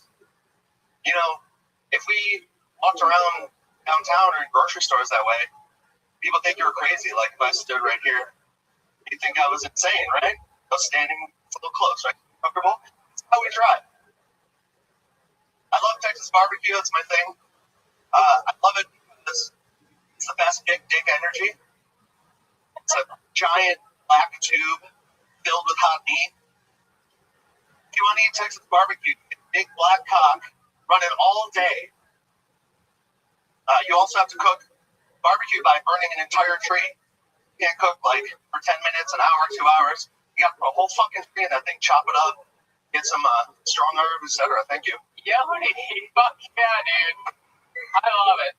One of the reasons why I love Yoni, you'll notice that I have a lot of love for Yoni because he's doing stand-up and he is admittedly green, right? You're brand new at it. Brand new. You've been hitting open mics, so you've been hustling around town. He tells me all the time, never misses the chance to tell me I'm doing an open mic tonight, I'm doing a mic tomorrow, did a mic last. I love it. You're working it out. You're talking about stuff that you know. Let me ask you this. When you were doing a normal show with a normal audience where people on stage with you, how does that joke about the I-35 end if you're not putting your dick next to the guest on that? Well, I use the stand a lot. Oh, okay. But a lot of the open mics, actually, like there's a wine bar where there's a lot of people with their backs to you. A lot of times we're not paying attention, so we'll get like right behind one of them. Oh. Yeah, great idea. Very rarely do comedians mix their meat with their performance. Normally we wait there or something, but not you. You just go for it. I love it, Tony. Talked about the 35. I mean, you got a good point. I guess that's sort of everywhere. I don't know what the fuck the deal is with people up here, but I mean, if somebody can tell their friends a giant truck, the far left lane is not them. I greatly appreciate it. It's frightening that the far right lane, for some reason, has become the passing lane here, and I get it. You guys love that shit. Yeah, a little bit slower. If you're running late for things, maybe you should leave the house a little bit earlier. I can hear all your Texas bullshit, and I understand how you think. Trust me. How about you just fucking get over one lane? It's 4 lanes. A lot of you are in the far left lane. This also goes for dumb girls. Well, I noticed that when it's not a gigantic truck with an old school suburban countryman in it, it's just a normal chick checking on her phone in the far left lane because she feels safe because she's not going to get hit to get nervous about cars on their left and their right. You get a little nervous, but the wall makes you feel safer. Get the fuck over. No one's hitting you from the left. No one's hitting you. Just get over. You don't belong in the far left lane. Thank you. Sincerely, Corvette owner Tony Hinchcliffe. So anyway, sorry, I had to get that out of my system. If everybody could clip that clip, spread it all around the internet. Maybe I could be like the change, like the Barack Obama change of left lane. No, Barack, I changed anything. The left lane way better than the other minute. Maybe I the left lane here.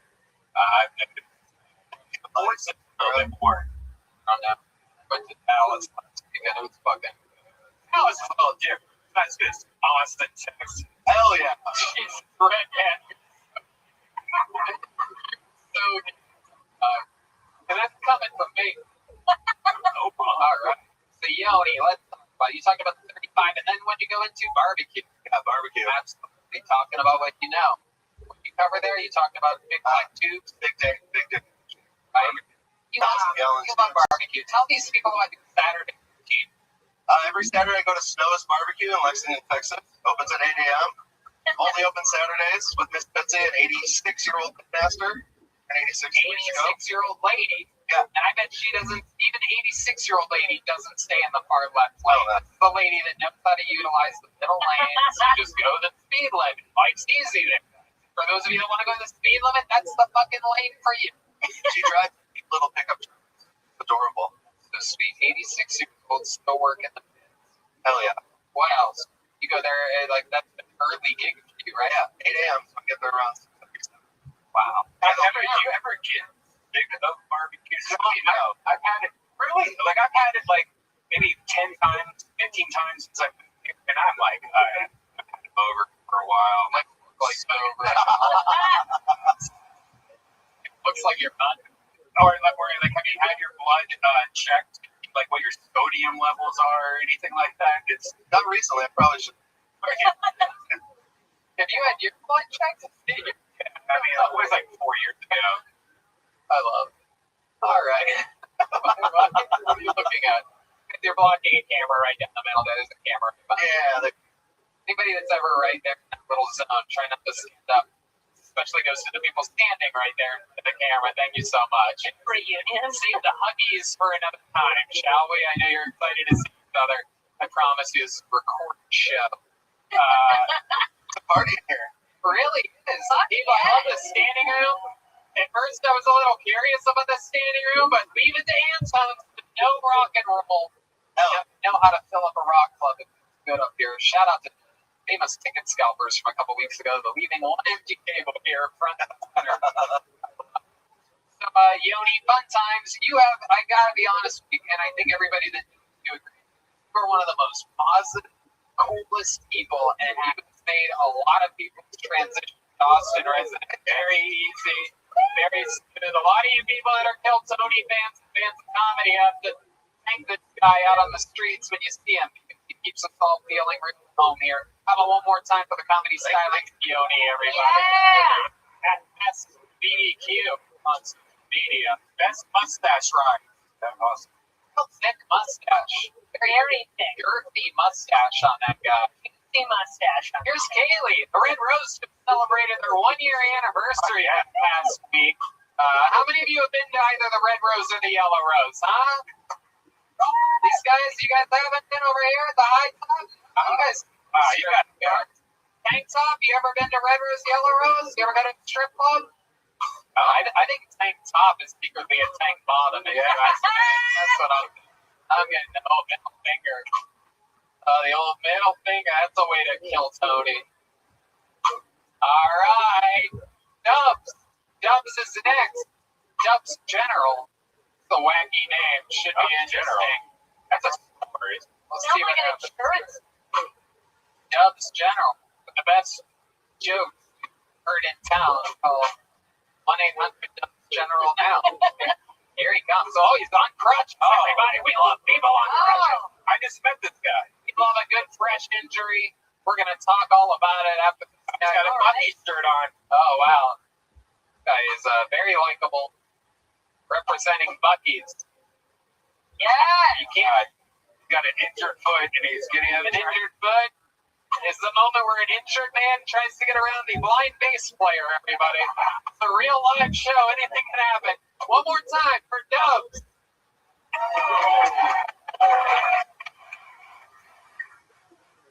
I hate bitches with braces.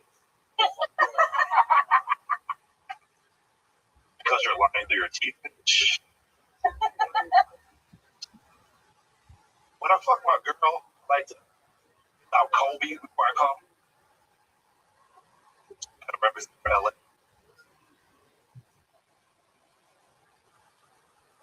I love pussy. I love all types of pussy. I love white pussy. It just needs a little bit more seasoning on it. I love black pussy. It always looks like this.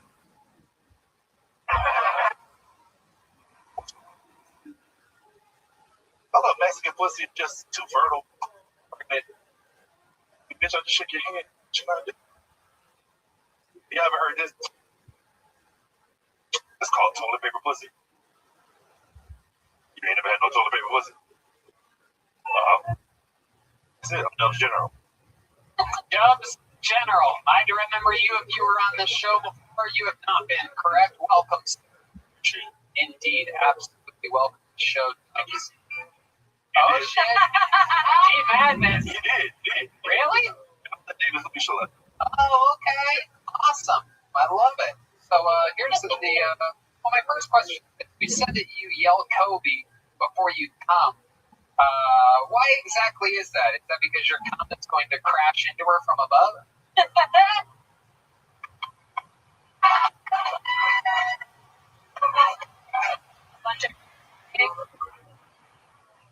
We just raised in the most definitely possible ever in my life. I'll come from Kobe Bryant joke. See what happens here. It's because I shoot a lot. Oh, okay. All right. Yeah, that's a good thing to do with fun to pass to your friend when you're gonna shoot a load. I know. Been there. I love it. Some general $1 million question. What happened?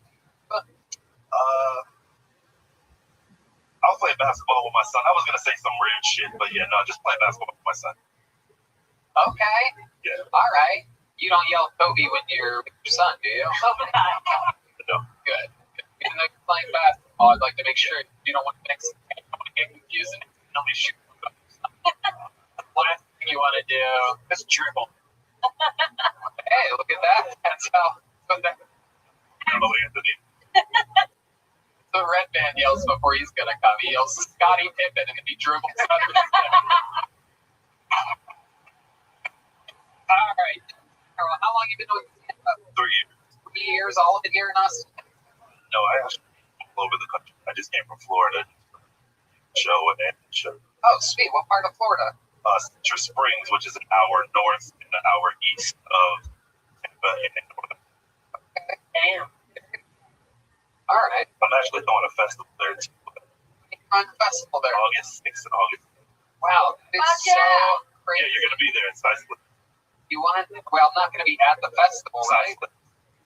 But that's not part of your festival, is it? No, but that is so crazy. I was going to ask you if you wanted to open for me inside Tampa, but you're doing a festival. No, so. no. I will. But how are you? We're working it out. Wait a second. We're working it out. It's at the same weekend of your own festival. Yes, but I have work. Working. I will drive down 20 an hour. Oh my God! Are you sure? I mean, I don't want you to break your foot. Am I sure? Okay, well, there you Absolutely. go. Sweet. Well, there you go. It's 7 to Twitter's Tampa. I appreciate it. 3 years in the game, somebody's got to do it. That's where I start. Plus, an easy way to make sure that you don't complain about that Kobe joke on the internet in the show premiere. Get that, fucking house and cards. Keep your friends close. But your enemies close. What do you do for work? What do you do for a living? I work on IT. I work for a hospital. Awesome, man. Nice. Okay, that's fun. And living in Florida? Yep. Up there? Just moved there from here in San Antonio, like right when you guys moved. When did you move to Florida at that time?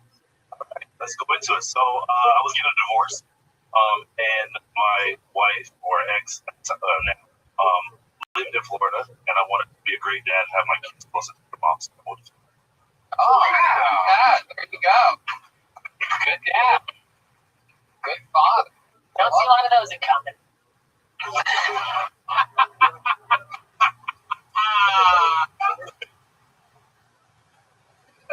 That's the whole episode. I did not get what it deserved. That's Jessica Michelle Singleton.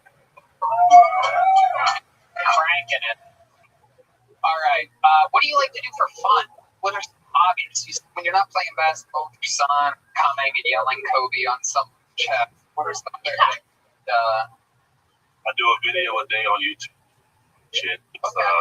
Whether I have a puppet show that I started a new puppet show. Really? So pretty much I realized that there's a lane that's missing right now. Because like the Muppets. Jesus Christ. Yeah, you guys, please, the one table that can't stand continuously. I love you guys so much. Please stop standing. Will someone tell him that I'm talking to him? Hey, you right there, guys. Yeah, please stop standing up, please. One camera that gets most of the show, it's right there. Thank you. I love you guys so much. Cutting off my good tits. Jesus fucking Christ. They are good too.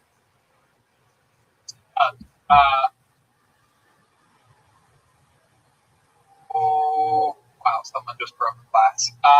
What was the answer to that question about things that you do for fun again? Doing a puppet show because there's like a lane that's missing. There's not like an urban puppet show. That is true.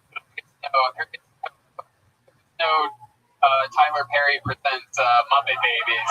Muppets from the hood. Yeah. There is a Willie Tyler and Les. Yeah, I love Willie. And of course, I'm actually from an all-black neighborhood. I know that you guys do not believe that. It's true.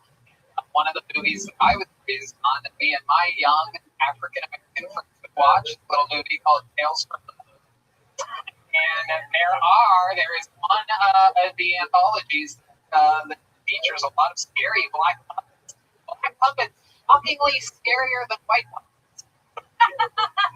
White puppets are fucking child's play compared to black puppets. Now, if you're maybe a lot of smart child's play, white doll, is your puppet something that you bought, like, say, like Amazon? Because I actually bought a black puppet at some research, and it wasn't that great of a puppet. It's hard to find a good black puppet. What do you think the black puppet didn't work for you? No, what did it steal your wallet with it?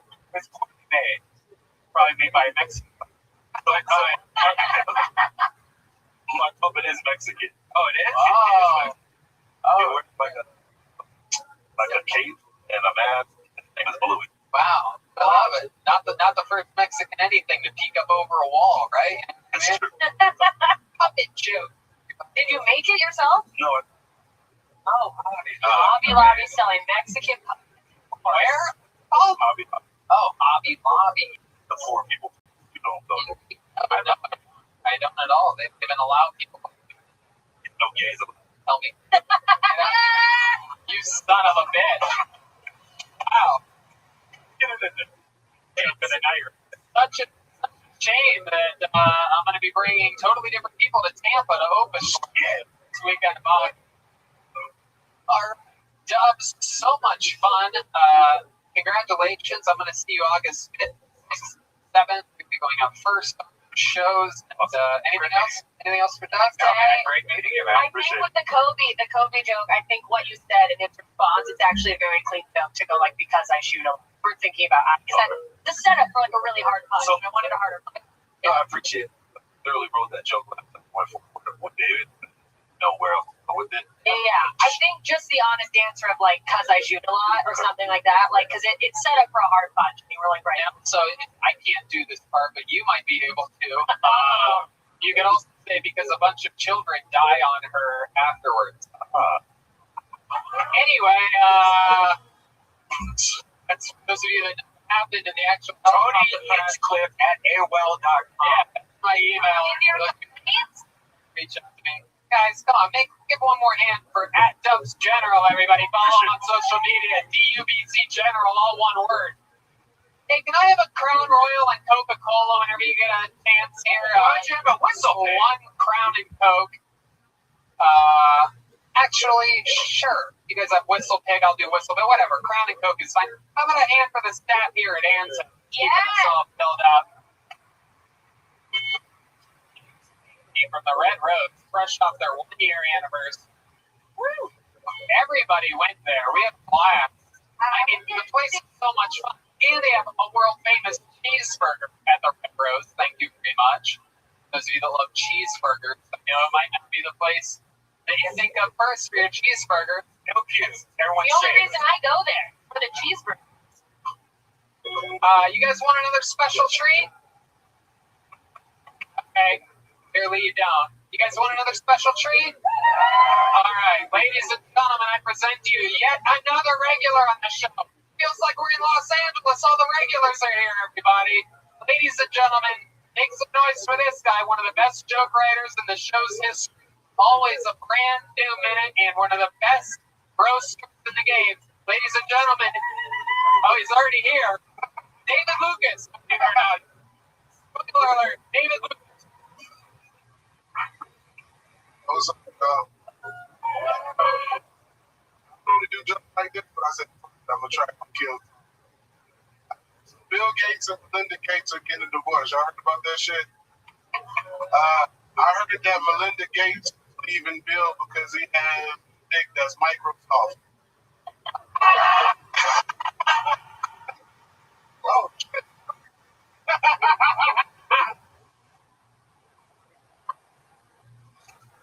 Ladies, I want you to know that if your boyfriend can't beat me up, that means that you're single.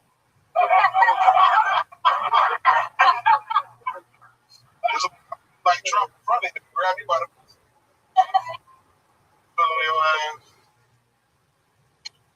when I'm having sex with women, I don't know if they're screaming from a dick or if they're screaming I'm hurting. Like after a girl fucks me, she feels like she's in the rake. A leg, oh, shit. Her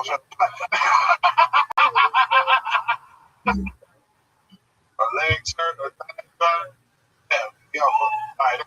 I needed that meow, that rake, you know. Pussy. Ladies and gentlemen, and for David, Bill Gates, Melinda Gates thing today. It's a big divorce.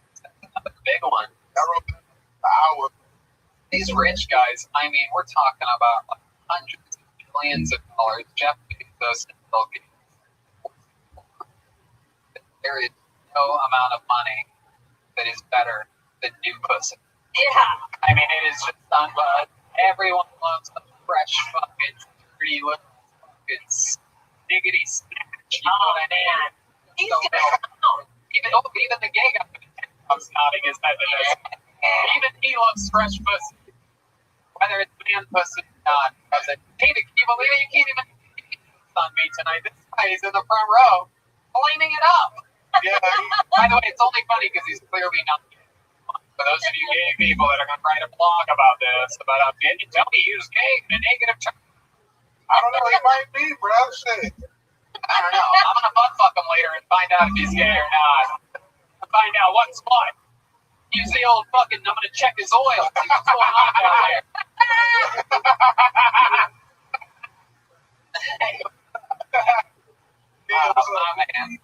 So David Lucas is here. Welcome, David. You're back in Austin, Texas. What's shaking? What's happening? From 11, there's some shows out there. I love it. Water a little bit. You went on the water? Yep. Oh, shit. On the water or under the water? It seemed like you stink. On a boat. Really? Man, what I would do that bring. Can we bring in a kitty-sized swimming pool right now? Really, Steve? Yeah, I can swim. When you go swimming in Atlanta? A little bit. Rolling the boat. You know what I'm saying? Country boy shit. Hell yeah. Country boy shit. Absolutely. Like, what country boy shit? Give us more. Did you churn butter? Or Fishing. fishing? What did you catch? I caught a shell cracker. Caught what?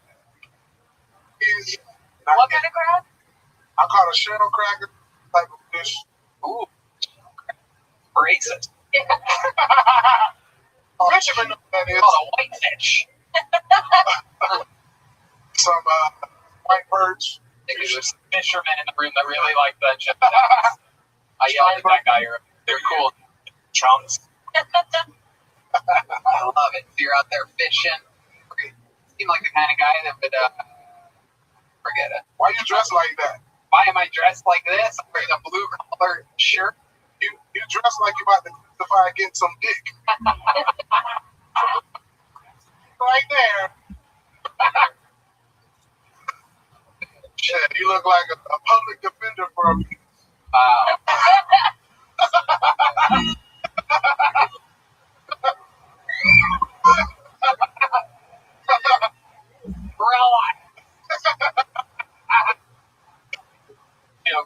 The king of the food corner.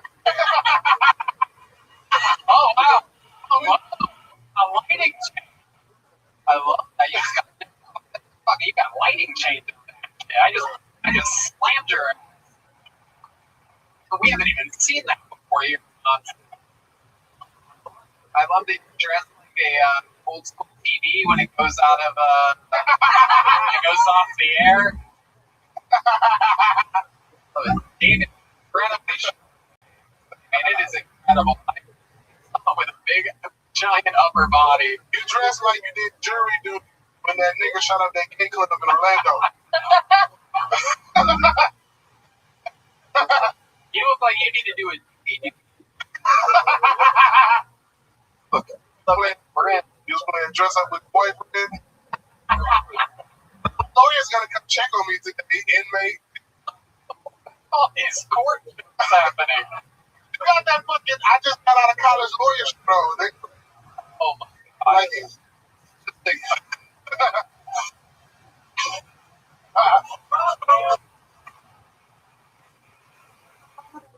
all right, Red Band. You did not need to make that noise. Right, bro. You look like Jimmy Springer's lawyer. Okay. Relax. Bitch. Tony is actually over $1,200 worth of dildo. Oh, there it is. There's the dildo drop. It's the only guy that drops a dildo on stage. One of my personal friends out there really enjoy that. I love what you're doing with your hair, really matching your body and letting it just go. Tony, we heard. I love it. I love it. You got dread. Exactly how waiters feel when you walk into the restaurant. Fancy lights on that one? Right, you're gonna fucking. Tony, you got the cow leg with exactly what your boyfriend was doing. I don't know about that. I don't think you're lucky you made that gay. Catholic, right? Yes. Everyone knows that. You know that. Love it. Somebody on stage, you're a very gentleman, also of African American descent. That he says he yells Kobe when he comes. Is there anything that you yell when you appears to be a thing with the young African American? No, why you with that? Come in! Motherfucking man! Yes. I don't put out. Oh, really? But you want it. A lot of kids, you've said this before. Like the only thing that he pulls up is the Cane's drive-thru. And hey, like the only out of. Okay. I don't think you cook your own food. I think I cook sometimes. You ever take a? You seem like the kind of guy that would take a bird scooter and drive. Tony can pull the cooking sheet out with his cheek. How did you know that? How did you know? I do. I put 2 oven mitts on my ass cheeks. I put baking sheets. And the dildos fall out of my ass. Is that what you want? Yeah. He can roll pizza dough with one booty cheek. I roll pizza dough with my booty cheeks? With just one though. Oh, it's not a Kenny Brown fuck with me. man, but I got Kenny Brown. Spin that insane person out of the front of there. There you go, Kenny Brown. My favorite song by you, bro. I will. I put that on every time I put a mix in the car. No, that's I don't know. I will. Y'all be going to my nigga. okay. He talking about how he'll eat pussy even if it's stank. All you got to do is I love it. And you're a big fan of people eating things no matter what they are.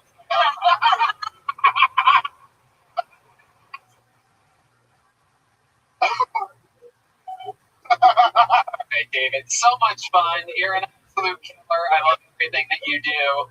On your feet for a guy that's morbidly obese.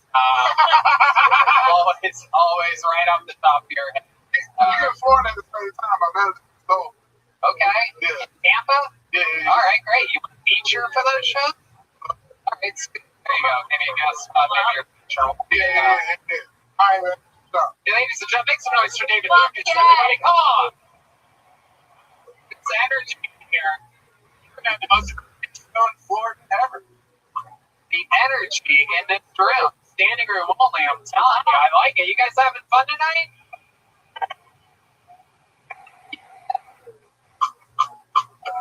I know the incredible back from the ledge, because you are my man. Hey, having a hand for Kaylee. Look at that. She's got a real butt. Does she have mace? Have mace in your back pocket? Right, Sean Waters. Wow, I wonder if it's the famous Sean Waters from, here he comes. The real guy. Oh, no. That's not him. Here he is, John Waters, coming from the room. Hey, here he is. One more time, John Waters. What love you? Fish. Quitting sex. I'm done.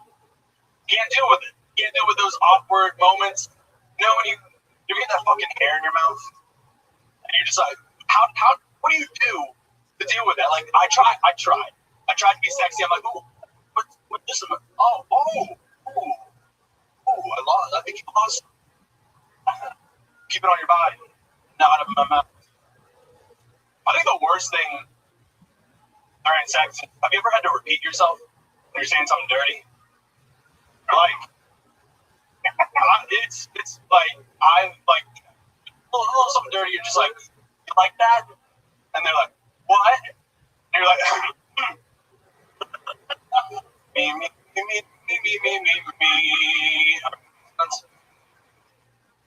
Do you like that? What? You're like, never mind, it's over. I'm done. There it is. Jessica, what do you think about this?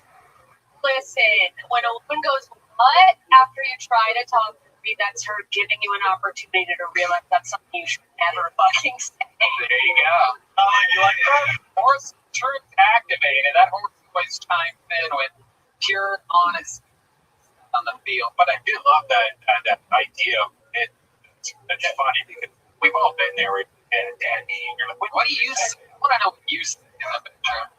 Hey, fuck me, daddy. You say, Hey, fuck me, daddy.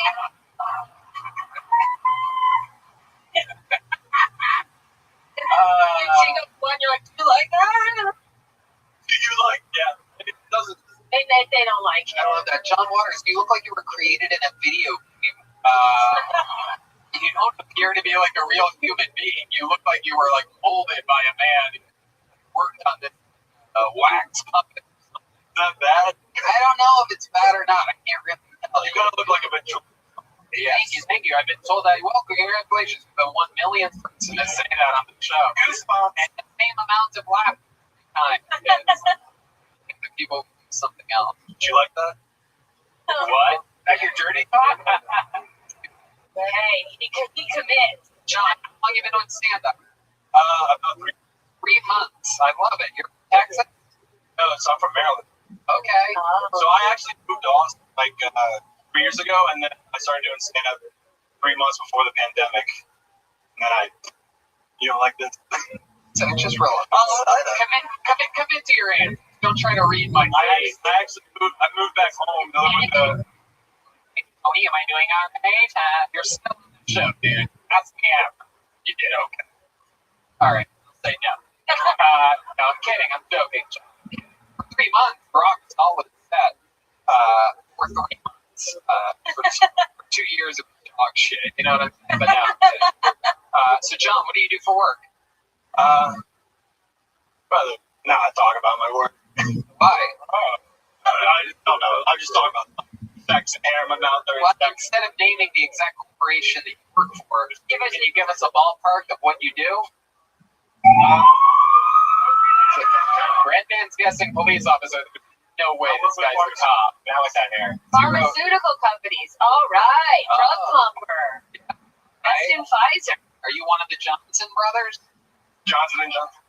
Johnson? Nope. Johnson Water? Yeah. John Waters. Good cover, Johnson. I love it. So you work in pharmaceuticals. What's your life like? Did you move to Maryland with a little fucking princess? No. I have a girlfriend. Long distance. Oh, she's in Maryland. No, she's in Florida. Oh, she's in vet school? Yeah. Be a veterinarian? To be a veterinarian. Okay. Look at her taking care of this fucking redheaded beast. Did you meet her like in real life and you guys separated? Where'd you meet her at? Did she just live in Florida? Back in Baltimore. Yeah. Where in Baltimore? What was happening when you met her? So I was just out St. Patrick's Day and I met her through one of my friends. Were you out on St. Patrick's Day because you're a leprechaun? Yeah. It's my job. You're standing at the end of I can't talk about what I do, Tony. Leprechaun. If I give away the secret, to go back to imagination. Any minute. I love it. You're out on St. Patty's Day. You're wearing the same thing you're wearing now, I'm guessing. I have to agree. I love it. Absolutely. And then you meet her. How do you guys meet? What do you say to her? I say, hey, I'm a leprechaun. Do you like leprechauns? No, what do you really say, John? Stop trying to be funny. We know how that works I don't out. like her. She was actually in her Marian outfit. I was like, oh, but is that what are they called? Scrubs? You're just in scrubs, blackout drunk on the streets of Baltimore, and you're like, hey, say hi, you'll do. Yeah. Hop in the car, get in the passenger side. Okay. So what happened? I just,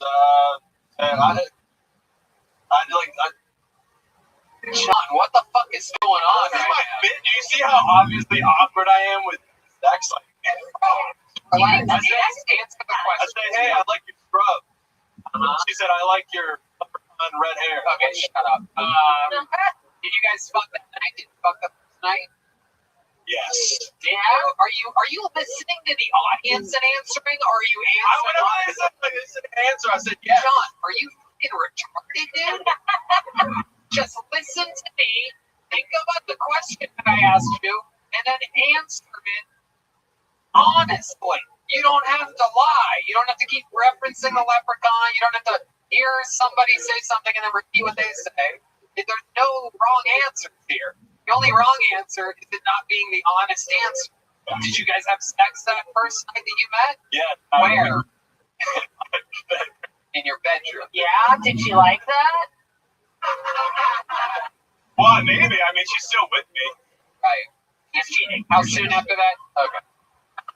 She's just getting railed. Oh, yeah. For sure. Florida by that guy with the broken leg. Where's By Dub's General. She's taking Dub's genitals. I love it.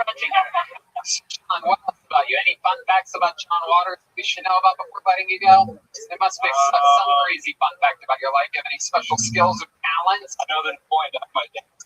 Okay, I don't know what that is. I've never.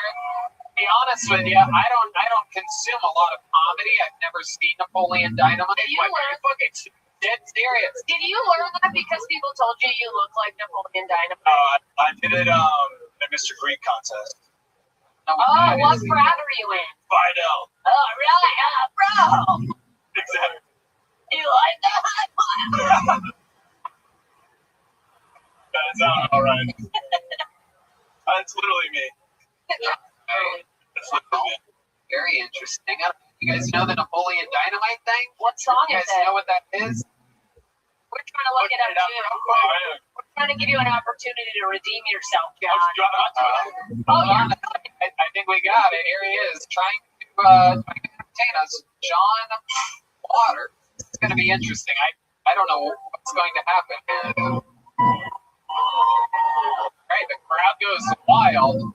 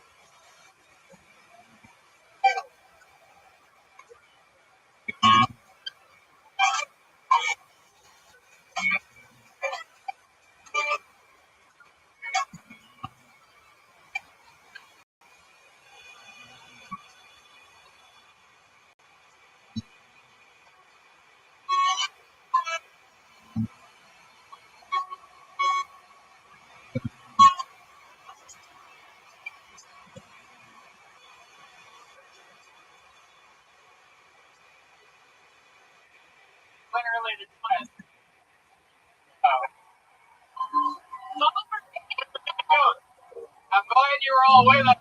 We reached a new low. Oh, wow. Still completely matched up. We're watching the dance. Yeah, it's pretty active. Oh, there he goes. Okay. Wow. Yeah. All right. By the way, how crazy is it? Tony's never seen Napoleon Dynamite. A lot of comedy. You'd be shocked to know the comedies that I have. I'm a big believer in very few comedic things. South Park, I believe in 100%. The old Jackass movies, I can rewatch them anytime. What about Nacho Libre? Nope. That was a horrible movie. Nothing with almost all of your favorite comedy stars. Almost every single one of them. Jim Carrey movies I like. I highly recommend this movie, man. I think it's a class. Too many Napoleon Dynamite's people like classes like this movie for me to like. Yeah. It's like impossible. I like. I feel terrible because I'm gonna watch this, and you can tell like pretty in the middle. I was improvised most. I love that the worst part of this for you is like, I fucked up the Napoleon Dynamite dance. I think whatever the dance was, I think we found your calling here on Hilltop. Right. There he goes, John Waters, everybody. On to the next one we go.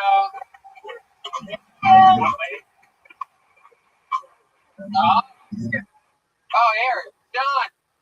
Take one of these. John, here. There you go. There you go. John Waters. Good one. You guys think we should get a lady out of this bucket? We have a female here today. We're going to do a new tradition of pulling so we get a lady. Pull it out. Nico Jordan is a boy, I'm sure. Charles Adams, boy. Okay, here we go. Only took us 3 to get to it. Ladies and gentlemen, your next comedian goes by the name. Well, first, let's all take a moment to give a hand to the great Kaylee. Kaylee.73 on Instagram. Follow her on the Insta, then she'll drive you to the red road. She'll get you there. Also, the yellow rose. The best strip clubs in the country are both here in Austin. Your next comedian goes by the name of Mary Bryant, everyone. Our first female comedian of the night, Mary Bryant. A wild time last week with the ladies. Here she comes. Nice steady pace. Yeah, I like Mary. this. She's confident. I like this. Rolling. How about one more hand for Mary Bryant, ladies and gentlemen? Hello, Austin. Let me just just tell you, there are some beautiful people here in Austin. Yes, I love it. I just moved here on Friday. Yes. I came here to get sober. It's funny because the worst drunk night I ever had was at my brother's wedding a month ago here in Austin. And ironically, I came to the town that I got the most fucked up to get sober. I also moved here because I've been a COVID refugee at my parents' house since March. And it was time to go. On top of my grandma moved in. I hate my grandma. She was really rough. She was terrible to me as a child. She gave me a lot of shit. She moved into my parents' house. She went continent, and I just got sick of shit. So I left. My grandpa did die. My grandpa died. That's why she moved in, and he needed blood before he died. That would have saved his life. And none of us could remember his blood type. And he was so inspirational. He kept saying, "Be positive, be positive." And I just thought that was so inspirational, and I live by that now. Wow, Mary Ryan with a great set. You had a rough time last week. You didn't like it? I thought it was just a story. You're not smart enough to get the jokes, you dipshit. She covered four different subjects. Ended on a smart joke. The incontinent joke, loved it. I am gonna be sad when you clearly die of an alcohol-related incident in this city. No, you know the place to get stoned. You're gonna be shitting your pants like grandma in no time. She's the reason I'm an alcoholic. It was trauma that induced my alcoholism. What was her trauma? Oh, she was a bitch. She used to lock me in a closet. What was really? Yeah, she used to tell me, "You're unlovable. You're not funny. You're gonna be alone forever."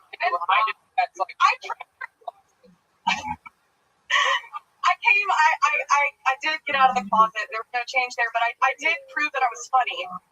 So yes, I think I may still be wrong on that one. In the arms of an angel. That's my Tinder profile. I love it. So are you really trying to get sober? Is what you said? Yeah, I've got 5 days, which is more than I've had in 5 years. 5 days, okay. That is the cardigan of someone who is on by a friend. Yeah, that is true. It's true. Nice that grandpa left. He died with 50 years sober. Oh, good. See what happens if you quit drinking. Yeah, 50 years. Love it. So, Mary, let's talk about it. Why are you finding sobriety? It's like a rough night. What's something horrible that you did while drunk? Tell us about your rock bottom. What did I not do? Speaking of rock bottom, how's the guy in the tank top doing right now? I'm sorry. What's about your drinking problem? Will I get arrested if I say anything on this podcast? Okay, so my worst night. Just don't give locations. Okay, I'll be as yeah. Many names. My worst drunk night, the worst mistake of my life is I smuggled illegal people. Like it's in. Hold on. It's one of those moments where we just let that statement just for a second. No reason. It was a wild night and cocaine was involved. Hold on a second. Take our time. Thank you. Thank you for appreciating the moment. Sometimes you just let the show breathe for a second. Always about the next joke. Every time a basic white girl said that she got so drunk she smuggled people in to the United States of America. I still love Starbucks. I had Starbucks when they got me. I had a Java chip frappuccino. I swear to God. What? Yes. I had a Java chip frappuccino in my cup holder when you smuggled people here? That's okay. Explain to us what happened. You got drunk and then what? Fell in love. With a Mexican man. Yes. Happens all the time. And you brought him back to the United States? No, he was connected. Connected with the cartels? I mean, I don't want to just, Oh, I see. This is how I get murdered. All right. Let's just take a step back. I'm going to talk about the cartel boy that you smuggled into America. If I'm gone in a week, you all know why. Absolutely. And if your head is sent to Antone's, we're going to know why. We'll put it right here. Yeah, absolutely. It'll be part of this set. We'll make leather Capone books out of your skin. Perfect. That'd be great. It's gonna be like lotion on it. Yeah. Silence of the Ham. Nothing. Silent. The book out of our skin. Think about it, let it settle in. Okay, Mary Bryan. So you just moved here, what did you say, a month ago? No, Friday. Oh, Friday. My God. So what's the big plan? Where are you living? What part of town? I have no plan. So I actually called my old sponsor and was just like, I'm gonna die, and she's like, pack up, come to Austin. So I called our old the other day, and I'm like, ZipRecruiter, what's up? They're not an old spot. So you've tried this before? Yeah, I've been trying to get sober since 2009. I'm a real failure. Oh, no, you're doing great. Okay, I failed at drinking, failed at getting sober, failed at drinking again. You have a good set on stage, one day at a time. Absolutely. Live in the moment here. So, what are you going to do? What are you going to do here in Austin? I applied to a lot of like florist, floral design. I got first state back in the day. First state? It's a floral design. Wow, my goodness. Oh. So if you've got weddings coming up. Yeah, I don't know. It's impressive. Hell yeah. I raised pigs too. So wow, you raised pigs? I sure my did. goodness. I still deal with them every day. Amen. I bet. 100%. So are you looking into the pig raising industry as well? No, I mean, I'm not gonna be like, I'm gonna take comedy serious, but yeah, I'm trying to take comedy serious. Oh my goodness. Try to finish through with something. I have a pig that I'm raising too. His name's David. I don't know where he went. Adorable. Aww. You didn't think it was over, did you? Okay, this fucking guy going to Cancun real quick. Stuffy animal. It's a little. I love it. Do these pig jokes. Mary, you in the town. What are you excited about Austin? Just so weird. God. I got a business opportunity. A homeless man said, he said, I'll wash your car, and then every car that you bring to get washed, I'll give you $20. I didn't talk to him that long.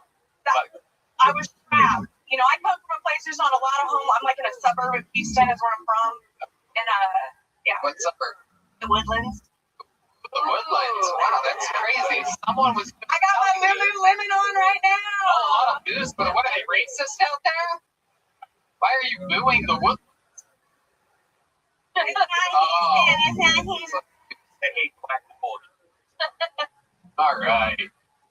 Yeah. What's your love life like, Mary? Have you been with the boys here in Austin? No, and I didn't get on dating apps intentionally. I'm not doing dating apps. My love life is just. It is? Really? For sure. And the guy that you smuggled in from Mexico is playing the drums. You'd think you'd be happy with your work. No, it's I do it wrong. Like I have sex to fall in love and get married, not to have a good time. So it just never ends up good. You know, I mean, you just gotta tighten your pussy. You just need to find the kind of guy that'll fuck you, and on the first night be like, I love you, I love you, I love you. I've done that before. You'd be shocked to know how close one could be. They are out there. Well, Mary, thank you so much for coming on. So much fun, a great set. Loved it. Sober for moved Austin to be sober. Mary, take one of these. Brand new, handmade leather joke book from Bonsai, Bonezye on Instagram. The work of Adrian Cavazos. The newest member of the Kiltony regime. Work your steps out in that notebook. Family. I mean, normally we would bring our last regular up here and then end this puppy, but I love the energy in this room. Do you guys think we should do one more? Alright, let's do one more. Danny Brown got here late. I want him to see a bunch of show. How about one more time from literally one of my favorite musicians in the world, Danny Brown is here.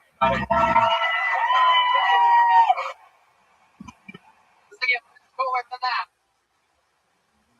All right, your final comedian of the night here in Austin, Texas, goes by the name of David Eubanks. Eubanks ending out the show tonight. How about one more hand for the band? I'm killing it tonight. Oh, here he is, Dave Eubanks, ladies and gentlemen. Thank you. Thank you guys for coming out. I have two dads. I have gay dads. you grew up in that kind of household, you get a lot of questions, especially from kids in high school, middle school. Oh, Dave, is it weird if you hear your parents having sex? Is that weird or awkward? Like, of course it is. Like, what fucking kid is out there with their head up against the wall, listening to mom and dad go at it, and it's like, oh yeah, dad, give it to her. Come on, mom, you can take more. Wait a minute. Dad's not supposed to be home for another hour and a half. The FedEx guy sure has been here a while. Look, hearing you two dads fuck isn't that big of a deal. It sounds like two bears fighting over a fish, all right? There's a lot of moaning, a lot of groaning, stammering for some reason. And they never say anything out of the ordinary. It's all the normal stuff people say when they're making love. Harder, deeper. Carl, glad you could make it. Come on in here. Take a hole, start pumping. Merry Christmas. All right, thank you guys very much. Dave Eubanks. I love it. Perhaps one of the whitest human beings in the history of the show. Thank you. It's coming up guns a-blazing. Super white guy energies. I mean, you are as white as General Black. I mean, this. Thank you. You are whiter than everything. You are whiter than the White House. Show. Appreciate it. What's the most non-white thing about you? I guess. I have this theory that you're the whitest guy ever. Just off of 60 seconds. Oh shit, man. I can play bass. That's about it. Really? You can play the bass guitar? Yeah. Really? Is that true? Yeah.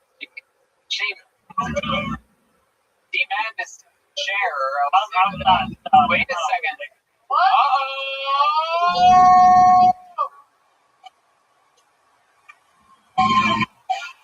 He's a demon is sharing his bass guitar. This is rare in the musical world, especially amongst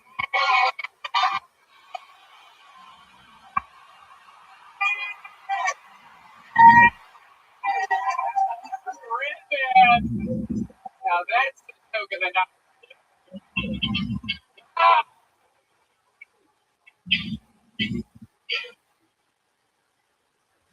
Well, that was it. The irony is that he plays like he's blind and D-Madness doesn't. D-Madness crushing. I love it. Okay, Dave, you say you can play the bass guitar. Wow. I guess everybody here can play the bass guitar if that's playing the bass guitar. All right, what is your name, Bud? Big Raps Mud Water. Check out Mudwater. Do you like coffee? Yeah, if you like coffee, gives you everything without the jitter. Anyway, Dave. To be fair, bass is the newest. I mostly play guitar and drums. Wait a second. Wait a second. I know, I'm not. Does anybody believe this man at all? I swear. Should we have a goddamn Mexican drum off right now? I'm not Mexican. Wait a second. Let me explain. I don't know if we should because we've never done it in Austin. We've never done it without Joelberg. You guys think we should do it here tonight, right now? All right. I guess we will. Going first, ladies and gentlemen, a guy who at one point in his career said he could play the bass. Now he is. He just learned the bass. Instead knows the drums. You're gonna do a drum with Dave. You son of a bitch. You're gonna play the drums. You're gonna play the solo. Listen to me, okay? You're gonna do like whatever. You don't do 30 to 40 seconds, okay? And then Michael Gonzalez is gonna do a drum solo, show us how he would do it. And here's the thing with Mexican drum offs in the history of Tony. Some of you may be new here. Maybe your boyfriend brought you. You don't know where you're at right now. But if I rule on this show, if for some fucking unbelievable reason Dave Eubanks plays a better solo and you decide at the end if he has a better solo than our resident drummer Michael Gonzalez, the crazy twist here is that Dave Eubanks will become the new drummer on the show. Tony, anything can happen. It's still Tony. Anything can happen. You have to believe in fucking miracles right now. So you guys will decide after Dave's gonna go first. Michael Gonzalez, ladies and gentlemen, this is the drum solo from bass player / drum player Dave, you.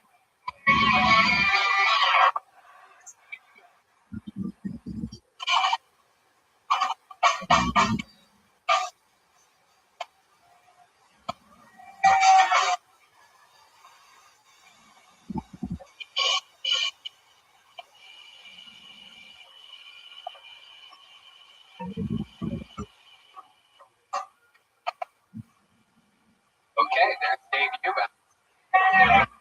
Like you do it, you're getting before anybody can tell. I mean, I can literally meet him in Mexican job. I was thinking the same thing. I'm like, I'm wondering if I should meet him right now. Good job. Oh. Oh. Oh. Okay.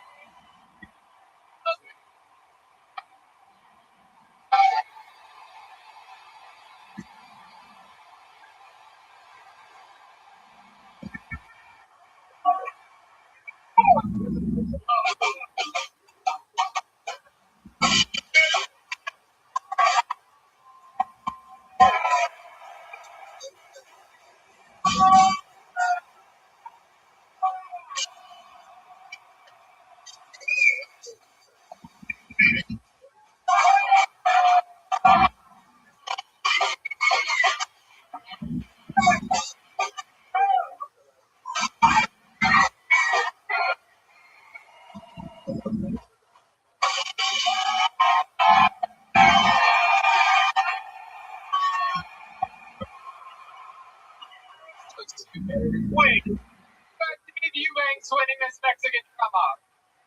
How did you got me winning the Mexican drum off?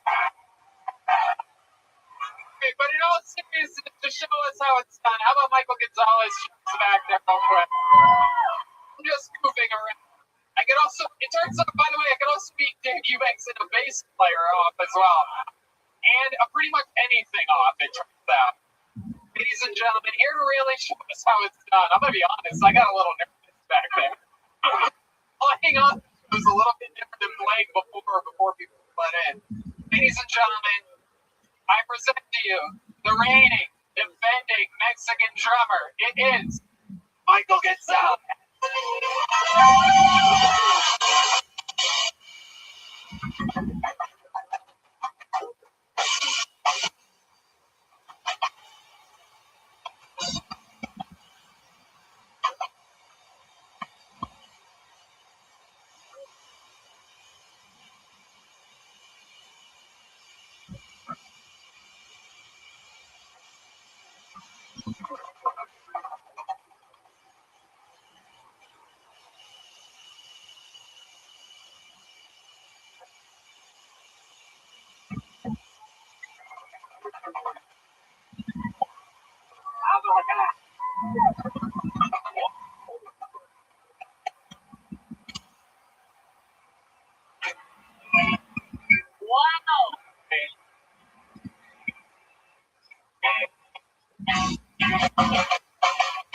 All right, there he goes. Ladies and gentlemen, there goes Dave Eubanks. Everybody, there you go. We're going to keep it moving here.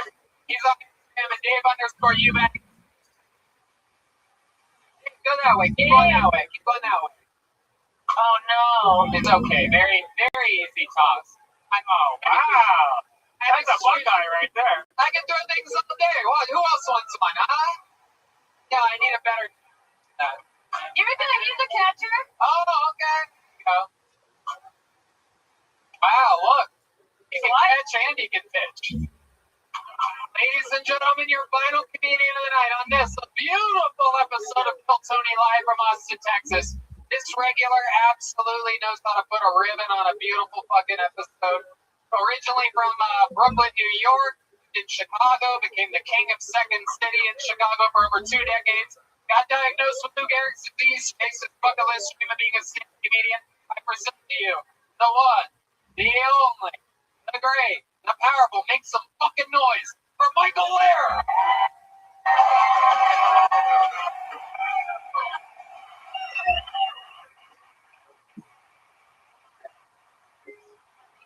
Come on, guys. One more time for the great Michael Lair.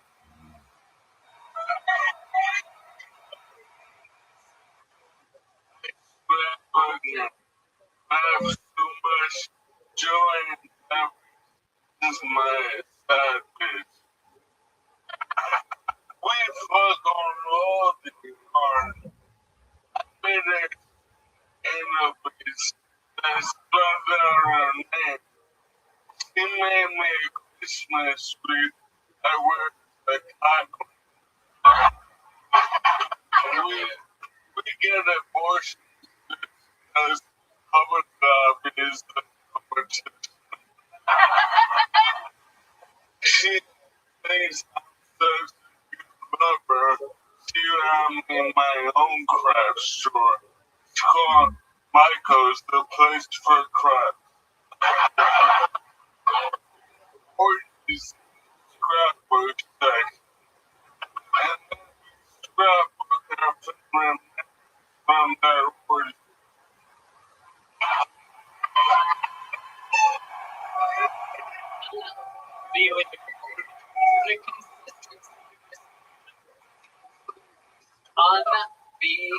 Unbelievable. Michael fucking Lair. Every single episode, get out strong. Hey, and another minute that was a little extra. You guys want to hear another minute from Michael Lair? Fucking guy. The only guy, the first regular, David Lucas only comes, every 2, 3, he's here like 70% of the time. William's here about 20% of the time.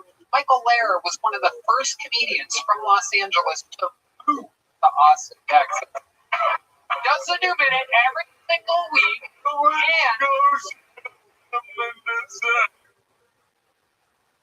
Anyway, as I was saying, and writes and performs a brand new minute of completely, insanely original material every single week.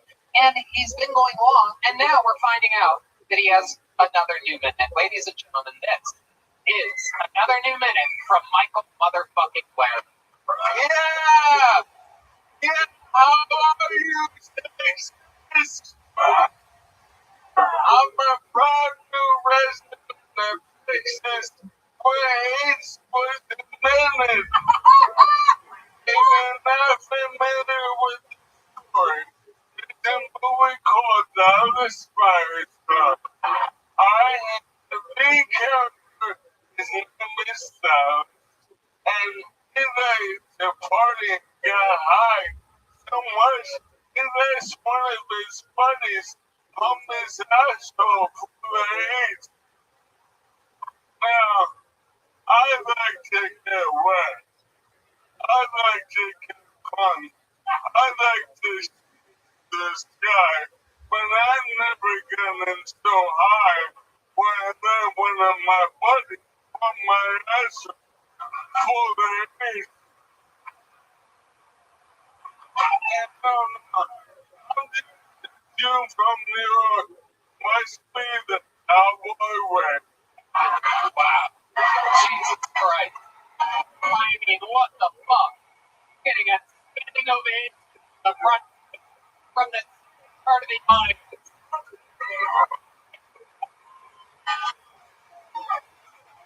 For this. Won't be stopped. He's screaming incoherently. He's done enough into the microphone tonight. This guy comes with a second minute, better than his first minute, which was the best minute of the episode. I mean, Jesus fucking Christ. Everyone performed like they have months to years to live. I mean, this is a real fucking deal, everybody. Look at that mustache he's growing. Awesome. This guy's about to be our new barbecue guy. I think he's. By the way, just a little fun fact for anybody who hasn't been paying attention. Eubanks got beaten so badly in bass and drums that we actually decided to replace the white keyboard player with John Dees. Everybody, he got beaten so bad. Sitting keyboard player John Dees is back. Dees on keys. Welcome back, my friend. Michael, you are unfucking believably talented. Say it every week. I mean, that's. And then it's cool to get to start over. The first few words, I don't know how they're gonna sound when they come out of my mouth. Like right now, I'm here. So when I begin, so disheartening when I can't speak. So, I'm a bug, but to get a warm up, be able to speak and do that. Yeah, I know how you feel.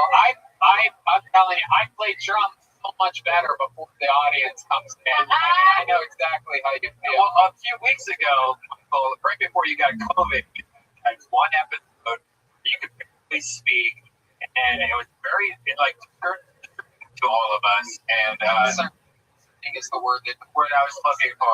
Well, yeah, Michael speaks. But hey, the word is okay. Yeah, it really. What happened then?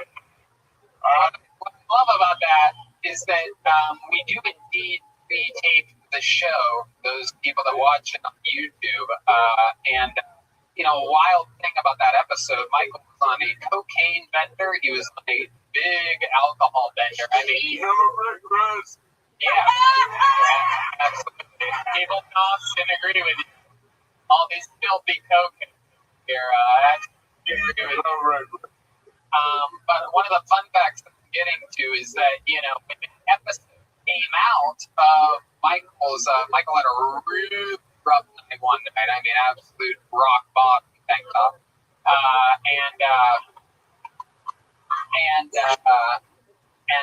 But we had already taped episode 500. Michael had COVID that week of it. Not only was he at the end of a cocaine bender, the end of an alcohol bender, he also got the coronavirus. 2 hospital visits, and 1 day later, he got the fucking Donald Trump drip and everything to repair himself. And, so we knew that he was better. We came back for 500 and made his killer return, standing ovations, and with his son, got the murder on stage. And it's just wild. You want to talk about a fucking comeback from someone? I don't think I've ever seen anything like it. Run of Michael Blair played. And it just reminds me of how talented I am for bringing someone like this on the show and making them a permanent part. You see thousands of people. How do you pick? How do you know? Hey, Williams keeps me. David's but how do you make the decision? My brain. And it's just incredible how right you make me feel, Michael. I told him a lot. I got back in the comedy after 3 years off, and I was in open mic again, and I got hooked up to Rockets fireworks store. You hooked yourself up to it, dude. I'm always looking for someone that is so intriguing and compelling that I want to talk to a week and listen to a minute once a week. And so it's something you hooked yourself up to it. You had the utensils to do that, and you did, and it makes me so fucking happy. I'm such a big fan. Thank you so much. Another new minute for Michael Lair. In fact, 2 of them. Yes. This was an action-packed show. Let's check in. The entire time that we were all here enjoying ourselves, Ryan J. Ebel was drawing this episode, and this is that drawing. Look at that, look at you. Little Spunkmeister there floating around. Wow. Little homage to the leprechaun from earlier. Me holding strong under a lamppost with a spear. RyanJEbel.com for all of those prints. Let's check in with our art from the local artist, Chris Rogers, Austin's own, and Rogers Art. Ryan J. Ebel has a lot of fun things. Yes. Matt. You can see that. Yeah. There you go. Absolutely. Little hero or scorpion or something like that. I love it. Michael Lair is Michael Lair Comedy. MichaelLairComedy.com. And Michael Lair, tons of merch, tons of fun stuff. How about a game for the band? Sean D's. D's on keys. Matt Muehlink. Matt Mutation. MUEHTATION. The great Come on, guys. Make some noise for D Madness, everybody. D Madness on social media. Lorenzo Dwayne, one word. Be sure to tweet and Instagram at him. He reads everything. And how about a big hand? For the first time in the show's history, the first Mexican to come up without Joel Jimenez was won, without a doubt, by Michael Gonzalez. He's on social media at Mike A. Gons, 13, Mike A. Gons 13. And Michelle Singleton was our guest, everybody. JMScomedy.com. She's going on tour. She has a great podcast called Two Nerds. And be sure, whatever you do, go on iTunes right after this. Download Now I Need a Whiskey. That's her debut country song. As you found out, Canadians can shockingly play musical instruments very well. Now I Need a Whiskey. Jessica Michelle, did you have fun tonight? I had so much fun. Thank you for having me. How do you like us? Next week, all week. She loves it. Yeah. You guys are awesome. Could be another high-level recruit. Shows all week. Red Band's doing his Thursday secret show in Vulcan. I got Friday and Saturday doing Tony Hinchcliffe and his current friend, Kerwin back. And yeah, a lot of other fun stuff. We have a full schedule to of comedy. Yeah. By the way, Brett is going to be at the show Thursday. You guys are fans of him and his podcast, and Joey D is you'll love Joey. That's the ball game. Austin, I mean, truly, every single week feels more at home. How about a hand for the staff here at Anton, getting us all through it. And this is it. We are at brand new capacity. This is a whole new level coming off this fucking pandemic, and we thank you guys for being in this special standing room only episode of Kill Tony. Good night, everybody. Thank you so much.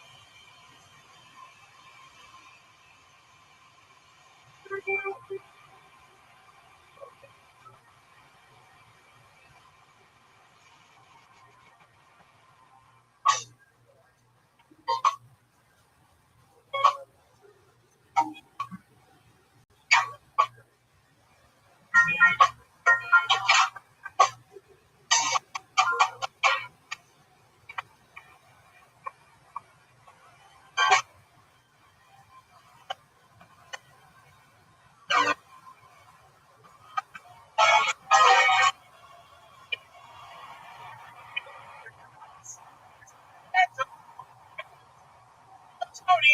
Get up, Tony. Yeah. Come on, Austin, Texas. We're here. Make some fucking noise. Yes. Yes. You got to be in the line. How do you guys feel? You guys happy to be here? Wow. That's awesome. Very fun. Thank you, lady. Yes, I love my shirt. The most Texas shit. I didn't even buy this. I just woke up this morning and it was on me. Crazy, man. I woke up on a little haystack with a piece of straw in my mouth. I don't know what happened. Excited to be here. Fun stuff. How about a hand for the band, everybody? That's the old Tony band. By Dixon. Never outlined. 10 4 fucking chances. 4 local. How awesome is that? That's John Dees on the keyboard, the great Matt Fielding on guitar, Madness on bass, drum. Very good. Great food. Weekend, we see him smoke. Try the brand new. Our friend Yoni over at the show. You can follow them on Instagram. Smokehouse. Check them out. Acres, absolutely incredible, unbelievable. Such good. We have another cake made for us by people over at Shay's. That's so awesome. How many of you have tried Shay's before, huh? Big crossover with our family. All right. I have a big pop, but fun stuff. Very exciting stuff. We have Ryan J. about the house always. So to come out in Los Angeles, drawing this episode right now. So right behind me, we have a look. Pictures, everybody is. It's a blank. Hell, so much happening. Before we start tonight's show, here's a little bit about the amazing sponsor made tonight's episode available for you here right now. Hey y'all, you ever have to look for a job? If you have, then you know exactly how hard it can be. It can be super, absolutely super stressful. You have to look at all those applications. It takes a bunch of time to fill them out. I know I recently had to apply for a bunch of different jobs, and it was a nightmare. You lose your appetite, your eyes burn from staring at job listings. It takes the patience of a saint to fill out every application. ZipRecruiter knows that the general experience of looking for a job is pretty sucky. That's why they figured out a way to make it unsucky. You sign up on ZipRecruiter.com, you create a free profile, then you get matched to great jobs, plus a lot more. ZipRecruiter will proactively pitch your profile to a job experience. Unlike with other job sites, if an actual person from the company really likes what they see, they can personally invite you to apply to the job. Candidates who are invited to apply on ZipRecruiter are nearly 3 times likely to get hired. Plus, if you like the job, you can apply to it and many others with just one click. It's that easy. No wonder ZipRecruiter is the #1 job rated. You know what that means. So sign up for free on ZipRecruiter.com today and experience a better way to find a job. Once again, go to ZipRecruiter.com right now. Sign up absolutely free and put ZipRecruiter to work for you. Look, ladies and gentlemen, the beginning of any journey can be daunting. We all do this. You're not sure you're heading in the right direction, and maybe you don't know exactly what to prepare for. With Credit Karma, you can be more informed about what's ahead. Look, everybody, everyone knows that on Kill Tony, you get a reality check sometimes. You get to see really where you stand with your comedy. That's exactly what Karma does for your money. It shows you exactly what the creditors and where your debt and where everything, what they can see. You need to know where you stand, and you can do that with Credit Karma. Credit Karma's game-changing technology shows you tailored offers for credit card, personal loans, and you're more likely to be approved for. So you can apply with more confidence. They use your credit, other financial information to show you custom recommendations. Whether you want cash back, travel rewards, Credit Karma can help you find the offers that fit your Goals. They can even help you consolidate your debt. They sure can, but they have a selection of options. You have the power to make informed decisions. Credit Karma. Apply with confidence. No doubt. Go to creditkarma.com/Tony to learn more and find offers tailored just for you. That's creditkarma.com/Tony, or you can see your offers on the Credit Karma app. Apply with confidence today. Go to creditkarma.com/Tony or Credit Karma app. Be smart with money, people. It's 2021. Go to creditkarma.com/Tony and get life together. You guys ready to start tonight's show or what? All right. Well, I have 3 exciting news for you. Usually we have one amazing guest. Tonight, you shall get 2 amazing guests. They are 2 of the biggest comedians in the entire fucking world. Ladies and gentlemen, former Kill Tony guests are back. 2 of my favorites of all time. 2 of the greatest to ever do stand-up comedy. Make some noise for Ron White and Russell Peters. God, make some noise up there. Here we go. Go fucking Texas. Ron White is here. And the great and powerful Russell Peters.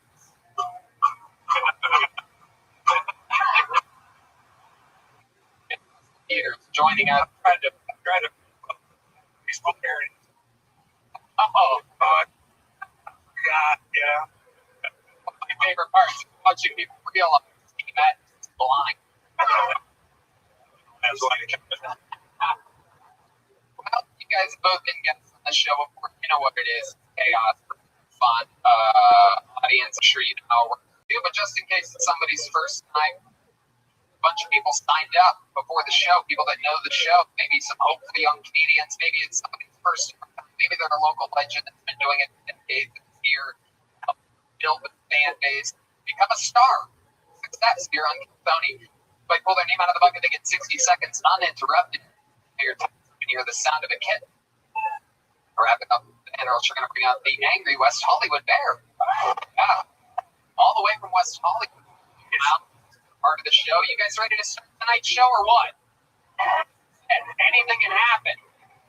Over 100 people signed up for the chance to get pulled out of this bucket. They're out of the side. Some of them are mingled in here, mixed in. Might even be you. Maybe you. Let's see. Your first comedian getting an uninterrupted 60 seconds tonight goes by the name of Abe Rabinowitz. Seems like a good name for comedy. Abe Rabinowitz. Good lawyer, right? I'm going to get Abe Rabinowitz on here. We're going to sue you for everything. God, man. We got to get Russell Peters out here. Move out here. When are you going to move to Austin? Once I sort my baby mama drama. An honest answer. I love it. You need to hire Abe. Yeah, Abe Rabinowitz will get you custody and sums of money. Rabinowitz. Where the fuck is Abe Rabinowitz? We got him coming? Anybody see anything? Rabinowitz. Oh, big X coming from the back of. Wow. Abe Rabinowitz. Okay.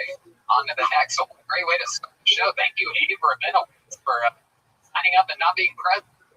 Your next comedian goes by the name of Jacob Shinitz. Jacob Shinitz. That sounds like a guy that is going to be, he would not miss the spot. Jacob Shinitz. Oh my goodness. What an electrical energy in the room right now. Nothing better than the first person not being here. You really can't be. That's why we always need to have like a month at the beginning or something. Well, William's here. Thanks for the advice. Love that. Jacob is here. Wow. First of all, there's 2 Jewish people missing in Austin.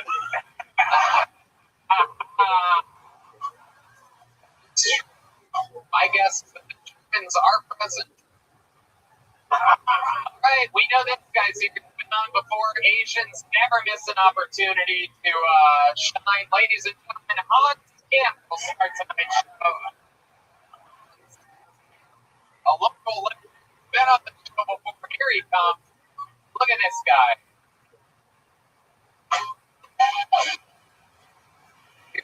Ladies and gentlemen, one more time for your first comedian, Hans Kemp.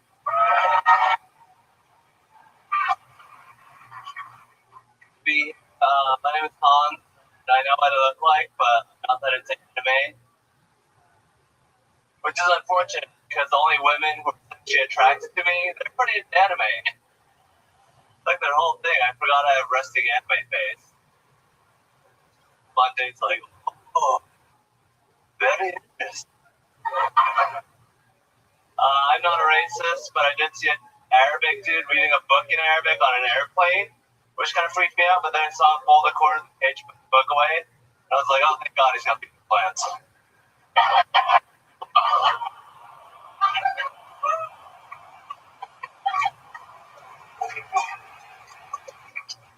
I think Nazis are bad that they want to use, but I don't think suicidal people should, because they make a mess. Always clean up after suicide Americans. All right, thank you very much. On Cam, in and out. Big applause. Welcome back to Cam. Thank you so much for having me. You do this so good, and think that you can do this so well with your eyes closed. Absolutely incredible. A lot of people try to soak in the energies and everything, but I feel like the bass player feels like you're making fun of him. Love it. Look at those things. Hey, there they are. Hey, I'm a white guy, everybody. Look at me and my white eyes. All right. Welcome to the show, Hans. Thank you so much. Another great resting anime phase. See that? You ever watch anime porn? No, I do not. No. What kind of porn do you watch? Last time I said I was into tickling, which I'm really into tickling. I asked you this before. Yeah. Very interesting in what you're trying not to. And or a little tickling is a city in China. Love this chick named Tickling. I love it. Hans, what Asian are you again? Korean. Oh, South Korean, the best in the Korea. Drum is from Red Band because he thinks that's South Korea. Super racist. Love it. So what has changed last time that you've been on the show? With yourself? I started an open mic in a park, Silver Park, do it out of my van that I live in. Man. Okay. Either but it's a really nice fan. You put solar panels on your today. Yeah, recently. Tony helped me out from Best Barbecue. Shout out. There you go. He just got his payment. He was solar panel. He just that's sold. Yeah. I love it. What else is going on in this band? You got lucky in it yet? Not in Austin. No. Where did you get lucky in the band? In New York City and the desert in next to Joshua Tree. I had intercourse with a lady. You what with a lady? I had intercourse. Oh, goodness. That's a missionary. Oh, safe. Did you use a condom? Did you put a little, yes. I don't know how Asians do it. You guys put a little mask over your penis before you put it in?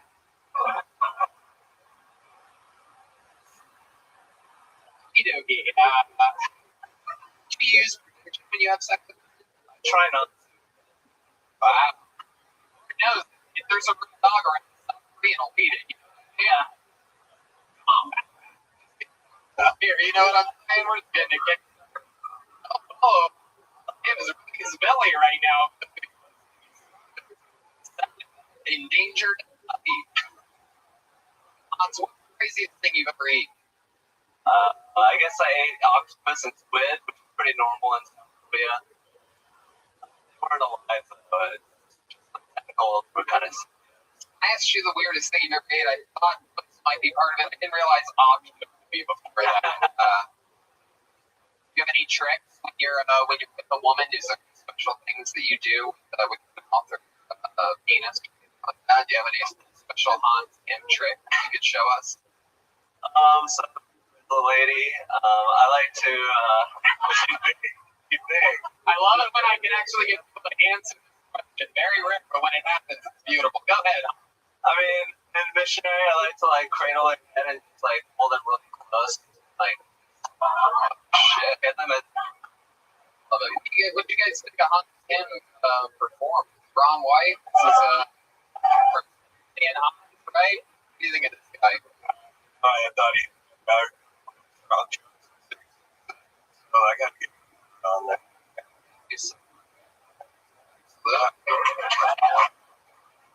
I'm just coming under these shrooms, so I really gets you in. So I love it. Do you have any other special skills or talents? You seem like the guy that starts the race and all the Fast and Furious movies.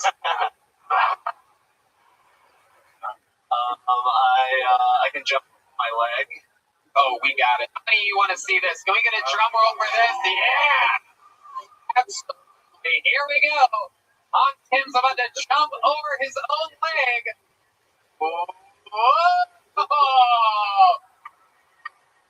Incredible. You didn't land it, though. You want to try again and land it? Let's do this shit. Hans Kim. Live on Kill Tony. Yeah!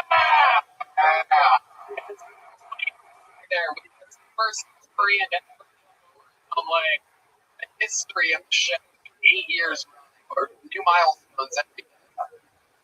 Hans, you had a great set, and we have brand new handmade leather Kill Tony joke books that are completely empty, and you get to write what you want in this.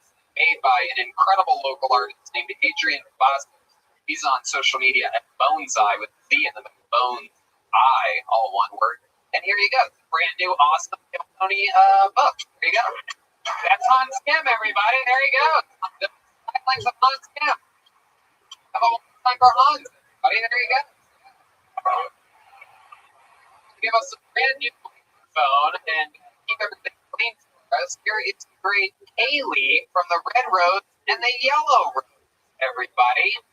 Here, live in the flesh, got a giant bucket. Maybe looking it up here today. How many of you love strip clubs out there? There's some guys here that's well, the Red Rose and the Yellow Rose, two best strip clubs, not only in Austin, but in the world. These are world famous strip clubs with a world famous cheeseburger. If you haven't tried it, sometimes I go there just for the fucking cheeseburger. I go in, I close my eyes, I don't let myself look at any of the girls, and I just eat a cheeseburger and then go on to the next one. The Red Rose and the Yellow Rose are two different places, but they are in conjunction, brother and sister clubs. Brother, whatever you're into, what they are. The best. Your next comedian goes by the name of Esteban Fuentes. Whoa.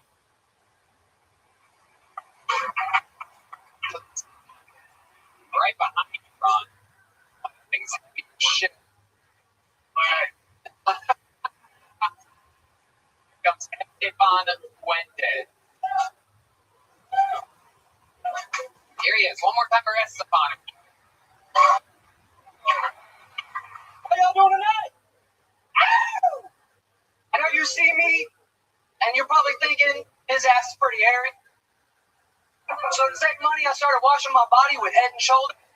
I call it Head, Shoulders, Dick and Balls, equal deal. I'm big on hygiene. Quick question. How do you brush your teeth? Do you let the brush fuck your face? Or do you do a little head bob with it? I mean, personally, I like to, hum a little song, pass the time.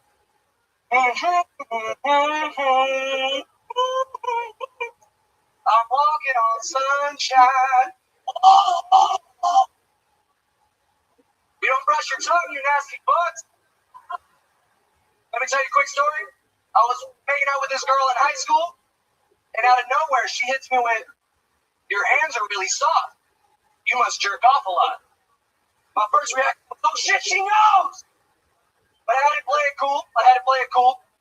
I hit her back with, "Well, your lips are really soft. You must suck a lot of dick."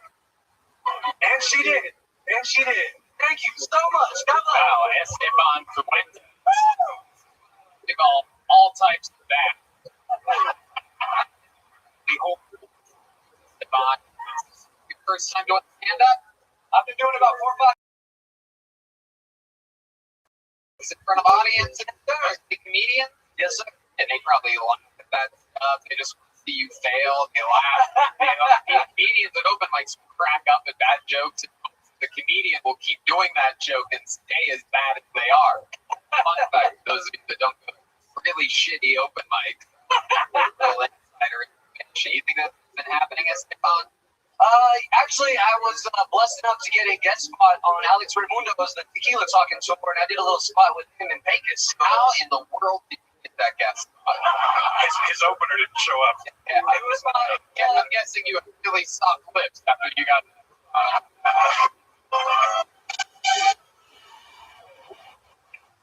My cousin, actually, great. My cousin met him, did some work for him, made some real badass cornhole boards, and some merch for him and stuff like that. So, he basically did it as a favor for me. And Fancy this, your cousin have that job after your performance? Yes, sir. How long did you eat it on that? This was 60 seconds. I can't imagine you were lucky enough to only This is my first time even signing up, so I was telling them, I have a feeling I'm going to get picked, but I was only supposed to do 7 minutes. I was doing pretty well there in Vegas, so I did 9 minutes there before. Wow, you went longer. He did that Yes, tonight, sir. too. Like, the guy with the broom is skipping me up the stairs. It's going great. The guy with the broom was his cousin. Devon, you've been doing it a few months. What do you do for a living? I'm a cook. Actually, I've been working at restaurants for about 10 years. Believe that. Yeah, I believe that. Hey. I used to manage a steakhouse, but I was working about 60, 70 hours a week. So thankfully, where I work at now, That's a little amount of time. It's so Mexican. I know, right? 70 hours a week. Yeah, like 80, 90, right? No, and I really wanted to pursue comedy. So thankfully, now I just 5 Monday through Friday. Many open mics again. Okay. Awesome. I love it. You've been doing this for a few months. What made you want to start? I just love comedy. I've been watching it since I was a little kid. Obviously, all of your stuff I've pretty much watched. I really enjoy comedy, especially the comedy scene here in Austin. Gotta give so much love to everybody. They're so supportive. It's so fucking just awesome. I can't tell you. To you. Laughing at my shitty joke. Yeah, I know. No. It's funny when you said they were supportive. Nobody.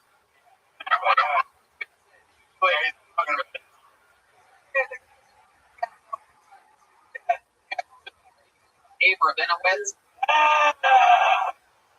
What's your phone down with my phone?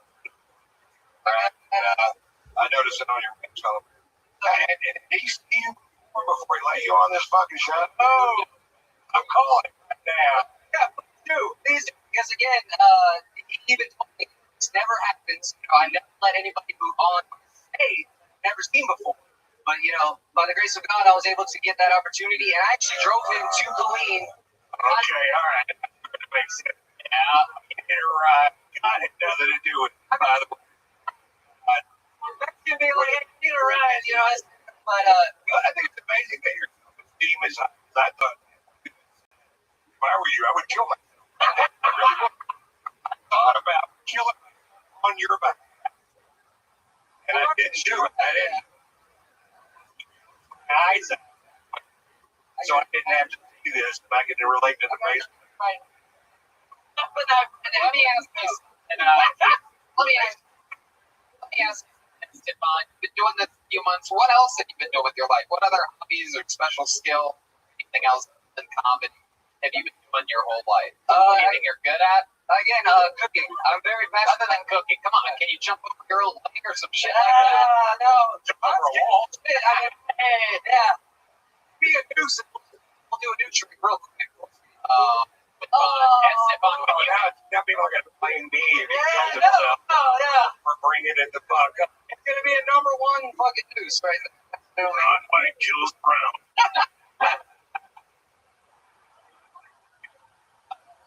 I'm a big sports guy. I played baseball for about 12 years, so get me on the court and we'll play. on the baseball court? Wow, incredible. Great stuff. play baseball no more. I don't what about the golf? Oh my god!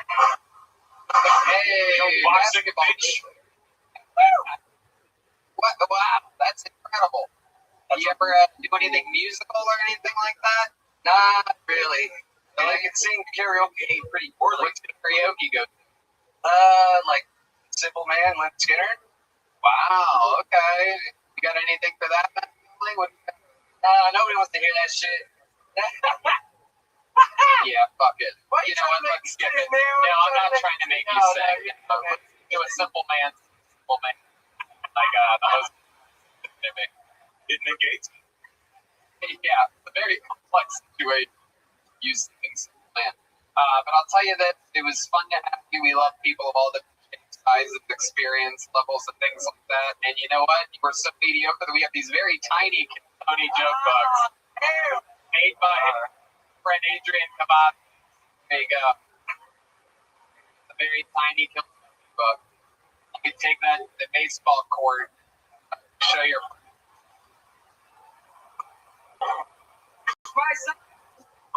Hey, the sound of basketball. Jose Treviso will be next, but not before the amazing Kaylee up here. Kaylee, everybody. Come on, make some noise for Kaylee, everyone. She's trying her hardest. She makes the job a lot harder than it has to be, bringing stuff up, doing other things that isn't microphone related, but she's great at her job. She's also great at her job at the Red Rose. I'm telling you, this place is unbelievable. They just celebrated their 1-year anniversary last. How many of you have been to the Red Rose and the Yellow Rose? Yeah, goddamn. See how high they raise the hands? They clap. Good. You need to go there. Check it out. An unbelievable place. And here he is, ladies and gentlemen, our next comedian. Anything can happen. It's Jose Treviso, everyone.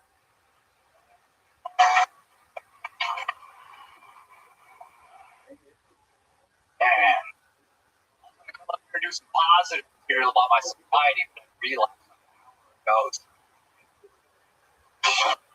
Shit's all out the window now. See.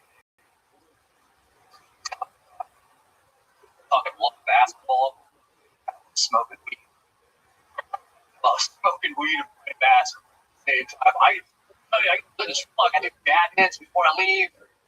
My vape pen, eat an edible on the way to the gym. I'm just fucking playing defense, getting a rebound, scoring baskets for the wrong team and shit. Dudes are always arguing about the score of these games, you know? It's like, no, man, it's 11-13. It's like, no, it's 11-14. I hit that 2 over there. And then the guy asks me, and I'm like, I don't know. That's the guy that just scored a wrong basket, so chill out. Cocaine would not be a big problem if it smells good. You know what I'm saying? Do you know when you go to jail?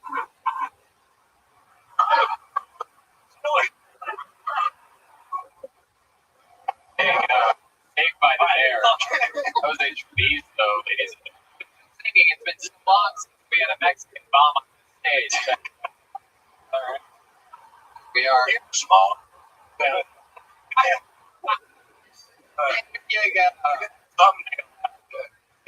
Is it pinata night? Because these guys are going to get a meeting. Bro, but how you guys?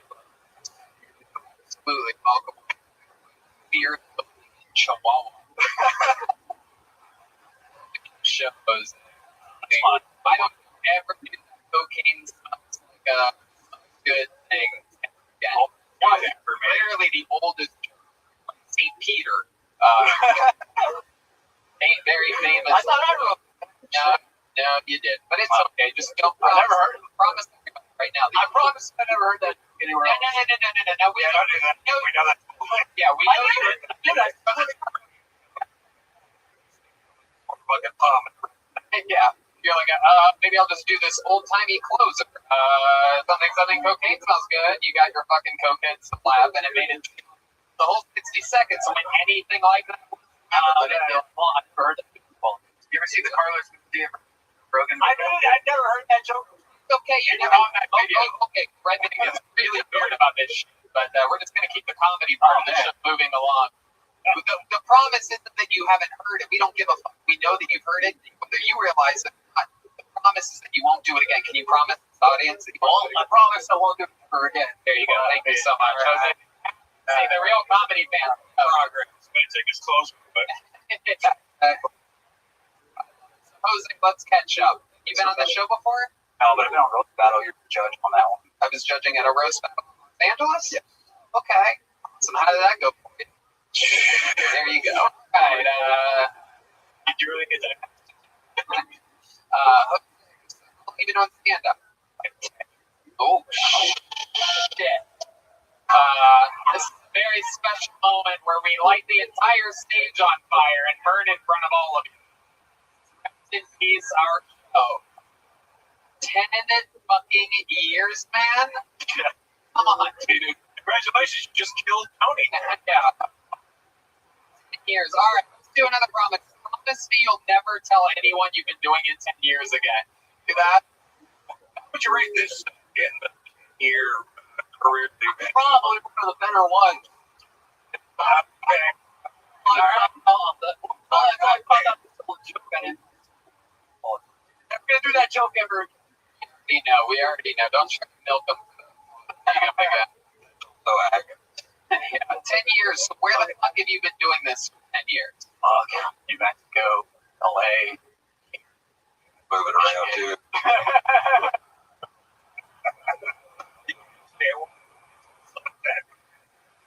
You got to spread it out. Are you sure you just haven't done it for like 3 months and it's like 10 years? Horrible. Oh, man. Hey, what else? What are you good at? Tell us about life. What do you do for work? How do you make money? Comedy shows. Give a fucking answer to that, Jose. Come on. Trying to produce basketball music. Sounds great. Sounds like Fire Festival. Sounds like a bunch of things that'll never happen. Oh yeah. Basketball. There's never enough music playing in the background. People can use it for getting 3 points.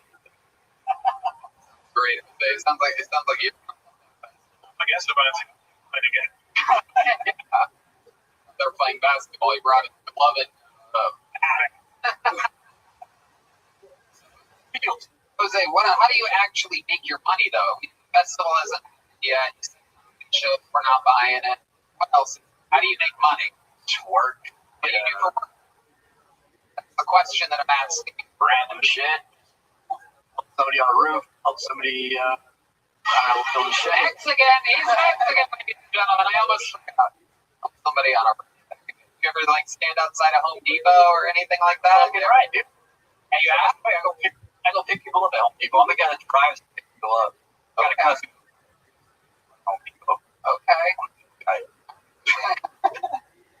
Did you really relapse an hour ago? Is that true? I'm actually sober. Right. But you said during your set you relapsed an hour ago. It's too good of an opener. Sounded honest. And nobody laughed. They fucking laughed. Did that everybody. I know. Everybody. You want to know that? Stop it. Right. The Carlos Mencia video joke is in that video. That video is about stealing material. Which Carlos? Let me stop. I'm going to answer the question again. I'm going to answer the question. I'm going to look at a lot of comedians do. Most importantly, there's a legend in the comedy school that goes on every single night at 9:15. The whole reason why he's part of the lineup is because he is like super old school. He shows people the opening act of the comedy store, which is usually a younger person from like the future. He shows people at 9:15 for 15 minutes what it used to be like and establishes a base for the insanity that they're about to see. So that comedian's role in Argus Hamilton is basically to be a throwback comedian for 15 minutes of the show. And he does that joke 7 nights a week for the last 35 years. 7 nights a week. Think about that. Well, I apologize. I never heard you do it, but I apologize. It's true. I believe you. Have you been to the comedy? Yes. You've seen Argus Hamilton. You've seen a guy in a... Am I right? Yes. So you've seen... I've seen him. That joke I have. No, I haven't.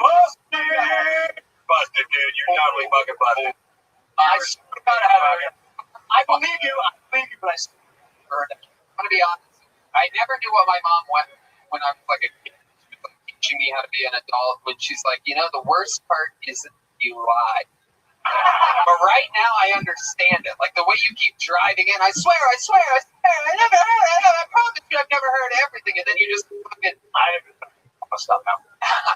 Are you sure you didn't relapse an hour ago? I think you're gonna relapse an hour from now. How long have you been sober for? 3 days. Wow. Was that another one of those killer jokes? What? Silver for drink. Okay.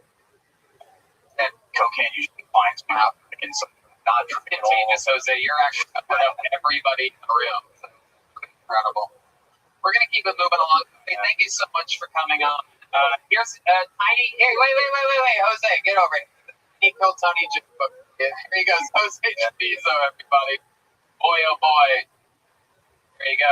You can add one more troll underneath everything I put on the internet from now on. There he goes. Jose Chapizo. You know what's so funny about that video is that Rick Ingram in the Carlos Mencia versus Joe Rogan video actually said that as making fun of Argus as being one of the most generic. Right. And we love Argus, by the way. That's the fun thing in it. He's like our uncle. Everybody loves Argus. His role is to be a throwback comedian. Just I'm not dissing Argus. And who knows? Honestly, Argus could have written that. He could be the actual writer. All right, we're having fun. Kaylee already cleaned the mic. You guys having fun out there? Look at Syria. Drama. All right, this should be fun. Looks like a good comedy day. Make some noise for Kiko, everybody. Kiko! K-I-K-O. Let's go. What do you know? Oh, the audience is chanting Kiko, ladies and gentlemen. Very exciting. He must be a local favorite. I don't think he's ever been on Tony. We're going to find out. Making his way to the stage. Ladies and gentlemen, here he is. Live on Tony. One more time for Kiko, everybody.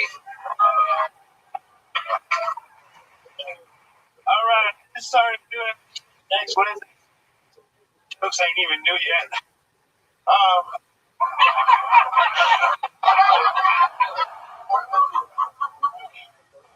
a Colombian. Colombians are like Mexicans that like to go hiking. But we're not famous for that. Everybody always wants to know more about, hey, man, you know where I can get that good?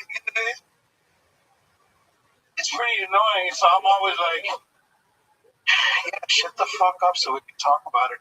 Fucking asshole. I don't do cocaine. I did it once, 7 months, but it was too much fucking for me.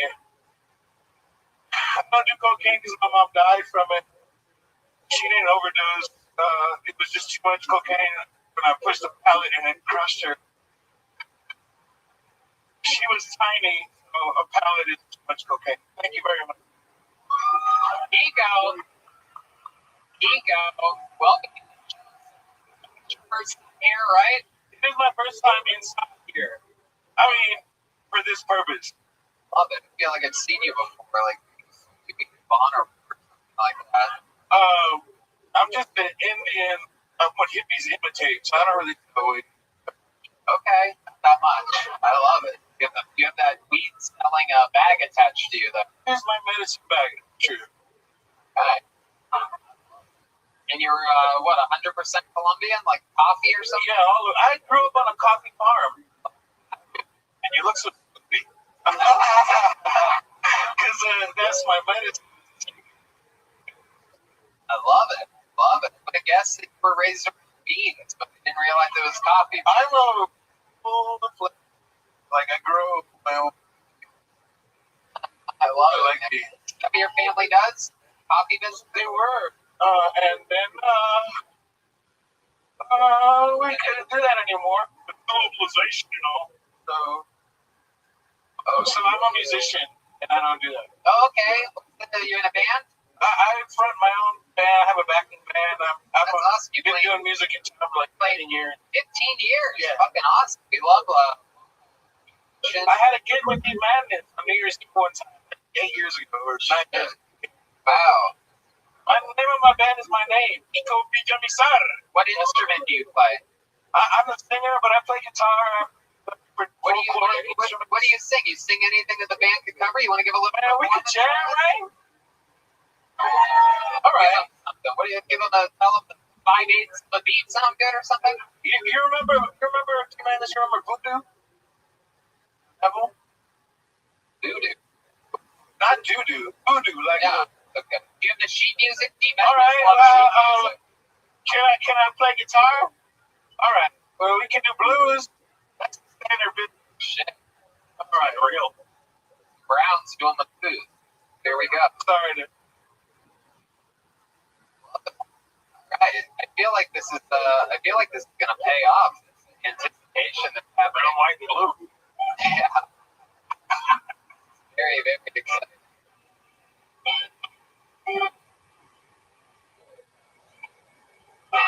Here's a little tune. A very funniest comedian on the night are also the most talented. It's Nico, everybody.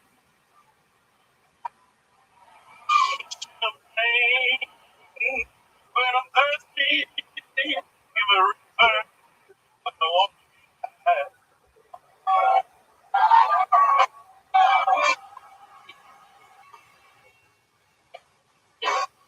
Give me champagne. When I'm thirsty, give me a reaper. I want to get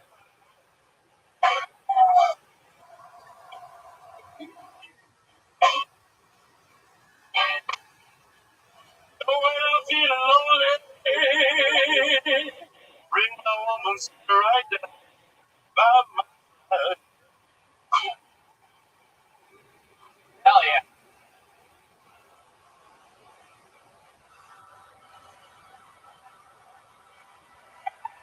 Hey up. Very good. Put it again for Kiko, everybody.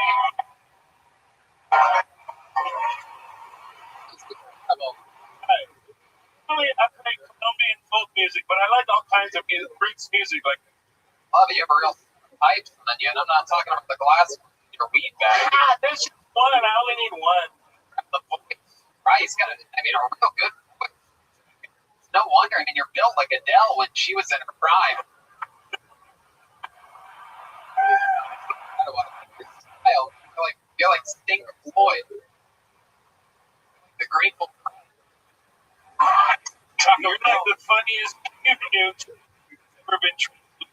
Like, show so much. Yeah. So much. You really do? For having me here. I'm such a big fan of it. Hey, give it up for fucking Tony. Oh, yeah. I love it. Goddamn. I got to say that the opening joke. Thank you. Which one was it? Correct. Yeah, but I don't remember exactly. I think it's these. I just started next. Yeah, I started next Wednesday. So these jokes aren't even old yet. I don't know. They're not even near you. You're not even to be at them. Oh my God, I'm getting like, that was a good job. Funny, you can see when the mushrooms wear off and come back in on Pico every like minute. Oh my God! Oh shit! Wait. Oh, Tony, this is one of my favorite shows. I totally forgot I was here. Pico, you're the fucking man, dude. I'm like a man and a half right now, but I'm trying to slim down. How long have you lived in Austin? 15 years. 15 years. Yeah. And you're originally from where? I'm a Miami, Colombian. Absolutely, basically the same. That's what they all come in at. That's what we do. That might not be a real stomach. Most of the Colombians have fake ass, but just yeah. Mix of there, right? Pico, you're a real fucking talent, man. Please sign up again. Come back anytime. So y'all need a brown version of like David Lucas Montgomery, like a fat brown red. Hey man, maybe not. I love it. If you can write a new minute every week, well, who knows? I'm gonna be here. We can announce the new regular at any given point. Anything can happen in the future. Thank you In the meantime, take a big pill, Tony. Just big and brown. There he goes. Kiko Comedy is where you can find him on the internet. Kiko, K-I-K-O, and comedy with a K. All one word, ego comedy. Very exciting stuff. Cool guy. I like this. I like these joke book things because in the future you'll see like a comic with a little one and be like, oh, you must have sucked ass. Anthony Knight is next. But now before the amazing Kaylee up here. Very, very easy on the eye. Crowd favorite. Everybody loves it. Got a fun energy. You're going to notice her energy increases as the show goes on because she likes cocaine. Anthony Knight. Uncle Kiko one more time, guys. Like many of you, I'm from Boston. Tonight, I got caught. Like, that's the last thing I thought I'd be caught. Well, like, shit, don't let me call back Austin. I'll fuck around and give it back to me. I like here in Austin. I did have a little bit of culture shock, though. Because I've never seen so many white people on a Martin Luther King Boulevard before. I'm used to going to MLKs where I can get an ounce of weed and a bottle of the Blue Bad Dog 2020. And also, all I got was a boba tea and a partner. So what the fuck am I doing here? Give it up for the band. They're doing good. Like it. When it comes to music, I like listening to the Bare Naked Ladies, my bass for help. Joke, guys. I don't have a bass. I'm moving tomorrow. Because y'all voted me out, this bitch. Like, go. Thank you. Anthony Knight, welcome. How are you? I'm doing good. Your first here, right? How long have you been on stand-up? 3 years in June. 3 years. All of it here in Tennessee. From the DMV area, DC, Maryland. Oh. Hey, there we go. Oh, shit. Watch out, they have gun. DC. Got more You live there? You're I moved here about a month ago. Okay. Yeah. Welcome. What part of town do you live? I'm on the west side of Austin. Okay. Yeah. How far west are we talking about? West 20th Street. I don't know if I should give any more information. I'm a little nervous. 22nd Street. All right. I'll write that down. I'm sure that other places near you. Yeah. Okay. What do you do for work here? Well, I'm actually DoorDash now. I quit, my job about years ago. I went to Oracle databases. Wasn't fun. DoorDash working out. Oh, shit sucks. It's like the stinkiest customer on DoorDash. Uber Eats was better. Think about Post? Postmates is more each spot. Really? Yeah, I mean, if you use Postmates, bullshit. Just DoorDash, like the Lyft. Yeah. Yeah, kind of.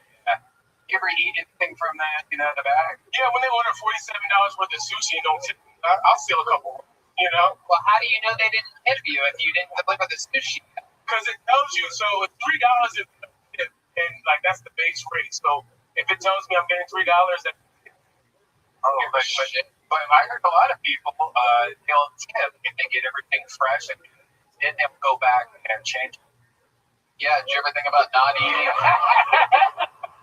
You're only eating with the rich people that could possibly change your life with a tip. There you go. You don't ever tip off. I promise. Okay. I love it. Anthony, what else do you do? What have you been doing your whole life? Tell us a crazy fun fact about the life of Anthony. Yeah, so I played football for a lot of years on different levels, mainly. But it was fun, and I got in this happened in a football game, so. Oh! I know. Look at that. Yeah. Someone's going to keep.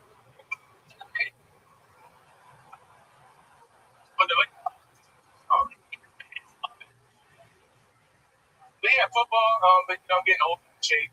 Do you ever, would do that at all? No, this is after spring. So actually, I can make a fist, but it doesn't hurt. Wintertime it does, I guess. Yeah, that's why they moved to LA because you can't do this anymore. Hey. So weird. Really? He looks like if me and the drummer had a kid. Love it. So Anthony, let's figure it out. Play football on different levels. What else about your anything crazy about your family or anything? Yeah, family is crazy. Both sides. My mom's side, they were like diehard Trump supporters. those 4 years. Kind of. Yeah. What was the topic? I know the economy.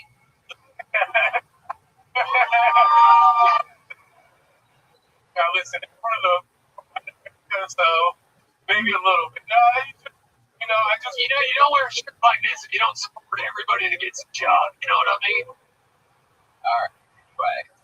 Mom's side was Trump supporters. Yeah, but Dad's side more on the liberal side, pro homeless people and shit like that. Yeah. We stick together. Kind of assuming mom's white, dad's black. Yeah. And the math on that. Quick on your. I love it. But no, Dad, he grew up in the restaurant business, chef. About a year. I can cook. I guess that's a fun fact. I learned how to cook through his restaurants and shit. That's cool. Yeah. I love it. How about your love life? What's like that? You talked about that a little bit. You talked about whatever. Yeah. I got PTSD from my last relationship. Tell us about it. So, she was a white chick, which I liked. You don't like him anymore? No, I do. That's why I'm wearing all these crystals, because they attract the white women, But no, she gave me this love that I really appreciated when we broke up. Someone shot her backyard, and automatically she thought it was me. And she shot her. Somebody shot up her backyard with a BB gun, even a real gun, and I was her number one suspect. You are half. Yeah. We all use live rounds, right? A BB gun. How did she know that her backyard got shot up by a BB gun? Did she find BBs? Maybe she has some empty White Claws and holes. I don't know, but I really don't. But she thought it was me. She's like, "Where were you?" I didn't want to tell her I was fucking some other chick. So I was just at home. It wasn't shooting her house up. But so here in Austin, went out on rainy 6th Street, just seeing where life takes. Okay. Yeah. Did you own a BB gun at the time of this? No, that wasn't. I had a gun, but it wasn't a BB. Okay. BB gun. What a mellow drive-by shooting that is. I'm Canadian. It sounds familiar. The Rough Ride, the Red Ride, It's an inside BB gun shit. You see one of it.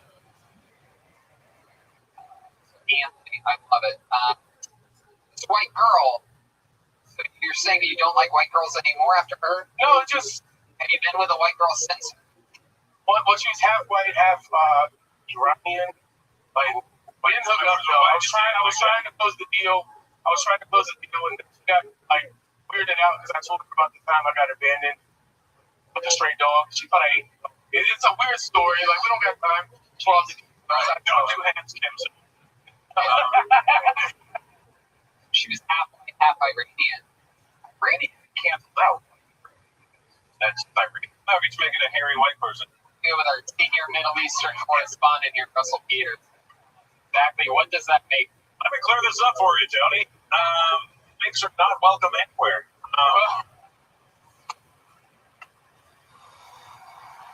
But we connected. Her dad was Trump supporter. That was all people. We bonded. Okay, yeah. Iranian, Trump, both pro. I love that. Love it. So, since you've been with that white girl, have you been with a white girl since, or are you strictly black girls? Black and Puerto Rico. So far, I'm just saying that's what it's been. I'm not saying that's. No, it's not a bit, Anthony. I'm asking you in real life. You have sex with your white girlfriend. Oh, black. No white. But that could be 2 black people, really.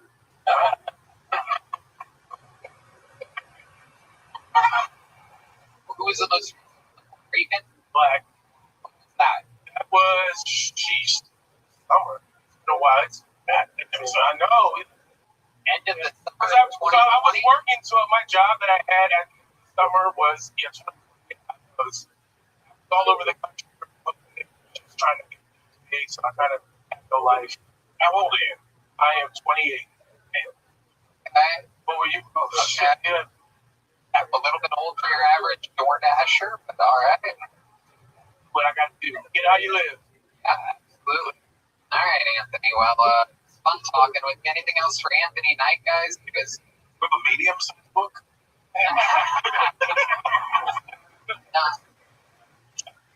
I like Anthony, and I think he's a full size book, right? Oh, it's a good store.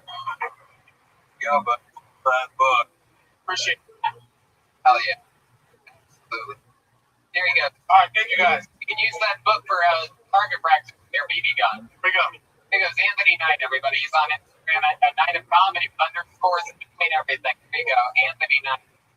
That's a good point, but Bonsai should make medium-sized books for you. Yeah, I guess. I don't know. I mean, Bonsai doesn't know. Your next comedian is going to be Brandon Hubb, HPP, Brandon Hubb. Of course, the great Haley from the Red Rose and the Yellow Rose.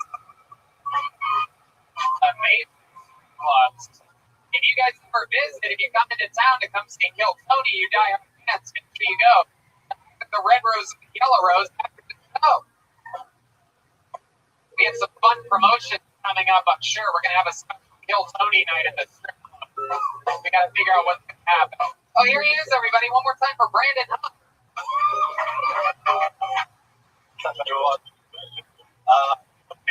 Austin, Texas. Hey, people.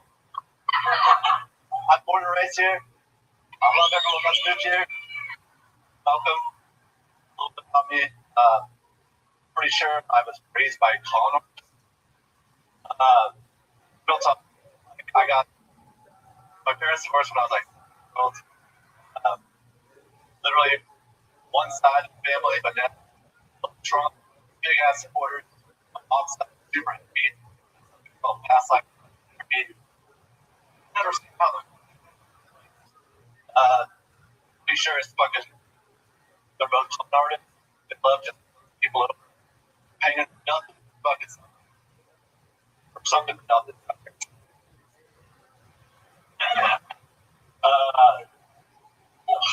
Y'all hear that in Austin? Apparently the workplace women they met. Hey, Brandon. That was a minute. That was like 4 minutes. That little kitty cat yell. I was twisted in the wind, buddy. Brandon Hubb proving white people can be bad at comedy too. Brandon. Your first time doing stand-up? Yeah, how about a hand for that? It's time. Woo! So glad he didn't see 10 years. Go to the brand. How long? 30 years old. Something you've always wanted to do? No? What made you want to do it tonight? Did she tell you that she signed you up? I knew it was 100 people would have a chance. What chance? Look at you now. You're eating a big shit fucking sandwich. Typically 1 in 100 of the chance. I know that works out. Anyone else's thoughts, by the way? The same odds that you have. What are the chances? Absolutely. Here you are. She signed you up for this. She might not fuck you after seeing your performance. He's already going to fuck once now. Welcome to the show. Tell us about your life. Tell us something interesting. I'm from here. We know that already. That was right when I fell asleep. And to talk right into the tip of that mic, be afraid by a stripper. So talk right into the tip of it. You can trust that microphone. You won't get coronavirus. You might get hurt, but you won't get coronavirus. Just kidding, guys. The girls in the yellow rose and the red rose are clean daily.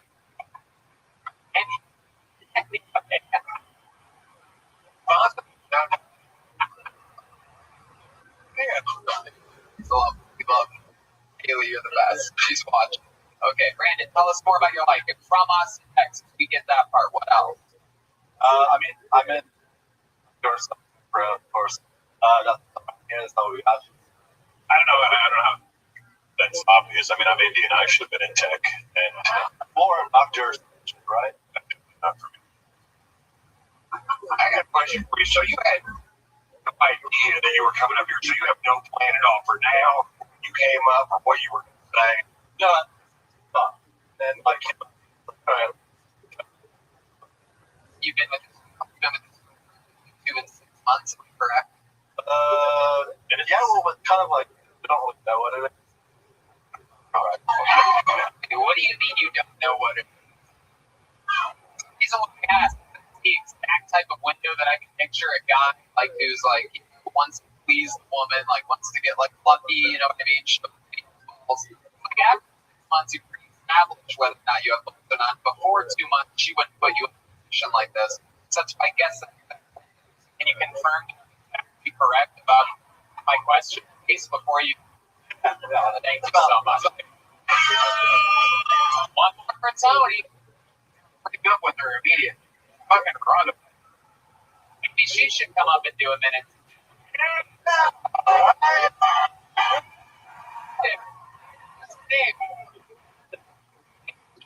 Brandon's girlfriend Brenda, everybody. Here's no choice in the matter. She doesn't come. She's banned from comedy venues and all of us. She comes, everybody. Brenda. Brenda is the female version. So that's the pole of Brenda. Oh, yeah, we're Brendan. All right. Brenda, you think you're winning this thing, but here we go. Brandon, tell us the secrets about Brenda until she comes here. Tell us things she doesn't want you to let us know. There, and she might be coming. Oh, that worked, everybody. Here she comes. It's Brenda. Keep coming, you fucking idiot. Caroline is down.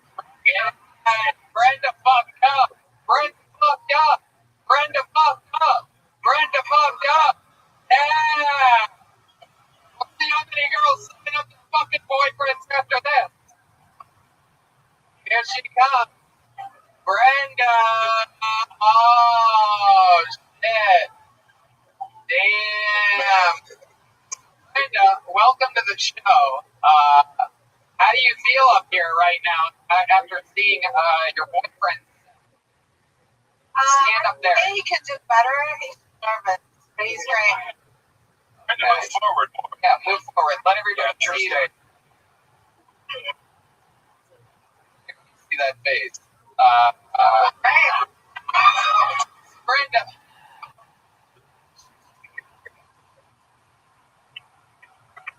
Do you know any jokes or anything like that other than the cocaine smells good joke?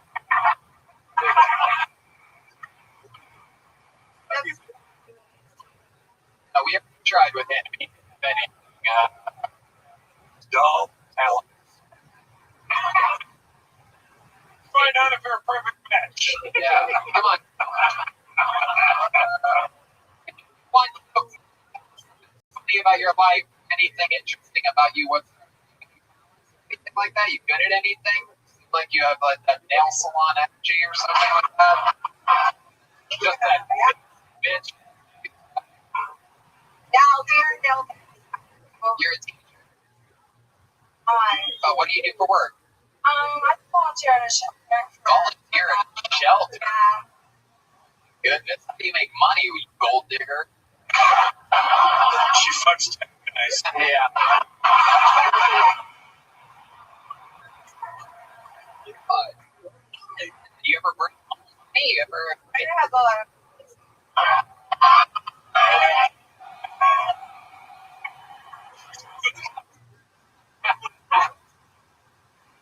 Never wondered how far the bitch we're gonna get, you know.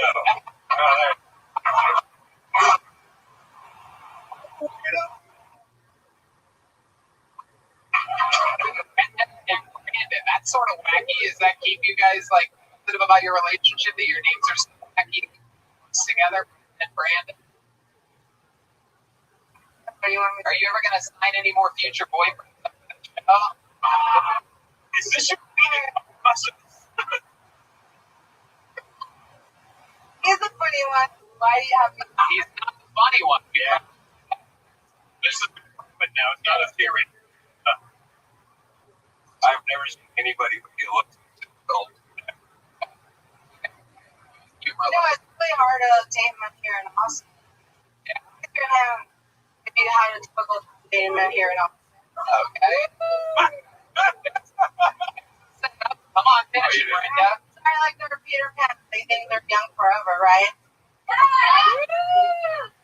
Okay, now do the punchline.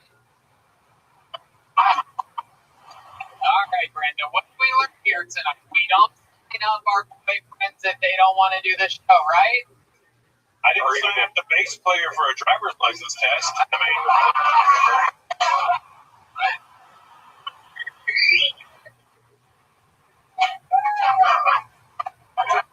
what a people there was. Brenda, everybody, there's Brenda. good job, Brenda. Come on, make some noise for Brenda, everybody. Get the balls to come up here. We got through it. Brandon, you know what you're getting. You're getting the tiniest joke book that is ever needed. This I'm on. How about one more time for Brandon? There you go. The next. Our ride home. It's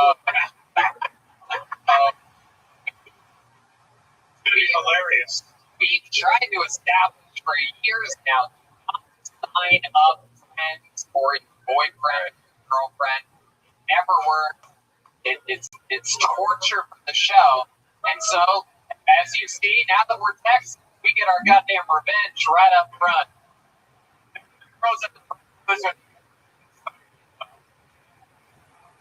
Awesome girls. They would never do anything like that. Your next comedian is Thomas Scott. Thomas, because will tell me, text Thomas Scott. Very walked in this. Should be good. How's this side of the room doing? Good? You guys having fun? Alright. But the sitting room only, how are you guys doing? Here he is. Thomas Scott. Guys, what's up with these HEB coupons? They come up with the weirdest combos. Buy an eggplant and get a free roll of duct tape? What am I supposed to do with that? My girlfriend was actually traumatized at an HEB at a young age by a special needs student. You know, they say he's a comic's comic, or that's a rapper's rapper. Well, this was a retard's retard. Yeah, he just came swinging straight from the gate like, "You're not my friend!" Bah! Hit her in the face. I'm pretty sure my girlfriend's a retard magnet. Turns out I'm slightly retarded. I think there's something in her ass that just gets people's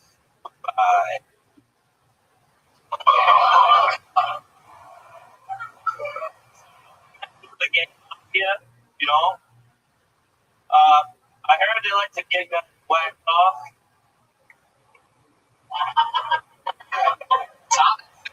Alright. You get people are getting begging the kid like Wow. Yeah, you record for most times retard was set on stage that. you. The band was on edge waiting for the N-word.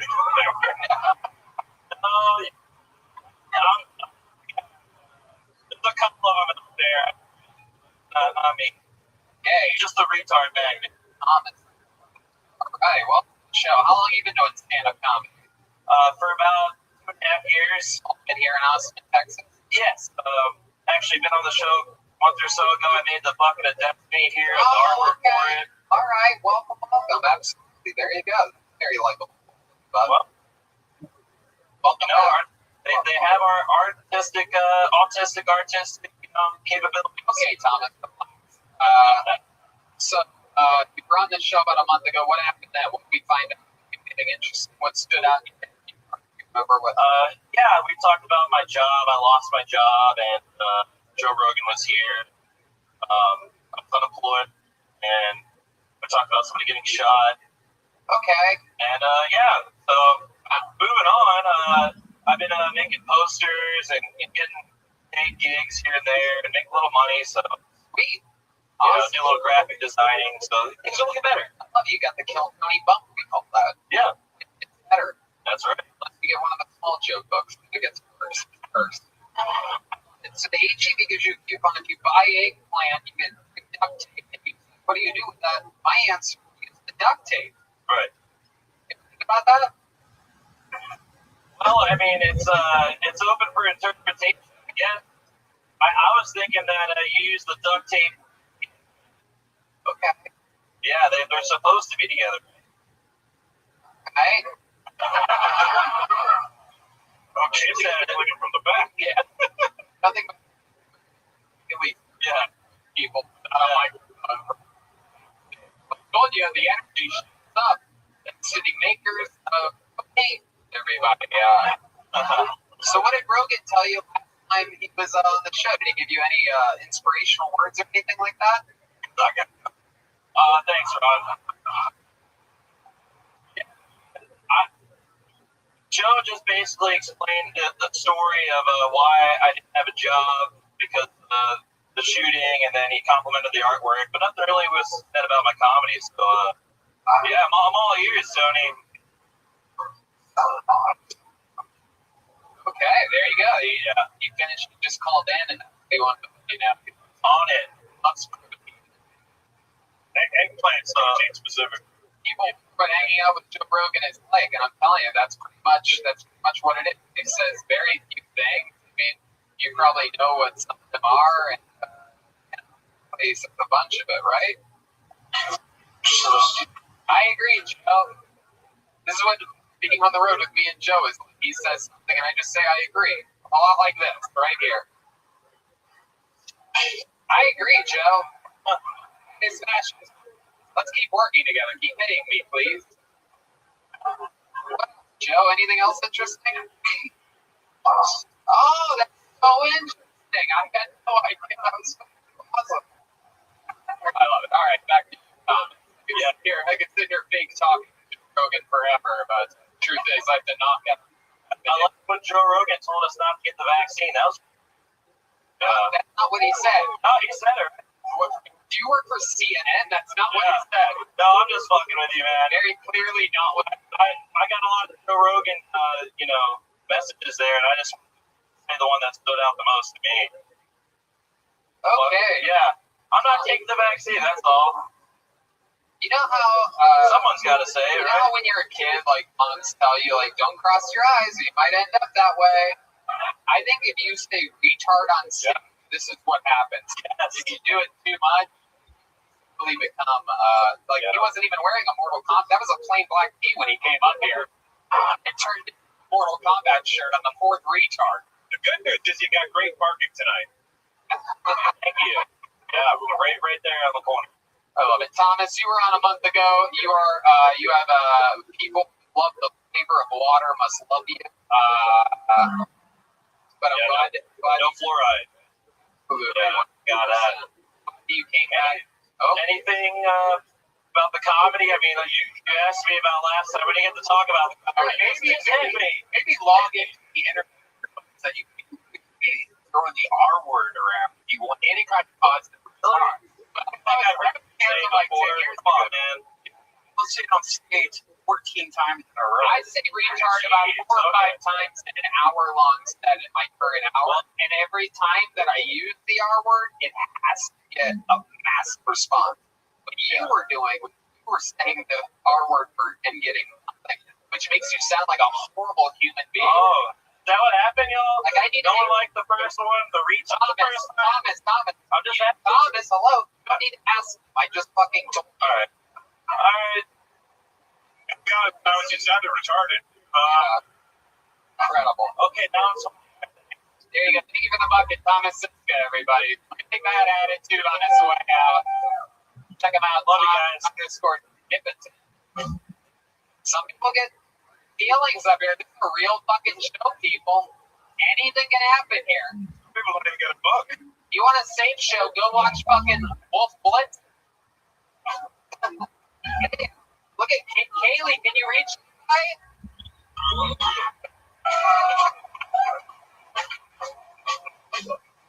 No book, by the way. No book. All right. You guys ready for your first female of the night, everybody? Make some noise for Christy Nova. Christy Nova presenting the women here tonight on Kill Tony. Very excited. we've noticed in Los Angeles the ratio of female to male comedians is much higher than here in Austin, Texas. In LA, it's probably 1 to 4, 1 to 5, 1 to 6, and in Austin, it's like 1, 12, or 14, somewhere in there. It's very exciting and organic. Out of the bucket.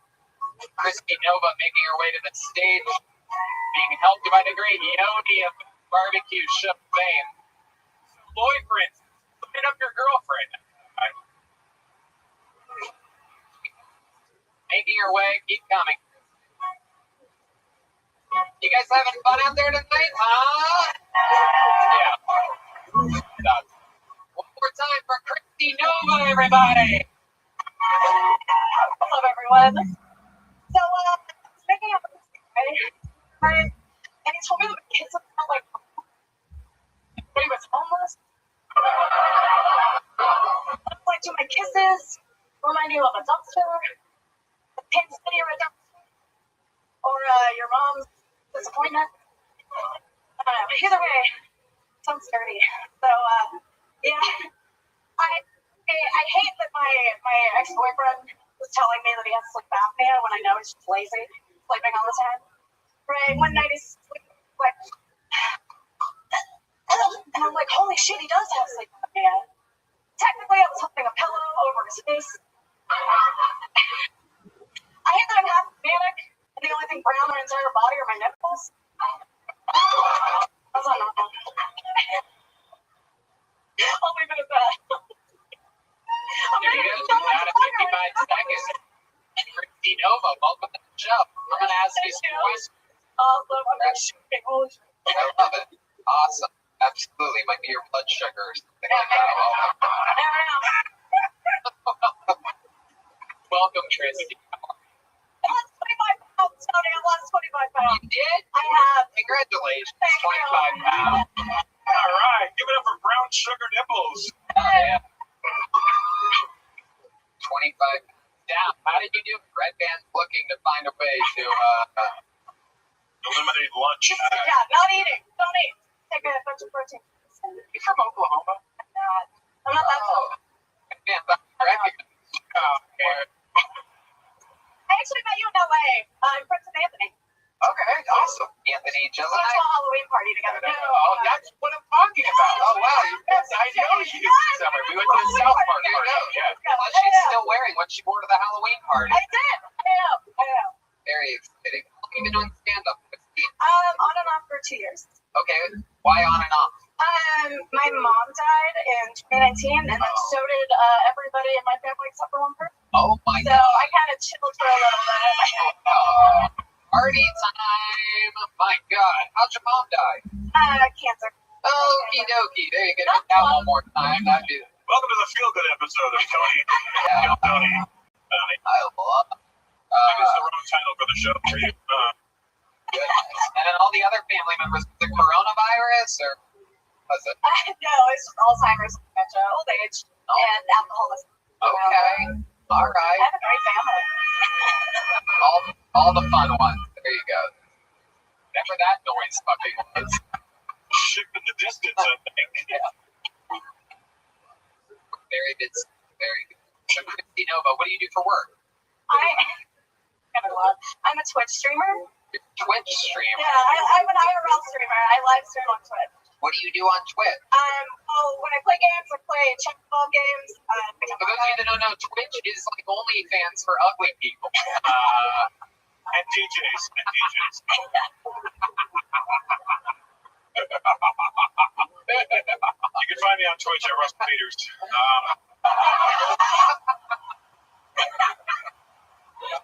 I'm just kidding. What do you do on Twitch?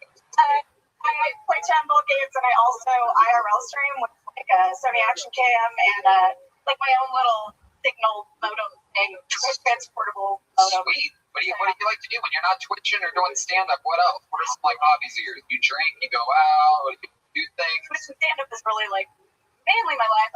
Trying to keep my dad in order. And I'm moving. I'm going to Austin. Oh, moving to Austin. There you go. We just said we don't have enough ladies moving here with goofy colored hair. Hi. It's feeling people. It's great. I love it. So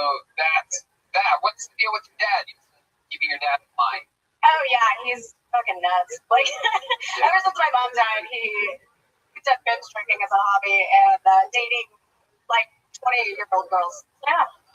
Dad. He's gonna be 69 this year. Oh, man. I gotta be honest, not mad at Dad. Not mad at Dad. No, he's a handsome son of a bitch. So the Mexican son? Yes. Yeah. He's got the color, I know. He's the one that gave me the brown nipples. Are you keeping him close? He's some-year-old girl. What's wrong with the 20s? What do you want? I'm sure it's all gold digger. Sure. All they want is his money, and sure. You think a 40-year-old would be different? Oh, no, it's not. He's dating a crazy gold digger 50-year-old to our Alexa. I had a kid with one. How'd that work out? What? You got a boyfriend? No, I'm single. I'm happy. Really? I got out of a really tough November, and I put on my Twitch and my comedy. I love it. When's the last time you went on a date? When I met that guy for the first time, 2.5 years ago. Wow. When's the last time you kissed a boy? A month ago. Oh, okay. Yeah. What happened there? How did that happen? I was drunk, and it was my birthday, and I wanted to make it a little better. So you just. Everybody loves a kissing slut. I love it. Who was it? Was it your dad? 20-something. I'm too old for that. Wait a minute. Gold. Oh, you. Did you like Brad? Any other crazy fun facts we should know about history, about anything? I used to do Taekwondo for like 16 years. Really? 16 years? Would you guys like to see her do a Taekwondo? Put that mic in the mic stand. See, let's fucking Taekwondo. Make some noise for Christy Nova. This is very exciting. Oh my goodness. Wow. And it's been a long time. A little bit of time, a lot of dough.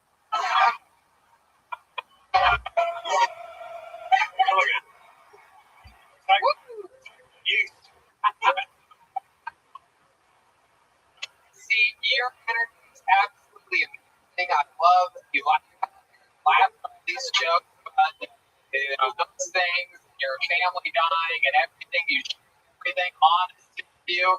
Great set. I absolutely love your style. Here's a big joke book. Fuck yeah. Ooh, red. I can't go in for the red handshake. I know her. I know her from we went to a South Park Halloween party. You remind me of the Austin Jess Wellington. Yeah, absolutely. How about a hand for Kaylee, everybody? Not really into her job tonight. Not really excited to be here. What do you wave to these people? Say hi. Beautiful. Check your phone.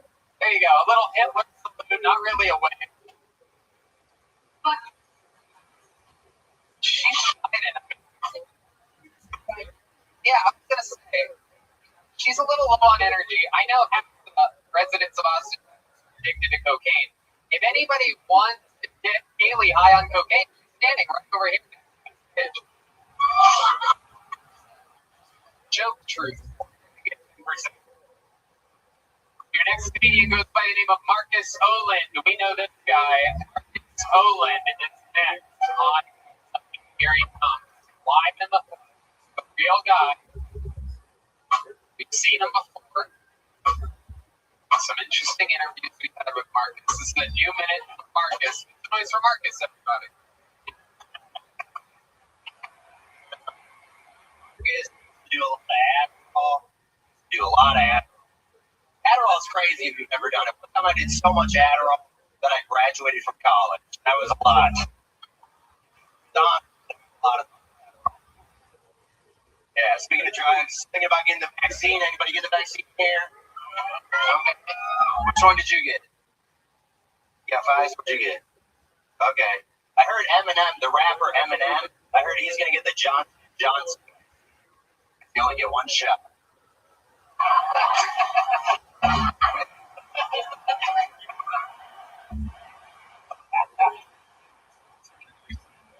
I had a job recently at a CBD store. They asked me at the interview, they're like, "Hey Marcus, you have prior experience that you can use at the CBD store?" I was like, "I just know real weed. I don't know if that counts at all. Like, I know how to short hate. I don't know what you're looking for." All right, there you go. So, a minute. Welcome back to the show, Mark. We famously from interview you that comment eat pussy all ever, no matter what. Is a trap. Yeah, the ladies with the candy. Incredible. Remind us, why don't you eat pussy again? It's me and my girlfriend just don't go down on each other. I mean, I do, like, when I was 20, I got a blowjob on ecstasy, and I can't even come from him anymore. So, Did your girl watch the past episode and go, "Why don't you try it?" Like that, huh? No. Well, I mean, I'm not gonna like have her do it if I don't even like feel anything from that shit. You don't feel blowjobs? Not like a Haley, get up here. Here we go. No. Carl and Marcus will be by me tonight. He felt everybody. He definitely felt. All right, Marcus, tell us something else interesting about you that we haven't learned from. When I was 21 years old, I had Bell's palsy. His face goes numb. Exactly. Yeah. Half my face went paralyzed for like 3 weeks. I had to go to the hospital for it. Weird. At the time. Weird thing that. So weird things happen in church. I know, right? It fucking woke up and half my face. I was like, okay. Should have seen the 30s and 40s. You should have pussy the night before, man. That shit fucking up, but I don't know. Mark, what else? What do you do for work? Right now I'm looking for work since I moved to Austin. When I was up in Dallas, doing like part-time moving. What do you want to do? Somebody might be willing to hire you. What are you good at? What do you do? I mean, I used to work in finance. I don't really want to do that, but worked on a food truck before. Truck? I've worked on a food truck before. I used to drive Uber and like Postmates. I don't want to do a driving thing. Fuck that. I worked at a location. Like what? I mean, I'm down to do anything. I'll do export construction. I'm down to do construction. Anybody hiring for a construction guy? I'll do a door guy. I can kick people out, sure. There you go. You just got hired at Vulcan Gas Company, right there. The owner is right here. Yeah, I appreciate it. It's the place where a lot of the stand-up shows. Yeah, I did 2 weekends this month. Incredible times. And how do you feel? Dude, I feel really good, man. I'm gonna have to fucking stop collecting unemployment, but fuck yeah, I'm down to do that, baby. Let's make real money, baby. Hell yeah. There you go. You guys have anything else for Marcus about Adderall? Good joke. They gotta get you back in the pussy game there, Marcus. How old are you, buddy? I'm 27. That's way too young to be giving up. You just not getting Well, no, I mean, my thing is, like I said, so when I was 21, I got my first blowjob, and I did Molly for the first time, like in one night, and it was just so, but like after that, I've never ever. Here's something. No, all right, I'm not gonna. She doesn't want to go down on me. She's just, you know, you gotta understand. Marcus, as you get older, your equipment doesn't get as eating pussy becomes pretty important. Okay, I'm 51. How old are you, Ron? I'm 14. It's stalling. Oh, okay, all right. It becomes a great technique. Well, I still get, like, I get, man, I don't need to, like, I get it. I don't. You're 27. I would have done carpet match the drapes. Do you trim above your penis and your balls are just hairy as fuck? Yeah. Dig it down one way. It's got a leg. It's fun times. Been on this show a couple. Okay. ways we've been here. Seems to be like you're getting better. How long have you been doing this again? About 5 years. There you go. We're already seeing improvements in your 1 minute game, and it's awesome to watch. Thank you for coming on again. There. So much. Yeah. On social media at Beard Bond.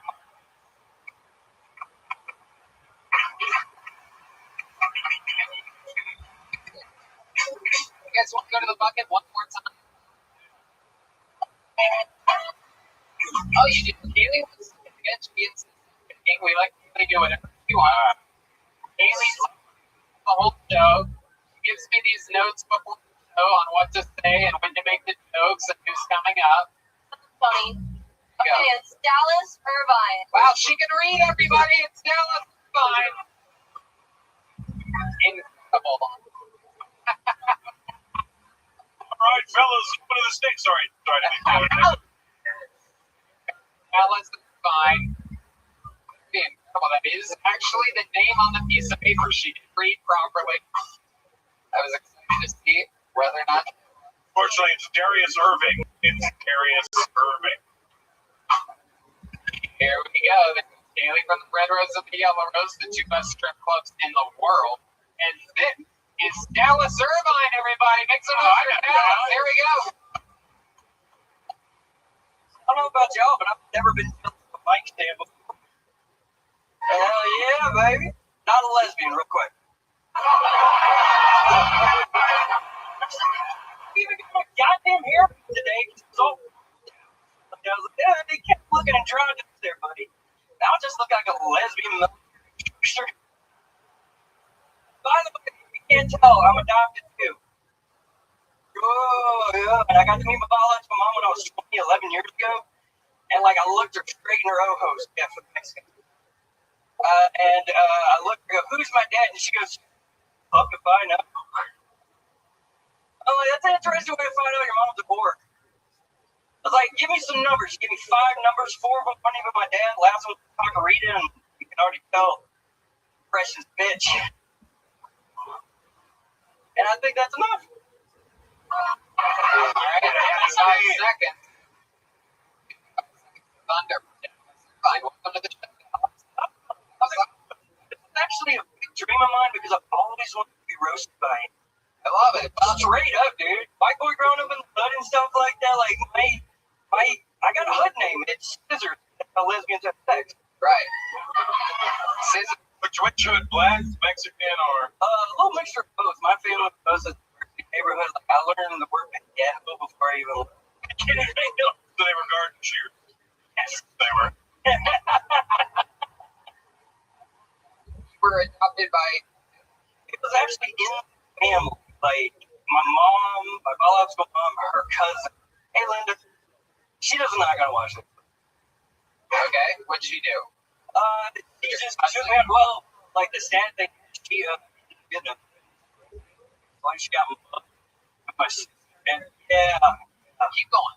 Yeah, we don't know what that means. You just said yeah, like we know what a is. She got mugged and stabbed at the womb. Fuck out of here. Yeah, I think she. Okie all right. Is that how your mom got pregnant? Dallas Irvine. How long have you been on stand-up? About 10. Okay. Where at? Awesome. Don't cheer. We don't deserve it. Okay. All right. Very interesting stuff. Dallas, tell us more about your life. Other than being adopted, really not being a lesbian, what else about you? What else have you been doing this whole time? I've been doing this. I love cooking. You can tell. Like, I absolutely love cooking.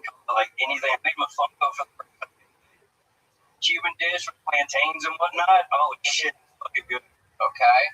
All right. And when you go to, like, I'm sure that lesbian joke kills every single time. Have you ever thought about getting a different haircut? I've tried everything. Up top, fuck it. Can you grow facial? No, I look like I would rather shave it off than anything else. I tried wearing all that. You saw home right up here. Like, I wish I could grow that beard. Like, I tried. Nothing works. mean, are you sure? Like, have you tried for like long periods of time? Because I tried all like never to grow, and it took them like 4 years to grow what you did. The most I've seen since I've known Tony. Didn't commit to letting my facial hair grow out until I was like 33, 34, something like that. Yeah, he had the John Waters mustache for years.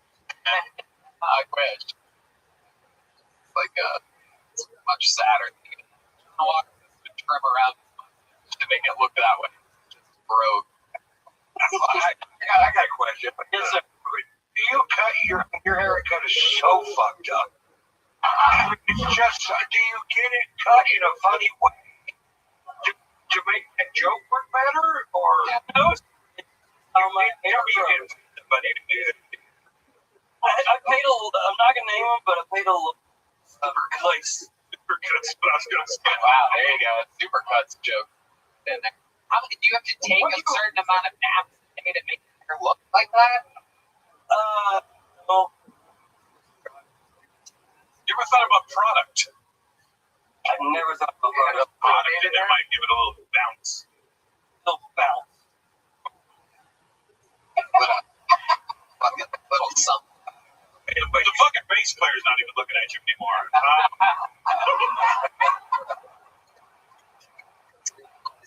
You're a lesbian. You are a real boy. Tell us about your love life. Like, who is fucking you? Do you eat pussy? Do you eat pussy? Hey guys, like I eat cheeseburgers, baby. I clearly eat. Look, I had to learn how to eat it properly for compensational purposes. What did you learn? Teach us. As a lesbian, you would have known. Yeah, I know. Face the audience. Teach us what you learned. What I learned is that lay back and let her suffocate me.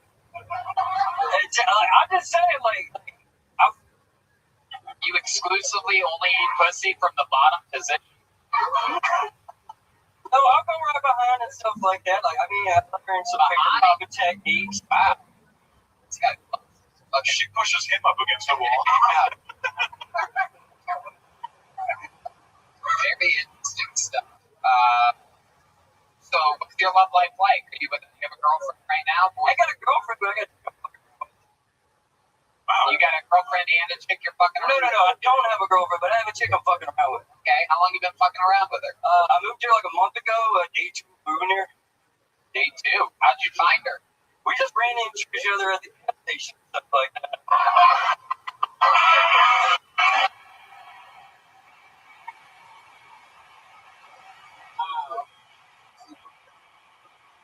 Okay. I wasn't lying. What gas station was it? Okay, right next to my house. Man. Okay, what's happening? You cleaning her windshield or something like that? I have a question. No, it just gets. What did my uncle say, the one that was selling you the gas? Oh, he's just like, no, this is not your own idea. I love it. Tell us how you met this girl at a gas station.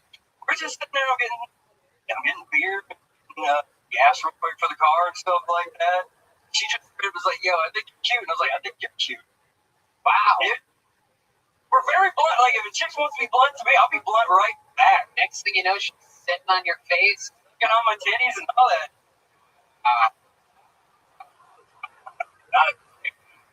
We tried, like, neck. Like, my neck got kicked. You guys hook up that night? First night? No, we waited a day. I like to good. I'm a gentleman. I at least want to take a chick out to a dinner, a good, nice dinner. I pay for it. My dick translates. You don't find 87. Yeah. What does she do for a living? Was she asking for money because she ran out of gas money? Nurse necessity. Okay. What? A lot of ass. Nurse necessity. Like, it's like almost a doctor, but not really a doctor. Okay, I think there might be a couple extra asses that you threw out there. That's what I had to ask, but yeah. Let me get. You're a heterosexual man. I be on the bar. I try to be. Oh. How often do you think people genuinely think that you're all the fucking time? Yeah, you How many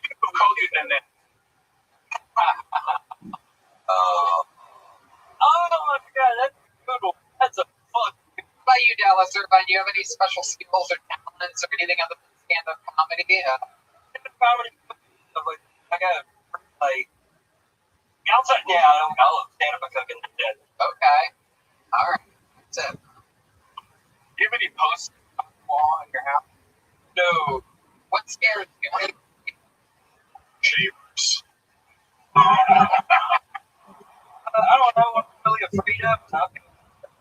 Like when I was 23, I tried to hog myself. I was about 320 pounds.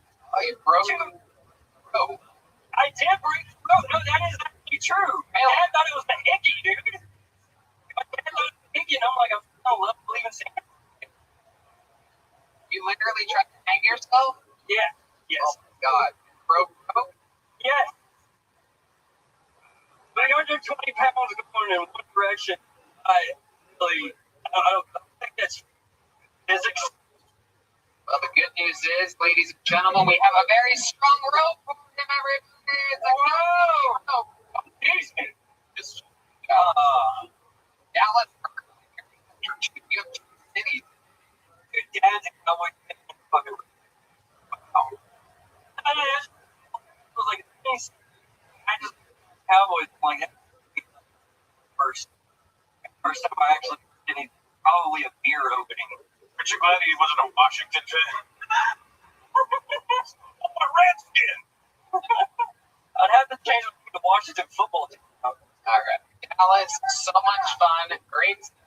The large Tony joke. Thank you so much, man.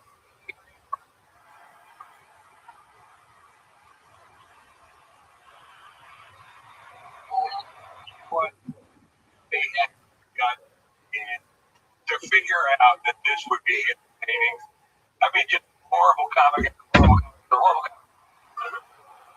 He went, I got him. No, I didn't. Because it is hilarious. It is. Tony's like the IRS. He figures out to capitalize on your fucking misery. People need to sign up for it. They can't stop moving it. The whole thing is a fresh blood here in Texas. Yeah, it is. It is, Michael. You guys ready for your final comedian of the night, huh? Ladies and gentlemen, this is the regular right here. This is the regular, which means he performs brand new minute every single week on this show. He's a goddamn anomaly. Originally built in Second City in Chicago. Originally from New York. Second City in Chicago. Spent decades there, dominating the improv scene. Diagnosed with Lou Gehrig's disease and knocked off his bucket list. His lifelong dream of being a stand-up comedian. We found him immediately and made him a regular on this show. He's on every episode. He was the first person on this show, other than Brent Van and I, to move here from Los Angeles. He's a killer. Ladies and gentlemen, it's the one and only Michael Laird. Everybody, here we go. Here. Future truth. Future truth. Future truth. Future truth. Future truth. Future truth. Future truth. Future truth. Is it one of future truth? Is it future truth? Future truth. On. Future truth. Come on, guys, make some noise for Michael Laird. Future truth. Future truth. Future truth.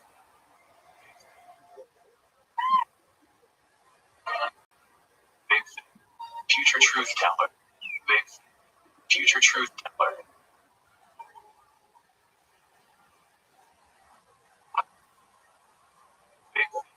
Future truth.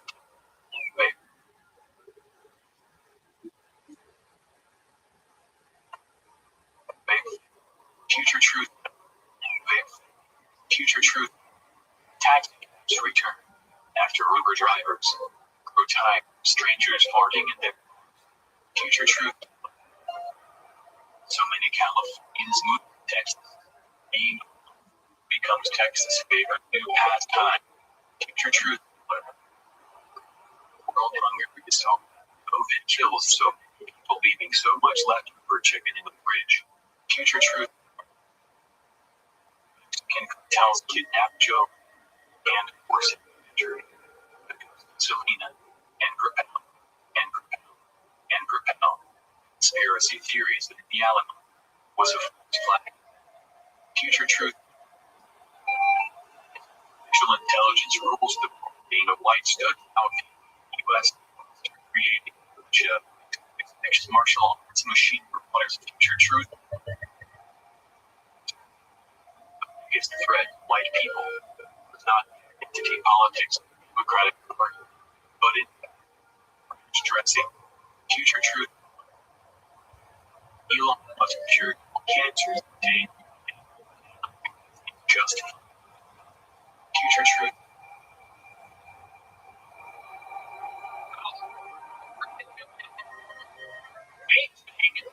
Future truth teller.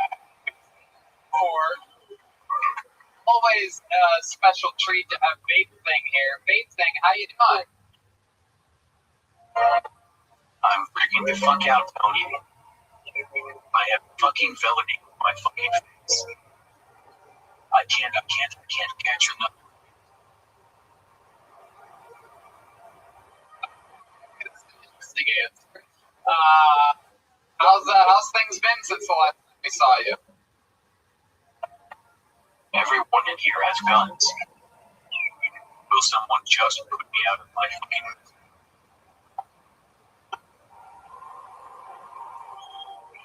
Absolutely incredible. It doesn't even look like your mouth is moving when you answer these questions. It's incredible. How do you do what you do, Big Thing? Blind guy. Do it. Sir, it's much.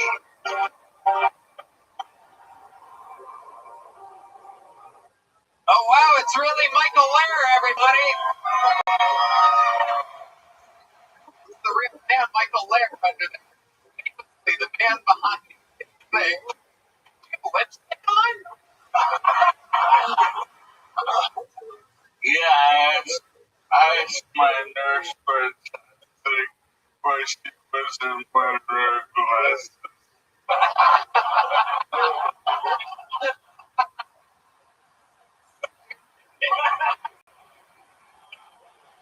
I gets it, man. The things you do for comedy. Michael, what's happening? Well, everything's wonderful. Texas, we just passed a constitutional carry law, so all of us can carry handguns without a permit, without a license. Just call me Butterfingers.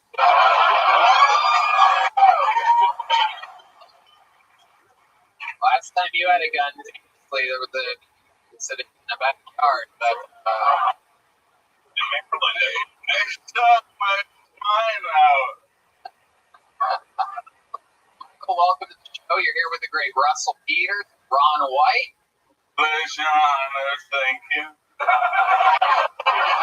guys have seen Michael before, correct? He's been absolutely killing it out every week. Tony, last time Ron White when at his fault. Michael was on a lot of that stuff that Kaylee's into, if you know what I mean. I believe one of the comics took his spot tonight. Now, there are at least one other disabled person here tonight, and I fucking hate them. It makes this so like everyone's like, it's like the elephant in the room.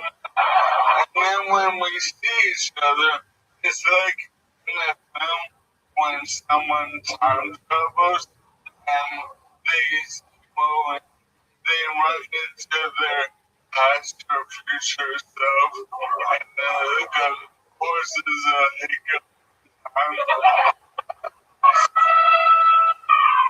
It's like that. Elephant in the room.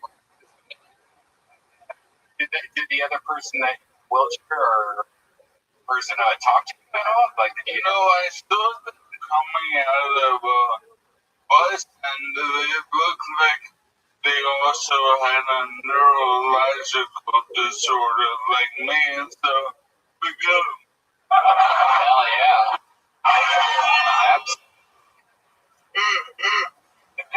Logical disorder.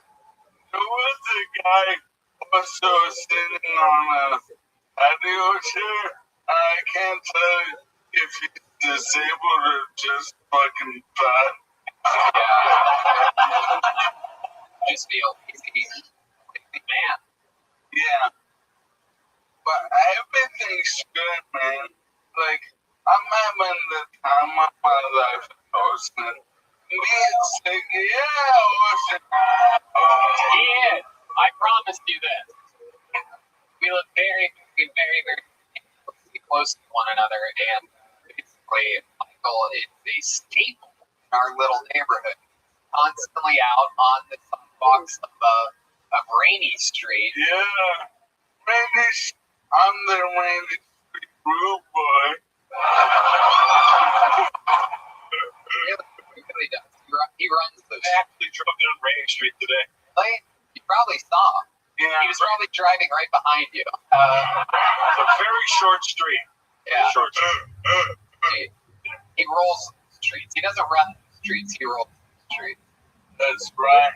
You know, famously, Michael, the one who convinced me to move near Rainy Street is the great Ron White, who showed it to me when we were visiting here during a California lockdown, and my mind was completely blown to see how alive that fucking street was. Oh, yeah. Incredible. It's wonderful. Like, any given day, you can see a bridesmaid get a open head one on the bird strip.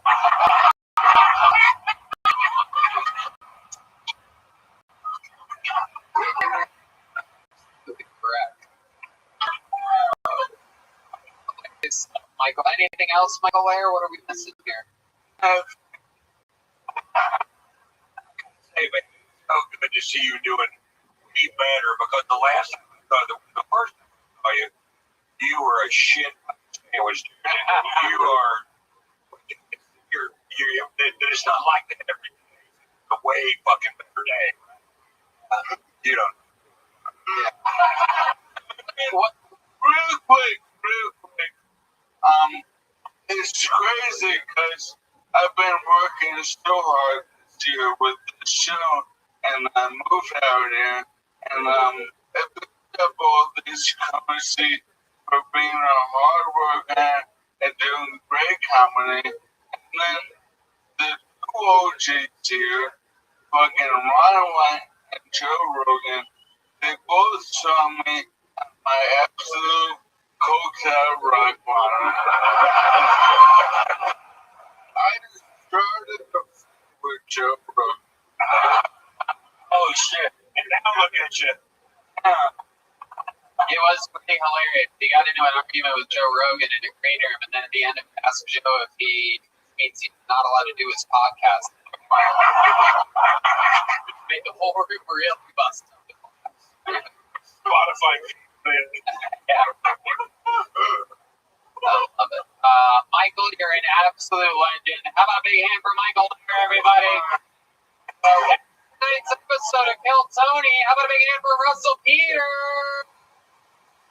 He's on the Departed World Tour, going everywhere.